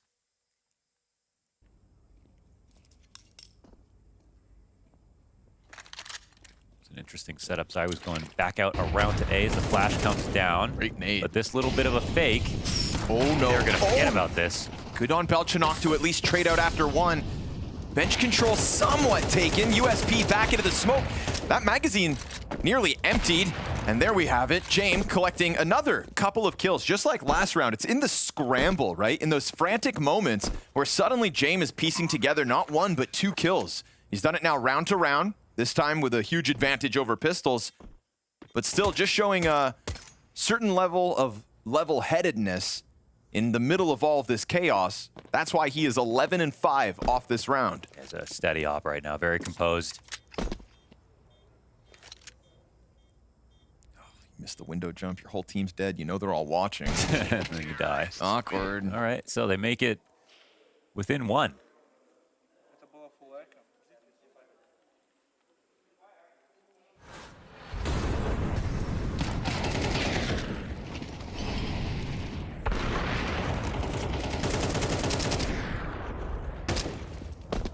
It was James to save that. And on top of that, it's this James versus ZywOo head-to-head that's currently skewed into James' favor. Yeah, it's taking him out.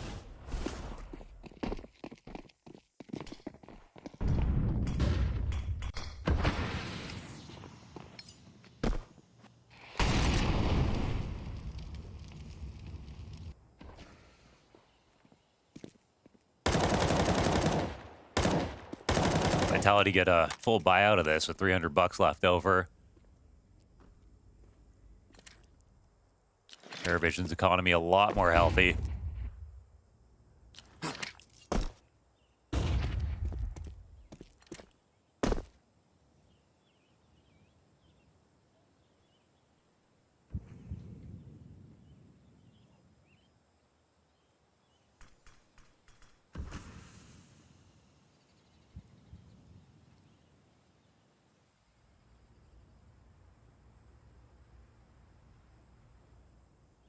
Going out here for Flamesy. Peek is coming. Sees that, gets away.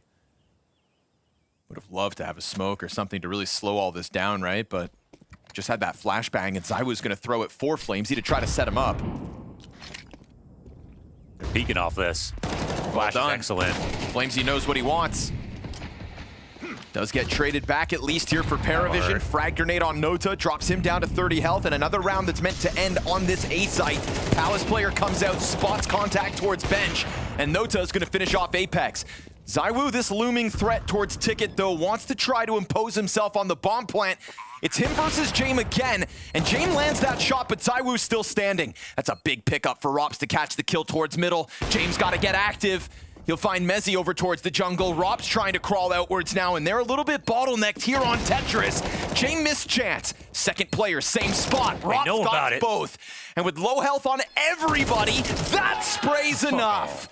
Belchanok commits to it. Tied game off this one. A clutch situation here for PARIVISION. Secures themselves their fifth. And that was James getting to the top of Tetris, and he knew that someone was in CT who could have potentially cleared him and killed him. So a small risk for huge value here from James. And this is a 4v5 victory, obviously an instant trade from Nota. And they were both low in the end, so it's well handled here from Belchanok. That was awkward too, in the replay. Like, Rob's looking at the bomb, ZywOo's the guy that taps it.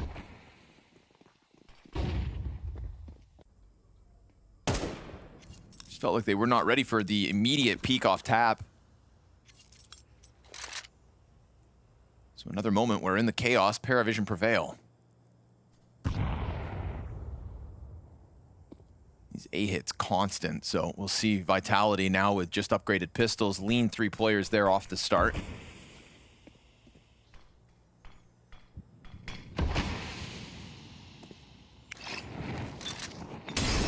One gun for Rops. Yeesh, fire finds him. Yeah, perfect lineup of that molly. Hoping to catch a bit of a gap in the nade, but not the case. It's perfection from PARIVISION. Opening kill, FAMA's down. Pistols only from here on out for the defense.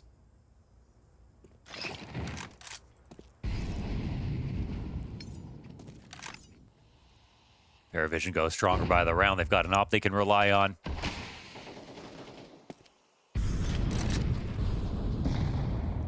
Making great headway on this anti-eco to make this simple.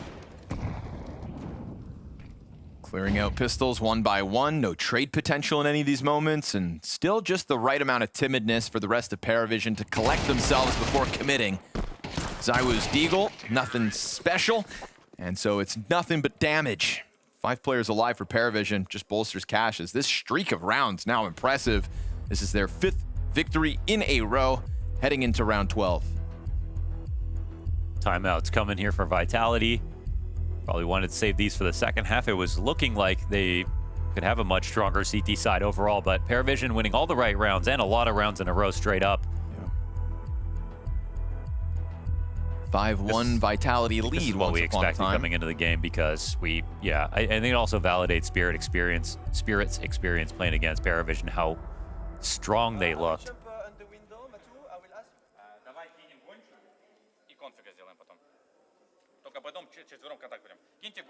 Take this, Matu, Malibian boxes, take the flash. I will go in the...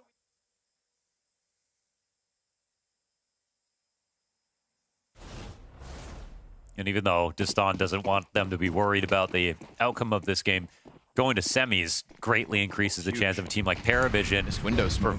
Uh-oh. That one's a little off. A second one missed. It cost them the round last time.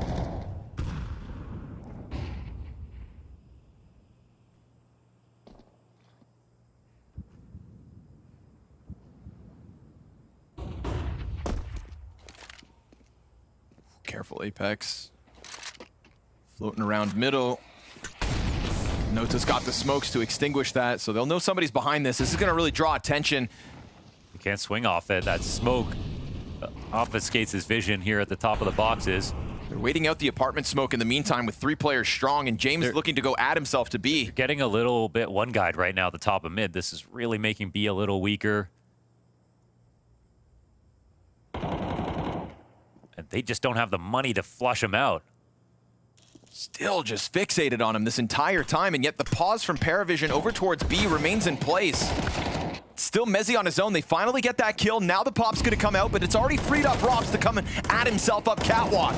So Vitality do get away with the rotation in time, and no rotate needed. Mezzi goes rock solid for the 3K to close this. It is still a spectacular turnaround for PARIVISION. Once trailing 1-5, we go 6-6 on the half.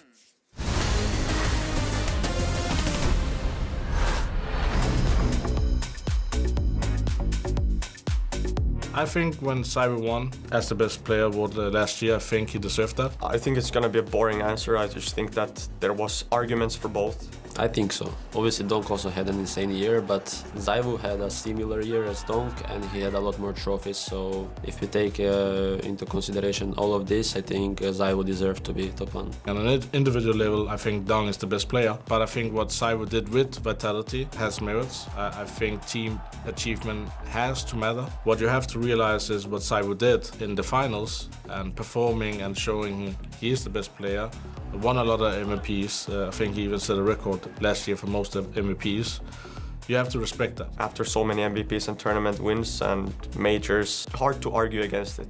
But then again, you have a guy who on individual statistic is better on almost every category. You know, sometimes you have also the playoffs maps, arena maps, which Zyvu had like more, I guess, because he played a lot of finals and Donk had few early exits, I guess. If you have like 140 with like, an example, 50 maps, that's cool. But if you have 130 with 100 maps, I think it matters more. You know, I'm gonna leave the conclusion to the people who's deciding on it, but yeah, it's a tough one.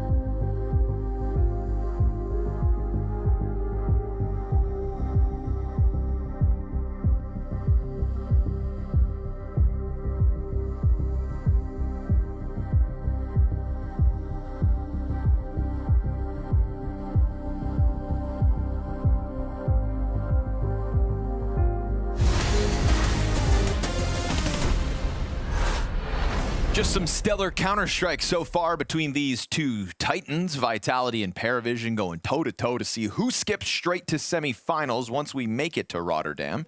And for a moment there, it felt like Vitality were going to do as they have been all week, just own. But a nice turnaround, a 5-round streak, and a solid T-side PARIVISION should be proud of as they just found that consistency towards the A site. Out of the defense they'll go. Vitality's still the favorites. But as they start to chuck that utility up and over into an A site, they're going to find it completely vacant, free for the taking. We could be looking at a 5v5 pistol retake here for PARIVISION, but Apex is going to make sure he catches one in T-spawn. Gotta love that. Throws his nades, runs all the way back through spawn, immediately deals with the flank. This totally drops the odds of PARIVISION pulling this round out already. Got connector control, you got ramp control, you've denied the flank already, so it should just be attention turned towards Ticket. CT's making it around the corner, but not for long. And as he's looking for a little more blood, will collect, and a confident start to this round as well. So that's both pistol rounds in Vitality's back pocket. Converted fully for a 4-0 start back in the first half. We'll see what they can do with momentum here on the attack as well.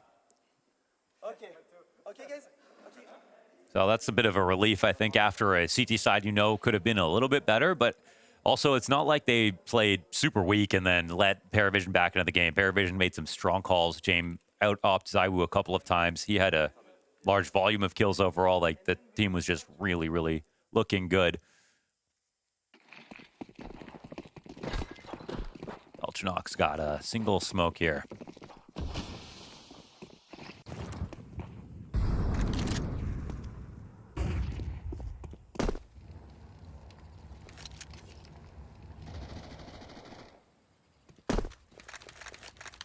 See if he can change the minds of Vitality with just this one piece of utility and an iron will.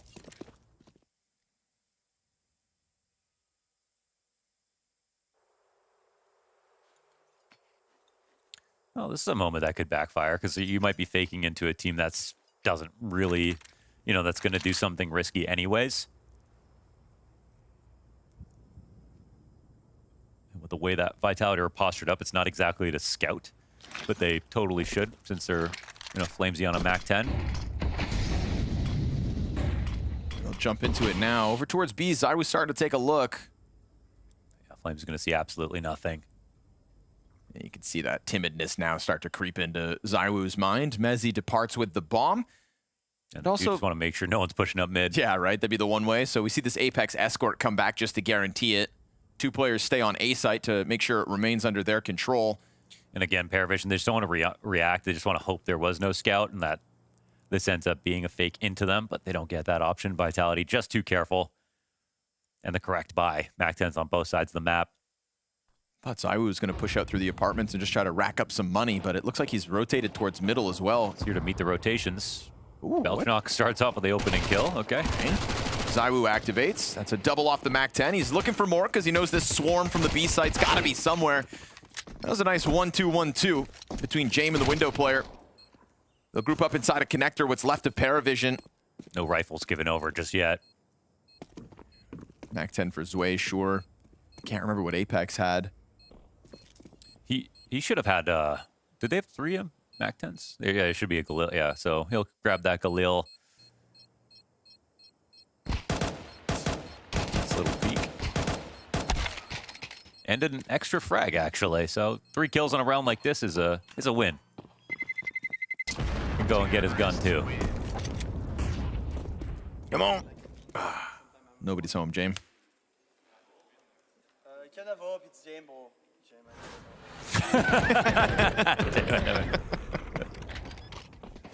Gotta love the honesty. People think the pros know everything about what's going on, but this James just never know, man. It's so candid. He killed some boars in the woods in between the rounds, got a little extra money, and there's the op. James and ZywOo were 100-100, and there's CSGO kill head-to-head. Damn, that's still like neck and neck. How close that is, yeah. Well, of course it ends 100-100. That's the stuff of lore.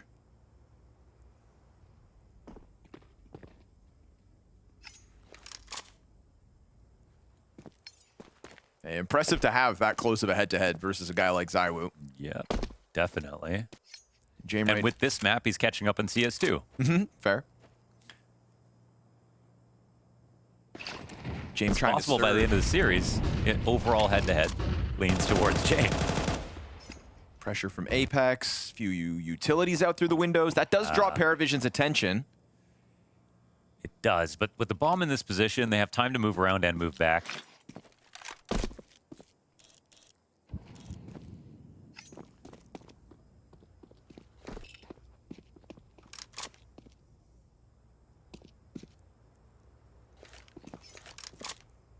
Vitality are taking a little bit of time now. We're up to 40 seconds. They're still at the top of mid. And they're going A with Rops up a connector, so got the scaling smoke. Not bad for Jame in this spot. Rops just wants to go slow. Tetris control for Belchanok. Nota's gone unnoticed, and Belchanok's going to be the guy to draw attention, so great double kill from him. Wow. Ooh, make it a third. Doubles back in. I mean, clean as can be from Belchanok. Yeah, they really take it. I mean, with the op-in ticket, that smoke's nice. Oh! They just cover everything so well. Default becomes stronger versus that connector peak.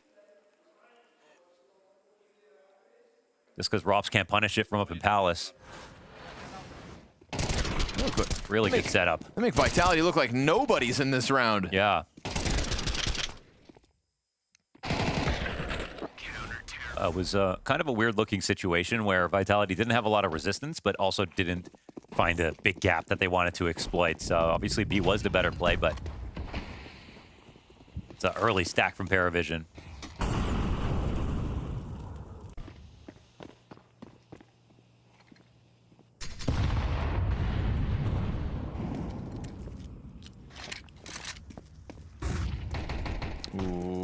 Ooh, that's tempting, because you know you blinded him if he's shooting shots like that. But Nota knew better to get out of there, because there were more prying eyes coming from top middle. This Vitality lead now hinges on 2 Galil's 3 Tech 9s, but they're getting away with this Apartments group up and currently playing to a faster tempo than the last round. PARIVISION, like, they will fly blind sometimes, but what that means on this round is a little bit more presence towards A, where, you know, low guns coming fast into B could be a problem.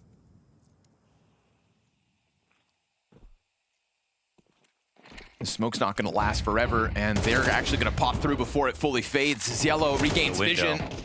And with that, Flamesy's dead. Oh, rock solid between the defenders. Nobody allowed in. Just straight up 5 frags between the 2 defenders. And an awkward attempt from Vitality to try to get out through the window, huh? Yeah, 2 of them missed the jump. And obviously Zwei got the first pick off, which is just so massive. Because if Zwei doesn't get this kill and they get out of the window, then he has to move. And then suddenly it's really, really tough. And yeah, Zello could have been blinded when they jumped out, but...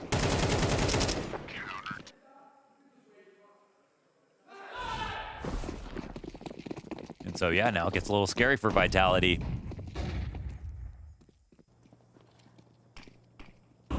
PARIVISION playing great CS.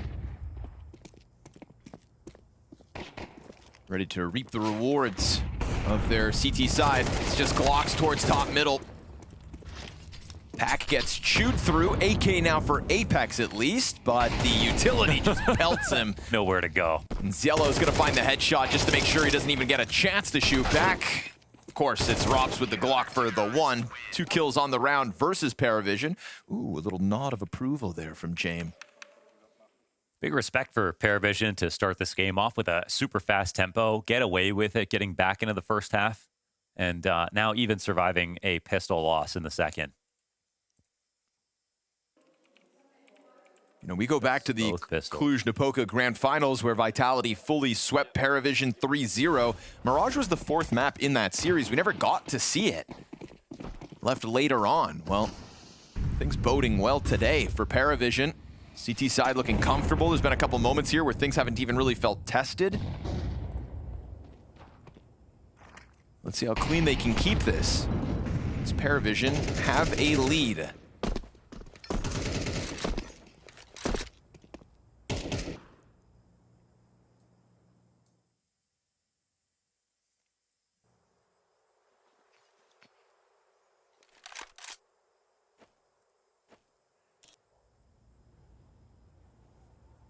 The approaches have been so quiet from Vitality.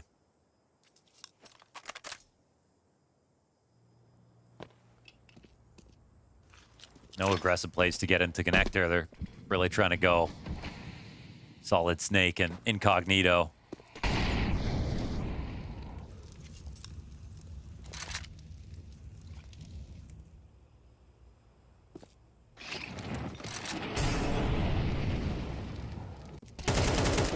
Ooh, good entry, FlameZ.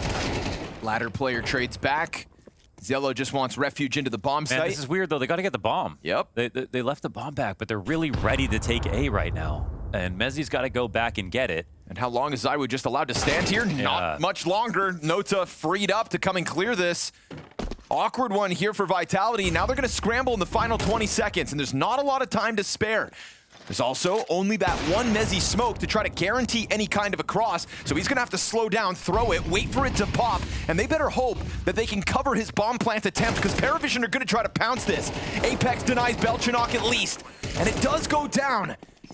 Feels like PARIVISION have given just a chance to Vitality now that bomb is planted. Jame on the hunt. He's not terrified about someone on the opposite side of default. Drop sits down beneath. Jame is gonna take the AK, give the op over to the lower health Nota. We've got a smoke coming out for Palace, a flashbang for Nota as well. If that's gonna be the pop that gets the riflers in. Duel over top of the stairs first, activates Rops. He's looking for coverage as that bomb's ticking. Down they go. Vitality get away with a very awkward moment there. Nota's pissed. He's getting angry about that. And that was one of the better positions that PARIVISION have found themselves in, especially with the bomb far back. Like, the narrative is about to change to Vitality look a little bit messy, but they recover big time. I mean, part of the reason ZywOo dies is because there's no plant going down, so they can't move into their post-plant positions. Everyone just has to pause, and that can be very dangerous when you get into spots like in connector. Ooh.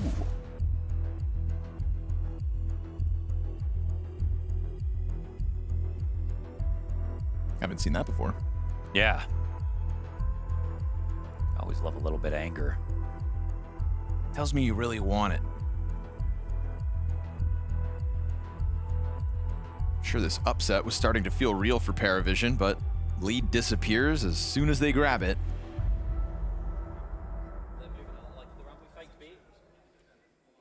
The round that we faked B as well, they were rushing and flashing over kitchens for these guys also, just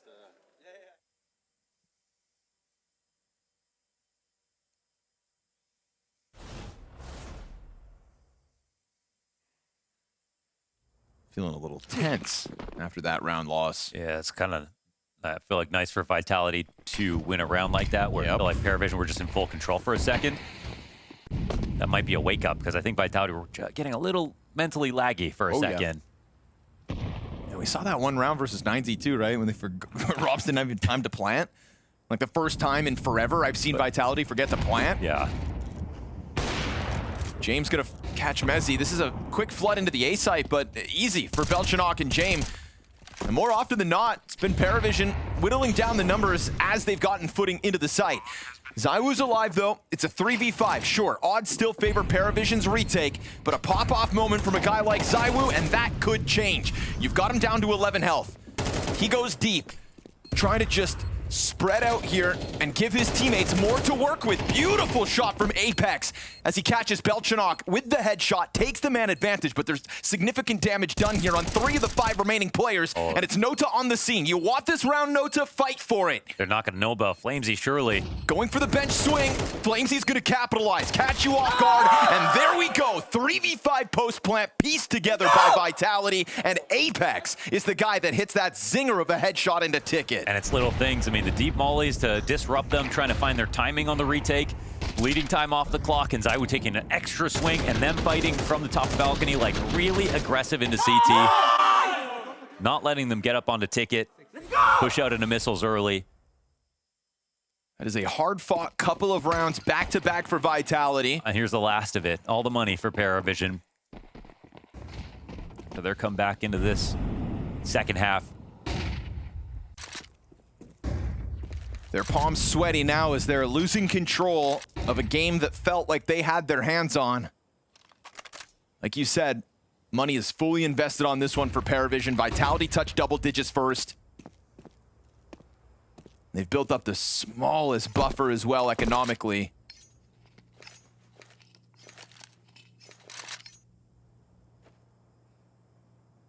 We can all feel the power of this game shifting into Vitality's control, even if those rounds were close. Beautiful boost here. Stark contrast to some of the aggressive moves we've seen Nota make out middle. This time, just patience pays off for the 5v4. Yeah, this will force Vitality to speed up a little bit. Bomb's still back here, and an op shot missed. Whoa. Ooh, what could have been.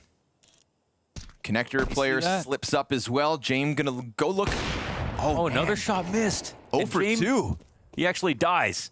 Robs gets traded out off that James kill at Now least. ZywOo has to get the bomb. Is he going back around a ramp? He's got to go grab it, and Ziello up in the apartment should hear this run. So now they're in control protocols. They have to pretend like they have this site comfortably, fight a little bit, but not too much.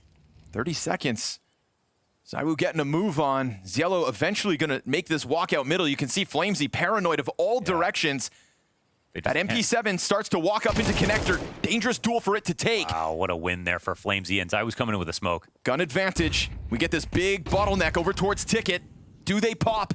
Suddenly, round the corner, Flamesy caught off guard. Bombs down, miss shot for ZywOo as well. Mezzy 1v2, and he knows where you are off the trajectory. 93 damage nade. Oh, it's right there. Back into the cover, dodges the util, slides into sandwich, snaps the crosshair over, and wins the clutch. Another close round goes Vitality's way. Ooh, mass the drop with the bullet, and the spray is missed. He was very low on HP. That's unfortunate for Nota. Got the second nade involved, forced him out of position. That was definitely an easier clutch. Am I crazy? 90 damage nade on Mezzy? Yeah, he must have had no armor. Otherwise, it was 2 nades.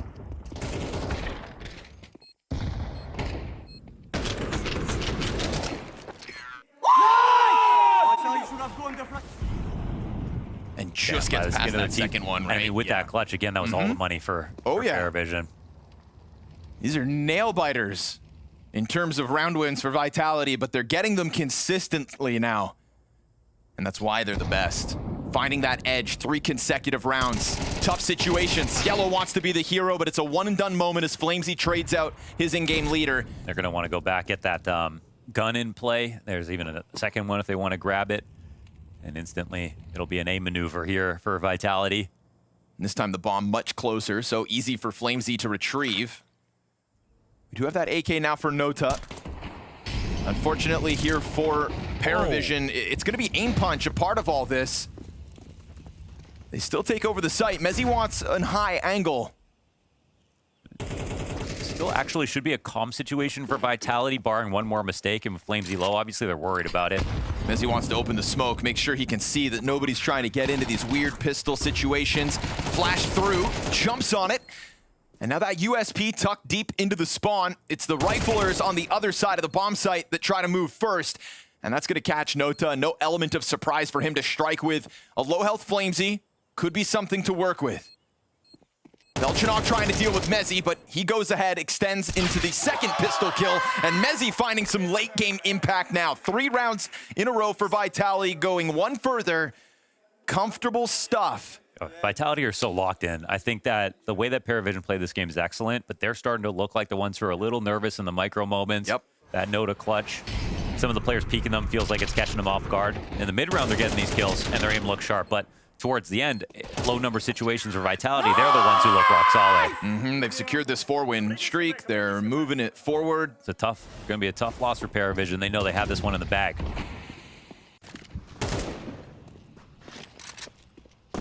Now they have to fight for overtime. This round has no kits.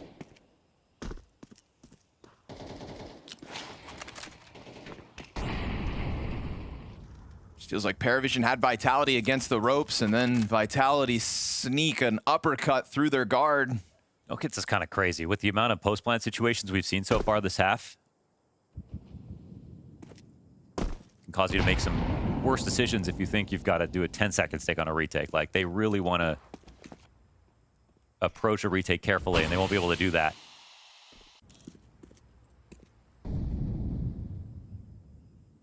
No one close ramp, no one in the A site besides Ticket. That Ticket player just with the FAMAS and a frag grenade. Calling on the support to scramble over as Yellow looks to come and bolster this Ticket hold. James looking for somebody over top of the stairs, but he's missed the timing on the sandwich run up. And Mezzi's looking for another multi-kill. As these attacks find their consistency towards A, Belchanok looks for cover. Gets into the position, but it gets ripped away. Robs' wallbang connects. 3 left for the Vitality victory. Ticket peek comes through. Swade's got Apex done for, but the trades are strong. And so Nota is the guy that's got to come up clutch. Vitality fight their way back into this T side. Nota swings wide, Saiwu collects it, and the #1 team's the #1 because they win these sorts of games. Pushed to their limits, up against the ropes, and still Vitality find a streak of rounds, just like PARIVISION did on their T side, to take PARIVISION's map pick away from them. It wasn't an easy one, though. Vitality had to work hard for it. And whilst PARIVISION might be scratching their heads a little bit, Dupree, you also have to wonder, could this be PARIVISION's? Could they have closed this map out?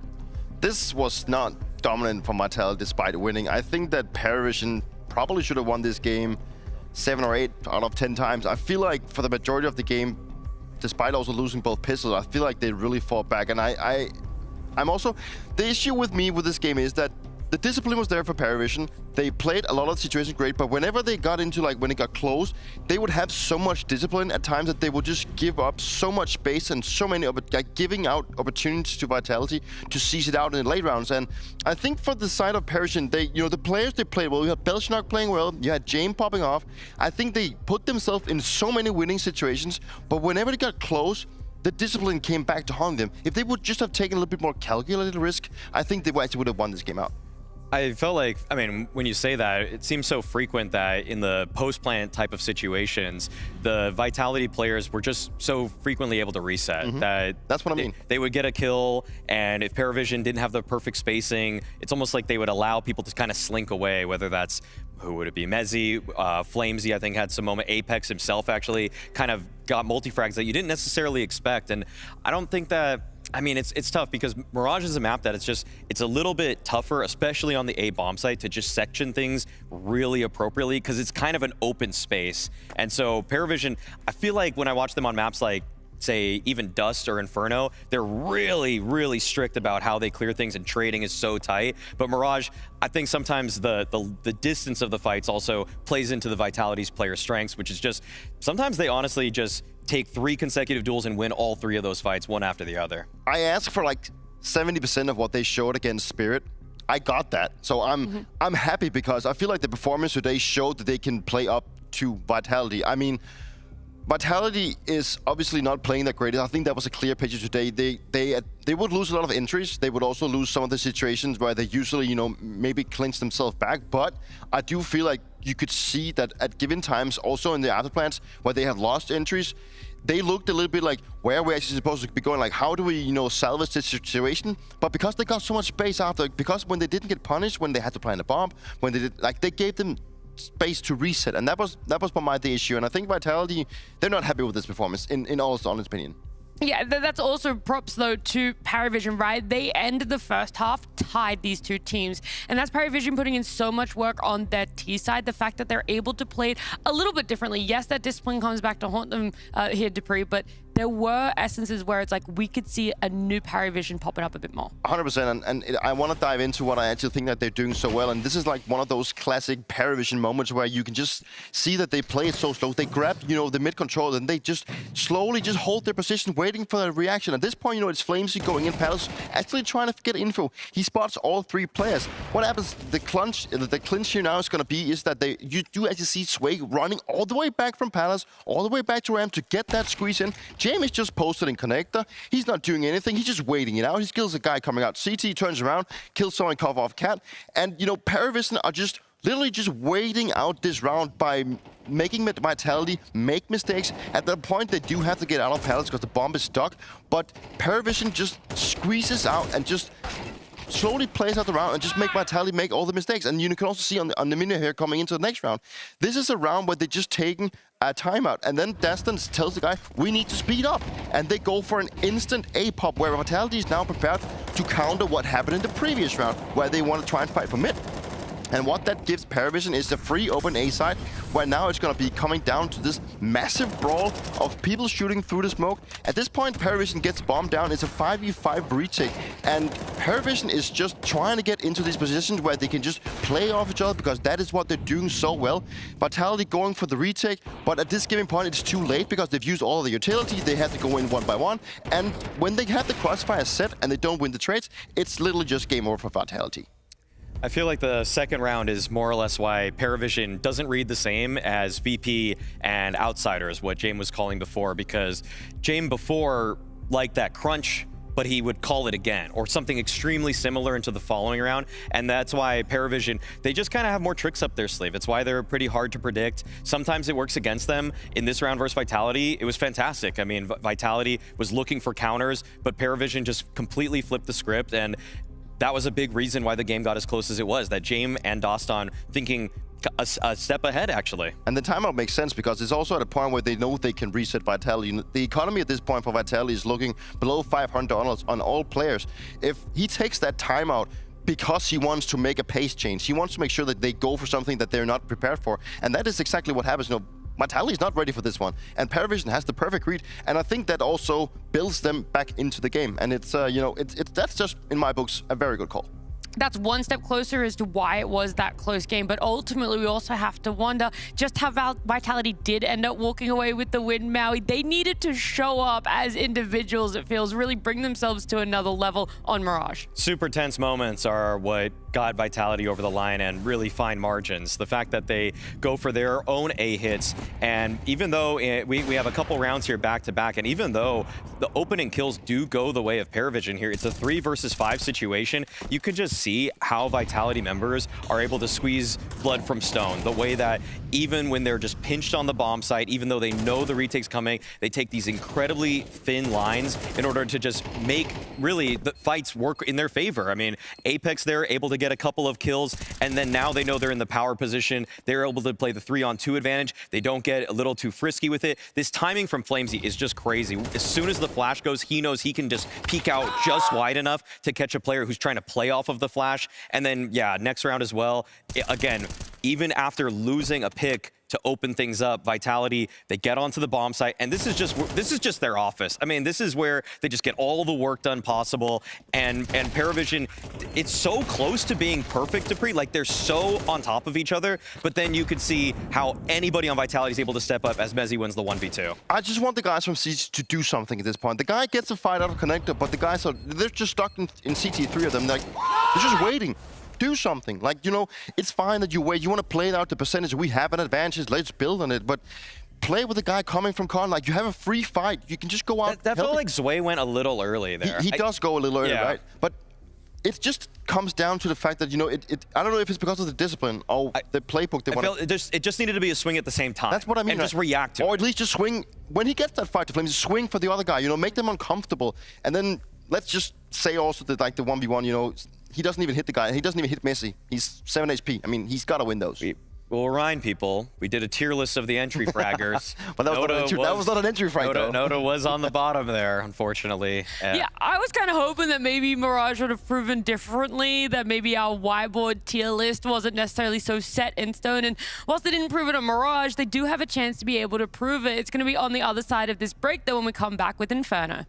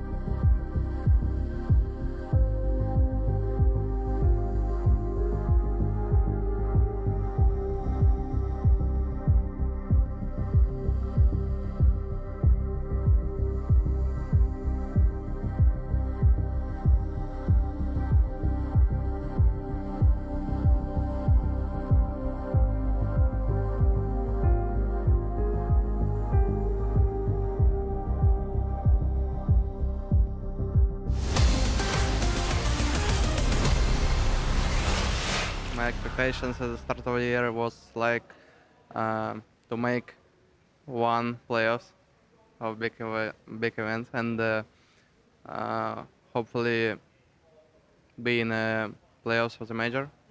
That was my goal, but now I guess my goal should be to become a title contender, and I think we are not that far away from it. Well, Zway himself thinks that they're not that far away from being a title contender. We got a couple entry fraggers tiered in the C to D region, so I feel like maybe there's a little bit of a difference between perspective right now, Maui, of what we see and what might be happening internally.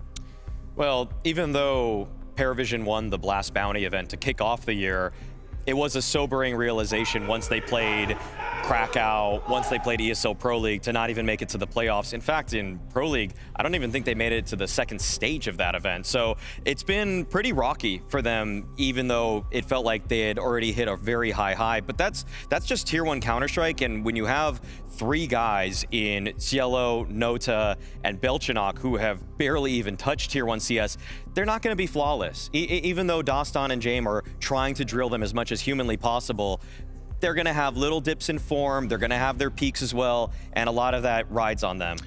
That's the beauty of Counter-Strike, that we all have different philosophies of how we are supposed to be playing the game or how we want to be playing the game. And PARIVISION has one, and then Vitality has a different, and I have a third. That's the whole thing, right? That for me, when we're talking about mistakes, that's also me pointing out a mistake that I feel like should have been done differently. And going back to Mirage, when it also, or at least I want to go back to what I've been heard that Jame has said, that they know that they're making too many mistakes, but at least the individuals can bail them out. But the thing is, when it gets so disciplined at times where they don't communicate, it gets too hesitant in my book. And I would just love that they could find the perfect balance, which will take time, to play as disciplined as they're doing, because it works for them and they're doing it so well. But whenever something, when they can see the opportunity of going for that, calculated risk, go take it. I think that's what I want to be seeing a little bit more, because I think they have a super duper good foundation to becoming a massive team. Where is the line then between calculated risk and making a mistake? Because there's a lot that can be weighted with hindsight. I think that PARIVISION is the team that probably doesn't really take any risks. I mean, it's very calculated, right? Or very limited, sorry. Whereas, Vitality is the one that's doing the calculated ones. And then you have maybe Falcons taking too many risks. Yeah, I would say that the way that the teams express their calculated risks comes in different forms. When it's PARIVISION, a calculated risk to Jame is, okay, we lost the opening pick on a CT side round. We're going to stack 4 guys at the B bomb site, because that means if the other team goes A, well, at least we keep our guns in the next round. Whereas Vitality, on the other hand, a calculated risk for them is FlameZ saying, oh gosh, we're in a 3-on-5. I'm going to swing for trying to even things up a little bit more. I don't think either is actually wrong, because you're always trying to upset the balance when you're in a man deficit situation. It's just the means to the end look very different for both teams. And that's why right and wrong in Counter-Strike is so hard to sometimes, It's blurred together. It's very hard to pinpoint, because we all have different views on how to do it. And something I might think is right, Maui might think is wrong. And that's also the beauty of it, and why I think that we see clashes between coaches, in-game leaders, players, and everything. And analysts on desk, right? Like yes, that as well. exactly. Yeah, that's why I call out the bad styles, because they're bad. I do then have to ask, does Inferno lean a little bit more towards a disciplined PARIVISION win, or more of a calculated risk take a Vitality win? I feel like PARIVISION themselves have just been a little bit on a downward slide on this map. One of that is due to bad form at ESL Pro League. The second thing is kind of what I mentioned, the way that they sometimes try to get back into rounds by just stacking a bomb site. People have gotten a little too wise to it. The fact that they'll now just scout out bomb sites. If they get an opening pick, if you get an opening pick versus PARIVISION, it is almost in your best interest to just send one player out to each bomb site to see where's the 4-man stack lying now. I think Vitality were in doubt of what map the PARIVISION were going for. Now the fact that we turn our attention to Inferno, which is Vitality's map pick, they will have the prep done. And if you can prep for what is coming at you, specifically with a style like PARIVISION, I think you're in for a good treat. And that's why I'm going to be going, despite of me glazing PARIVISION a little bit. Oh, it's going to be, I'm confident it's going to be too. I can try as much as I want to see if they'll have differing opinions, if maybe someone will favor a team up against Vitality, but at the end of the day, there's a lot of confidence in Vitality and Inferno as a pair, as well as our casting pair, Scrawny and Launders.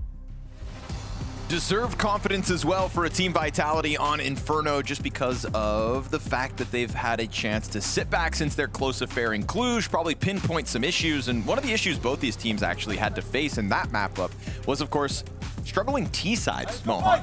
And in a game back then as well that had 4 clutches per team on Inferno as they went into overtime as well. So a lot of nitty-gritty Counter-Strike played on this map in particular the last time these two teams met on it. But I think if we look at the nitty-gritty on Mirage that just went down, it's coming up all Vitality tonight. It's true. Towards the end of the game, and I think basically it's only because of Vitality that PARIVISION just looked a touch shaky towards the end. You don't typically see them be the ones to get shaky in those late game moments, in those gunfights, but they've tasted victory a couple of times now. So expectations, that's what I think they've been trying to focus on, trying to keep down for that reason, just to not get too excited, overzealous, and then nervous.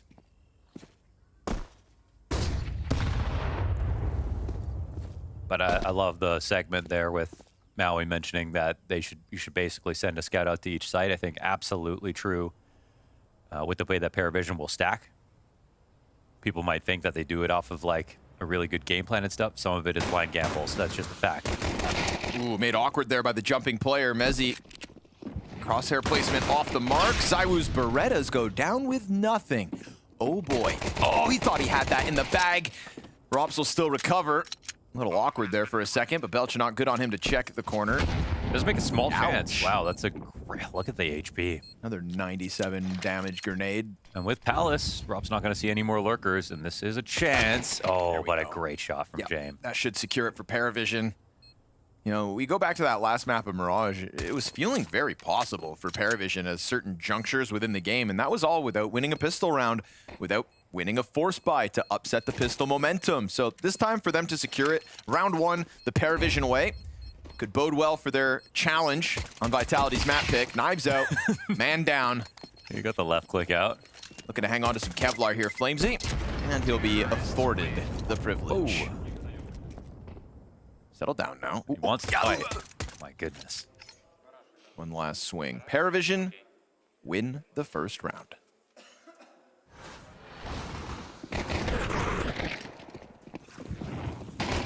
This is Vitality's worst map. They only have a 75% win rate on it. Well, actually, Mirage is technically even worse. But there's recent wins, obviously. There's just nowhere to look where it's like, this is a problem. Shoddy out for Apex.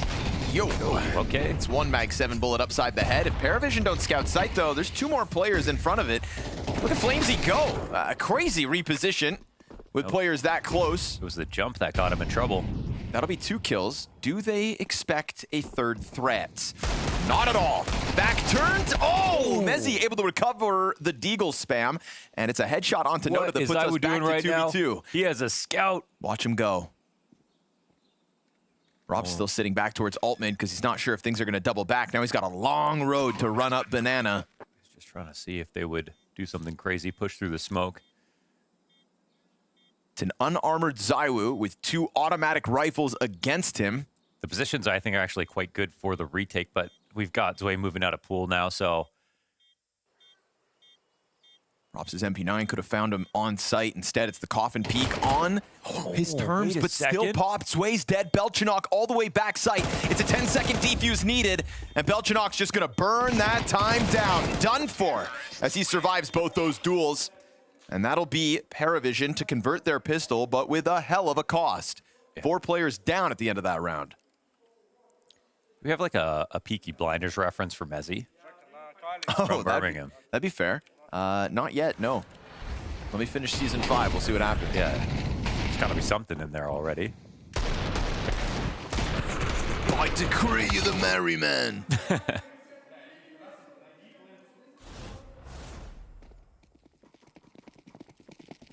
And another Mag 7 buy here for Apex. Watching Peaky Blinders just makes me want to start smoking cigarettes. Blonders won't let me. No. So I eat them instead. Ooh, that's a good name. Oh, that's some extra damage. What? Could have eaten it. Jump over top. Shoddy damage connected. Apex clipped on his jump back around the corner, but that's fine. Shotgun just changes hands. It's going to be fun to see someone else give it a go.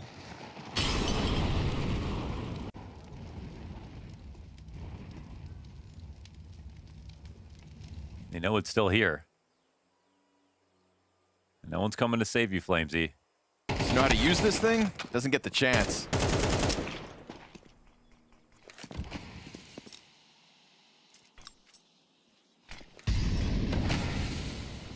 It's just a little too far for ZywOo to grab. Given a chance for something weird to happen.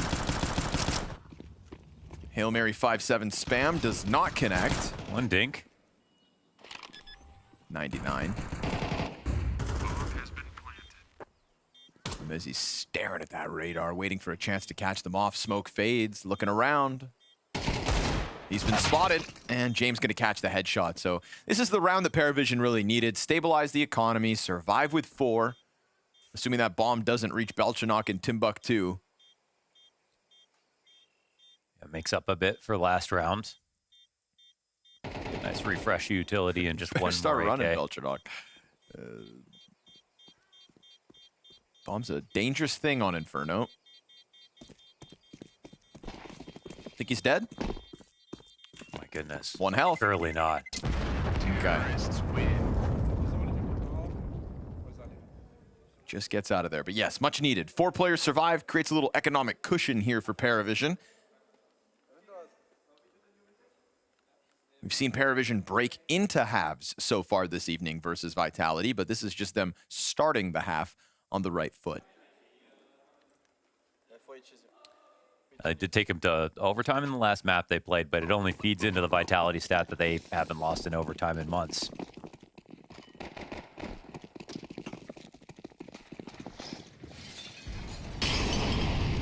Which is a real damning counter statistic for a team like PARIVISION that also closed so many of their OTs. True. But it's like, yeah, but Vitality don't. They're the best at everything. Don't ever lose, even if you're... Not this year, anyways.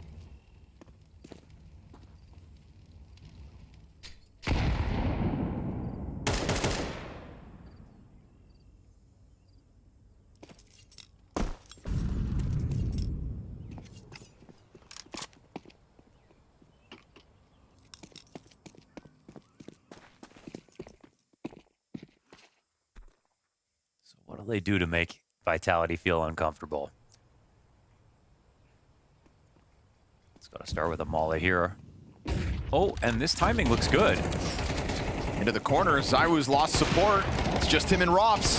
Ooh, ZywOo with a second. Oh. That collateral that could have been, but instead it's Nota to take down the bomb site and a fast flurry from PARIVISION. What a crazy timing that this low telegraph pop out of halls. Oh, yeah. And Wade gets caught off guard. There is a chance for the retake. They've got the bomb site pinched. And Apex was actually turned around for a second. Fire bombs exchanged. Oh, he's in front of that. He sees this. Yeah, Flamesy gets over top of it, but it is Nota to get himself a second and third in the round in the middle of the last 2 retake players, keeping Vitality on 0 round wins. 0 round wins. And last round they had 4 alive. All the other rounds Vitality have done a lot of damage.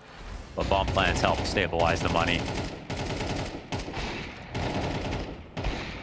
So wild timing on the pop. Vitality were a couple seconds away for just like gearing up for something like this. And you gotta love that PARIVISION can find it.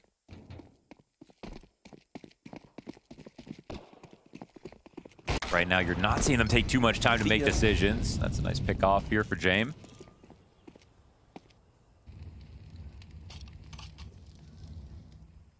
This is actually just PARIVISION really improving on the Inferno T side that they last threw up against Vitality in Cluj. Those 8s though, holy hell. Oh my god. Suddenly, this round, that much more doable for a Vitality that were sitting in a 4 versus 5. They're still in that 4v5, but 2 of these players, that much more susceptible to the 5-7s. Apex trying to intimidate them towards the B site. Vitality aren't willing to stack, though.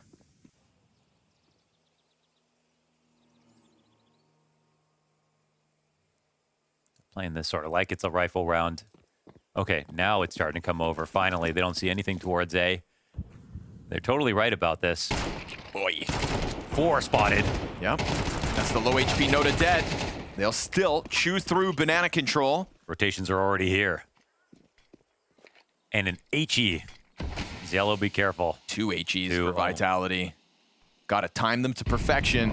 Seems like they might be able to. Cielo and Zwe could both die, and it's a FAMAS in the back of the site. That nade chunks Bolchanok down to half HP as well.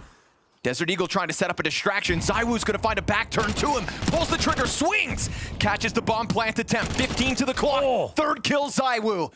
Just buys time in the back of the site, and those frag grenades soften everybody up enough for Vitality's first round win to be a robbery that they're not supposed to win in the end. Yeah, at least James keeps the up, surely. Yeah. And he'll get away with this, but this is a lot of things going right for Vitality, but a little bit too stubborn and too quiet of a map here, as they just said, we'll wait everything out and then go B. Vitality the entire time are just thinking, like, that's exactly what they're going to try. And I think when you kill 2 players at the top of Banana, you're not expecting 2 more in the stack in the site. But they needed to clear things out, and you could see they were just lingering, moseying into the back of the site. Could have just cleared ZywOo out and actually got that bomb down.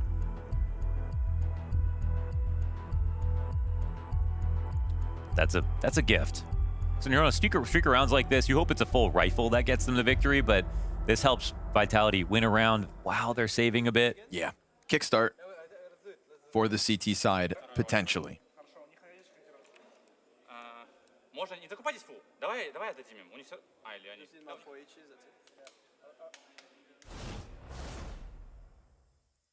Whatever that call was, it had a little gas behind it, Launders. Yeah. And, ooh, what? Really? Wait, Belchanok. Whoa, he just get an AK? Okay. So this is like almost a half save. They just have the op. They have a couple of investments. It's all that damage that Vitality did on those previous rounds is adding up to, again, a really mixed up buy. All the HEs that Apex was talking about in the pause. Just gonna bombard the op. There's 2 frags, more to come. Man, Natus just been eating them. Apex still hanging on to another frag as well. Again, it feels like the game is sort of like assume it's B until like otherwise, until absolutely sure it's not. Wow, literally just a Glock for Zello.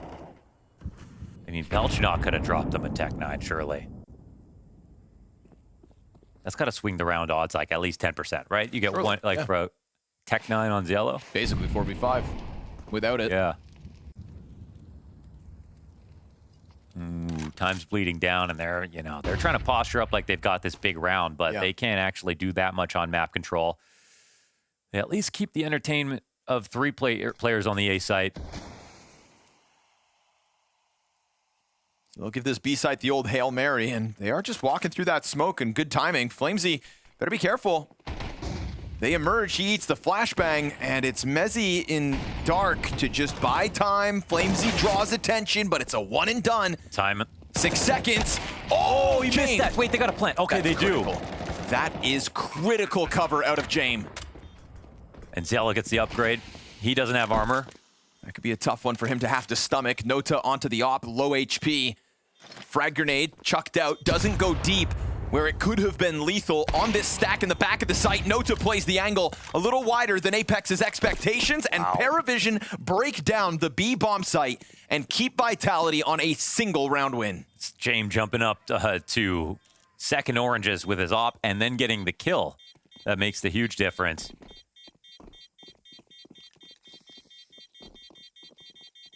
Ooh, pressure right back on Vitality's CT half now. And you know, they actually did quite well to like, with their low utility and everything of just like faking brackets while they went back to B. Slow the rotations down a touch. There was only one person inside the site. And the bonus there for PARIVISION with the money that they had saved, because it was almost enough to have bought more. Cash is fantastic right now off that round win. Yeah.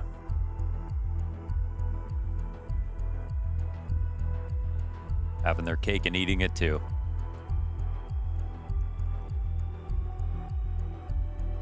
It's like $15,000 surplus for PARIVISION after they've bought all their utility this round. Vitality at least able to purchase themselves with no real limitations, but it's all on the line again here in round 7 for the defense.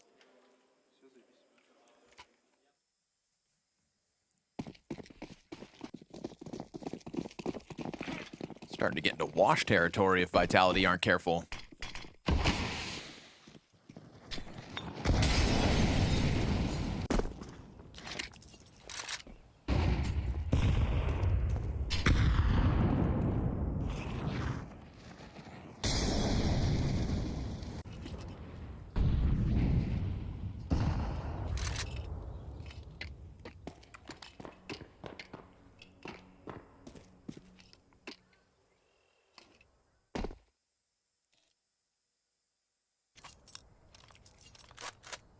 A little bit of a new look here from Vitality. They've got a Cubby player hoping for something towards Arch. That's kind of perfect for Mezzi's position. Obviously could totally be a fake.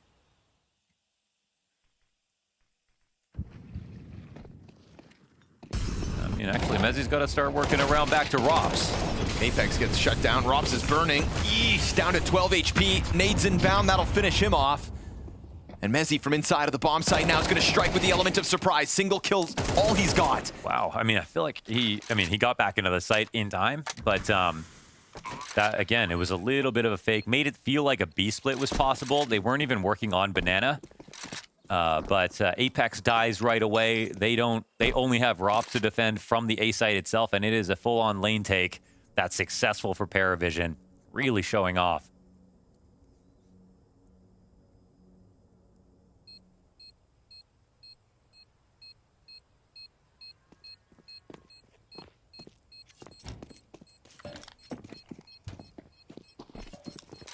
They got to be proud of themselves for what they put together in this half already, and yeah, I got, you know, they got a bit outdone on by individuals, I think, at the end of Mirage. They still had a strong map back then, so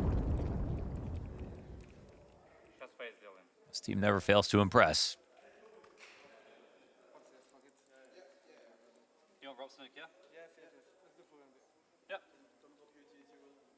Yep.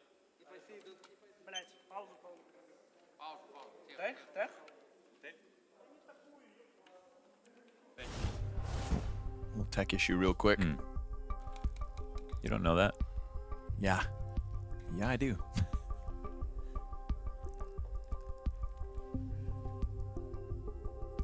I speak Russian, didn't you know? Yeah? Yeah. Rush B. Tech.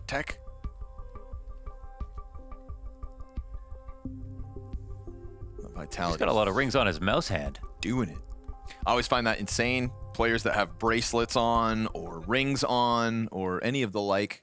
Yeah, I mean, Stewie won Boston with long sleeves that were loose, and I just couldn't imagine trying that. I can't even play with sleeves on personally. Yeah, I'm fully naked. Well, usually that's a bit too breezy.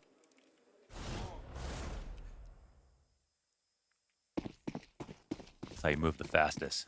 Okay. That's why Pimp shaves his legs.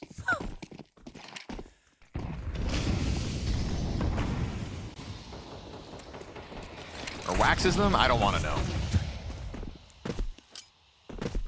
Guns back out for Vitality, shooting for a second round on the CT side of Inferno. Not somewhere they thought they'd be 8 rounds into the half. Yet, alas, here we are. Just can't really get a feel on this PARIVISION at the moment.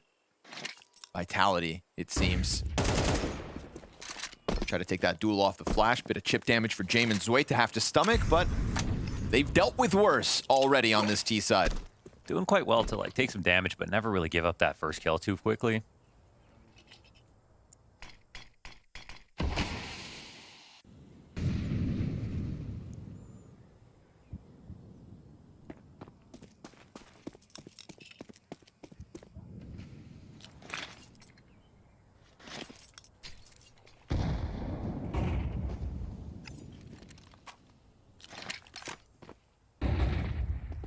Flashes ahead of the commitment there for PARIVISION. ZywOo's gonna tiptoe into the attack and cut Zwei down to size. So looking like one of the better starts for Vitality. Ooh. Yeah, ZywOo gonna capitalize with a second, and then Robs will find his usual one, fall back into the pit and leave James to just walk away for the save. We're kind of at that point of the game where we're expecting Vitality to have a clean round, right? Yeah, surely. Nice shots for ZywOo for sure. It feels like in the early round, it's not like Vitality are too timid, but as the round rolls on to the minute mark, usually PARIVISION are finding the site with only 2 players, and that's been a good formula for them. But also, we look back in this half, and there is the round towards B where James jumps second or and just gets that op shot. That was a round done if MongolZ hits that shot.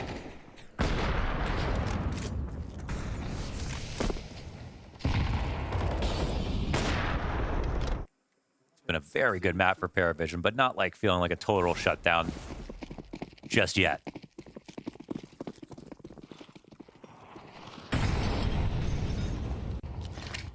It's like they're always going to find legs to stand on, but what's it going to be in the big picture? Because we saw PARIVISION have control of the first map and still lose it. Flamesy round the corner. He's been getting closer and closer to this commitment. This time really rounds that edge, and the follow-up frag grenade is good. Natus just standing in it every round. And yet still 11-4. He'll lose yellow in front of him. No ZywOo revealing himself. Man advantage once more for Vitality, but PARIVISION still remain nearby. ZywOo looks like he wants a little more of this. Want to get one more shot off before switching out to the AK, or just stealing that away? Playing very dangerous games as he juggles these guns. Love it. Double up for Apex and MongolZ on the arch side. Belchanok's walking up. Oh, MongolZ runs away. A bit of a bait, yeah, with the cubby play. Belchanok wants to find this, and PARIVISION are looking for a lead. Nicely done, Vitality. Hook, line, and sinker. Just saw the legs of the second. Apex still gets dropped, but it's a ton of damage for James to have to stomach. Yeah, 2 guys left, 20 or less. Yeah, they're not going to walk into that bomb site. So Apex, the old rope-a-dope off MongolZ's fallback. Oh. Natus making a lot of noise while James up here in Palace. Maybe he just sees if he can find one big mistake, but doesn't feel like that's coming. Surely not, James. No, this would be the craziest of them all. Surely not. We've got Robson Pit. Yeah. He ain't leaving. Down. Round 9 secured by Vitality. Still only half of the rounds of PARIVISION at 3-6. But starting to string them together for once. Wild to me that Noda's the only guy that survives, considering how many freaking frag grenades he's eating. I know, he's taking so much utility damage. And it's like sometimes you see all that util damage and you just kind of excuse a 5 and 15 half. You're like, well, 5 and 12 half. You're like, CSGO. But he's surviving and still thriving beyond that. So good on Nota.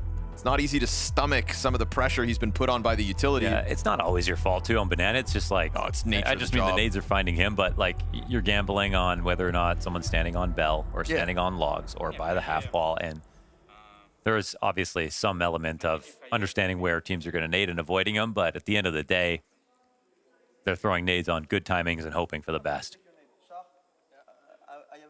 Can't blame a garbage man for smelling a little off, you know? It's part of the job. Yeah. Sanitation engineer, actually. Excuse me. You're right. You're right. Excuse me. Canceled.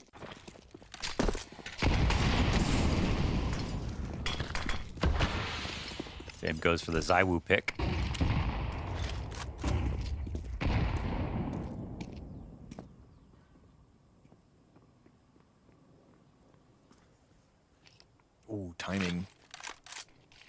Boosting over that. Yeah, lose vision. Unfortunately, did hit him, right? A little bit. Because we could have had the James versus ZywOo op duel again, but we'll have to wait for the next sequence. Yeah, we got to keep tabs on whether or not James catching up in the all-time head-to-head, because he was 3 away. B-Trams, I believe, before the match started. Yep.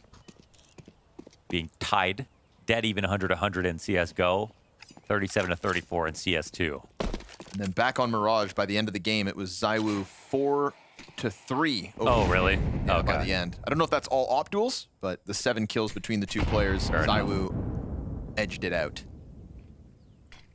He's always got to win, that guy. Really been trying to get this boost going all over the map, and this time it works. Find Apex out in the open at 25 seconds. They want to take a B now. Ooh, but they're listening to Rops, and now the bomb's coming back. It's a bit of a fake. Yep, he slipped underneath it. They've already fallen for one of these fakes. Rops is going to blindside the first apartment player. Threat still coming his way. Good on him to catch Belchinok like that. Opera a little late to the party. Missed chance for ZywOo, but all good. Rops has got ya. And James just going to let the clock expire as Vitality are quietly climbing this scoreboard and putting this game back into question. 2 rounds away from tying at a 6-6 half. That was a nice little bait. I mean, they were trying to get ahead of a fake, essentially. Yeah, they're getting real sweaty with those kinds of audio cues, aren't they? But do what you have to pull out the win.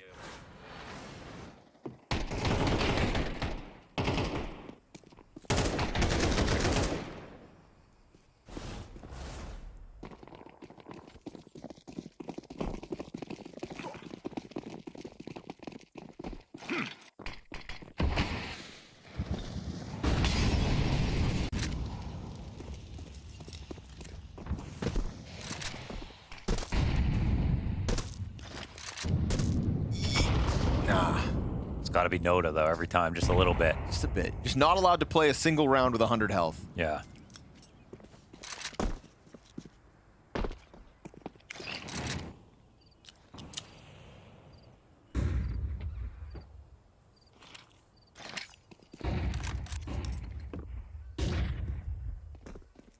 How far around that wall's Flamesy going this time? They do keep going in for a little peek, around, like, fully committed. Just a shoulder sometimes, couple of bullets, and seeing a lot.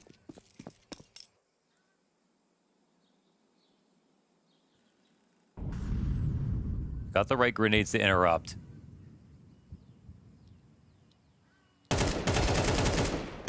Drops into the cover. Nade lands for good amounts of damage, especially that second. And the fallback utility. They're curled up here at car, ready to go. Get this lean from Vitality to try to get into position. Flashbang to interrupt it. Looks a little awkward, though. Yeah. This kind of back and forth move from Apex. He forgoes control of Coffins.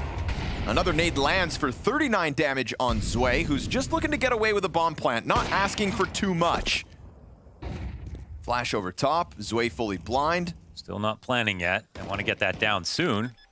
Last frag is on Rops, which means the other side of the map to try to test this. Oh, what a shot! Clean wall bang out of ZywOo. Apex presses through it. Then we get that dark trade coming through. Another couple players back here on the depths of Church. Zwei's got the kill. ZywOo gets one back. What? And now Zwei, who is low health this entire time and busy with that plant, is just looking to gun down Rops. At least the op can cut down the health advantage, but he gets into the little pit. Yeah, surely he's got this, man. If he misses the op shot, Rops is in a world of hurt. No, he just runs him down, guns him down. Oh, we need to see that ZywOo shot. And pulls out the 1v1 clutch. So Vitality with a 5th, still trying to tie up this half. He was holding kind of emo side flick directly up, I think after a foot showed up at the top of his scope.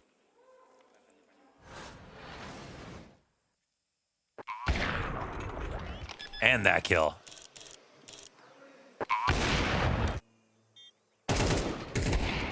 Yeah. I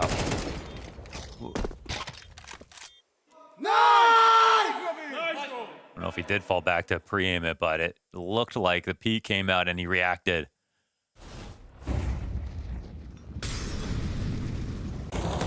Another hard-fought recovery going down in this second map of the series as well. rounds, 4 rounds in a row. What was once the 6-1. This is the site actually taken with a kill as well. Faster tempo out of PARIVISION, just looking to get this T side done with. They've done the heavy lifting. They'll look for one more. Mezzi's gonna clip Belchanok with the smoke spam wall bang headshot. Zello's Mac 10, good for just the one. Trade's effective coming through from this arch side. It's a health advantage for PARIVISION to just try to close things out, but the bomb is planted out towards that far wall, and Mezzi blindsides James. Now Sway's gonna have to go back, looking for another clutch. I don't know if he can actually get into back. this. No, he's gonna have to go through the flames and wide, but that's not allowed. Mezzi pieces together a quad kill as PARIVISION's fast tempo in the final round of their attack look to catch Vitality off guard. What a recovery from the world's #1.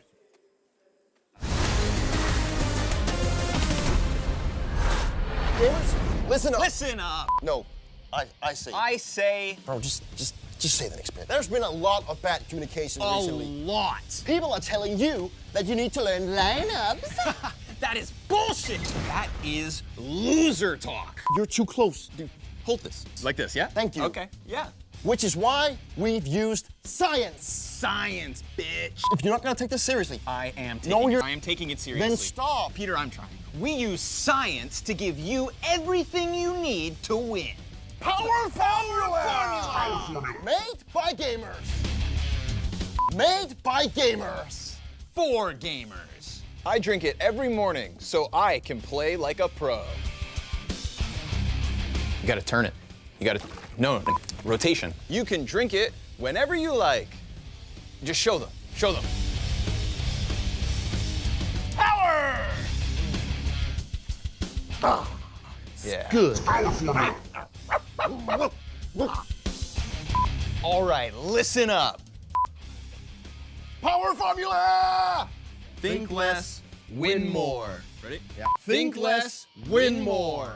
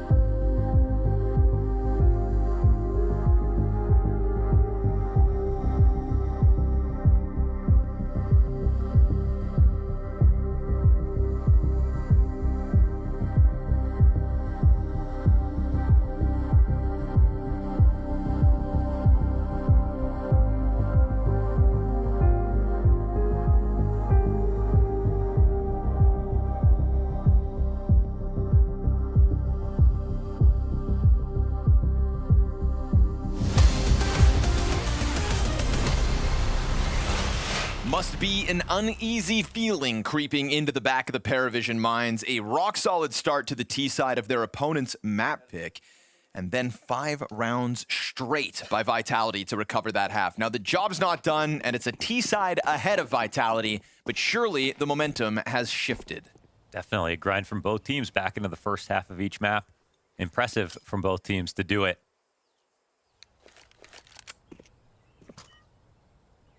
Full belt of utility here for Apex. No kit in the pistol for PARIVISION, but they'll go for the quadruple banana stack.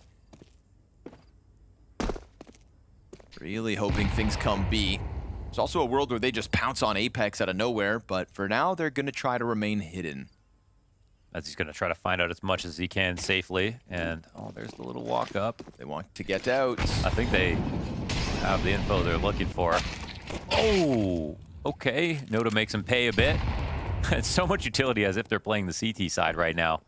And here's the A take. Beretta's good for one. ZywOo's got that trade back. Nobody else to stop the bomb if Mezzi is fast enough. We'll see PARIVISION just try to flood out through the library. Isolated in the open. ZywOo just standing out here on half health. Damn.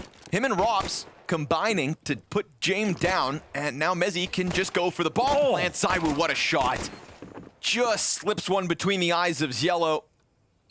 With that kill comes man advantage, so this would be Vitality looking for their third pistol win of the he's not done. And ZywOo now 3 kills to his name, looking confidently to Get just go some. gun down those players at his choosing. And what do you know? We've got Vitality in the lead. Just the raw power of ZywOo right there on the pistol. The trade immediately up into Halls, and then 3 more beautiful kills to close this one down.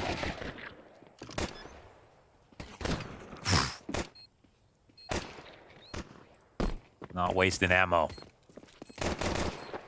No, let go! Sick, baby!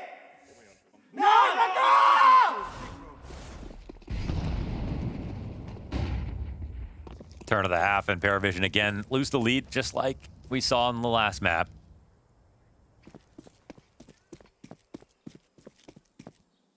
Pistols counting against them now.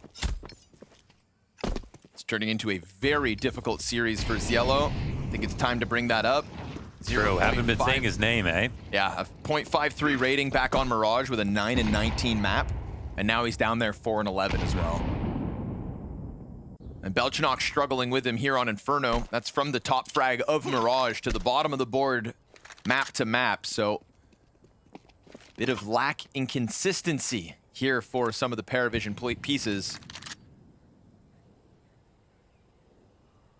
It's going to be a gut-wrenching feeling to think that this game has slipped from your hands, because it did back on Mirage. They were in the driver's seat, a real chance to win a map over top of Vitality. Yeah, like it was 13-9, I think, but watching that go round by round, you really saw that it was the individuals on Vitality that saved the day in close moments. And we kind of saw that a bit in the comeback here on Inferno as well, where it's just like letting one too many trades go down, and Vitality just looking a little bit too composed in some moments. But here's another stack to give us a little foreshadowing as to how this half is going to go for the CT side. PARIVISION, and again, as Maui brought up, are going to be doing this a lot.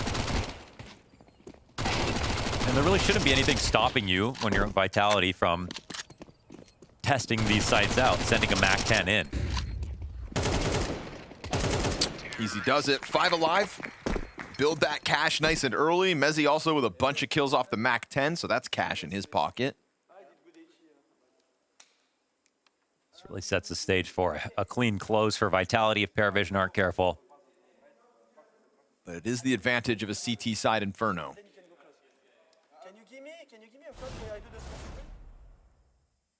It's just scary to watch Vitality break back into a game. You know, that's one of the things that PARIVISION were probably glowing with back on Mirage. They broke back into that first half.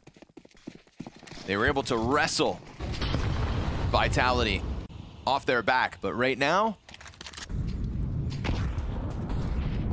could feel like it's slipping yet again.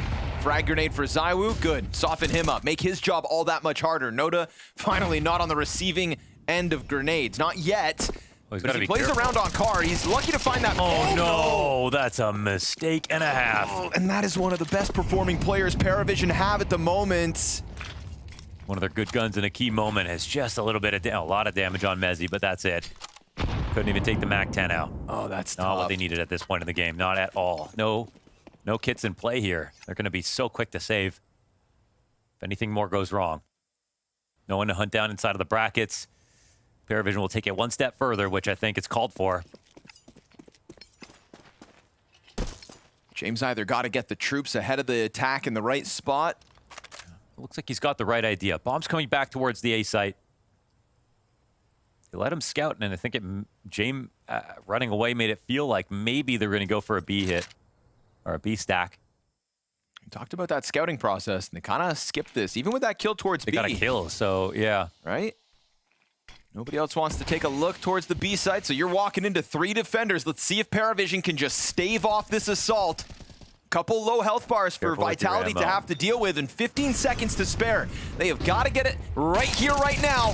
And sure enough, it's Jame from the corner with the mow down, stuck on the other side of the smoke, absolutely flat, but still a chance. It's low HP, hiding behind the sight box. ZywOo's time has expired, and PARIVISION hang on. Can you believe that trade out of Jame? And he's the guy again. It made it look like he was going to leave for the B site, and all it was a few steps. Just a slow wraparound back into A. Apex walking that bomb back up mid like Jame knew it.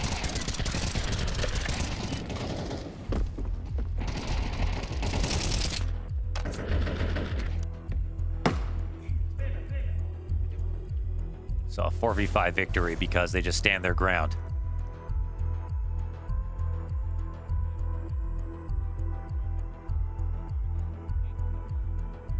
One final timeout, and Destan will hit the flask. Slip that out the jacket pocket. His last time talk. I deserve this. Having to deal with these stressful situations of the Vitality comeback. Will, give me your smoke and flash liquid. James been solid tonight, eh? Yeah, he was super good back on Morocco. I mean, he did kind of like towards the end, there wasn't really more impact that kept coming out in the later rounds of the game, but like overall, Opera Rifle.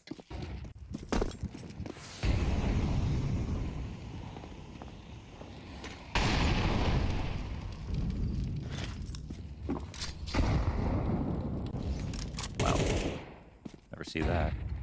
Should have been 3 players down by 1 damage. And this one's a little better. There you go. That's a little better. A little heft on that one. This little B stack again. Ooh, they're not going to smoke this, though. Careful to let this in. And ooh, ZywOo. Orange player's going to find a 5v3 secured. Apex taken down even lower by the utility. This is a desperate act now by Vitality. And of course, Belchanok down beneath is going to return the favor with a double kill, but off the reload, Rops comes to clear him. And this is a Rops 1v4 halfway there already and space to plant. Yeah, they're pretty far away. Doesn't have to fake it, but doesn't know. Opper not wasting any moments here. Jame actually... My goodness, Zway is staying all the way back at the bottom of Banana because it's Rops in the clutch, I guess. Yeah, Jame also backed up like a moment ago. He was a little further than this, but he goes for the passive angle, expecting Rops to try to use some of that time to cut down wild. the 1v1. He's going to walk right into this, isn't he? Unless Jame shows weakness, but we know Jame and patience. I think he's hoping they play it together, so they have to, you know, second guess whether or not he could walk it towards the A site, but... Better hope Jame misses. And he does. Opens the door for Rops. Still looking for the duel versus the op. I mean, that's tough. But he knows the plant will be no easier. Oh, he's made it feel like the... Incendiary for Banana. Awkward jump back over. He's going to try to fake it. Oh, he gets Jame out into the open, but doesn't capitalize with the kills. Really trying to force PARIVISION's hand. They will tie this game up with 2 survivors as they take their sweet time and outplay Rops. And also, ZywOo gets the entry for him. Oh, right. Little awkward. Yeah. Belchanok's second kill is excellent here, right to the top of oranges. Yeah, that's the last thing Vitality really needed. A team kill in the middle of a 3-player stack site. Yeah. So 2 rounds they go into the stack, and that's why PARIVISION keep going back to that. They believe in it. It works.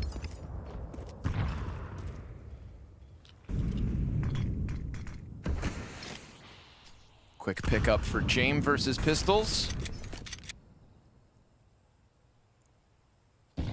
Vitality gonna have to put the ego aside and accept defeat in round 17. Even if Jame misses one, still Rifler's right behind him in CT spawn. If they decide to chase the Opper, it'll be a rude awakening. Just the one so far, and Rops, he would have been heard by the player on site stepping into the flames. They've already got his bomb as well under wraps. Flank's going to execute him. Long-range MP9 for a little more extra money. PARIVISION pulling back ahead here on Inferno. I wonder where Rops is at in the clutching. I feel like you don't actually see as many these days. Having a good map, though, overall. Haven't had a B-Tram stat in a while. Yeah, that's true. We give him a break or something? We let him have a map off?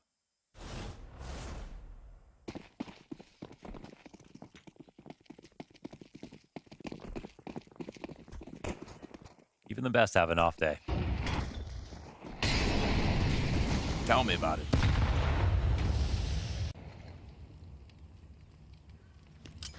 We miss you.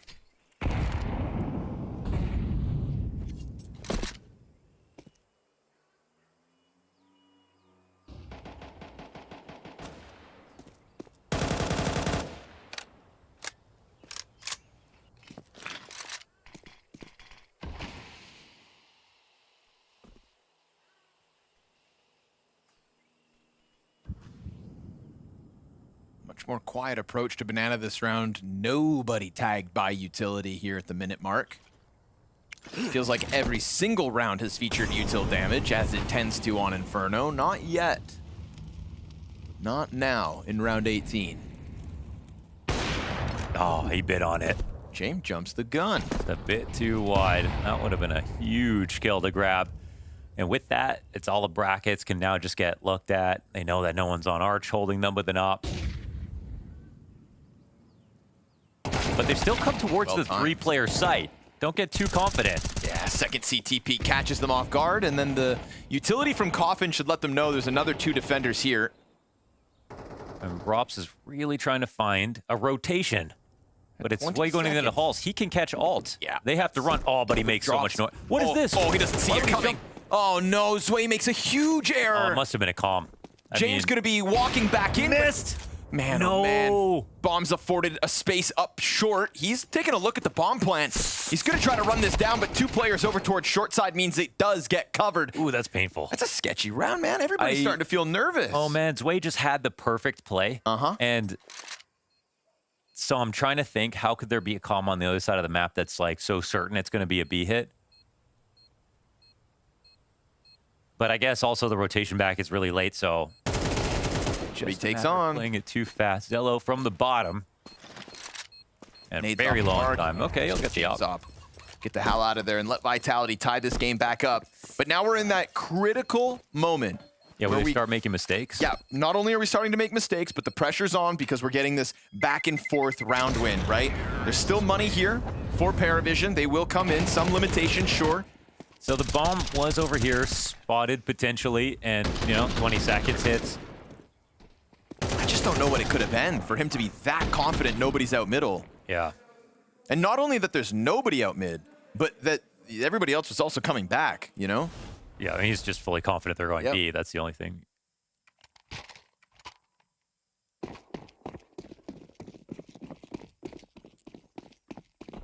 Moments like that can absolutely make the difference. Money's on the line. Bank accounts bottomed out. Deep peek by James. Anybody want a challenge? Not this time. He sulks back through the smoke. A couple missed shots from James too.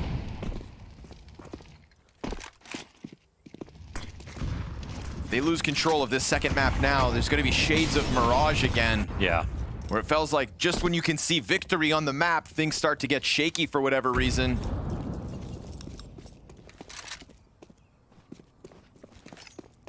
Lane defense last time was excellent for PARIVISION. James was obviously a part of that. This time it'll be 3 rifles. Zway plays counter flash. Belchanok's got the pillar for cover. Ooh, awkward. He got the headshot. Nicely done. FlameZ's gonna be turned back around. They disassemble that. Rops hears them falling off of it. And that's a quick move over towards the banana side instead. If they think that they've scrambled one of the B defenders, they haven't. James goes back into a look.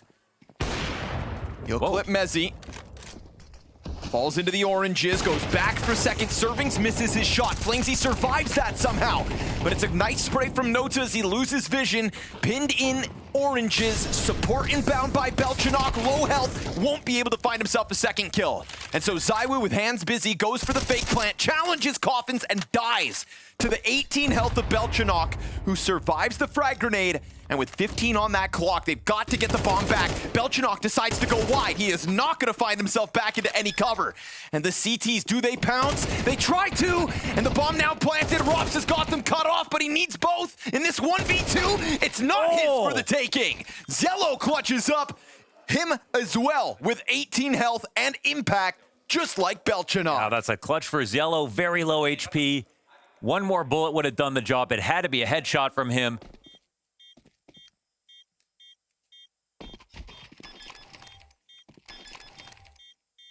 And they'll go and grab the defuse. The only moment here where Vitality really lose control of the situation is Zywoo going for a fake plant.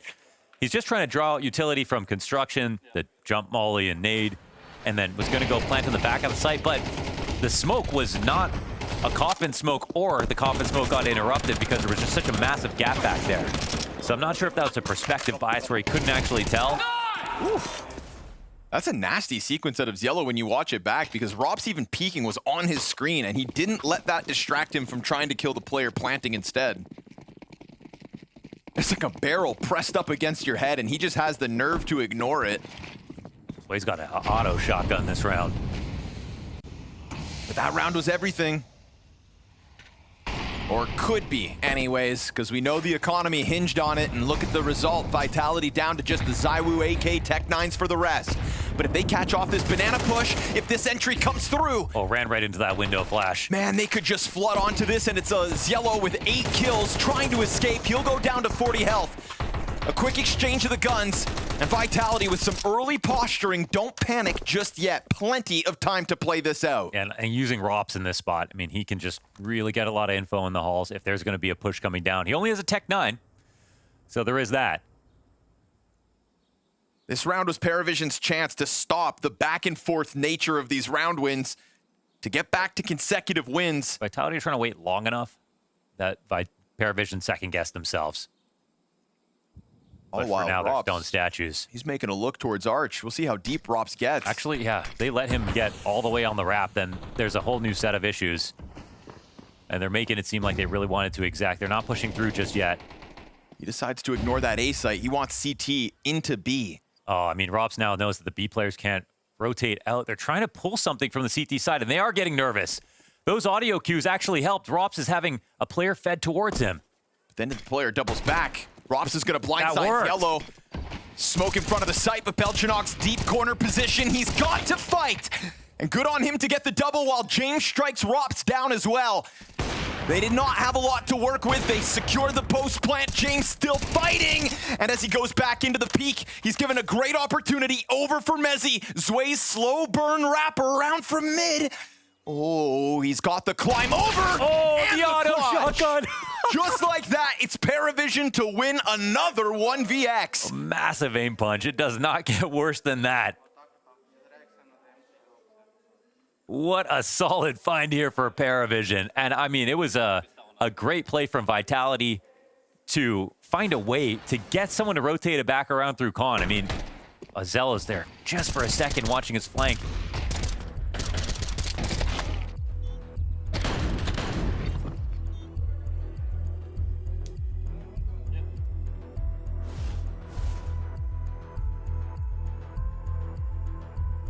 But it's still a tight game. It's a lot of damage on a round where they didn't fully invest.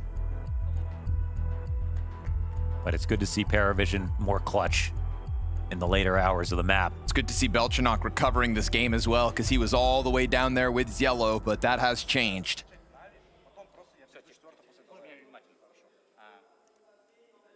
When Zello's the guy that dies to the Rops Tech-9 flank, you have 2 players left on that B site, and each of them get a double kill. Damn, Apex has 718 utility damage.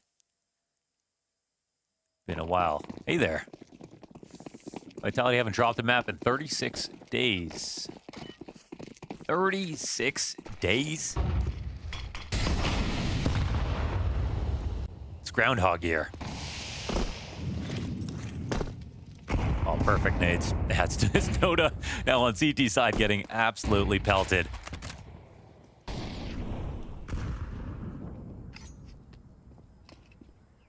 So I want to say most of the time, like, Vitality just never hitting the weaker side. However, James calling the setups, it's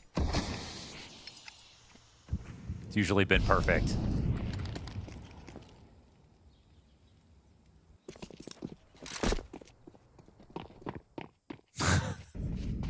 There's 4 here. They don't even have vision on Banana. How's he do it? I don't know. How does he do it, Mohan? I have no idea. I wish we could put James in a bottle and sell it. Are they? They're not going to retake lane. They're not going to give him any clues whatsoever. Last time, the site hold was rock solid. Vitality got absolutely stuffed once they got to the van. So here they go again. This time, James made awkward at a low-health player in the back corner. Flamesy's got the multi-frag. Opper now low as well, but they'll forget about Nota. What's he gonna get from this? He wants more. Sprite's down 2. Oh. Beautiful play from him on 16 health. Pushes Rops into the clutch. It's an easy kill as Nota just kind of gets a shell of himself stuck into the corner. Rops doesn't know where Belchanok's at, and again, highlighting that recovery from Belchanok so far throughout Inferno. So nervous to plant. It's going to be, you know, potentially 3 clutches here, 1 for PARIVISION in the second half if he doesn't lock this up. Full commitment is good. Watching the smoke, replaces it. Ready for the short peek, turns. Oh! Down recovers! Oh! Oh my goodness, somehow Rops wins that duel. Didn't think that would be the way he got a clutch win back. Talk about a fine margin. And he is a slippery snake sometimes.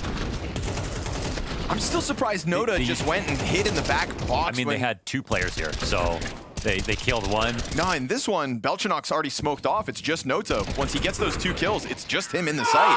Oh, what'd you want him to do? Sorry? I thought he would fight Rops a little, you know, but he really just hit again. He switched his gun because it was out of ammo, and then I think he thought he didn't have time. He was on an op back there. Right, just kind of dive back in behind a box.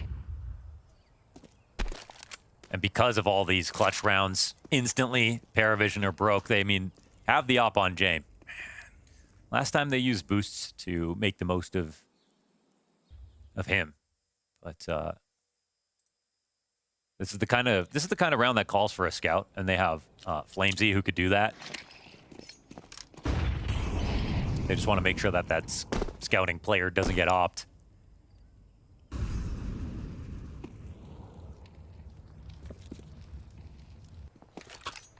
This could create for an interesting situation if it's Flamesy pushing A first, seeing things.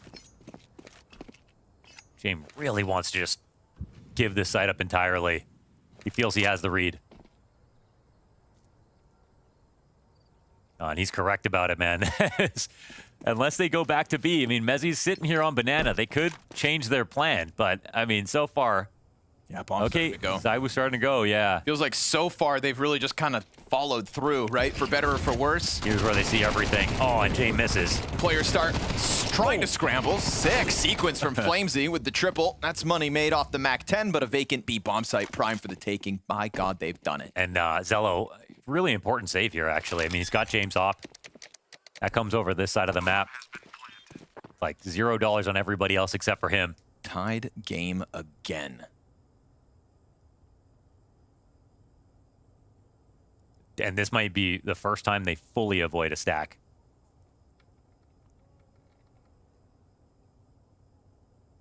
Critical that Ziello hangs on to this, and now they know where he is. Now they're going to risk it all, it feels like.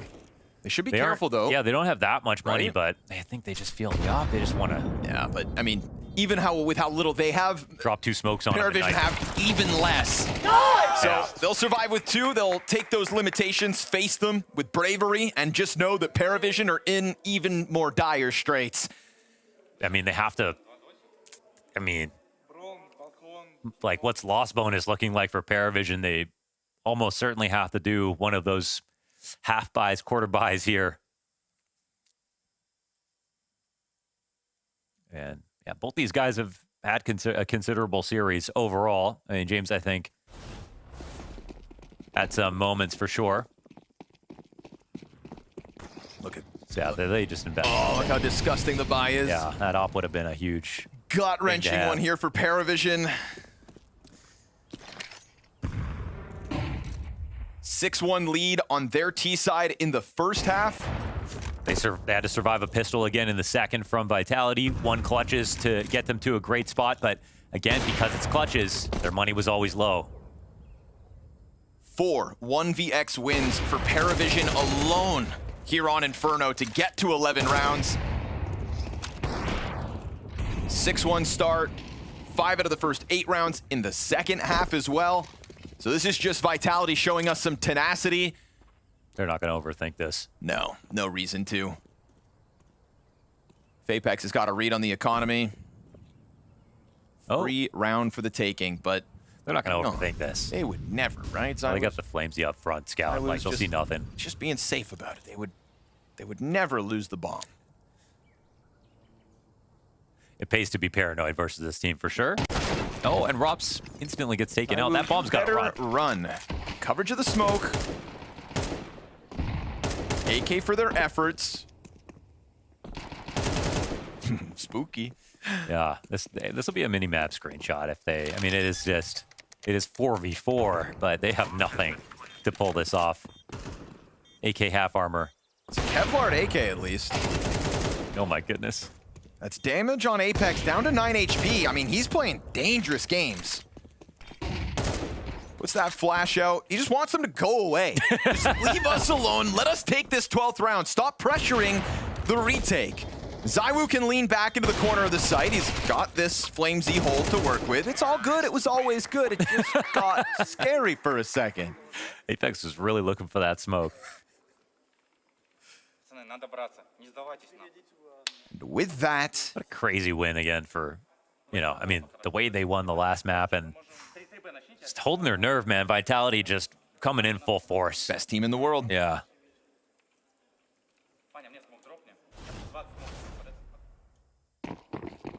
This is the buy they wanted. This is what they waited for. No kits. No kits. That's a shortcoming. But it's been good games from PARIVISION, and it's been good rotations, right? More often than not, in the right position. It's the execution from that point that has started to weaken up as this game went on, and that's a great grenade over top of the B site to deal with Belchanok's health bar. And again, as the rounds have rolled on, Vitality have been getting a little bit better at avoiding the leans. I think they tried to double nade him, and they tagged him on first oranges.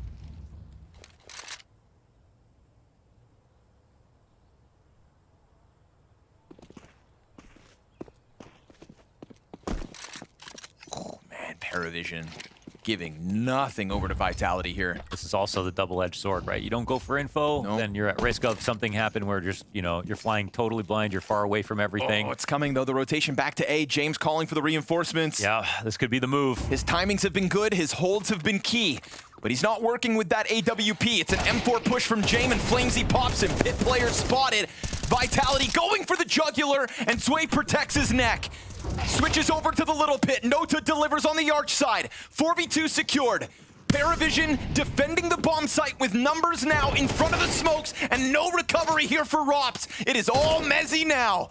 20 to the clock. They swing into him and secure extended play. Overtime off of James' call to stack the A side. Yeah, I mean, he barely got that in. They had 3 on B until 50 seconds. Walked over immediately when Vitality decided to go for the exact. There just in time once again, and a great spray transfer from Zwei. And that's the 4th player coming over to the A side. It's just too much. Even when you get the right sight, you still have to do it even faster. Saw the stat is Vitality. What, they haven't lost in overtime since, was it Hong Kong or even before that? I think I remember it being Rivals was the stat. And they have 36 maps in a row. Yeah. So. And the last time PARIVISION played him, 16-13 on Inferno. Great pickoff for James.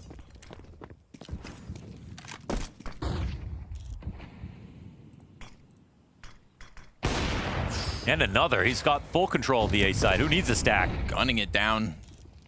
It's just the insurance policy. What? Okay, James. 3 shots, 3 kills, make it 4. 1 by 1, they trickle into that scope. But the last one left is ZywOo. And he doesn't take any damage from James in that recovery. Zway's gonna be burned out. Do the library players swing to help him? ZywOo's got a second still, 76 health to play with. Yeah. And that op is right in front of him if he ever wants to switch over. Ready for some kind of a peek. And with Short not being able to be pushed, they're gonna take a second here and throws Yellow over to this side. He gets behind the tall box, looking to cut down Library. ZywOo 3 kills into this. One kill! 1v5! If he can! He always can! The best! The absolute best! They don't lose overtimes, nor a map in 36 days.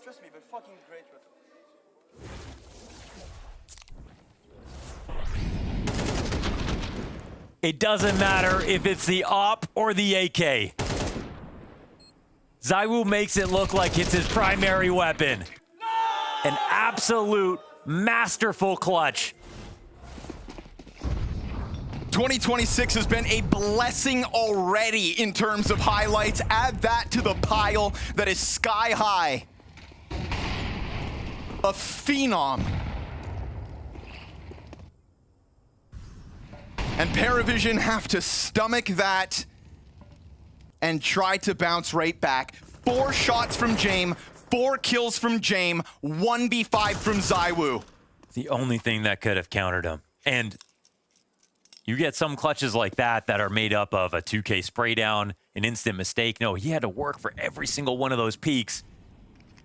Isolating 5 fights. And now on 6 in a row as they enter into the B site with an entry. Spamming through the coffins, pushing Yellow down and aside. 5v3 comfortable for Vitality. If that's not a game-winning moment, what is? And that's an all-time clip and one for the year. Starting off early right here for ZywOo. PARIVISION have put up a massive test today, nearly started with the first round of overtime, and now there's only one thing that they're thinking about.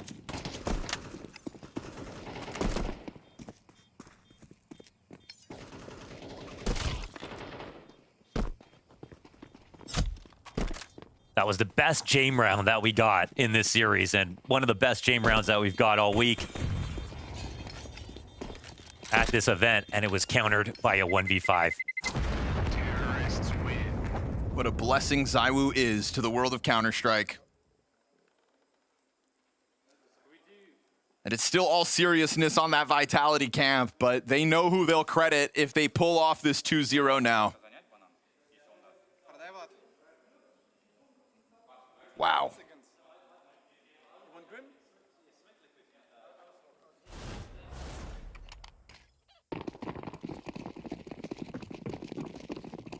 And that's his first 1v5 in CS2. Wow. It's always on an AK. Jame posted up ahead of the banana commitment.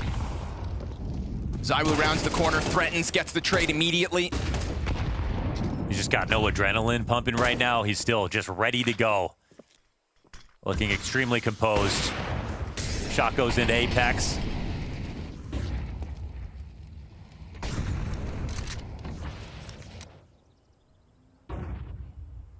And this is the kind of lurk play, the push-pull, where you can actually punish PARIVISION for rotating back to his stack.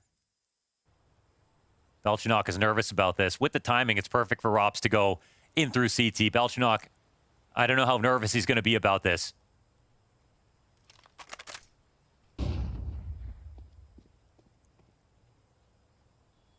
They're making some steps so they can draw attention. Rops has got a perfect flank.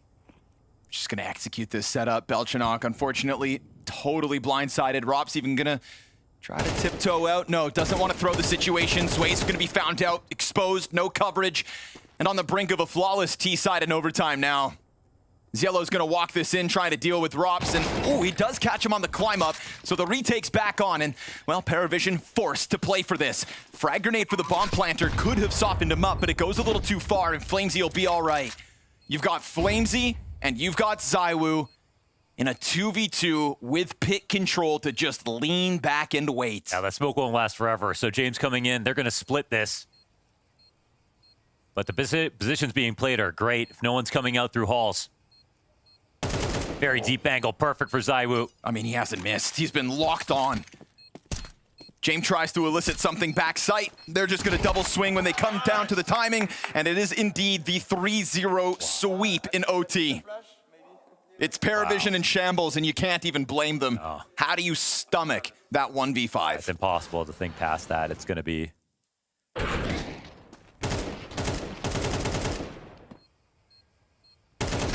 That was their chance to take the lead back in the game. Get in the first round overtime. Didn't happen. Now the mental must be destroyed.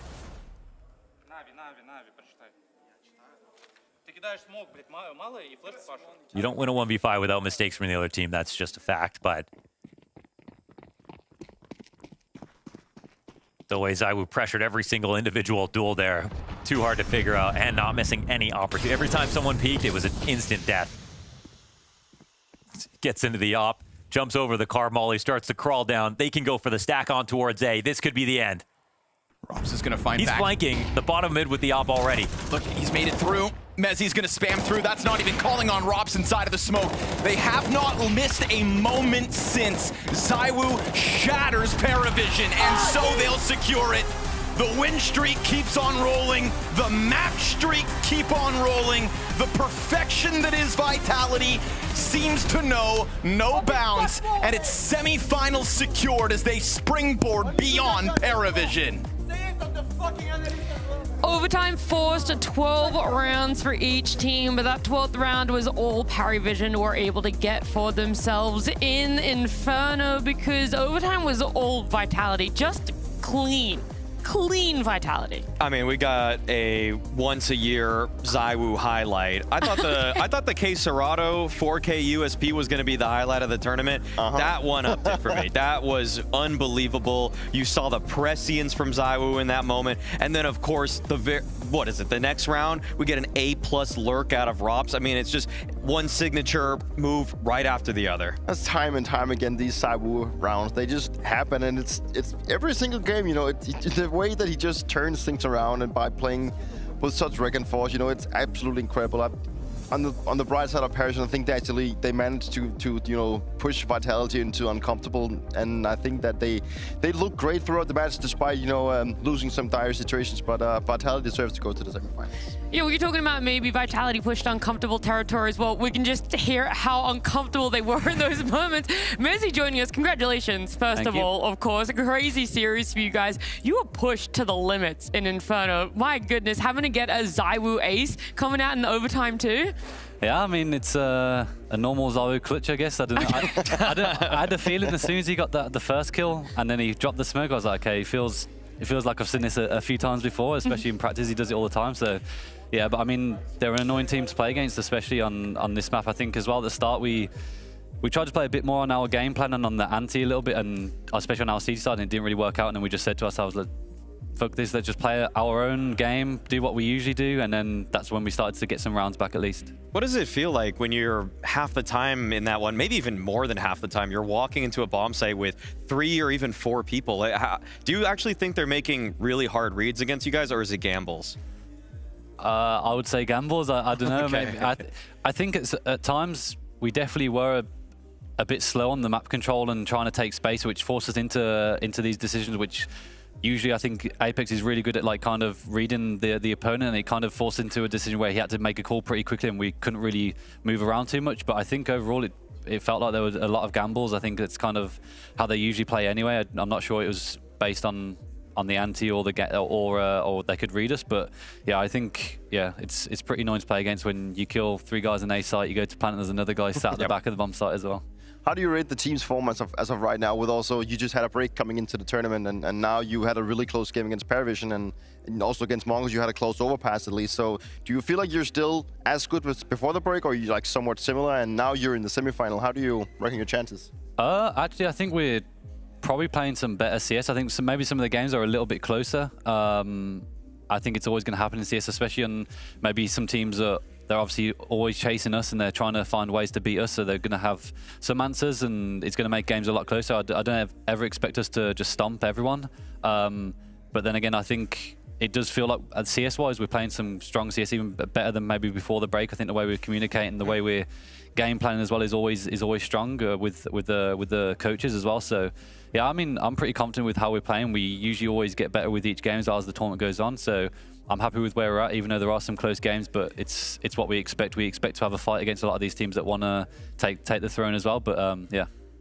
We really want to show you this Saiwu round just because it's, you know, we know that it's very unique, but again, it happens all the time. Could you just like take us through what you're in your own mind, like what's happening here? Because James does find a 4K, and then Saiwu just turns it around. Yeah, I mean, at this point, we kind of knew Zwei was alone anyway, and I think, and I said to him, maybe he has a molly. I mean, I don't need to tell Zwei what he's got. I think he already knows exactly what he has. But I think as soon as we knew Zwei was alone and he had this molly, I was really confident. Like, I see so much. Like he when he's in this state of just like he's full of learning clutches, but he just knows exactly where the people, like you see, he gets these 2 kills long. He's just so confident the guy's coming from short. I mean, I think maybe he whiffs a little bit the guy short on him out on the last kill, but I mean, it happens so much at this point. I'm not even that too surprised that he kind of wins these type of rounds. Watching the green one, I think we already had like, it's more like, hold on, it was like 1v3. Yeah. Like you could sense, you know, I've tried as well being in the team with him that, you know, you can sense that something's about to happen, right? What stands out to me in this clutch is obviously the smoke that is deployed on, like, close to the truck. Then he finds the angle of isolating the guy coming out of library. And then when he gets those 2 kills, he's 110% sure where the last guy is. Like, you know, he just turns around, pre-aims exactly where he's going to be, right? You're just going to watch it one more time, bringing it back to, you know, so you can see how incredible it is. But, I mean, that's just this isolation of a duel and then knowing exactly what to do, that's incredible. I think the way the smoke as well is so important. I think a lot of players in this clutch will probably just default to just smoking mini pit, get the plant, and then they try and find what they're going to do after. But I think with Zoe, he kind of knows instantly what he's going to do in the clutch. He smokes shorts and then he isolates the duels, and that's what he does so well. And I think people maybe get a bit scared in those clutches against him. Yeah, you say like you're not surprised Zaiwu can clutch, right? I mean, no one really is. But surely there is still a part of you though that afterwards you're still like, holy shit, he actually did it. Yeah. I don't know. At this point, there's actually none? There's actually none of that? No, I mean, it's insane what he does, but at the same time, just like, yeah, it's... I mean, I wish we could all play like this. I think we always say, like, you can't really control, like, the aim and mechanics side of the game. Like, sometimes you have an off day, but I think players like him just seem like they can control this side of the game. They just, him, Donk, I mean, even Flamesy this year, they just switch it on and just be, like, it doesn't really matter who they play against when they need to perform. In these clutches, for example, it's, yeah. I actually have a question regarding him because I saw... Oh, I'm stepping on my cord here. Hold on. He's going to sort himself out. It's fine, you know. I'm like... Anyway, going back to your tweet from yesterday, you said that, you know, I don't know if it was yesterday or the day before, but you did put out a tweet saying that, oh, it's nice seeing the boys just pop out. You had a bit of relaxing in the bathtub. How, being in a position where you have so good players that can step up and also being a really good anchor yourself, how is it to have players in your team that you can just sometimes feel like you can just relax and just like take a chill and just watch them play it out?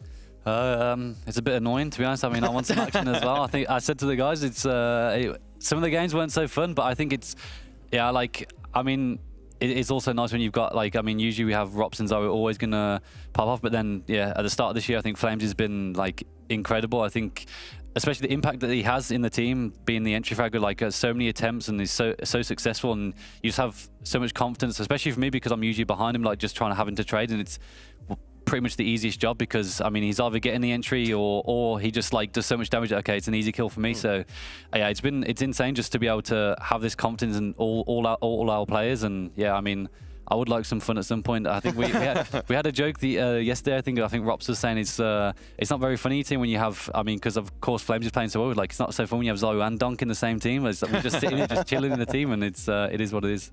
Look, you'll have the fun. You know, there's your chances. You guys still alive and well in Blast Open, making it to semifinals. I asked you a couple days ago, right? This is the last question before we let you go. I asked you a couple days ago, what team in your eyes was closest to taking down you as Vitality, right? Now you've gone up against PARIVISION. You've been forced to overtime. Do you have a stronger answer? Would you say it is PARIVISION? I'm not sure. It feels like a lot of the teams are at a similar level at the moment. I mean, NAVI have, of course, won the last one, and they've seemed like they have a lot of confidence going in, saying they can win this tournament and so on. But I mean, as they also said once they won it, Vitality also weren't at that last tournament. I think maybe they're getting a bit overconfident after that, but I think Navi are playing some good CS, but we'll see when we play them. I think, of course, it was a closer game when we played them at Budapest, but yeah, I think the level we're at, if we keep playing it like this and keep evolving our game, then I don't think there's many teams that can keep up with it. But like I said before, CS can change so quickly. But I think at the moment, you've got NAVI. I think Spirit can show up sometimes, but it's a bit... Sometimes. That's what we've been saying all the time. But it's also a matchup thing. I think teams like Falcons as well, we've also struggled against in the past, and it can be one of those things where just matchups, it can be tough, but I think against a lot of teams, we're confident going up against them. All right, well, I look forward to when either you and Navi or you and Falcons again cross paths. It's going to be a lot of fun. But Mezzy, thank you for joining us. Congratulations again. We'll get to see you again in Rotterdam as you go back and join your team there on Vitality and celebrate the fact that they get to bypass that quarterfinals in Rotterdam. They go straight on into semi-finals, and they're going to get a whole day in Rotterdam, a couple days between now and then, to just enjoy, soak up the vibes of CS, and really look back at to how they got in a position of almost losing that, 14 map win streak going for themselves. They almost lost to Maui. It was close. I mean, PARIVISION had them on the ropes there for a while. It took some pretty heroic antics from their individuals.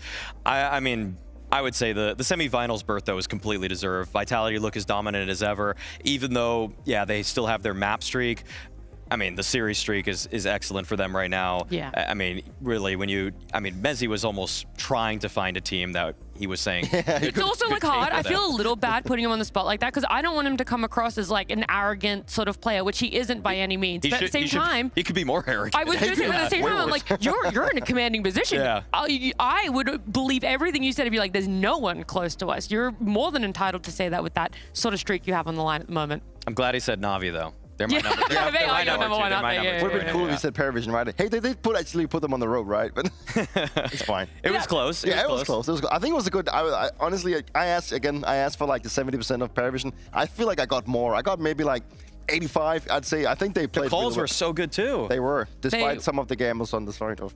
Yeah, it was a little bit lucky at times, maybe, but yeah, overall, I think that PARIVISION can be proud of what they pulled off here. 100%. They get to go into the quarterfinals for themselves, feel strong in being able to bring it and this sort of firepower to Vitality. We're going to look at exactly how our Group B is shaping up, because whilst all of the dust has settled over in Group A, for us, there is still one more slot to be decided. We do know that now Vitality are going in as, I guess, top of Group B, then it's PARIVISION just under them, but there is still to be decided between MongolZ and Spirit as to who will be making playoffs. Great game we've got before us. One that you've got arguably one of the best riflers, well, best player in the world on the side of Spirit. But on the MongolZ side, feels like every time I watch them, something's getting a little bit better. I thought the beginning of the year was a little bit rocky with CobraZera, but it's coming together step by step, even without a coach behind him. It's a little bit, to me, best of the rest of the tournament as we have right now. I think that you have seen Navi and PARIVISION Vitality clearly being the one standing out. Where I feel like Spirit and MongolZ has been battling it out to feel out who's actually maybe like the fourth, fifth, maybe even the sixth best team of this tournament. So I think this matchup actually makes sense. Like they have to battle out to actually see who is the better team to make it to the playoffs, and it's fairly open, I'd say. I think that we've seen glimpses of stuff for both teams throughout this tournament. I wouldn't say there's like a clear favorite. People will probably go say Spirit is the favorite, but that's mainly because of Donk. We've seen them, though, have days where they're not really showing up as a team, sometimes not individually either. But you guys, you're always on your A game, and you're pretty good at being able to put a couple of predictions out there, most notably over on Nova shots, right? Again, right. Dupree loves the all-in strat. Now, I might say it hasn't paid off looking at how many points we have. How many is that? No. But yesterday, the portfolio was way worse than it is today. No, that's true. Our portfolio. No, you're right. I take that back. I take that back. Up 16%. That is true. But though we do only have 194 blast coins left to actually, predict it. So I think that yesterday we went with the game. I think it could make sense against to once again go. Oh, for sure. We only have one game left of the group stage, so why wouldn't we? Yeah, we should all in it. One slot left. One series left. One more chance to prove you know everything, Dupree. Spirit is. Well, we have both teams right here, so we can actually see it. So MongolZ is on the rise. Yep. But Spirit still not as high as Spirit. Sort of stagnated. So we could do the cool thing, or wouldn't say the cool, but maybe the boring thing of going 50-50. Then we would actually get something out of. Really? That's how this works? You can do that? I think so. Oh, well, then you're just gaming the system. 50. Usually on 97, we swap. Predictions, you gotta be right. And we confirm. We confirm. Okay. These are secret Nova wallet tactics. Oh, we're getting... Yeah, no, I didn't know you could just put 50-50 on 2 teams against each other and come out ahead. Okay, he's ruined. All right. I've ruined it. You were pressing the buttons too fast. The ADHD kicked in a little too early there. I was too eager. I've crashed jab. Dupree, you can't do this. Well, look, you've done well, though, to raise our portfolio. And who did you actually end up putting it on? Spirit? I think we ended up going Spirit first. Okay, so at least you got in on the favorites. We have 97 blast coins sitting on Spirit, right? Okay. So we got... Okay, well, let's not do that. Never mind. What? No, let's just cheer for Spirit now so we can get some more points. Oh, yeah, we're allowed to be a little bit biased. Just bias the whole thing off of the Nova shots. Exactly. Yeah, of course. More than welcome to. I mean, a lot of people out there have faith that, Donk is going to be able to pull through, that we're going to be seeing a different Spirit than what we have so far in the group stage. They're going to have to show up if they do want to take that last slot, but they got a little bit of time between now and their series. We're going to head to a break. On the other side, we talk about all the nitty-gritty of both teams.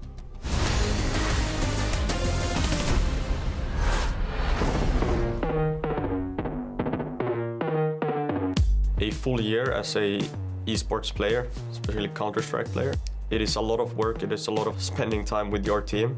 As a pro player, you need to sacrifice. It's not just going to tournament, having some fun, see a city, go around being a tourist. It's pretty hard with all the travel and the boot camps and practice from home and all of that. But yeah, that's how it looks. Travel days, it's always so tough. We are traveling like all together, like 5 players, coach, manager. I mean, usually the year starts with a boot camp before the first tournaments. In NAVI, we are boot camping quite a lot. We tend to have a boot camp at the start of the season, at the end of the season, before the major. And sometimes we might even have a boot camp in the middle. You have now grinded practice at home for 2 weeks, so with maybe 2 days off. Then you go into a tournament and you get met by extreme happy emotions or extreme sad emotions. The best part of all of this is definitely a competition. When you're making deep runs, especially if you're winning a tournament, you get the benefits of the hard work you put in. When you're losing constantly, even if you might go home a couple days earlier, you're thinking of what would have happened if we beat this team or win the tournament. As a pro player, you need to fight to stay mentally strong. You have to fix mistakes, you have to adjust, you have to prepare for the next day. You go into the game and then you repeat. This year was pretty hard for us, I would say, because we had a boot camp, tournament, just a few days off, then another tournament, then again just 3 or 4 days off. Getting energy again is one of the most important things for me. I've done this for 25 years now. I have my family close, I have my wife close, and those are the people I see the most, but not a lot. You're traveling a lot of countries, sometimes even back-to-back, without returning home. I'm used to it, I guess. I think one of the most important things as a team is the team dynamic. We are 5 people on the server, and if one person is missing outside the game, automatically feels very less. In NAVI, we try to have the balance and not spending time 24/7 with each other. But I'm close with Ima, for example, I'm close with MongolZ. We might spend more time with each other. Overall, you're still gonna be in the practice room with all of your teammates for countless of hours a day. When we, let's say, go out for a dinner or we go for a team walk, we always try to be together, like the whole team. Everybody has to commit to the same amount, sacrifice the same things, and only then you can reach the trophies. What makes the whole year worth it is the majors. I always have the best feeling of my life when my parents were watching me and my best friends were watching me. So I just think that's the peak of the tournament calendar. Everyone is looking for winning, and this is what makes competition being real. I'm here for one reason. I'm here to win everything I can, and the day I stop, I have time for everything else in my life.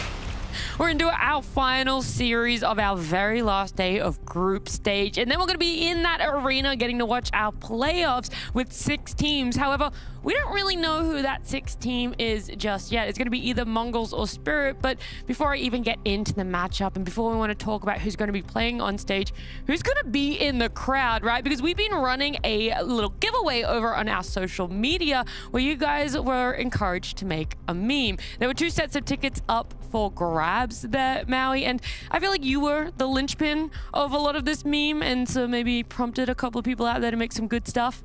I'm not sure. I don't exactly know which one's picked. Okay. However, I know what I would have picked. Okay. Unfortunately, some messages were a little bit too political to have on a live broadcast here, so I'm just gonna say my hands were tied, everybody. Okay. Hands are tied. He knows what he likes, but it doesn't mean he can say it. Yep. We've seen some good ones. That's what stands out to me. You know, I think it's always funny to see when something happens on broadcast, or there's something where the community can get creative around creating fun stuff. And then if you top it off with having a competition where they can, you know, fend off who's gonna make the funniest meme, bring Maui into the table. You know, he's a bit of a mean guy. That is very, very true. We're gonna have a look though at some of the submissions, see exactly as to who fed up against who.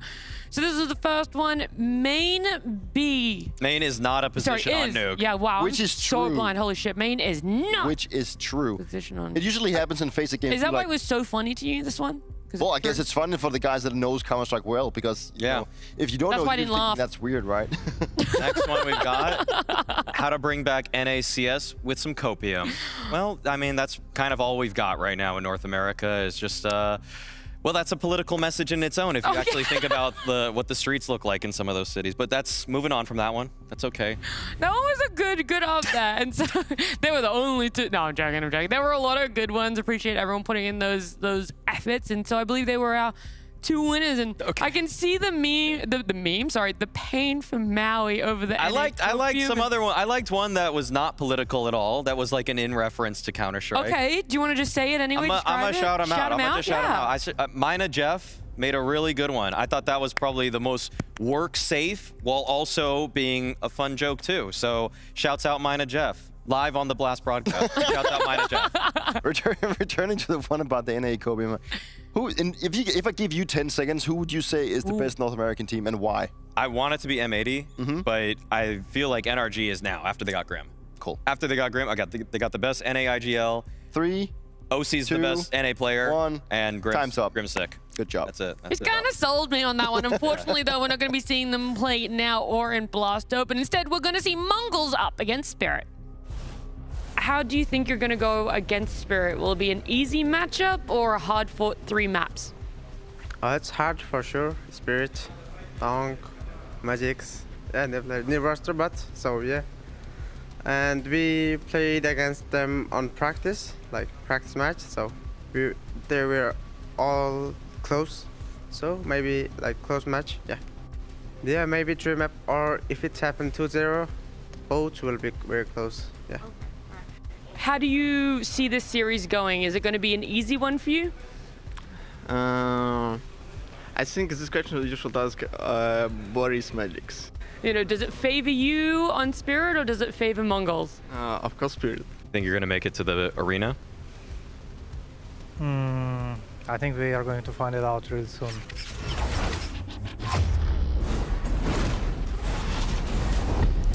I had a little bit of a different voice in that last interview. They didn't play the funny question. Well, what were the funny questions? Well, then? Enlighten us. I mean, before we get into the brass tacks of this one, I asked Magix how many times are you going to drop Donk and AK? 6 or 7 times, and he said 8.5 out of 10. I'm like, it wasn't out of 10, Magix, but either way, that's fine. So not only did he give a number that wasn't possible, but he made it a rating out of 10. Yeah, it didn't even make any sense. Imagine imagine it was Maui who's gonna bring out the seriousness of Magix, right? I get the most out of him. That's true. I get them. If Holly, maybe they want to move on to somebody else. I just need to be able to grow a beard. That's my problem. I can't. Good coaches have beards. Good coaches have beards. Does Blade have a beard? He's got more stubble than I do. Yeah. Spatial hair. We can go a little bit more broad then if you would like there. And apparently what you got out of Magix was so good, everyone at home needs to hear it too. Is it true that you're going to drop Donk and AK, though, every single time you can? No. No more. How many times do you think you'll drop him? 1, 6 or 7? 8.5 out of 10. I didn't know we were playing it. You really tried. I didn't know there we go. Okay, yeah, that's word for word. That's what he said. No, I think the only thing that adds to it is Magic's pacing of it. 8.5 out of 10. It's just not even a real answer to the question. I like it though. You know, Magix is always so very tongue-in-cheek, and sometimes other comments about Spirit and how they're performing when it comes to tournaments right now, because we're matching them up against opponents where it's like, this is you guys are the favorites, and then they themselves question, maybe, but we also felt like an underdog. They also should be seen as an extremely strong team. It's not fair to think that this is the same Spirit that won Shanghai a year and a half ago. A lot of changes have changed how this roster plays out. Most notably, of course, is the fact that they've swapped IGLs. They felt like Chopper needed to be benched for a period of time, that Magix would bring a little bit more firepower in. And really, the big question mark that was on everybody's mind when they made that change was, can Magix call as well as Chopper? Unfortunately, in his first 3 months, the answer is unequivocally no. So we have to hope and wait that his growth as a captain, a leader, can bring a higher ceiling to this Spirit if you want to see the best rifler in the world in Donk compete for real trophies. I sometimes wonder, or at least I think to myself, that some of the decisions around the roster that Spirit has pulled off, sometimes I felt a little bit like hesitant at some point. Like I'm feeling that it's a team that, you know, they saw issues, they try to fix issues, but instead of, well, obviously I can only have my guesses what's happening. I'm not really in the team, so this is just my own like opinion about it. That they've seen issues and they've tried to fix them by replacing players or making players more comfortable by getting new blood into the team. Whereas instead of working on what they might have, you know, the issues, like, you know, really diving into the issues, working around it, because it's like, it just feels like the downfall, or if you could put it like that, for Spirit since the Shanghai Major, wouldn't say it kind of came out of nowhere. We've seen, like, also with the Suntics taking a break or being benched or whatever it is, and then Chopper being benched and then Magix being brought in, you know, some of these roster changes to me just feels hesitated or maybe not too well thought of, and that's just my assumption. I do want to circle back because we're talking more specifically about the Magix to IGL sort of change up there. And we've seen a little bit of it online right now, around Twitter, Apex sort of defending Magix's response around that too. I took it even further when Apex was in the studio and asked him about it. And he said there's no defined time, even for himself. He felt that it was 2 to 3 years, right? Not months, 2 to 3 years before he felt like he was in a position to call himself an IGL. And even now to this day, he's still learning new things. And that's where, obviously, Magix has got a lot to grow. I don't think that necessarily you should pull the plug on this just yet. I don't even think, actually, if we're being honest about this, that Spirit can pull the plug, because what felt like an option for them moving forward was to potentially bring Chopper back, because if we think about what they did the previous season, they brought Zontix back for Zwei, and that felt like, okay, well, they can actually use their bench, they can keep somebody on it, ready to go, so if one player doesn't work out, they can tweak things. However, if I'm being real, Chopper is not leaving streaming. He's way too popular now as a streamer. Like, he's not coming back to professional CS, in my opinion. I think he's even talked about it on his own stream at times. And so this is really it. Like, this is kind of do or die, unless you want to make another roster move. But I feel like with the relationship that Magix has with Donk, that Holly also has with Magix, they're going to invest a lot of time into this one. I hope they give him at least a year, because what we've seen thus far is just the fledgling state of how an IGL works. I think it's an interesting point, because how much has the friendship inside Spirit, like, you know, had a saying in actually bringing Magix to becoming the in-game leader, because he was benched originally and then he was brought into having a completely new role.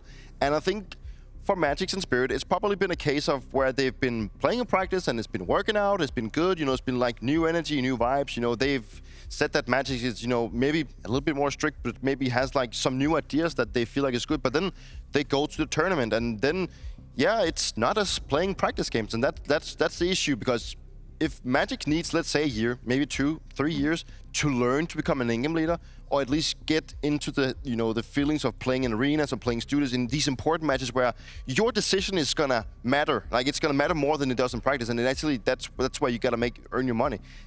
That's, you know, that's gonna take a long time for him, and you know, it's about learning experience in this environment. This is where you get the real learning experience. You don't get that from playing practice games. You get like a sense of what it can be, but once you go to the stages and to the big games, that is where you're actually gonna learn the real experience. There has already been a pretty big learning curve for Spirit just in the Blast Open themselves, and I don't really want to talk about it because I did ask Tanir about it, and he gave me more insight. Tanir, yesterday when I was speaking to some of your teammates, they mentioned the necessity for high energy in Spirit to keep that energy up. Yesterday you guys were going crazy against 9Z. Do you feel like it helped you personally? Of course, when we have like high energy, it's help for everyone because, I don't know, because if you have a lot of energy, you can scream, you can have a lot initiation, and also you have a lot of energy for support your mates. Who's the main person bringing that energy in the team? Right now, I think it's Donk, because when we are one round, he's screaming very high, and for me, it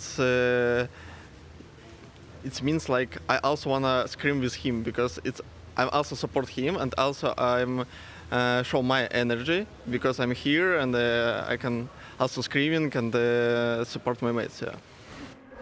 This was the first thing that I actually noticed when I watched Spirit play yesterday. That was the energy that from the get-go, Stonk was hyping. He was smacking his teammates' hands whenever they went around, and whenever they were doing something great, he would make sure that everyone in that team understood that this was well played. This is how we're supposed to be playing. And that is where Donk also is a very big role model for the rest of his teammates, because if he's hyped, then he influences the rest of the team to also become hyped. And if they can use that energy to all of them play better, that's a really good sign for them. And I think that is something that they have probably lacked. And energy in a team-based game like Counter-Strike is so important, because if you have a teammate that keeps dying on the flank or keeps dying by an interfrag and he's like, oh, the AWP is sitting in mid, then you're not going to be feeling, you're not going to be feeling hyped about, right? You're going to be prompt, you're going to be active, you're going to be feeling that I'm actually in the game, and stop the whining, give the info, and then you can whine if you mute your microphone. That's the one thing that the Magix for Chopper swap was supposed to fix from my side of things, that Magix is, even though they're talking about Donk bringing the energy, I think Donk feels more comfortable next to his friends. I know that right now, I wouldn't actually say that Magix is a better captain or IGL than Chopper, but I feel like the atmosphere is already proving to be a little bit better. We're not seeing as many ragey moments. We're seeing Donk actually try to be a role model next to Magix as he's his right-hand man. So it's great to lead from example too, because even though I think a lot of teams think the structure is just captain needs to lead by example, oftentimes it comes from star players. The energy that they exude is more prevalent across the team than even sometimes what the captain is trying to say. Just to keep in mind that French doesn't win you Counter-Strike. Not always, at least. No. It does make you play, it can make you play better, right? But I think we've seen throughout... Are you saying you weren't friends with any of your teammates? I've been benched by Sonic twice. He's my friend. Okay. Right. And let's say, like, okay, it would be fun if Falcons would have gone on to become like this incredible sick team, right? Yeah. And just win trophies. Yeah. Because then it would be like, Friends doesn't win you Counter-Strike. I'm a living proof that they win trophies. But, you know, that's another story. They're still chasing that one. But. Friends are not winning you Counter-Strike. And I agree that friends can make you play better. It's important to have a really good, you know, ecosystem within the team and having a chemistry. But in the end, you know, you also got to be professional about it. You also got to get the best player for the specific roles, and you also got to make sure that you make that count and you look a little bit outside of those friendly boundaries. So then what's easier? Coming into a team where you don't know someone and forming a bond, or forming a team around a bond? That's a good question. I think that forming a bond of, you know, you never really know it. When you create a team from the get-go, it's hard to know how you're going to be, because one thing is how you are inside the server, but it's also important how you are outside the server. And of course, it's always sometimes easier to just bring in one guy, you know, into a team that's already established and then let him slot in. I think it's been relatively easy to Magix to you know, slot into Spirit again, despite of him being benched, because we've seen well, at least I have seen in their video logs throughout the years that, you know, he's been the funny guy, the main man, you know, the little bit of the clown, that, you know, just having good vibe, right? So I think that has definitely helped out the team, but I don't think it's helped out the team in the way that they had hoped for, because let's be honest, for the Spirit side, it's not about, you know, chemistry. that it has a degree of it, but it's way deeper than just the chemistry. I'm looking at the huddle of Team Spirit. I'm trying to read the body language as to where the bonds really are. But we also haven't turned our viewpoint to MongolZ much at all, right? We haven't had a conversation about them too much, but we don't need to because our players did that for us. The tier list earlier on entry frag is Donk and S tier, CobraZero a little bit down. Do you agree with the tier list? I don't think so. You guys maybe underestimating CobraZero. Yeah, that's how I want to say it. Obviously, Donk is for an S tier. I would put Cobra Ace or A. Compared to Senzu, what do you think about CobraZero? I think that there was not that many time to say, is he that good at Senzu? Because we all know that Senzu, if he's playing the whole year, is a top 5 player. We should agree. So, but so far, he's been so good. Well, respect shown both ways, right? Techno goes, yeah, we can see that Donk is S tier, but my boy CobraZero, I'm telling you, he's also S tier. Maybe A if you wanted to downgrade him a bit. CobraZero really does at times pass the eye test. His aim is incredibly snappy, super sharp, even against the best opponents in the world, and they set him up to use that aim. Oftentimes, on any sort of set piece, he'll be the first guy running in, he'll rip a couple heads off, and that's a great CobraZero round. But where MongolZ are lacking is all of the trickery that Senzu had up his sleeve. The way he'll try to shave one of the players off from the opposing team and then tuck around a corner, stay alive for a second fight in the round. For me, CobraZero, he's a little bit more on the CT side especially, tuck tail and run, form a crossfire in a bomb site where, yeah, he can do well, but it's just the difference for me is that Senzu made so many new opportunities every single round for the Mongols. He would take upwards of 2-3 fights if he survives, and that would be such a big difference maker, whereas for CobraZero, it's usually just that single point of defense or that single point of attack. Yeah, and it's been barely, what, 3 hours since we made that tier list, and the players already hating on it, right? They're already having their opinion about it. I like it. I guess we did something right in that regard, right? Obviously, I think we did have a small footnote when it came to CobraZero that we wanted to see more of him. I mean, I think with the die test, as you mentioned, is out there, and we know and we have seen throughout the tournament what he can do, but it's like the playing field that he was against was also very tough, let's be honest, with the limited things that we've seen from CobraZero. At least his teammates are, you know, that they're believing in him, and that's a start for once. And we know that he can be a nuisance and have some really good rounds, but it's also about making it count as the tournament progresses, because if he doesn't show up today, then we're probably still wondering if it's like good enough or whatever it is. And you know, for the Mongol side, it will be very nice for them to beat Spirit here and then make it to the playoffs for also their growth of the team, and also incorporating CobraZero way more to what we want to see him. Yeah, we were always talking about a repetition, being able to get a little bit more under your belt, so that win for MongolZ, just how important it will be. But that also comes down a little bit to the maps. What exactly are they going to be playing on?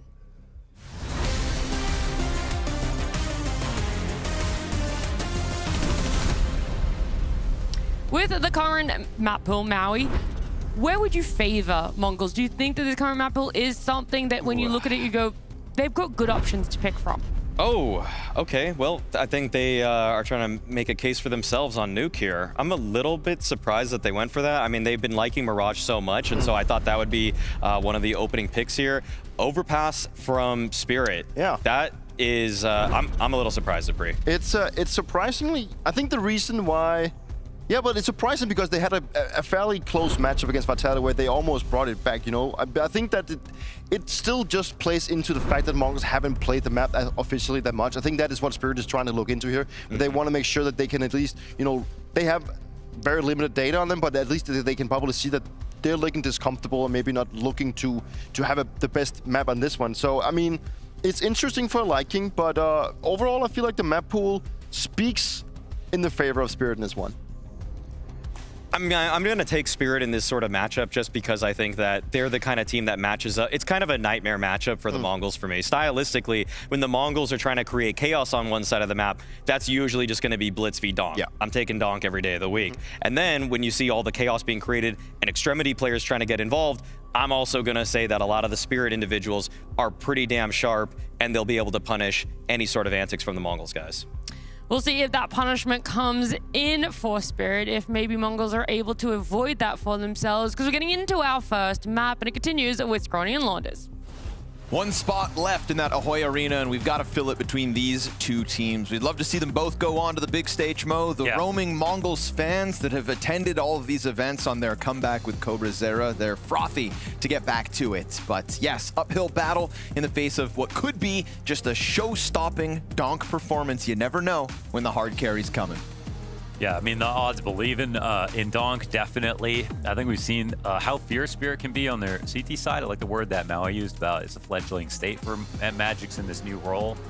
Got AI Mara on the chair behind them now. And so far, again, Mongols, no tack timeouts. This will be the game I think they'll be tested the most on that front, for sure.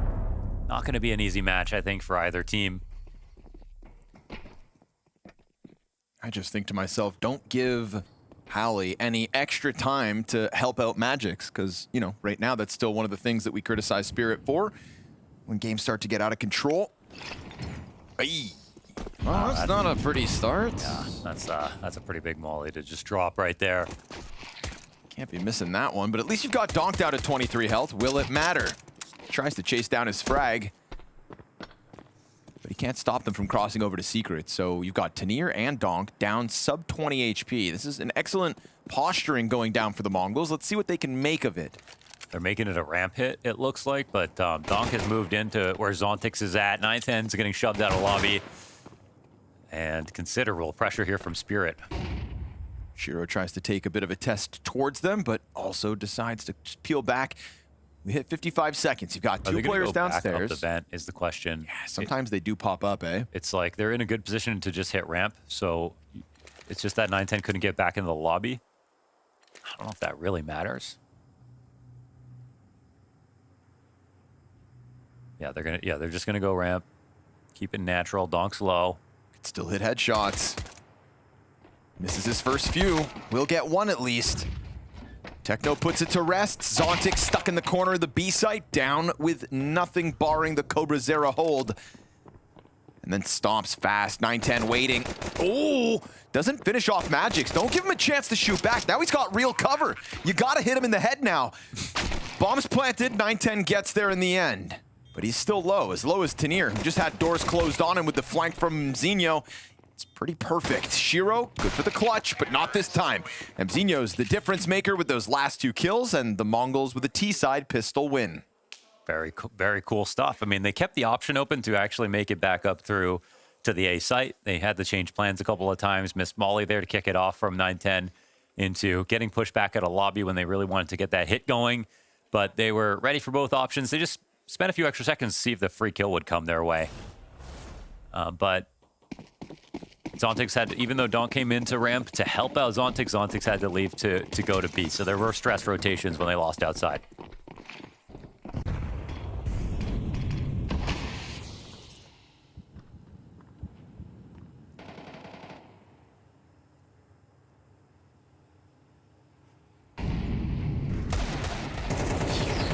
Shots aren't too far away, but it's just a welcome for them to spam back Zontix. Scout shot out from Donk misses. Shiro, rather, excuse me. Donk will go down with just the one. Still substantial damage for Techno and 910 to have to stomach. Shiro's supposed to be dead to that nade, but survives, sticks around, and hits the headshot. Damn, that was a, must-hit shot. He was definitely cooked if he missed that. Down to 6 health. Very uncomfortable spot. They go lower, and there's a scout waiting for them. Two of their players can get hit once and die.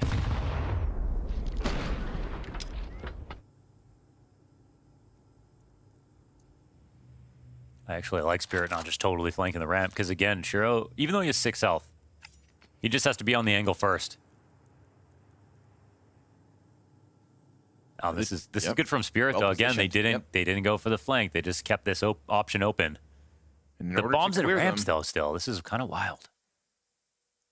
Waiting for Shiro to run back up here, maybe. To clear back A, you've got to expose yourself on that ledge. They're staring up. Yep, pops the head of Techno. And now it's a save, I think. just trying to run in. I mean, he's going to have to drop down into the bomb site. They try to clear it from main. It works. Yeah, it works. Woo, down to 3 seconds spare. Man, if I was thinking if they just doubled up back site, there's no time. They didn't even really need to fight into main, and the bomb had to come heaven. But they didn't actually know where the bomb was, to be fair. Just winds up being a very awkward moment. Yeah, I thought that was like no chance. 910 was sitting on the ramp, but I guess just wanting to tuck so close to under heaven, you innately expose yourself to main because you're kind of forward by the wall. You could just, because you have 2 players, you can just sit in the middle of the bomb site and wait. There would have been no way for the Mongols to win that. Nope. And Shiro's doomed no matter what. 6 HP. That bomb would have had his name on it, so he goes for damage instead. That's going to be the Mongols' conversion. Nasty shot there from Shiro through the ramp even. And yeah, you see how quickly they die, but see, they really just want to draw the heaven players out to look that much further, but in doing so, they're just 5 feet too far forward themselves, and I guess had no thought that there could be a split. Didn't even consider it. Oops. Still a good amount of damage from Spirit. Give credit where it's due, but obviously it'll be sour because they would have loved to have finished off that round. And a world where they definitely could have. Fast event drop this time for the Mongols. Zontic's down here on the B site solo, splattered on CobraZero's arrival. So as you'd anticipate, a couple upgraded pistols aren't going to do much for Spirit here in round 3. Good on the Mongols to seize momentum off the pistol round win. That's the 3-0 start on their map pick, having to kick off on the T side due to Spirit's choosing. Couple of deaths that could have happened here really would have kept that money low, but it looks like they'll be able to actually build up some bank moving into Spirit's first gun rounds. Again, I'm just thinking about the odds. It's like, you know, Spirit are a pretty heavy favorite, and I'm not sure. It's because we see Mongols, like we've seen Mongols actually, they look good from so many different angles. Like look at Techno's performances so far at this event. MongolZ in the last series, CobraZero overall 100%. And their wins. They kind of just look full strength. I mean, they no longer look like they have a new player. Like that really didn't last long either. As soon as they got Cobra, he's just been good. So like immediately on land and everything like that. It's crazy, but all of the Mongols' last 6 losses, okay, over the last 6 weeks, all their losses, Vitality, MongolZ, NAVI, Vitality. Wow. And they got their revenge match versus MongolZ. So it's really just the best that are currently defeating the Mongols. Yeah. Team Spirit, that should put them on notice, at least. Team Spirit, a team that's losing to PARIVISION, Astralis, FURIA, PARIVISION. Yeah, right? It doesn't really make that much sense. I mean, and they have a change of leadership. It's a much more drastic change. Especially with a new role for said new leader in this man right here, Magix. Sits on top of Hut. First gun round for Spirit, though. Guess when it boils down, it just, if the floor is donk, it can still be enough. I think that's where the belief comes from. Magix, though, turns his back to that creep out through the hut door, and it is easy for the Mongols to get that opening kill here in the gun round. No other defense from Spirit whatsoever. Ooh. Yeah. Well, it's not the floor is donk, it's the ceiling is donk, right? I guess it depends how you look at it, but like the donk floor is the lowest point. Up. Yeah. Yeah. It's like when they're at their worst, it's still just donk. That's kind of what I meant. Yeah. Okay, scratch everything I said. What's Vitality's floor? Vitality's floor is the penthouse. Yeah, I was gonna say everybody else's rooftop, really. But you know what I mean? Like Vitality's floor isn't Zaiwu. I know what you mean. Yeah. The question is, what did I mean? Yeah. What did you mean, Confucius? All right, looking good here, Mongols on T side. 8-0 start for MongolZ. Everybody on the same page. Good setups, good attacks, good entries. Ali coming in early. Yeah, and it's the CT side. I feel like he's been really trying to not not waste the timeouts on the defense when they don't need to. That's where Spirit have definitely shown some of their best CS so far.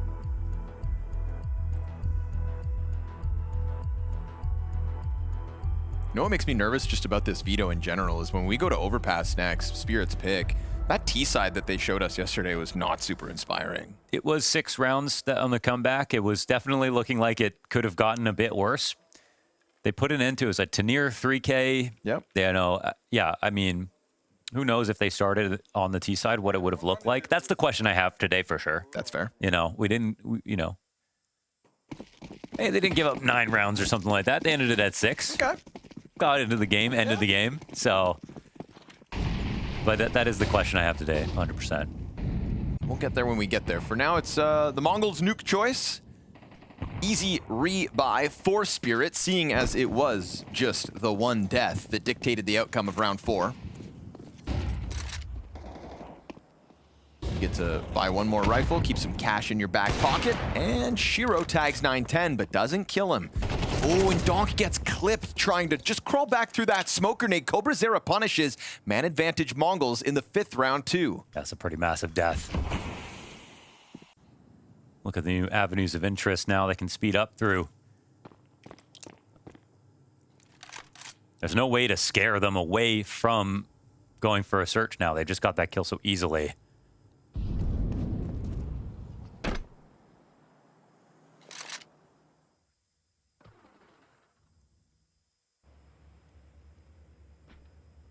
They do have eyes from the outside of hut, I think. Vision is exchanged. And an instant kill here for Cobra. That's 2. Damn.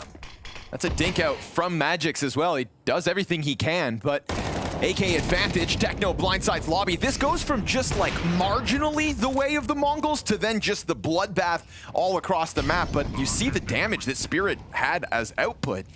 It's nothing to scoff at. There's a world where a couple more of these kills keep the round tight, but now, all of a sudden, we could be looking 5-0 for survive, money builds. There's so much cash already for the MongolZ, and if Shiro gets caught on the ladder, yeah, that is secured. 4 players up, ready for the next round. Multiple players above $10,000 for the MongolZ, and they only have to rebuy grenades. They're setting themselves up for a phenomenal chance at a T-side dominance. 100%. They've already catching up to their own quota here, and it's still Mzinho not killed yet. 9-0. And Donk didn't even get a chance to fight back because it's while he's transitioning in through that smoke grenade that he gets jumped on.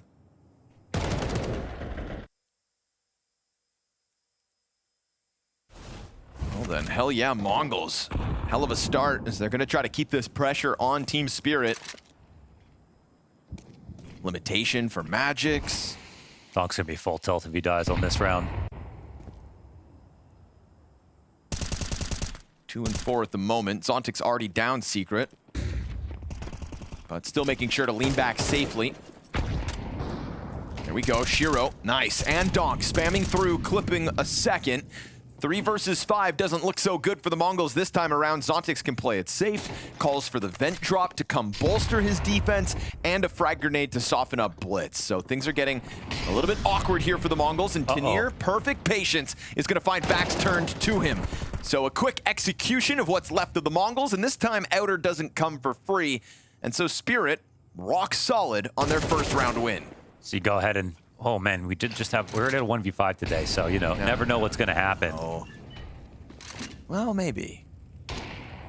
Blitz trying to make up for a slow start to the year. Only one in the 1v5. Not everybody's ZywOo. In fact, nobody else is ZywOo. No. It is funny though, we go from ZywOo to Donk, and now it's Donk's chance to respond. What kind of highlights is he gonna put? Obviously, they're not thinking about that at all, but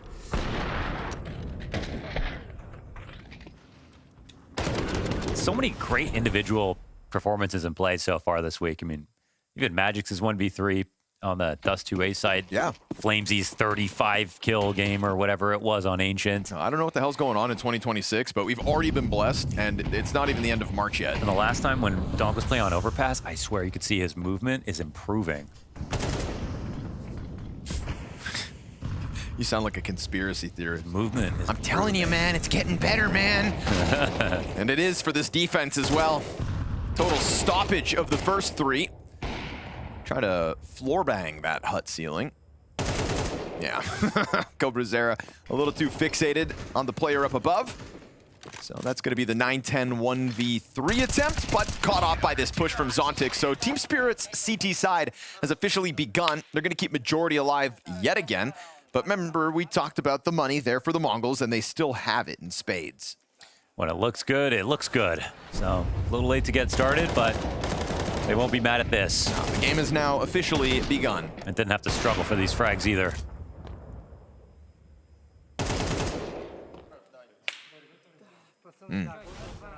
Firm. That's a sign of good things to come. Good contact, really compressed that. Rode right up the face. Different spot for Donk this round, and Zontic's feeling even more ambitious. Supported by Shiro, so feels like Spirit are trying to get into their groove, being more active, whether that was pressuring the wall of smokes outside or now in this case taking over lobby. But this is Spirit playing with a ton of information. Ooh, hello, hello. Yeah, don't get greedy. Mongols are gonna know that they have been figured out. They'll try to just burst down with momentum into the B site. Tanir should be good for one. Oh, this is wild. He's not going up the clock. I mean, it's a good multi-frag spot no matter what. If he plays high or low here, oh. Gives himself away. Bomb's crawling over towards control with the second player with it. Shiro also concerned about that single door. Both sides of the glass still intact. Okay, that'll be opened up. Hard shot to hit. Tanir sitting on top of Silo. Ooh. He actually dies to Mzinho downstairs, so now Shiro's trying to pop open smokes and deny sight control. He couldn't really play there once that got smoked. He didn't have the cover. Took a risk. And now there's a chance for the Mongols. Yes, sir. It's bomb down at least. It's a triple ramp retake coming through from Spirit, Donk included. We'll keep eyes on him as now he's bolstered. All in Spirit ramp retake. Here we go. A smoke grenade in the middle of all this to block off one side of the site. Donk on the prowl finds the first one, and they are just going to cut through this retake like it's nothing. Techno getting, oh, get in with the double headshot. They drop down on the other side. Bomb is planted for him clearly. This is a real 1v4 attempt. His hands busy on the bomb. Great coverage offered by Shiro. He lines up those headshots, makes it look easy. But Team Spirit's third round win right there for the taking. Yeah, if he standing on the left side of the doorway, if the op comes in, it would have been very hard to trade. So got a little worried that they were setting something up to double peek him, but that wasn't the case. That's what you're saying, where you can't really play that. You know, you get being up there is the best angle you possibly have to fight into decon. Oh yeah. Or whatever, any side. But you know, you have to sort of be granted the opportunity, and I think just playing clock would have been better. But no matter. Good to see a nice retake out of Spirit. I think it's retakes and T sides that we're trying to see the just watch the improvements on as they get more reps in.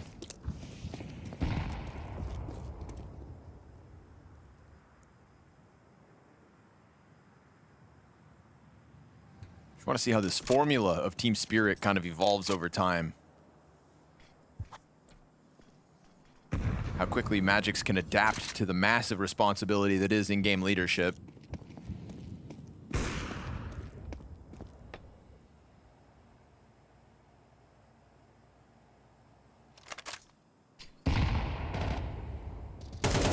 Yep.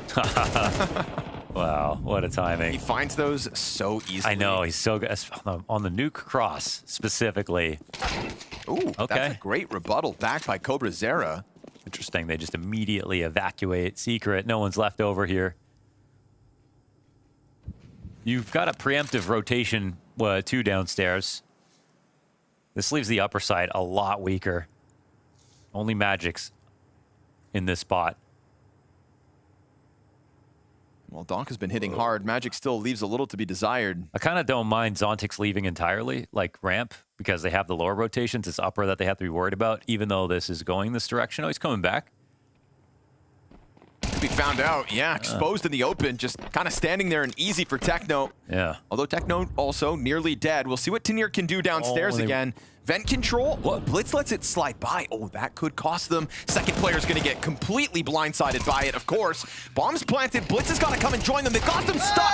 Cobra. What a monster. Snaps that crosshair up towards window and wins the Mongols a 6th. Yeah, they talked to Magix about what do you think about Cobra versus Senzu, and he just said it's so early to compare when Senzu's played obviously so much longer, but looks great already, obviously. That's kind of the only way to put it. No questions to be asked about this guy. 2 big kills that round. I feel like the bravest thing to say about Cobra versus Senzu is Cobra misses less. I feel like Senzu generated a lot, maybe more opportunities and had some more experience, but I honestly feel like when we think about Senzu hybriding, that like with the offing missing, yeah, and Cobra picks it up too. And yeah, on off days, it's a bit more whiffy, but it's also true. Sample size is everything. I remember seeing a stat like Senzu was actually like the least successful hybrid opper in the space. And yet it was... They haven't seen me. I'll show you how it's done. But that was a round where CobraZera... Oh, Donk again. No. CobraZera versus Donk. Yeah, he's got this. He's got the head-to-head right now. It's in his hands. But how's he just dropping on a minute 30, grabbing that kill so easily? Donk's gonna start getting pissed.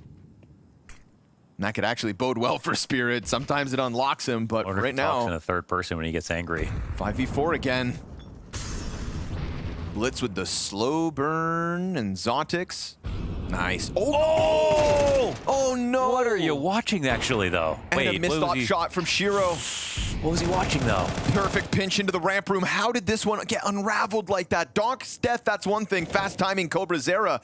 But Zontix just looks away. He was holding it to perfection, and now it's a 5 alive moment for the Mongols as they have a 4-round lead and 7 rounds already on this T side. Oh, what's happening? What was he watching? I don't know. And also the window was open, right? Yes. This can't happen twice, and this just didn't really... He's just not really watching anything. He just turns to look at Shiro. Ooh. Pistols. Moan, we're in blowout territory. Yeah, that's a solid T side. Oh, they'll throw the Hail Mary with the pistols into lobby. They carve that off. Oh. Sometimes it's simple, isn't it?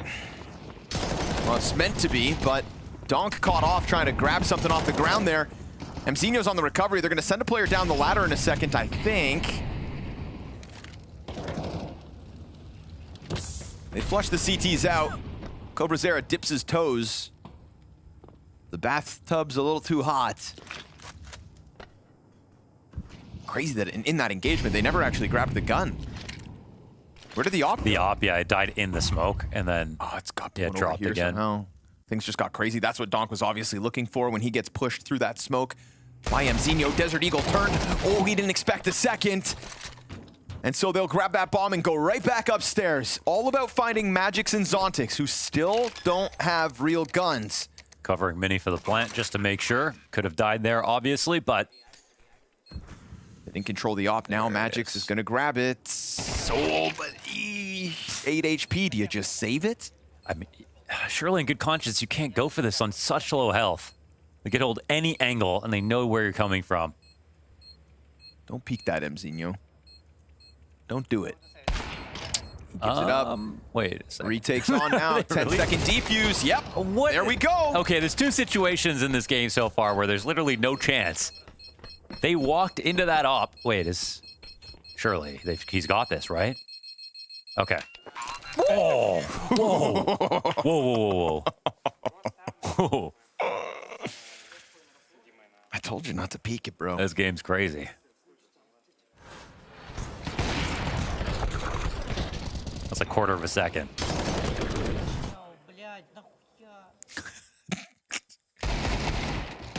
Of all the rounds to lose, it's this one.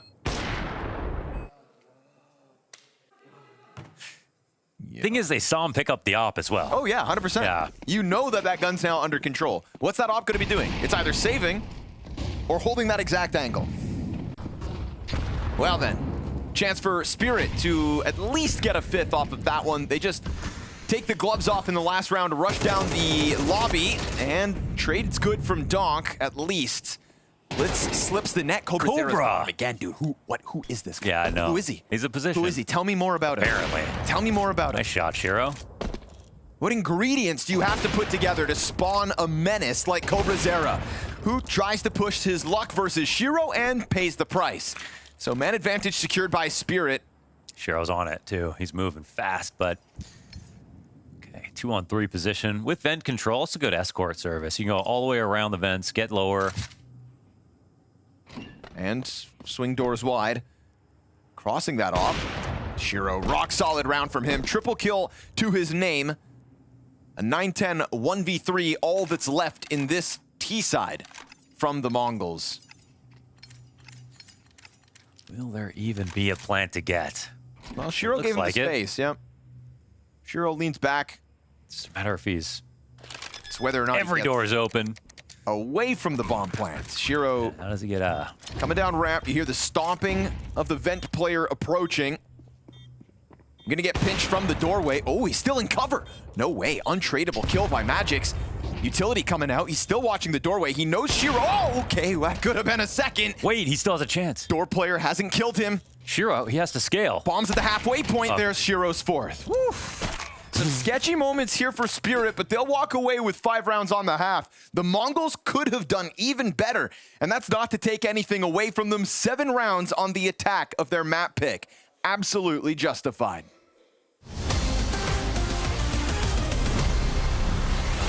Some of the trophies are heavy. You never know. That's a good one, yeah.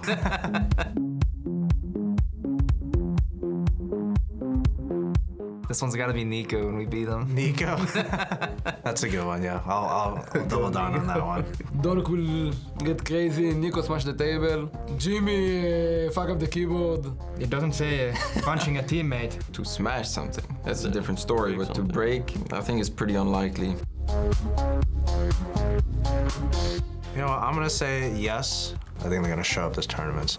I think it's possible, actually. I would say they will not make it. I give them playoffs, though. There's a possibility for everything. There's a possibility for Liquid to make it to finals, right? But this is more on the unlikely side. No chance. 0 chance. Maybe 1% for gamblers. I feel like that hasn't happened in so long. The only thing I remember is the Vice when he it almost fell. Some of the trophies are heavy. You know, Donk's like a little excited. Tries to raise a trophy. It's a little too heavy for him. Could be.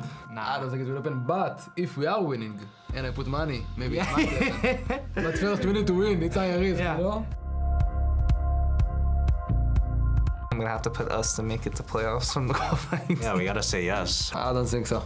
Yeah. It's not an easy tournament to make it to playoffs. NAP has potential. The 9Z team climbing up the ranks has potential. Yeah. Maybe NAP. They're gonna do the good old strategy of losing before playoffs so that they can win in playoffs. Furia, I don't know why, I just have a feeling. Yeah. Free money for us. We're making big banks. If you go into OT, someone could be near 30 kills for sure. I mean, there's a lot of players that could do that. You're one of them. I mean, I'm just... What's so funny about that? Obviously, yes. Donk. Maybe. Or the Zewu. Definitely, yeah. Someone will get over it. It will be him. That's definitely possible. Yeah. I think that happens pretty often. That's a big possibility. It will probably happen to us. we are living 9-3 on Dust 2, you know? Yeah. And then we go this side. Yeah. It has happened to us and we also done it. Oh, I hope so. I love when Grand Finals go to 5 maps. I'm gonna say yes just because I want it to happen. For me, it's like a 50-50. 3-1 for someone, I call it now. 3-0. We are in the 0 on the 3. You never know. We'll see on the first map. Yeah. How about we make our own predictions? What if someone does a shoey in the crowd? Someone goes for a knife kill but ends up getting shot. There will be a Ninja Defuse in the playoffs. Ninja Defuse in the Yeah, playoffs. I think that's a good one. I think that's a good one. I would so. put my money on this one. Me too.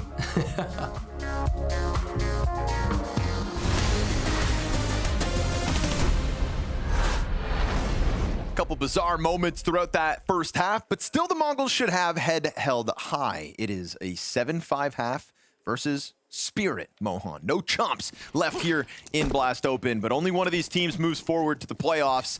And with a kickoff like that, Mongols put the pressure on. Oh, Shiro on those pistols. Always been a sidearm god. #1 so far this year. Every Opera should be, after all. Yeah. Execute for the A sites what Spirit want in their pistol. And CobraZera forced back out of main, has to give over control. They do slip a player into the back of sight, but 910 just gets donked on. Yeah, Donk comes out instantly, 2 kills. And Blitz, another chance at a 1-on-5. Starts with a bomb drop, that's nice. Bomb and dropped, that's the key word. Bomb drop slows everything down. Now they gotta fight him, and he's already thinking about an outside flank. Shiro's got this surely, right? Yeah. There it is. Pops it from behind. Pistol player of the year, 13-7 is Shiro. 2 for him and Donk. They cleaned house upstairs. Right now, Spirit's hope really does just consist of Donk and Shiro. 12 kills for Donk, 13 on Shiro. The rest of the pack trying to get this game under their control, but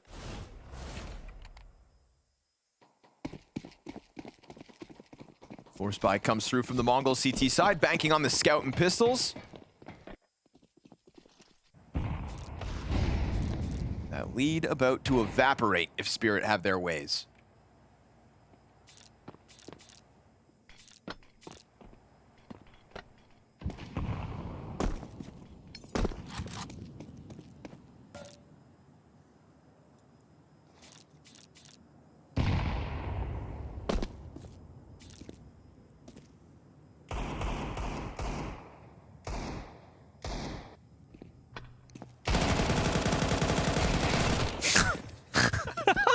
What in the world, man? Only a Galil.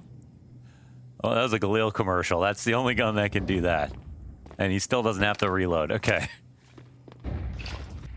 He's spam going forward, backward, forward again. Scout damage on Tanir makes this awkward for him. He's trying to get out of here. Magix is also down to 10 HP now. There are walking wounded. Shiro, though. Another that tag. Shot.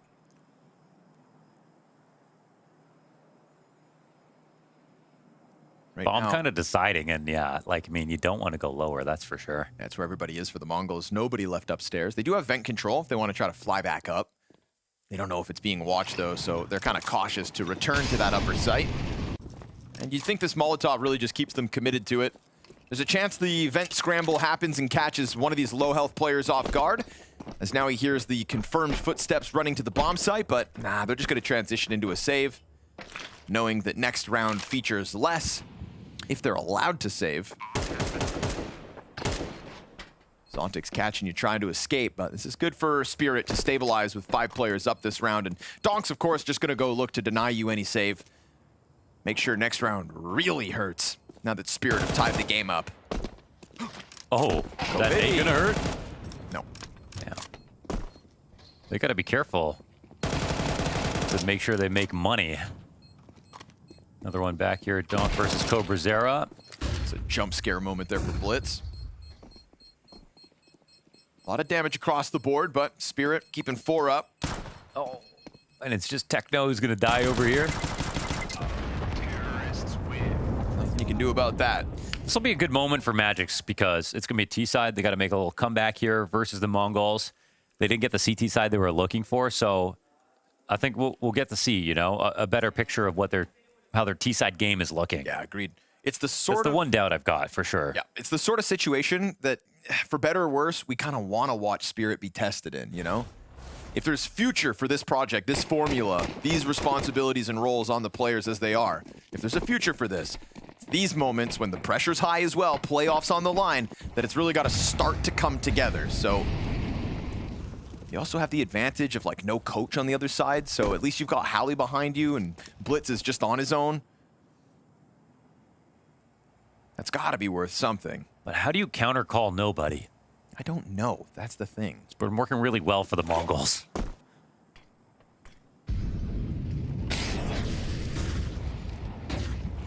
Pistols in hand, sitting behind the blue box, and Donk's already found his first victim. Working with so little is going to make this one nice and easy. If Spirit can walk away with a majority alive again, then the T side's got something to say. And Donk collects a second. So doing what he does best, murder. Team Spirit in the lead, 15 rounds into the game. They'll secure it 8-7 with the T side ahead.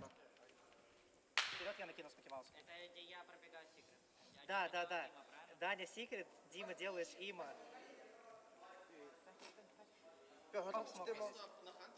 Magic's got a plan. Да, я тебе флеш держу там, если чел. One can only hope.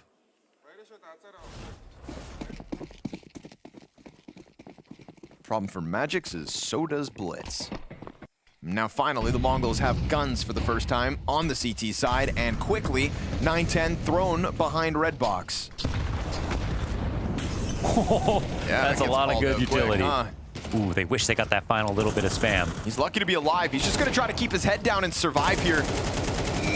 Not going to happen on Magic's watch, but he does lose teammates in the process. So man advantage and a well-timed pop-up here for Mzinho is going to delete Donk to near down to sub 50 HP. Magic's whittled down. Man advantage momentarily, and they'll keep that pressure on. Nicely done once they've got their weapons. The Mongols come out ferocious outside. I don't even know how they got those kills, really. It looked like the game plan was all just trying to coordinate attack on 9-10. They got so much damage, but while they didn't finish him right in that moment, it's 2 kills back out of the Mongols. It's frustrating for Magix because, well, they both use that time to talk about what to do outside, and an aggressive game plan. That's what Mongols were looking for.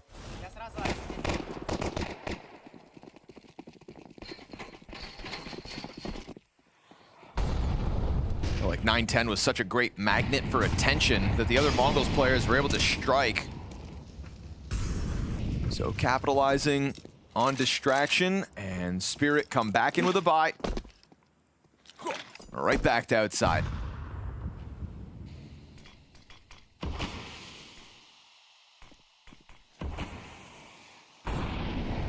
But far less presence for the Mongols in terms of trying to control red. No Mzinho pop-up setup, just Blitz leaning back, deep garage. A lot of bodies on the other side of those smokes.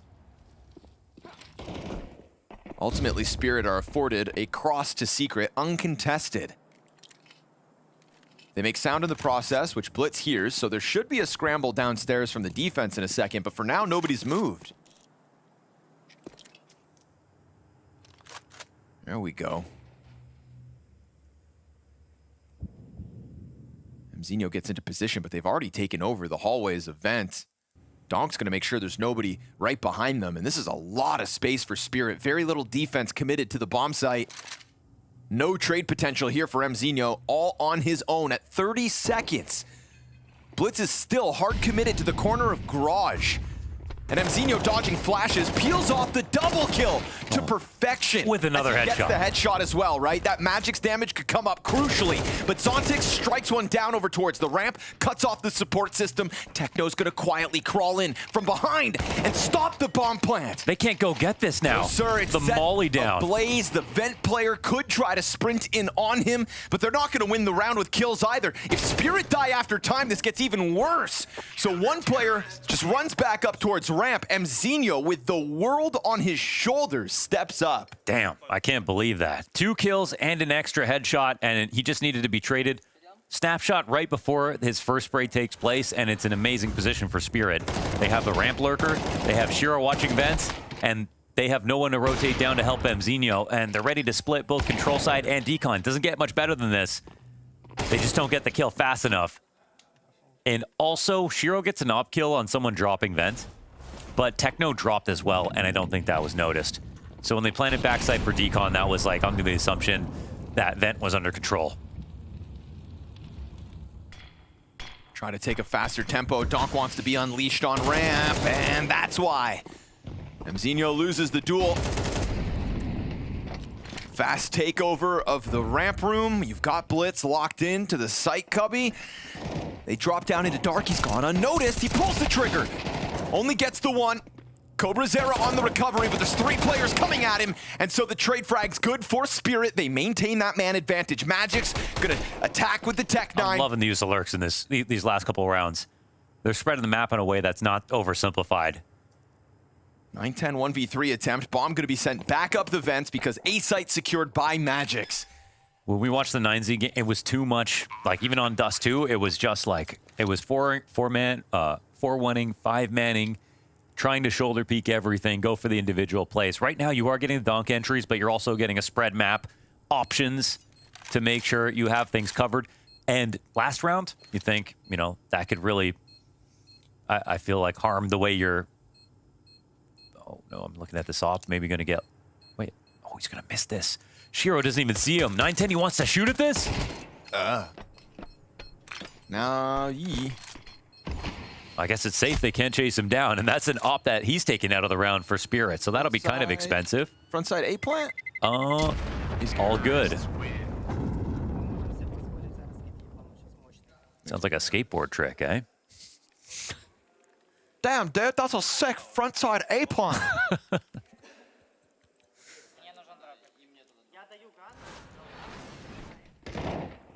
But when they didn't clear this, I was like, oh no.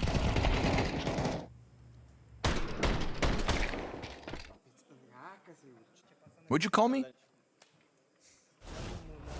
little frustration there for MongolZ. Feels like that'll be felt across the Mongols. We go back and forth. That was Magic on a Tech-9 again. Yeah. Poor guy's limited, but at least he's got grenades. Pushing off the ramp into Zontix. Using their AK against them in a second. And he's not the only guy inside of lobby either, so he feels freed up to... Oh, I thought he was gonna try to cheese a peek in there, but no, sir. How much further do the Mongols want to push their luck in this lobby crunch? Not going much farther yet. Don't kill Donk with the auto shotty. He's gonna rage. Techno, you can't do it. Oh, he can do it. No, he's gonna tuck into the closer corner too. No, he's having second thoughts here. Everybody on the extreme discipline contest right here. Maximum patience. Oh. There it is. Only the one, but if you're gonna kill anybody, killing Donk's the way to do it. And Tanir can't get anything out of that entry as he tries to hit the bomb site, so they'll just be sent back frantically towards the ramp. Pistols out, jumping through smoke? I don't think so. MongolZ confident to press in against it. They never know how close the Mongols were to that forward trophy control, so MongolZ catching them off guard to the 4 versus 2. And now it's starting to feel like a one-off round win if Spirit aren't careful, which means economic problems, the threat of a reset, and all while Mongols secure double digits first. Speaking of not careful, that was Shiro going a little too quick. Could have gone through the smoke if they wanted to pop through on both sides, but instead, it was simply a smoke that was being watched, and that was just way too easy of a frag.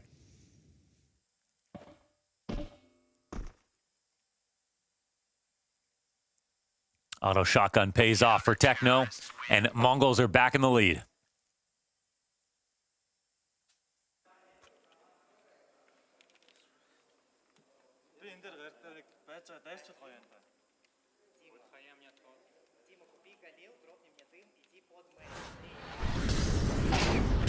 Splattered inside a hut. Do we have his reaction?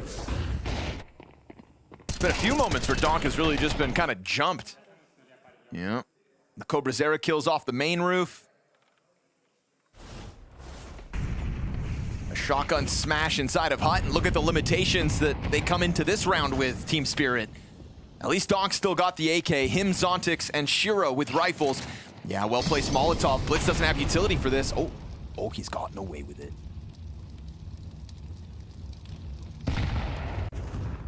it's possible they still clear this. I wonder if Blitz is going to make a move now. I was going to say, right? What if he tries to time this before they come into the A commitment? Oh, this is sloppy, actually. Left Mini open, and CobraZera dies to nothing. Now Blitz is going to activate. He'll catch one in main. That's to near dead, but he at least pulled the pin on the smoke, so he still kind of gets what he wanted. And bomb goes down on A site. Ramp's been taken over by Zontix. He'll be caught by MZ. Does that open up the threat of a retake, or do they just opt to save? Yeah, they could go heaven if they want to, I guess. But yeah, that fresh smoke still going for them in Mini. They're wrapping it back around this and trying to cut off lobby in case this is where the save's going to take place. I like the lack of hesitation there from Spirit. It's going to be a good moment, definitely, to get the kills. To not allow Spirit to save. It's very likely they're going to come this way. Let's see if they go out Mini. Yeah, okay, wise of them. Good call. It was no resistance on the way in, so no resistance on the way out either. But I like that there was no hesitation from Spirit. You moved outside again as a pack. You're not getting any tests, when usually there has been presence out there. But like you said, sloppy inside the A site, huh? Yeah, it was pretty sloppy. CobraZera, I mean, it's just a communication. Outside was a total threat. No one was watching it. Mini wasn't smoked. No one's playing squeaky with him. He had every reason in the world to be worried, and to be fair to him, he is alone, so there's only so much he can watch if it's going to be an A split in the first place. He's also relying on other people to tell him where the gaps are when it gets chaotic. So that's the third timeout used. There are 3 left for the Mongols, but if you're just watching, they will not use any timeouts. So that's the last timeout for the game called. At least in regulation. 4 rounds left to play out. Overtime still potential.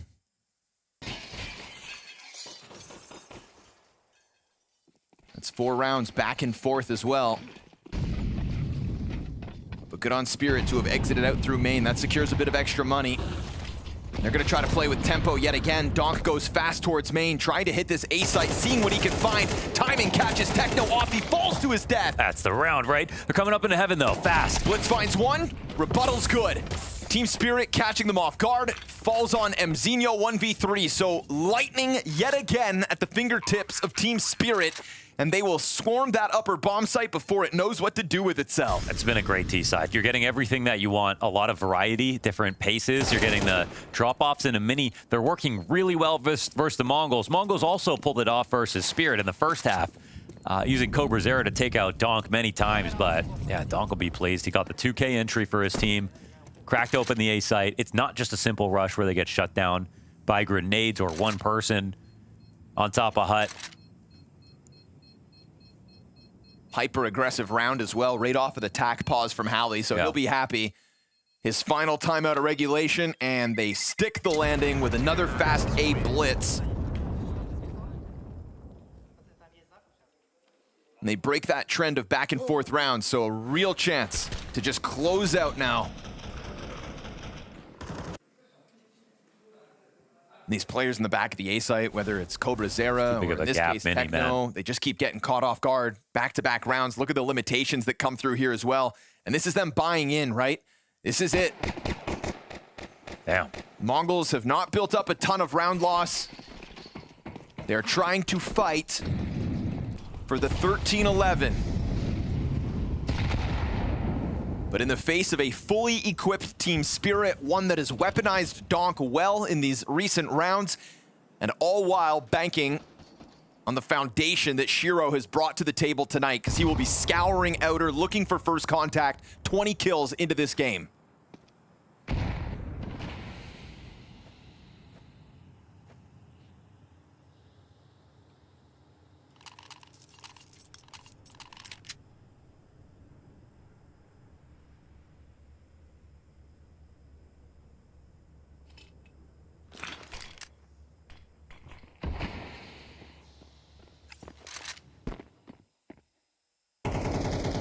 Brought rounds like this close. Spirit will be a touch nervous, I'm sure. They don't think this is going to be a free 12th round. They don't want to make that mistake, but they do deviate from what's been working. Keeping Squeaky smoked, actually. I mean, it's a call-out, Spirit. This is what they want. At 45 seconds. They can come out late and still frag. It kind of depends right now if Mongols are going to it'll bring another player into the A site, but for now, it's still only an MP9 and a 5-7. Try to take a look at ramp first, at least applying pressure. They can't really take ramp though, right? The time left over, they can't do anything with this. It's just a setup. Why just even so that waste they a could guy? try to go back to lobby, maybe hopefully pull the Mongols players away, but the MP9 pounces on the Opper. Shiro's got nothing to say about it this time. 9-10, blind momentarily, good shot. Tanir's got himself a double. Backside, does it crumble? No. It holds on a second longer. Magic's pinched, and the Mongols fight for it. An 11th round secured with lesser weapons. I got really scared about that second smoke. Going ramp kind of didn't really make any sense at 26 seconds. There's not even a real threat you could take it. There was no threat of lower from an outside split. Vent control was still Mongols, so all you did was get someone killed. They could have let them throw a couple nades, let them hang out at ramp if they wanted to, and then focus on the upper split. There could have been a second guy to trade with Shiro, who missed his first op shot. And again, 5-7 and an MP9 upstairs to go through.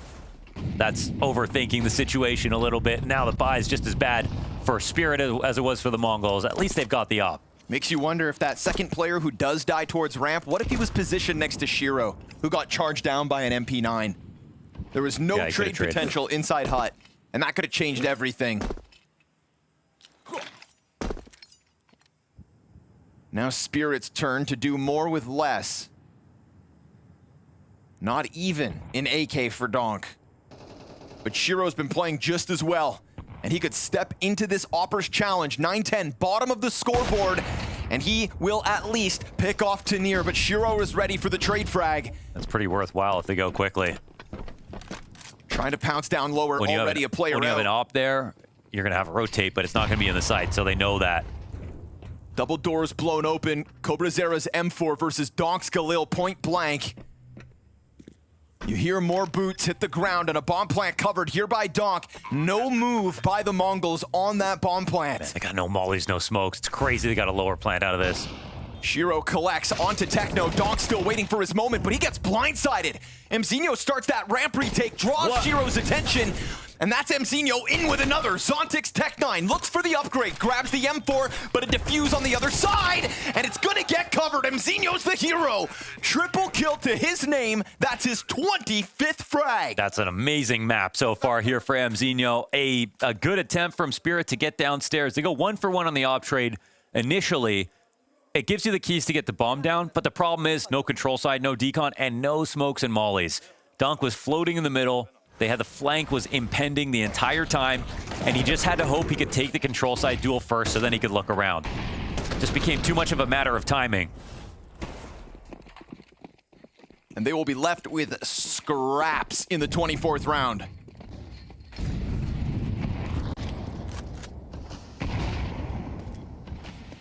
Donk's been all over them. But now limited to the Desert Eagle.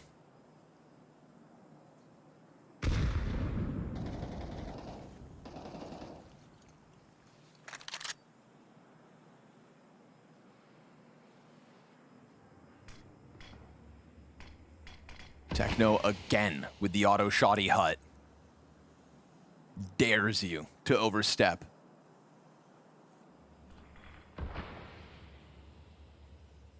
Why not, man? It's a one-shot kill. The guns aren't even great on the other side. And I mean, Mongols had to spend all their money for this, so can't get everything they want.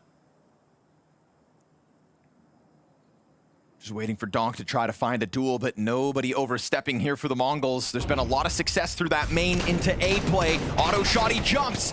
Zontix gets the trade at least, but they've lost Donk. He'll have no mark in this final round. It's Zontix and Tanir instead. That heaven flank and further damage, but the Mongols will secure it. 24 rounds of nuke needed. Their T-side kickoff drives this force, and CobraZera with a few rounds to be proud of, but it's MZ at the top as they'll have this one map advantage. That was an insane back and forth, and when Spirit were able to get consecutive rounds for themselves, you thought this is it. They've got that momentum to be able to close out Nuke for themselves, have that advantage go in their favor, but MongolZ said, not really, now it's our turn to win consecutive rounds. Momentum doesn't really mean anything if the Mongols can just stop you dead in your tracks. Spirit became oddly one note throughout the tail end of that game. And I guess, well, when I say oddly, maybe I would take that back just because it still looks like a really fresh roster. Whereas on the other side, the Mongols put together a really cool variety of rounds for their own T side. I'm pretty shocked at how many times CobraZera got the better of Donk towards outside, and Mazinho was just pure X factor in this one. I really got the feeling that whenever Spirit got into position that was winnable, it came off of them either playing fast where they didn't have to think too much mid-round, but it was also at a point where when they got that opening fight, they would just go at it, because the rounds that we saw when they would, you know, do an inner split or try to do like a fake and then go ram, they would be blocked by a smoke, then returning back in.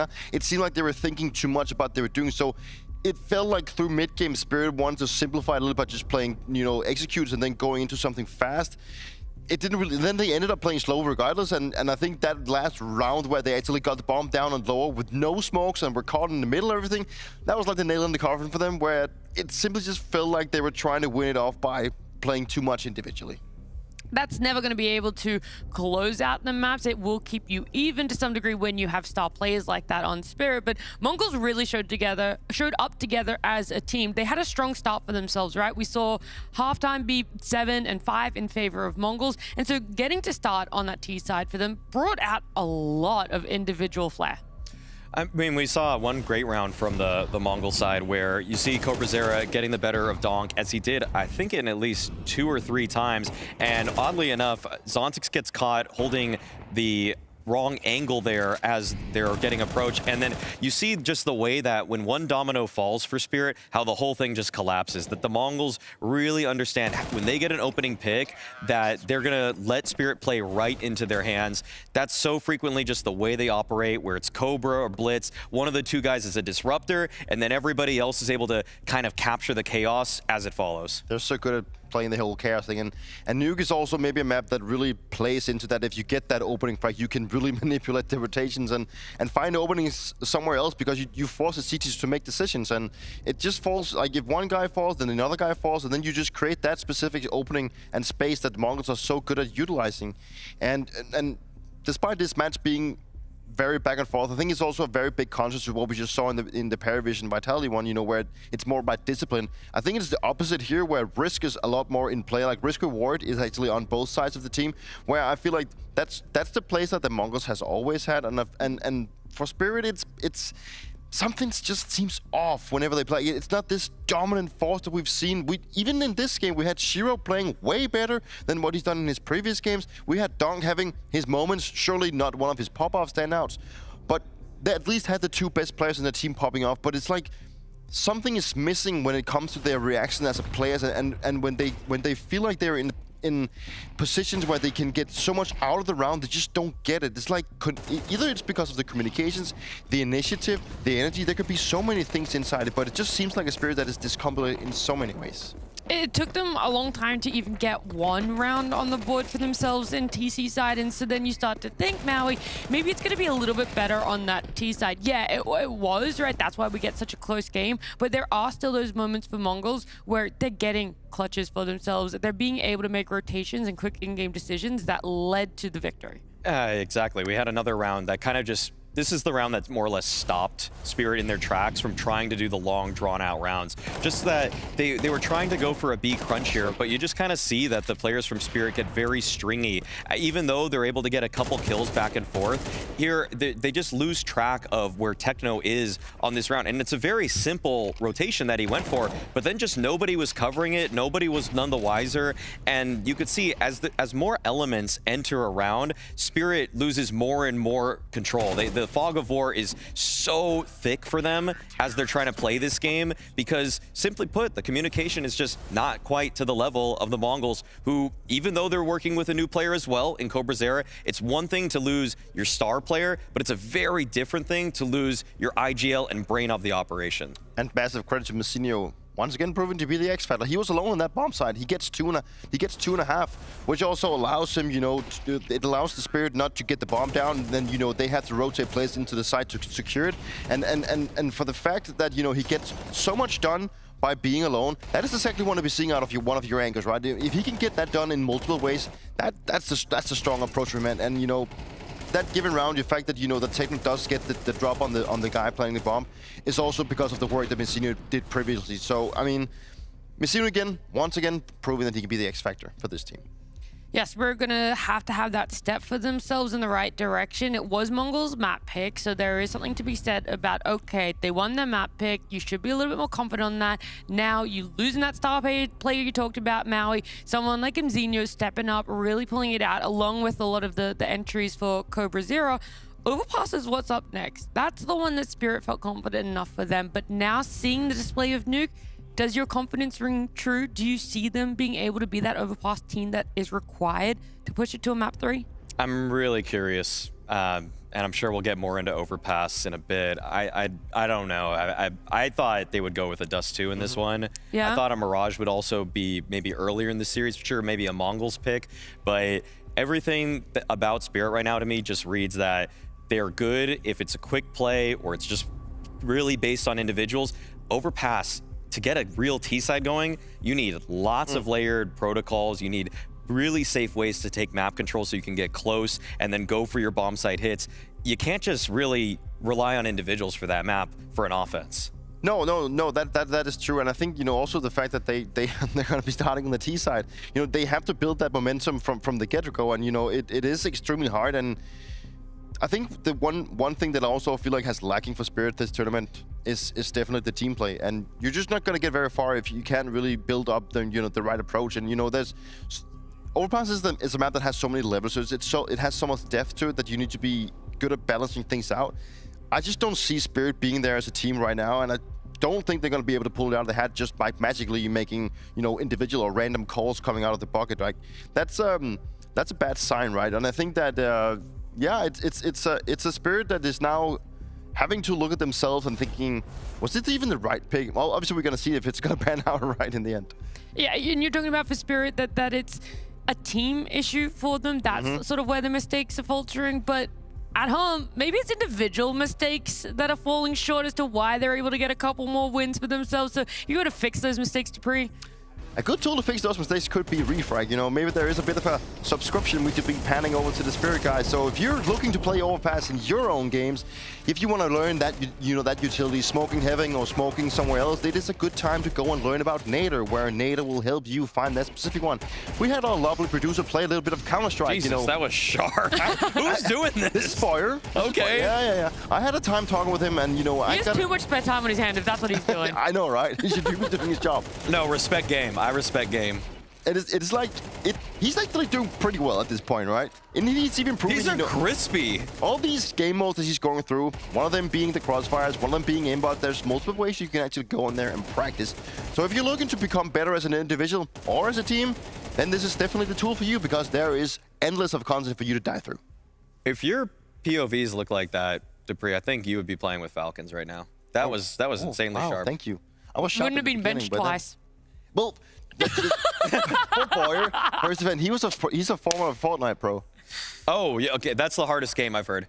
I heard that's the hardest game. Well, apparently we're not going to dive down into that sort of story, all right? No one at home wants to hear about it either. Instead, they want to see a break, because that means we're one step closer to seeing if MongolZ close it out 2-0 or if Spirit are going to be able to win their map pick and Overpass.